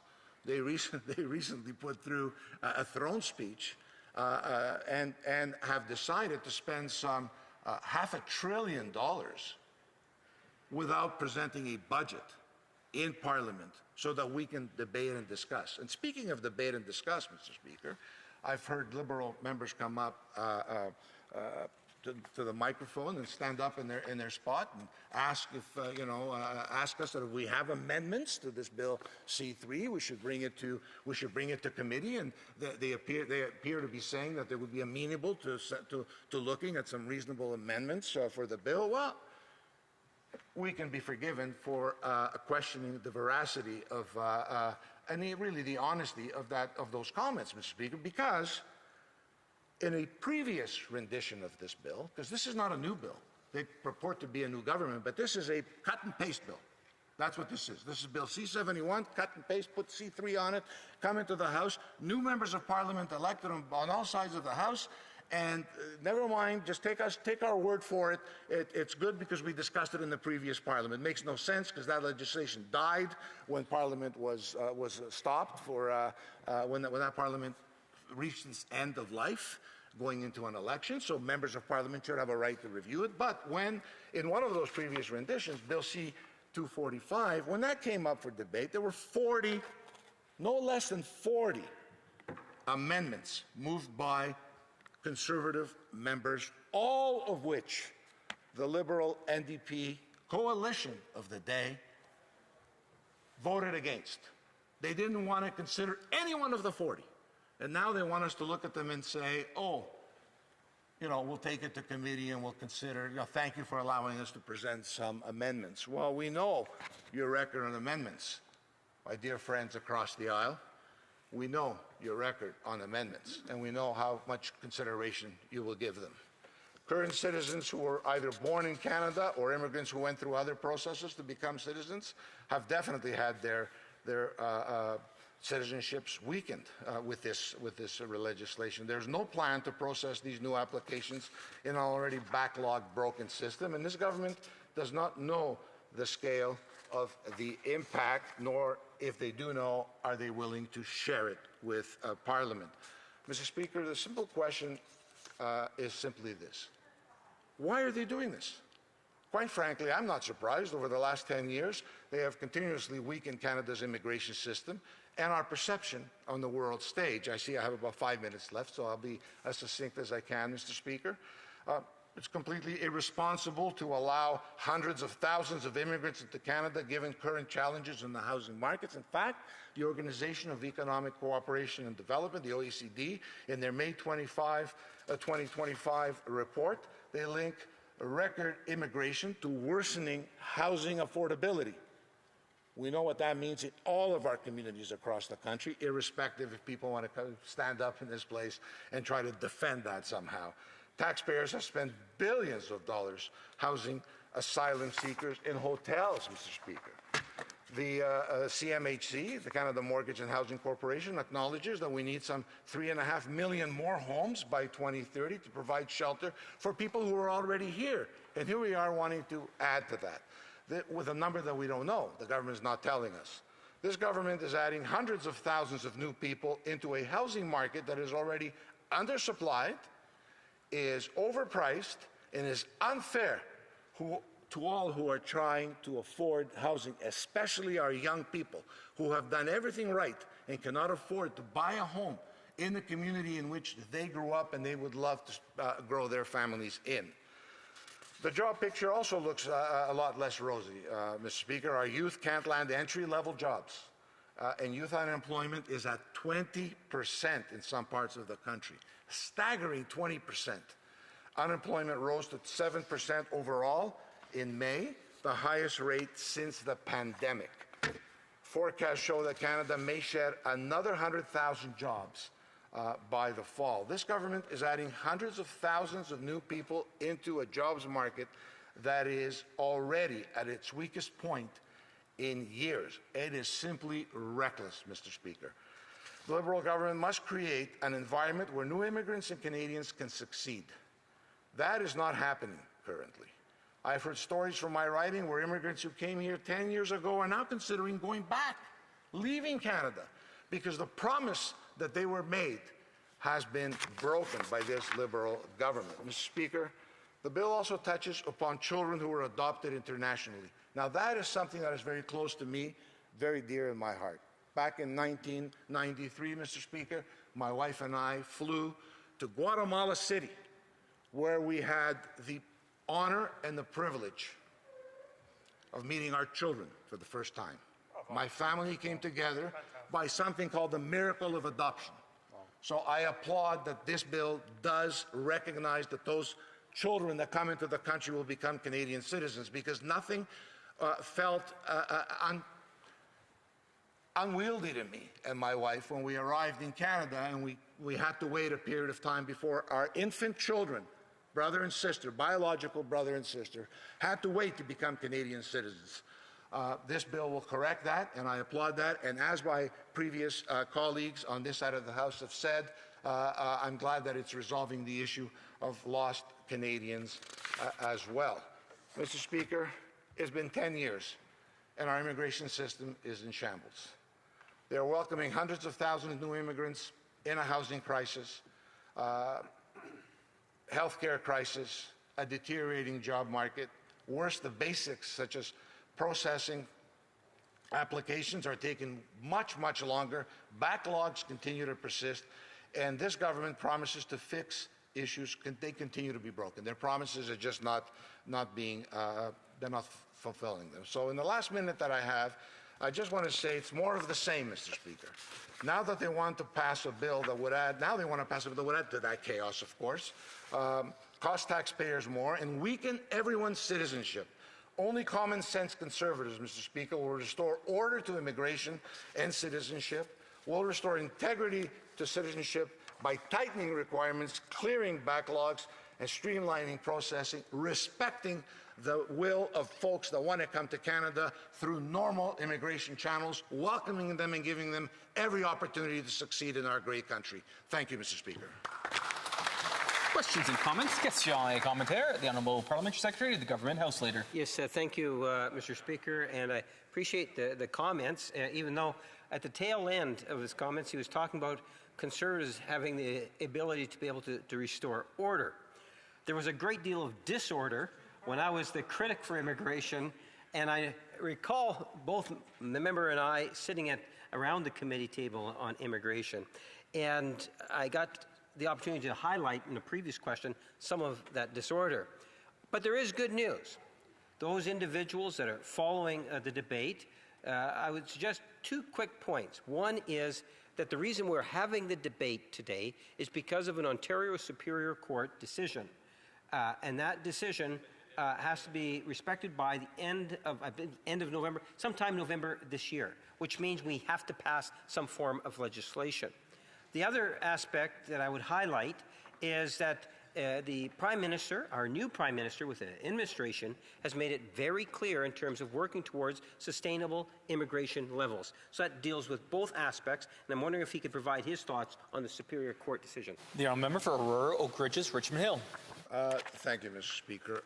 I understand the need to present a new piece of legislation here, but this is not a new piece. It's a cut and paste of the old piece.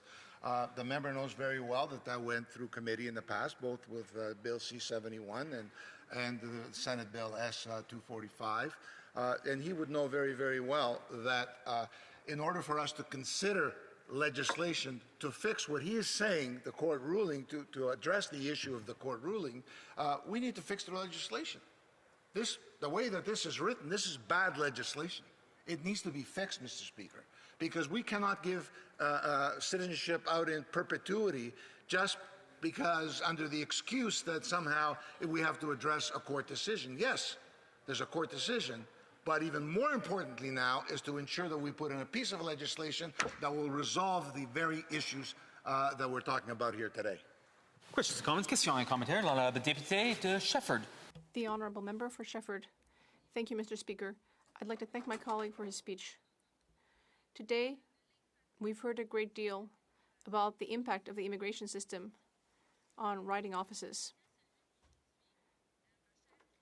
So today I would like to thank Christiane Dupuis, who has supported a number of citizens through their immigration process and who is now retiring. I'd like to wish her a happy retirement, and I will be celebrating with her as the summer vacation starts. I'd like to thank her for helping those who have chosen Granby and Shefford as the place where they wish to settle. Now, coming to my question, I share some of the concerns of my Conservative colleagues, but we nonetheless believe that C3 is a step in the right direction.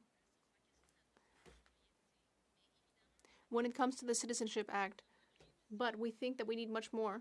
We need that Citizenship Act to be completely rethought. But now, here, once again, for the fourth time, the judge has handed down a date, November 20th. Has my colleague considered the effects of not considering the repercussions of not respecting that decision? Thank you, Mr. Speaker. I want to thank my colleague for her question, and I also want to congratulate Christiane Dupuis for her good work in helping the member in her work, and wish them every success in their future endeavors. Of course, it's important that we address the issue of the court decision. And what we're saying here today, we would hope that our colleagues in the bloc, and quite frankly, in the Liberal Party, would join us in ensuring that the piece of legislation that we do put through this House addresses the important issues that we have raised here today. We're going to be proposing amendments at committee, for sure, and we would like those amendments to be considered very seriously by our friends from the Bloc and our friends from the Liberal Party, because at the end of the day, we're here to provide good legislation that will address issues and resolve problems for Canadians, Mr. Speaker. We need to work together towards that. The government needs to listen to those amendments and come along with us as we implement them. Questions and comments? The Honourable Member for Rivière-des-Mille-Îles. Merci beaucoup, Monsieur. Thank you, Mr. Speaker. I'd like to thank my honourable colleague for his speech on this bill. It reminds me of a citizenship ceremony that there was in my riding. This was just a few years ago. When people get their citizenship, it's a very emotional moment. People are overjoyed to become Canadian. And I have a question, if I may, Mrs. Speaker. What does my honourable colleague think about this bill? Should it not go straight to committee? The member for Aurora, Oak Ridges, Richmond Hill. I'd like to thank the member opposite for her question. Yes, citizenship ceremonies are very emotional, as I said in my speech as well, and they're very important in the lives of the folks that are obtaining the citizenship on that day. I certainly believe that this bill needs to be studied a lot further. I would hope that the member opposite would speak to her colleagues in the Liberal Party to seriously consider amendments that we will be putting forward with this legislation, because as it stands right now, we cannot support the legislation, Mr. Speaker.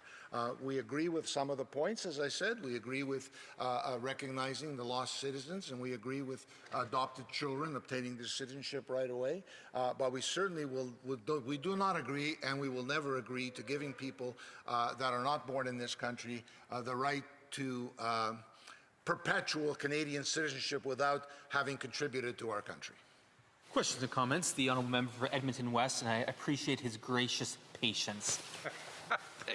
Thanks, Mr. Speaker. You're doing a fantastic job. I'd like to thank my colleague for his excellent speech today, especially the heartwarming tale of his adopted children. So thank you very much. The Liberal government itself even admits it's broken the immigration system. Their own immigration website states that concern about immigration is at the highest level it's been in 2 decades. And the government notes it's tied to concerns on impact on housing and public services. Considering the government doesn't even know how many people their bill will affect, does my colleague think that this bill is going to increase or alleviate concerns of how bad the Liberals have bungled the immigration file? The honourable member for Aurora, Oak Ridges, Richmond Hill. Thank you, Mr. Speaker, and I'd like to thank my learned colleague for that very important question. No, I honestly believe that this legislation will make things a lot worse if passed, as it was presented by the Minister of Immigration, and it'll continue getting worse as long as they keep playing musical chairs in this tired Liberal government opposite, Mr. Speaker. There's 7 different immigration ministers in a 10-year period. They're not looking at the file seriously, and this is, I would argue, a very important file for Canadians across the country, especially newcomers and immigrants who work so hard to obtain that right to come into our country, did everything the right way to obtain their citizenship. All this legislation will do is continue to exacerbate the problems and make them a lot worse than they are today. And we are here to hold this government to account. Hopefully they'll come on board with us and we'll make this a better piece of legislation so that we can pass it through the House unanimously at some point. Questions and comments? L'honorable député de Montcalm. The honourable member for Montcalm. Thank you, Mr. Speaker. All's fair in love and war. The Conservatives were doing a bona fide criticism of the dysfunctional immigration system, and we do share their opinions and criticisms on the immigration system as a whole. But was it worth spending an entire day on it? At this stage of the bill, where we think about the principle of the bill, because the principle of the bill isn't really the issue here. My colleague seems to think it is an issue. What I would like to know is he telling the House that given that he was talking about things that he did agree with and things that he didn't agree with, should we understand that on principle the Conservatives are against the idea that this bill should reach committee?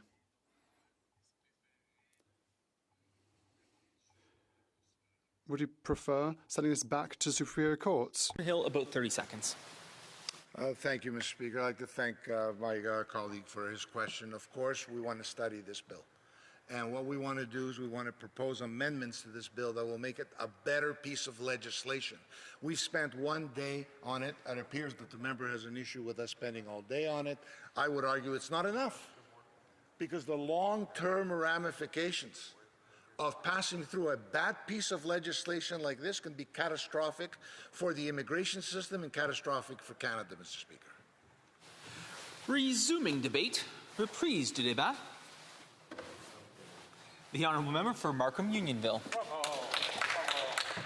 Thank you, Mr. Speaker. I'll be splitting my time today with my colleague from Nanaimo, Lady Smith. Mr. Speaker, as we debated this Bill C3 today, we go back to the basics of what does it mean to be Canadian? We're not a post-national state, as my colleagues across the aisle would love us to believe. Canadians exist from coast to coast to coast. There is great variety of experiences that make up our Canadian identity, but they are bounded within our great landmass. Canadian citizenship means something. It has weight in this world. For it to continue to have weight, there must be a cost. Nothing that is free continues to have any worth, any weight, and any merit. Mr. Speaker, the Conservative want nothing more than to preserve and to increase the value of Canadian citizenship. We value the respect, what it means to be a Canadian. The basic cause was Conservative want to maintain in the price of Canadian citizenship is for there to be a continued connection to Canada. Unfortunately, my dear colleagues across the aisle do not value their peers who live coast to coast to coast. No, Mr. Speaker, my most esteemed colleagues across the aisle would rather cheapen the value of our Canadian identity by siding with Canadians of convenience. Let us repeat that concept one more time, but more slowly. Canadians of convenience. Are these our brothers and sisters in arms? When push comes to shove, in our fracturing global order, can we count on these Canadians of convenience to advance our national interests alongside us? Or are these just people who love to have Canadian passport? Mr. Speaker, Bill C3 cheapens what it means to be a Canadian, and it extends citizenship by descent beyond the first generation. In 2009, we Conservatives enforced a first-generation limit. However, under Bill C3, any person born abroad to a Canadian citizen who has also born abroad will receive Canadian citizenship. In other words, the children of children born outside of Canada will be considered Canadian.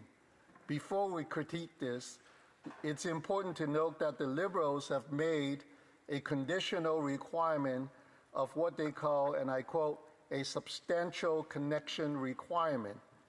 However, this requirement allows parents to pass Canadian citizenship on to their children for generation after generation.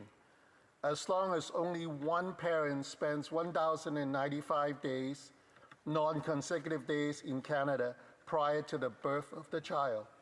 Mr. Speaker, is just 3 years of non-consecutive time in Canada, and there is no need for criminal record check.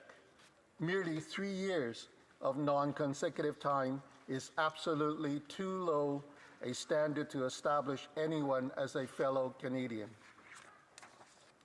At the absolute minimum, the 3 years should be consecutive, and there should be criminal record check.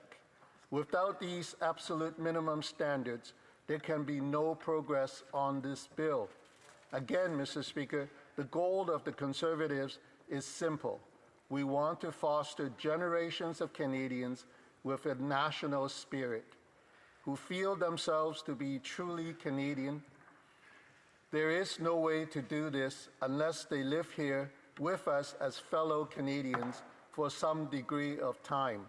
This is why their presence in Canada has to be sustained and consecutive so they live, learn, and work beside their fellow Canadians.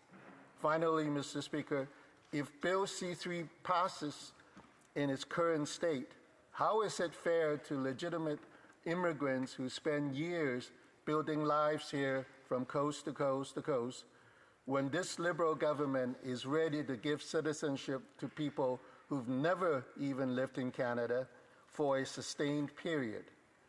They have cheapened what it means to be Canadian. We still all suffer for it. We will all suffer for it. With that established, let's quickly address what this Bill C-3 could be if it was precise and focused. The core historical problems we should be addressing is what has been framed as lost Canadians. These are people who neither had Canadian citizenship and lost it, or thought they were entitled to Canadian citizenship but never received it. This was the original issue Conservatives gave support for, and for which we will continue to give support. Historically, citizenship has been revoked due to issues like restrictions on dual citizenship, or a child not being registered after being born abroad. Section 8 of the Citizenship Act says all individuals born abroad to Canadian parents after February 14, 1977 had to apply to reinstate their Canadian citizenship before they turned 28 years old. In short, Conservatives wanted to restore citizenship to individuals who lost it due to non-application for retention or application rejections under the former Citizenship Act, Section 8. Some individuals lost citizenship at the age of 28. These generally include people born as the second generation abroad between February 15, 1977 and April 16, 1981, who turned 28. This was also the original content of Conservative Senator Johan Martin's private bill S-245, which plays a more direct role in addressing the concerns about the first-generation rule. What I want to emphasize is how specific the problem was and how tailored the solution could be. What we have instead with Bill C-3 is the use of this originally narrow problem of lost Canadians to spearhead broad sweeping changes to the fundamentals of Canadian citizenship. Conservatives fully support the provisions that relate to lost Canadians, but we cannot allow the pretext of solving the lost Canadians issue lead to a sweeping change in what it means to be Canadian. With this little historical background out of the way, let's return to reconsider Bill C-3 as a whole. Mr. Speaker, the debate on Bill C-3 boils down to one simple question. What does it mean to be a Canadian? Ultimately, do we truly value what it means to live from coast to coast to coast, or does place have no meaning? Mr. Speaker, I have often heard culture defines the way of life, and the way of life is something you learn by doing, and you learn beside people who are doing it. In this way, citizenship is like a trade, and it requires apprenticeship. To apprentice as a Canadian, you must live in Canada beside Canadians and learn our way of life over several consecutive years. However, Mr. Speaker, in the current state of Bill C-3, the Liberals want to serve Canadians of convenience who hold Canadian citizenship but live abroad and do not participate in Canadian society. Bill C-3 serves Canadians of convenience, but does it serve Canadians? Only common sense Conservatives will restore order to immigration and citizenship. We only restore integrity to citizenship by tightening requirements, because this is how we preserve the value of what it means to be Canadian. Thank you. Questions and comments? Questions and commentaires dans le député de Madawaska. The Honourable Member for Madawaska-Restigouche. Thank you. Bill C3 seeks to correct a mistake of the past. In 2009, the Conservative government of Stephen Harper adopted measures that limits citizenship. This had significant repercussions, severing ties for people who had links to Canada if their parents were born abroad. In 2023, the Superior Court of Ontario stated that these measures were unconstitutional, and there was no appeal because of the consequences of these measures. My question, will he work with us and support this bill that seeks to correct a historical wrong? Thank you, Mr. Speaker. The honourable member for Markham Unionville. Mr. Speaker, thank you for the colleagues across the aisle for the question. And as my colleague responded earlier with the same answer, and that is, we will support the bill with the amendments that we are proposing to address specific issues and not broaden the overall Citizenship Act to allow generations and generations and generations abroad. If these people really have intentions of being Canadians, it's easy for them to do so and still be able to apply those rules. And so to my colleague, the Conservatives will support those with the amendments that we are proposing. Thank you. Questions and comments, questions et commentaires. L'honorable député de Jonquière. The honourable for Jonquière. As I was closely listening to my colleague's speech, perhaps he wasn't here in the previous Parliament, but the government managed immigration in a mediocre way. There was huge waves of immigration that created huge pressure on Quebec's healthcare system, on Quebec's social services system, but Quebec was not compensated for this. Does my colleague not see an injustice in this? The honourable member for Markham Unionville. Thank you, Mr. Speaker, and thank you for my colleague. And that's precisely part of the problems. We've been asking this Liberal government in terms of numbers, how many people will be impacted, and the answer was they don't know. How much would it cost us, and they don't know. And again, how is it going to impact each of the provinces, including Quebec? They obviously don't know that answer either. So what is this government doing, putting a bill without having to prepare themselves for the consequences and the impact of such a bill being implemented? Thank you. Questions and comments. The honourable member for Swift Current, Grasslands, Kindersley. Thank you very much, Mr. Speaker. I really enjoyed the member's speech, and in particular, the start of it, he was talking about the issue of Canadians of convenience. And when I meet with people back home, people, especially people who have immigrated to Canada, they had to work hard. They had to, prove that they were solvent, that they had the means to be able to be a contributing member to society. And we look at this bill, we see what the Liberals are doing with what it means to become a Canadian citizen. They've really cheapened what it takes to become a Canadian citizen. So I'm just wondering if my colleague has any thoughts on what the Liberals are doing with this bill and making it really cheapening what it takes and what it means to become Canadian with this bill. That's a great question. The honourable member for Markham Unionville. Thank you to my colleague for that question. It certainly, as per my speech, it used to mean something to be a Canadian, to be carrying that Canadian passport and feeling safe across the world, carrying that passport, knowing that is respected. And by cheapening this passport, it becomes almost like something you could get from online sales. And what is, as I said in my speech, what does it mean to be a Canadian, right? To understand and know our values, to have lived with Canadian colleagues and friends in Canada, to understand our culture and understand our ways of lives. And so by giving out and granting generations after generations of citizenship for people who have perhaps even, as the colleague across the aisle admit, who may not have the intention even wanting to be Canadian, but this legislation allows them to do so.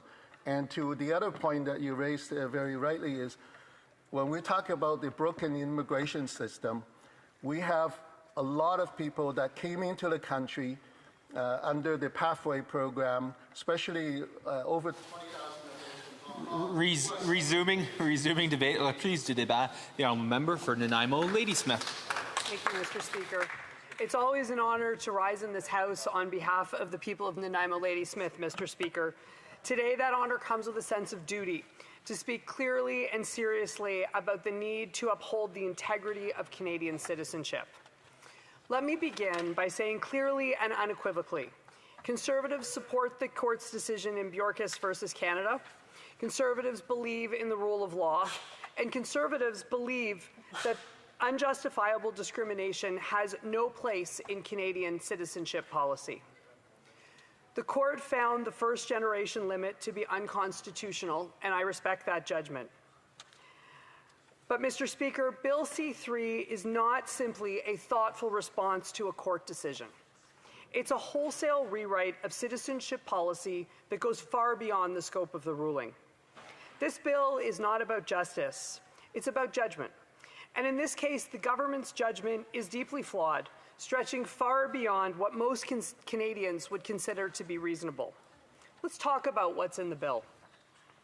Under Bill C-3, Canadian citizenship can be automatically passed down for multiple generations born outside of Canada, so long as just one parent has spent just 1,095 non-consecutive days, that's 3 years of non-consecutive days, at any time in their life on Canadian soil.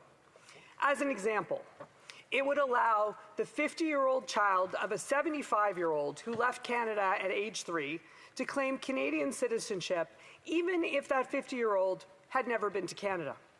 Let's be clear, that is not a strong connection to Canada. That's not growing up here, working here, paying taxes here, or raising a family here. It's not even vacationing here. There are many other ridiculous examples. Vacations, work trips, conferences, they would all count. Getting stranded in Canada while in transit from one country to another because a snowstorm grounds your connecting flight, that's a night. I could go on. The bottom line, this bill makes a number of people, and IRCC couldn't tell the committee how many people, with minimal or no exposure to Canada, eligible for Canadian citizenship ad infinitum. And unlike many of the programs Canadians have to navigate, there's no proof required. If you're willing to swear an affidavit that your parent spent 1,095 days here, this government will take your word for it. No boarding passes, no holiday pictures, no receipts for poutine or perhaps maple-cured salmon required. What could go wrong, Mr. Speaker? Now, don't take my word for it. Let's hear from some of the experts. We've heard repeatedly from experts with concerns about this bill. This is not actually a partisan issue. It is a policy issue. It's about what it means to be Canadian. It's about what is a substantial connection. It's about how we spend the $500 billion this Liberal government is proposing we approve without a budget. It's about whether people with no connection to Canada can suddenly discover their parents' Canadian roots when times get tough, or they decide they'd like to live somewhere else. We have a refugee program. We have an immigration program. This is neither. This bill does an end run around those programs and allows an ill-defined, undetermined number of people to jump the line without having to prove their value or show their work. We support correcting past injustices. We support restoring citizenship to real lost Canadians, those caught in the bureaucratic net of outdated provisions like Section 8 of the old Citizenship Act. These are people who were raised in Canada, have lived their lives as Canadians, and who were denied the rights and privileges of citizenship due to paperwork or legislative gaps. They are Canadians in every meaningful sense, and they deserve to be treated as such. We also support the provisions regarding adopted children, which ensure that children adopted abroad, like those of my colleague who spoke earlier, are treated equally under the law and are able to pass on citizenship in the same way as biological children. That is a matter of fairness and equality, and we back those and we have always backed those provisions, and we continue to support them now. But what we cannot and will not support is a system that waters down the meaning of citizenship and creates an unmanageable administrative burden on already strained government services. Let's look at the numbers. The Parliamentary Budget Officer has estimated that Bill C-3 could immediately add about 115,000 new citizens, most of whom do not live in Canada. Yet, the government has provided no estimate for how many could be added in the long term as new generations become eligible. These new citizens will be eligible for services like old age security, GIS, health services, yet many of them will never have paid a single dollar of income tax in Canada. The government has admitted that they haven't completed a proper cost analysis. In committee hearings, IRCC officials acknowledge that they simply do not know how many people this bill affects or what the long-term financial implications will be. That's not good governance, Mr. Speaker. That's not responsible legislation. It's just recklessness. And it is particularly troubling given the state of our public services today. Canadians are waiting weeks for passports, months for citizenship applications, and years for permanent residency. Housing is unaffordable. Healthcare is stretched to the brink. Resources are finite, Mr. Speaker, and this bill does nothing to prioritize those already in Canada who need help. So this is the bottom line, Mr. Speaker. The so-called substantial connection test in this bill is vague and inadequate. 1,095 non-consecutive days can be spread across decades and attested to without proof. There is no requirement for a criminal record check, and there is no clear plan on how IRCC will verify or process this influx of new applicants. Conservatives are proposing simple, reasonable amendments to this bill. Make the 1,095 days consecutive. Disqualify those with serious criminal records. These are common sense safeguards, and the government should accept them and adopt them as our own, as they have with many of our other policies. The court gave the government a mandate to act, but not to overreach. What Canadians need, what Canadians expect and deserve, is a balanced approach, one that upholds the Charter, fixes past wrongs, but preserves the integrity of Canadian citizenship. Mr. Speaker, Bill C does not strike that balance in its current form. Canadian citizenship is an incredible thing, Mr. Speaker. It's more than just a legal status. It is a profound connection to one of the most free, diverse, and democratic nations in the world. It reflects a shared commitment to values that define Canada: respect for human rights, the rule of law, and pluralism. For millions, becoming a Canadian citizen is the fulfillment of a dream. And for those of us lucky enough to be born into it, it is a privilege that we should never take for granted. But this bill creates a slippery slope where citizenship is no longer tied to a meaningful presence or a substantial connection to Canada. It risks transforming Canadian citizenship from a living commitment into a legacy entitlement, something passed down with little or no connection to our land, our laws, or our culture. It is worth remembering why the first-generation limit was introduced in the first place. After the 2006 crisis in Lebanon, Canada evacuated 14,000 citizens at a cost of $94 million. Thousands returned to Lebanon shortly thereafter. That experience led to the realization that citizenship must come with responsibilities, not just rights. That's why a Conservative government enacted the first-generation limit in 2009 to restore integrity to our system. Bill C-3 goes far beyond correcting the unintentional oversights of that policy that were properly identified by the courts. It unacceptably rewrites the framework of Canadian citizenship in a way that undermines its integrity, dilutes its value, and ignores the need for a balanced and principled approach. Mr. Speaker, let me close by saying this. Conservatives believe in a strong, fair, and principled citizenship regime. And that is what we would like to see in this bill. Thank you, Mr. Speaker. Order. I'll remind the honourable member that she'll have 5 minutes of questions and comments at the next time the House takes up this matter. It being 6:30, in accordance with Standing Order 38, a motion to adjourn the House is deemed to have been made and seconded at this time. Therefore, the question is, this House do now adjourn. The honourable member for York Durham. Thank you, Mr. Speaker. I rise today to talk about housing, and I have given notice that the responses that the Liberal Housing Minister has provided are unsatisfactory. And they're unsatisfactory not just to me, but to an entire generation of would-be and prospective home buyers. And I've asked several questions in this House to the Minister repeatedly on this question of housing because after 10 years, I know they like to say it's a new government, but they've been in power 10 years and they cannot run away from their record on this. And after 10 years, the reality is that people in the next generation are simply unable to afford a home. And the solutions that have been proposed are that maybe we can live in modular homes or prefab homes or shipping containers maybe.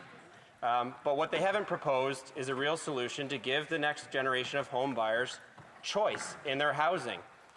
If a prefabricated home works for a family, excellent. If it doesn't, people should have choice, but they shouldn't be forced into only one government size fits all. And I want to share with the Parliamentary Secretary, who I hope will be providing some more enlightened answers this evening, on just how bad it's gotten in my riding. So in the town of Scugog, Township of Scugog, according to the most recent Toronto Regional Real Estate Board report from May, the average price of a single-family detached home is now $989,000.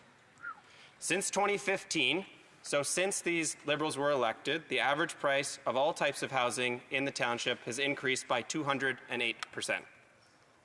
At the same time, the median salary in the township of Scugog is after tax $92,000. That means housing is 10 times salary in the town. But according to Statistics Canada, wages in the township have only increased by 9.5% since the last census period. And that's if you can find an average priced house in the township.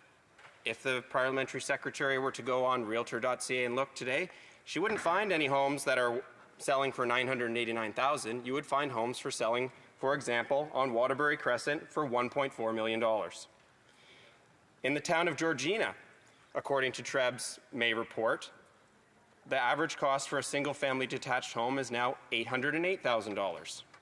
Since 2015, again, since the Liberals were elected, the average price for all housing types in the town of Georgina has increased by 99.5%. At the same time, median after-tax salary in the town is $85,000. Housing is 9.5 times your salary. At the same time, Statistics Canada has said that wages in the town have only increased 11% in the last census period. Lastly, in the town of Uxbridge, $1.2 million for a single-family detached. Since 2015, average prices for all housing up 120%. What all this means is that the average salary no longer buys the average house in the GTA and almost all across the country. And that's not right.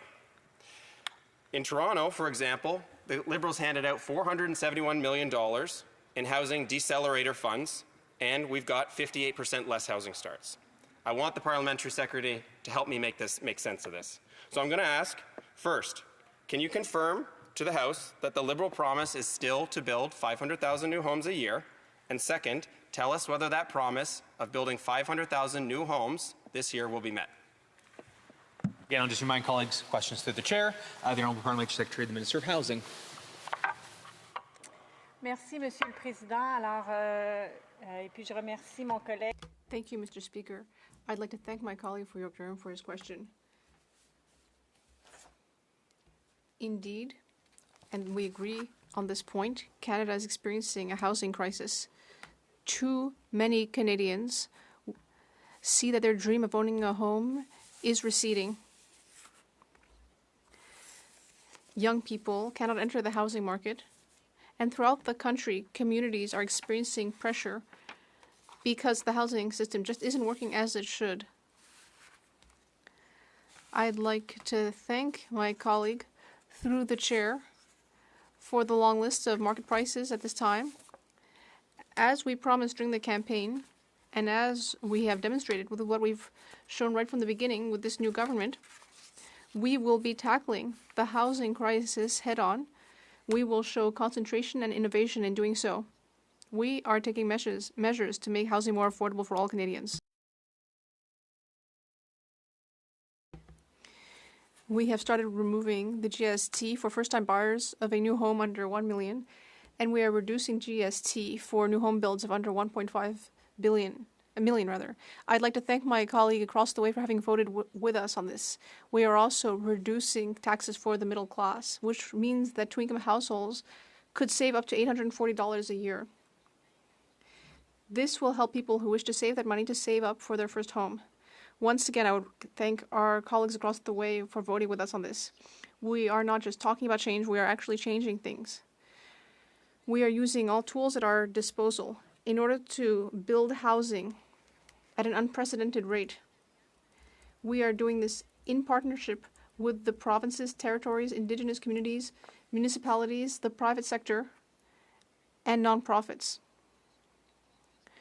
Just earlier today, I met an organization that is working to build modular housing. And for several weeks, we've been hearing about shipping containers. A shipping container, maybe that was 50 years ago. This is not the reality anymore. La création de Maisons Canada. The creation of Building Homes Canada is a pillar of our plan. It will transform the way in which housing is built in our country. This organization will speed up the construction of affordable housing. It will reduce housing construction delays. It will reduce financial and bureaucratic obstacles.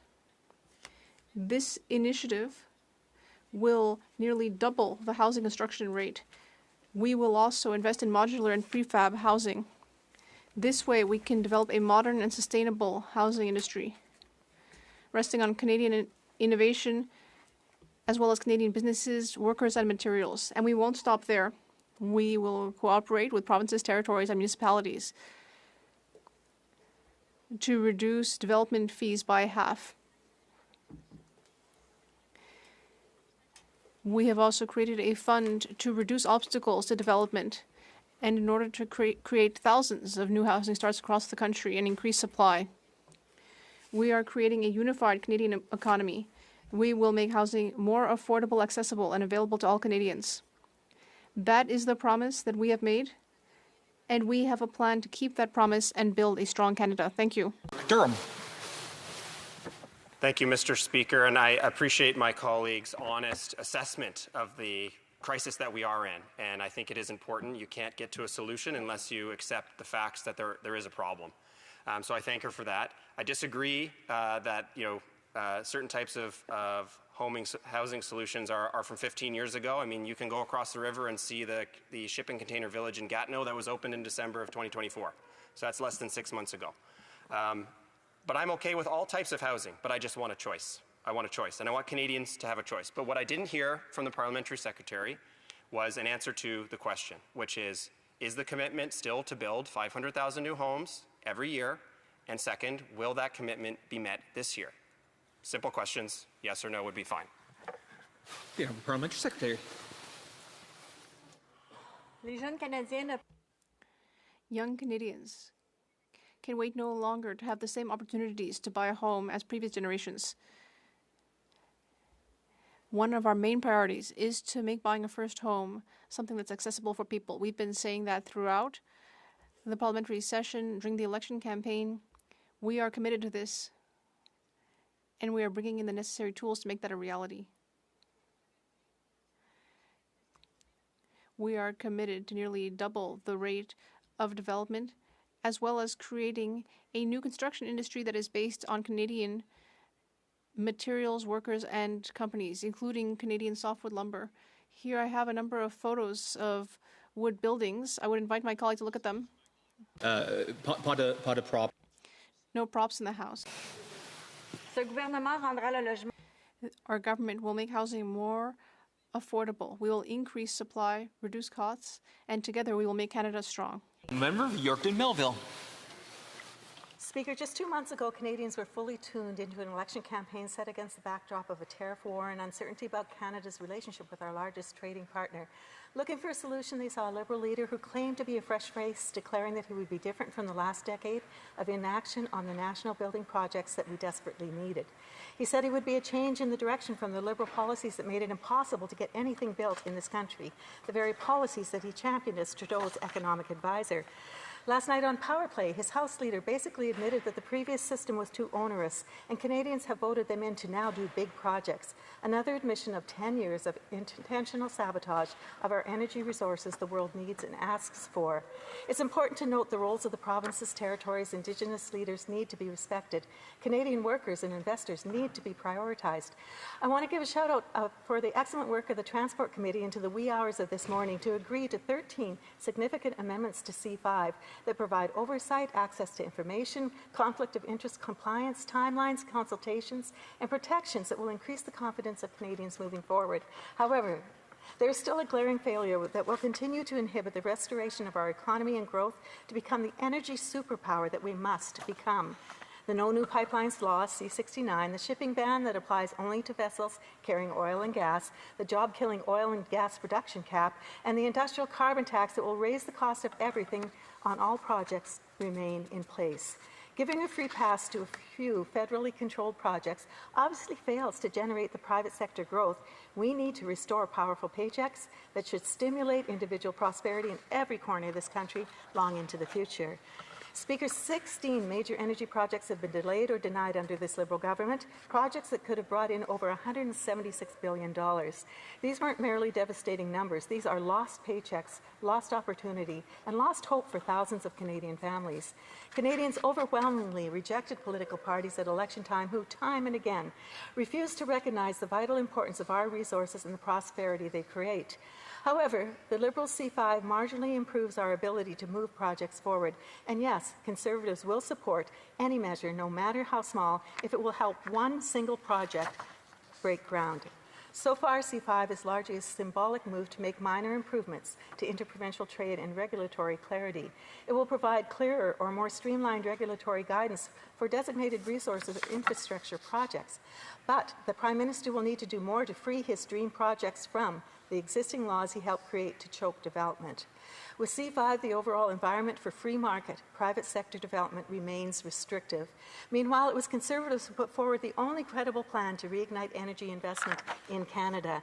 Canadians, you need to know that we are still committed to our plan to repeal Liberal anti-development laws and regulations that have cost you $500 billion in lost investment over the last decade, a national energy corridor to rapidly approve and build critical infrastructure and end our dependence on the Americans. One-and-done approvals to accelerate priority resource projects through one application and environmental review. Scrap the industrial carbon tax, lower costs for Canadians while boosting our economy and allowing our companies to become competitive again with the U.S. We will repeal C-69 and the West Coast tanker ban to build the infrastructure needed to export our clean, responsible energy overseas. The Prime Minister is known to have a fondness for Conservative ideas, although he has watered each one down with a minuscule tax cut, a very combined GST break, and a sleight-of-hand huge increase in carbon tax measures.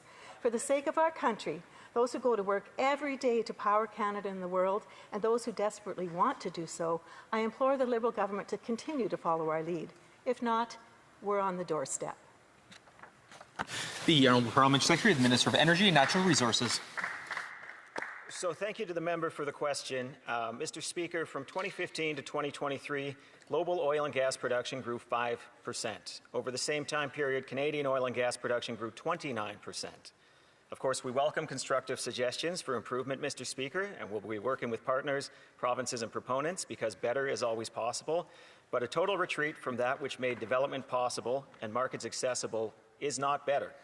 Demand for Canadian oil and gas grows because we develop our resources to high environmental and social standards with Indigenous partners and with an eye towards a robust, sustainable industry. Canada is at a pivotal moment, and we are taking a historically important step to establish ourselves as an energy superpower. That's why this government has introduced the One Canadian Economy Act to remove federal barriers to internal trade and labour mobility and advance projects of national interest. We expect that if the One Canadian Economy Act passes in the next few days, it will reassure investors that Canada and our energy sector is open for business. I'm pleased to say, Mr. Speaker, that the voting record on the One Canadian Economy Act so far shows the official opposition supports our work to lead the world in energy production and transmission. The government's vision is clear. We are focused on expanding our global energy reach beyond those who share our borders to those who share our values.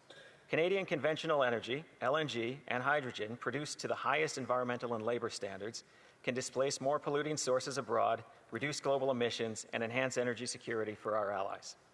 While this work is being done, our government will keep investing in carbon capture, methane reduction, and other technologies that help bring down emissions in the conventional energy sector. I'd also like to point out the TMX project. A Liberal government invested in TMX to expand the access to Canada's conventional energy producers so they have global market access. Greater access to international markets has improved the overall value of Canadian oil, generating significant benefits for the entire country. We will also support clean energy and protect the environment because it's the right thing to do. It is a strong Canadian value. We will get more energy to market while fighting climate change through strategic investments in carbon capture, methane reduction, and clean technologies. As the Prime Minister has said before, this government will get projects built. Of course, we will work with provinces, private sector proponents, and Indigenous communities. Indigenous rights will not be an afterthought. They are bedrock of our nation. The protections in Section 35 are enshrined in our Constitution, and this government stands steadfastly in support of them and the United Nations Declaration on the Rights of Indigenous Peoples. We need to work together. We are focused on growing our economy, carrying out our duty to our partners, and supporting our energy producers. We must focus on delivery. This government will build more, build faster, and build with confidence. Confidence that we will provide certainty to investors, and confidence that will give Canadians a better, more prosperous future. Thank you, Mr. Speaker. Member for Yorkton Melville. Well, Mr. Speaker, it's pretty clear to me that our effectiveness on this side of the floor has been significant. On resource development, the Prime Minister made a revealing admission. He acknowledged that his government's own laws made it nearly impossible to build anything, and his solution is to give political exemptions to a few hand-picked projects. But here is our question. If you admit the laws don't work, why not repeal them altogether?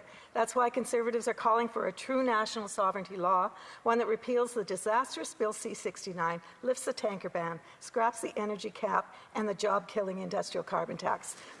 One that unlocks our potential with shovel-ready zones that provide clear permitting paths for mines, dams, nuclear plants, LNG facilities, pipelines, and more. For the sake of our youth, we can't wait. We want a Canada that is self-reliant, sovereign, and independent, where workers take home powerful paychecks. What the member is saying on the other side of the floor reflects this side of the floor, and it's time to see them actually do it.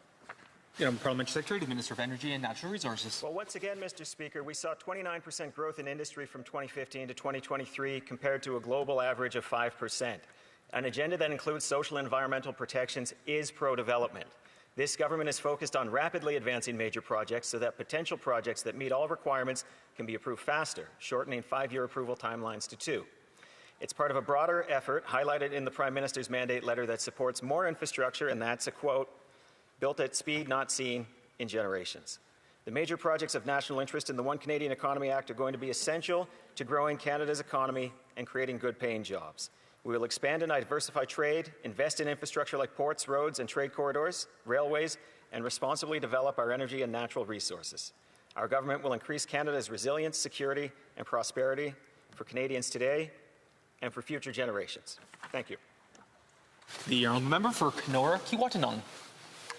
Thank you, Mr. Speaker. The Liberals promised to sell surplus government properties in order to build 4,000 housing units by 2028, but a scathing report that came out from the Auditor General shown that after 5 years they'd only built 309 of those units, Mr. Speaker, on pace to only build about 12% of what they promised, that 4,000 that they promised. And this is of particular concern now as Canadians are facing a housing crisis, and this Liberal government, according to the Auditor General, is sitting on $5.9 million square feet of space that could be utilized for housing development. And we see this right across the country, but certainly in northwestern Ontario, Mr. Speaker, we're feeling that significant effect of the housing shortage.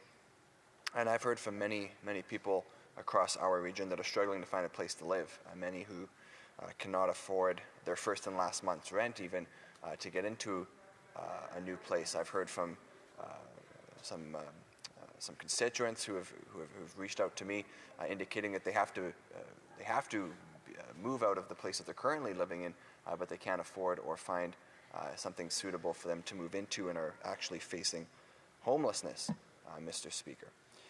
I would also note that there is a great economic cost to this housing crisis. I know many employers in my district, they're struggling to find work nearby. They're looking for people to move in from around the country and frankly around the world.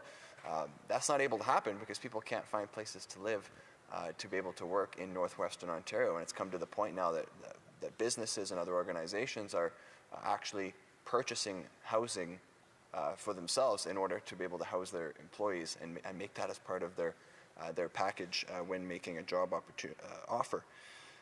As well, more broadly, Mr. Speaker, we know that nearly half of Canadians are very concerned about the housing affordability because of the rising costs of housing and rent, and up to nearly 60% of Canadians aged 20 to 35 have reported to be experiencing housing affordability challenges. And just today, in fact, Mr. Speaker, the Canadian Mortgage Housing Corporation released new estimates on Canada's housing supply gaps. And they estimate, in the government's own words, that to return to the housing affordability levels of 2019, not even going back to 2015, but just to 2019, they will require the government to build between 430,000 and 480,000 new housing units over the next decade, Mr. Speaker. And that means that Canada needs to double the number of homes it builds each year to restore that affordability level. That is a big goal. We've seen reports from the TD Bank that are indicating that housing starts are actually going to decline. So we are on the complete wrong track, Mr. Speaker. I would add, with the time I have remaining, that the Conservatives have put forward a plan. We've done so in the last Parliament over the election campaign, and we still have the plan, truly the only real plan to get housing built. We've seen nothing from this government but platitudes. They won't even bring forward a budget that includes a plan for housing. And Conservatives are calling for the government to prioritize a plan to build 2.3 million new homes over the next 5 years by axing the GST on new homes, incentivizing municipalities as well to cut red tape and development taxes, and of course, to the root of my question, selling the federal properties to developers who will be able to help build more affordable housing units more quickly. Mr. Speaker, when will the Liberals finally keep the promise that they made to Canadians so that they can free up that housing development and get more homes built across the country? Now, Parliamentary Secretary, the Minister of Housing. Merci, Monsieur le Président. Thank you, Mr. Speaker. And I thank my colleague for his question and for what he had to say. As I said earlier, we agree with the fact that Canada is dealing with a housing crisis. And, Mr. Speaker, this is why the Canadian government has designed the most ambitious housing plan ever done.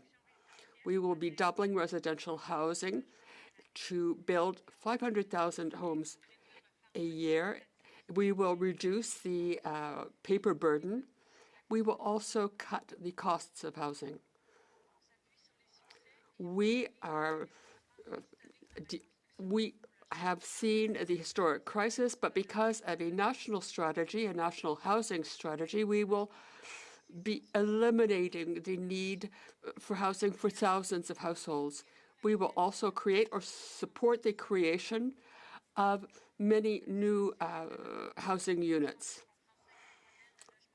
We will have standardized norms to help builders in the construction process.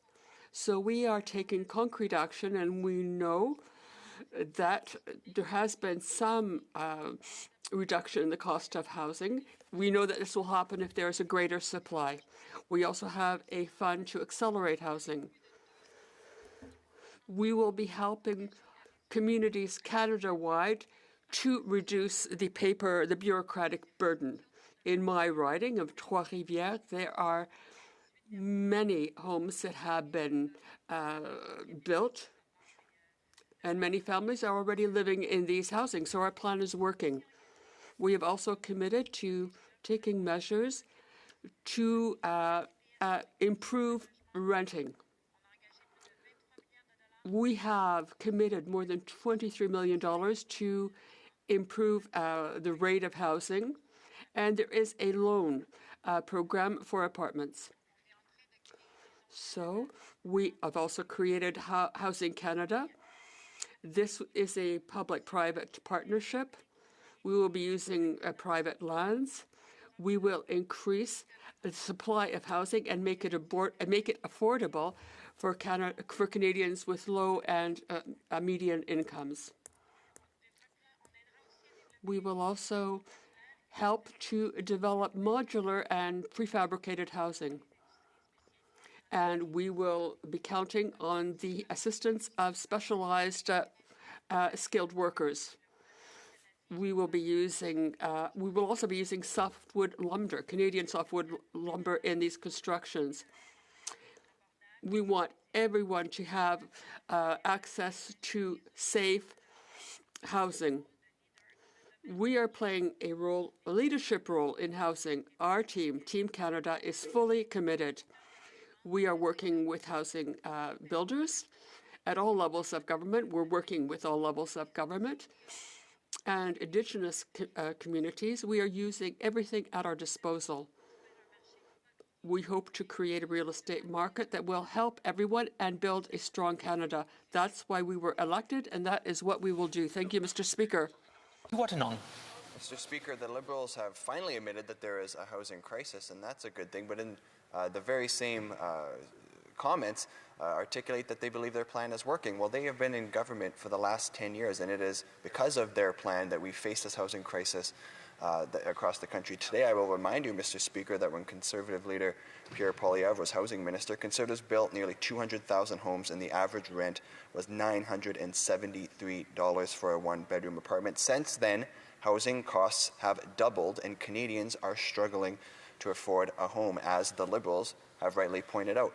And Mr. Speaker, my question was very specific to their Liberal promise to build 4,000 housing units by 2028 using surplus government property. They're only on track to meet 12% of that promised 4,000, Mr. Speaker. So can the parliamentary secretary, tell us when the government is going to keep their promise to get more homes to the market? Thank you.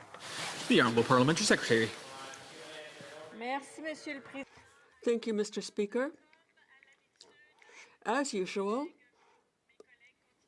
our colleagues are only looking at very small parts of the Auditor General's report. They want us for media clips.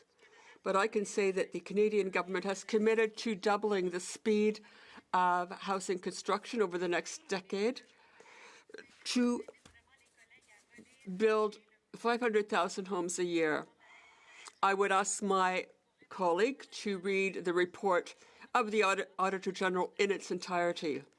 We will be helping with housing in all categories, affordable housing, social housing. We will be cutting costs for builders. We are working with municipalities to cut moving costs. We are also encouraging municipalities to eliminate obstacles in order to facilitate and accelerate building homes. This will allow us to accelerate housing. The House is now deemed to have been adopted. Accordingly, this House stands adjourned until tomorrow at 10 a.m. pursuant to Standing Order 24-1.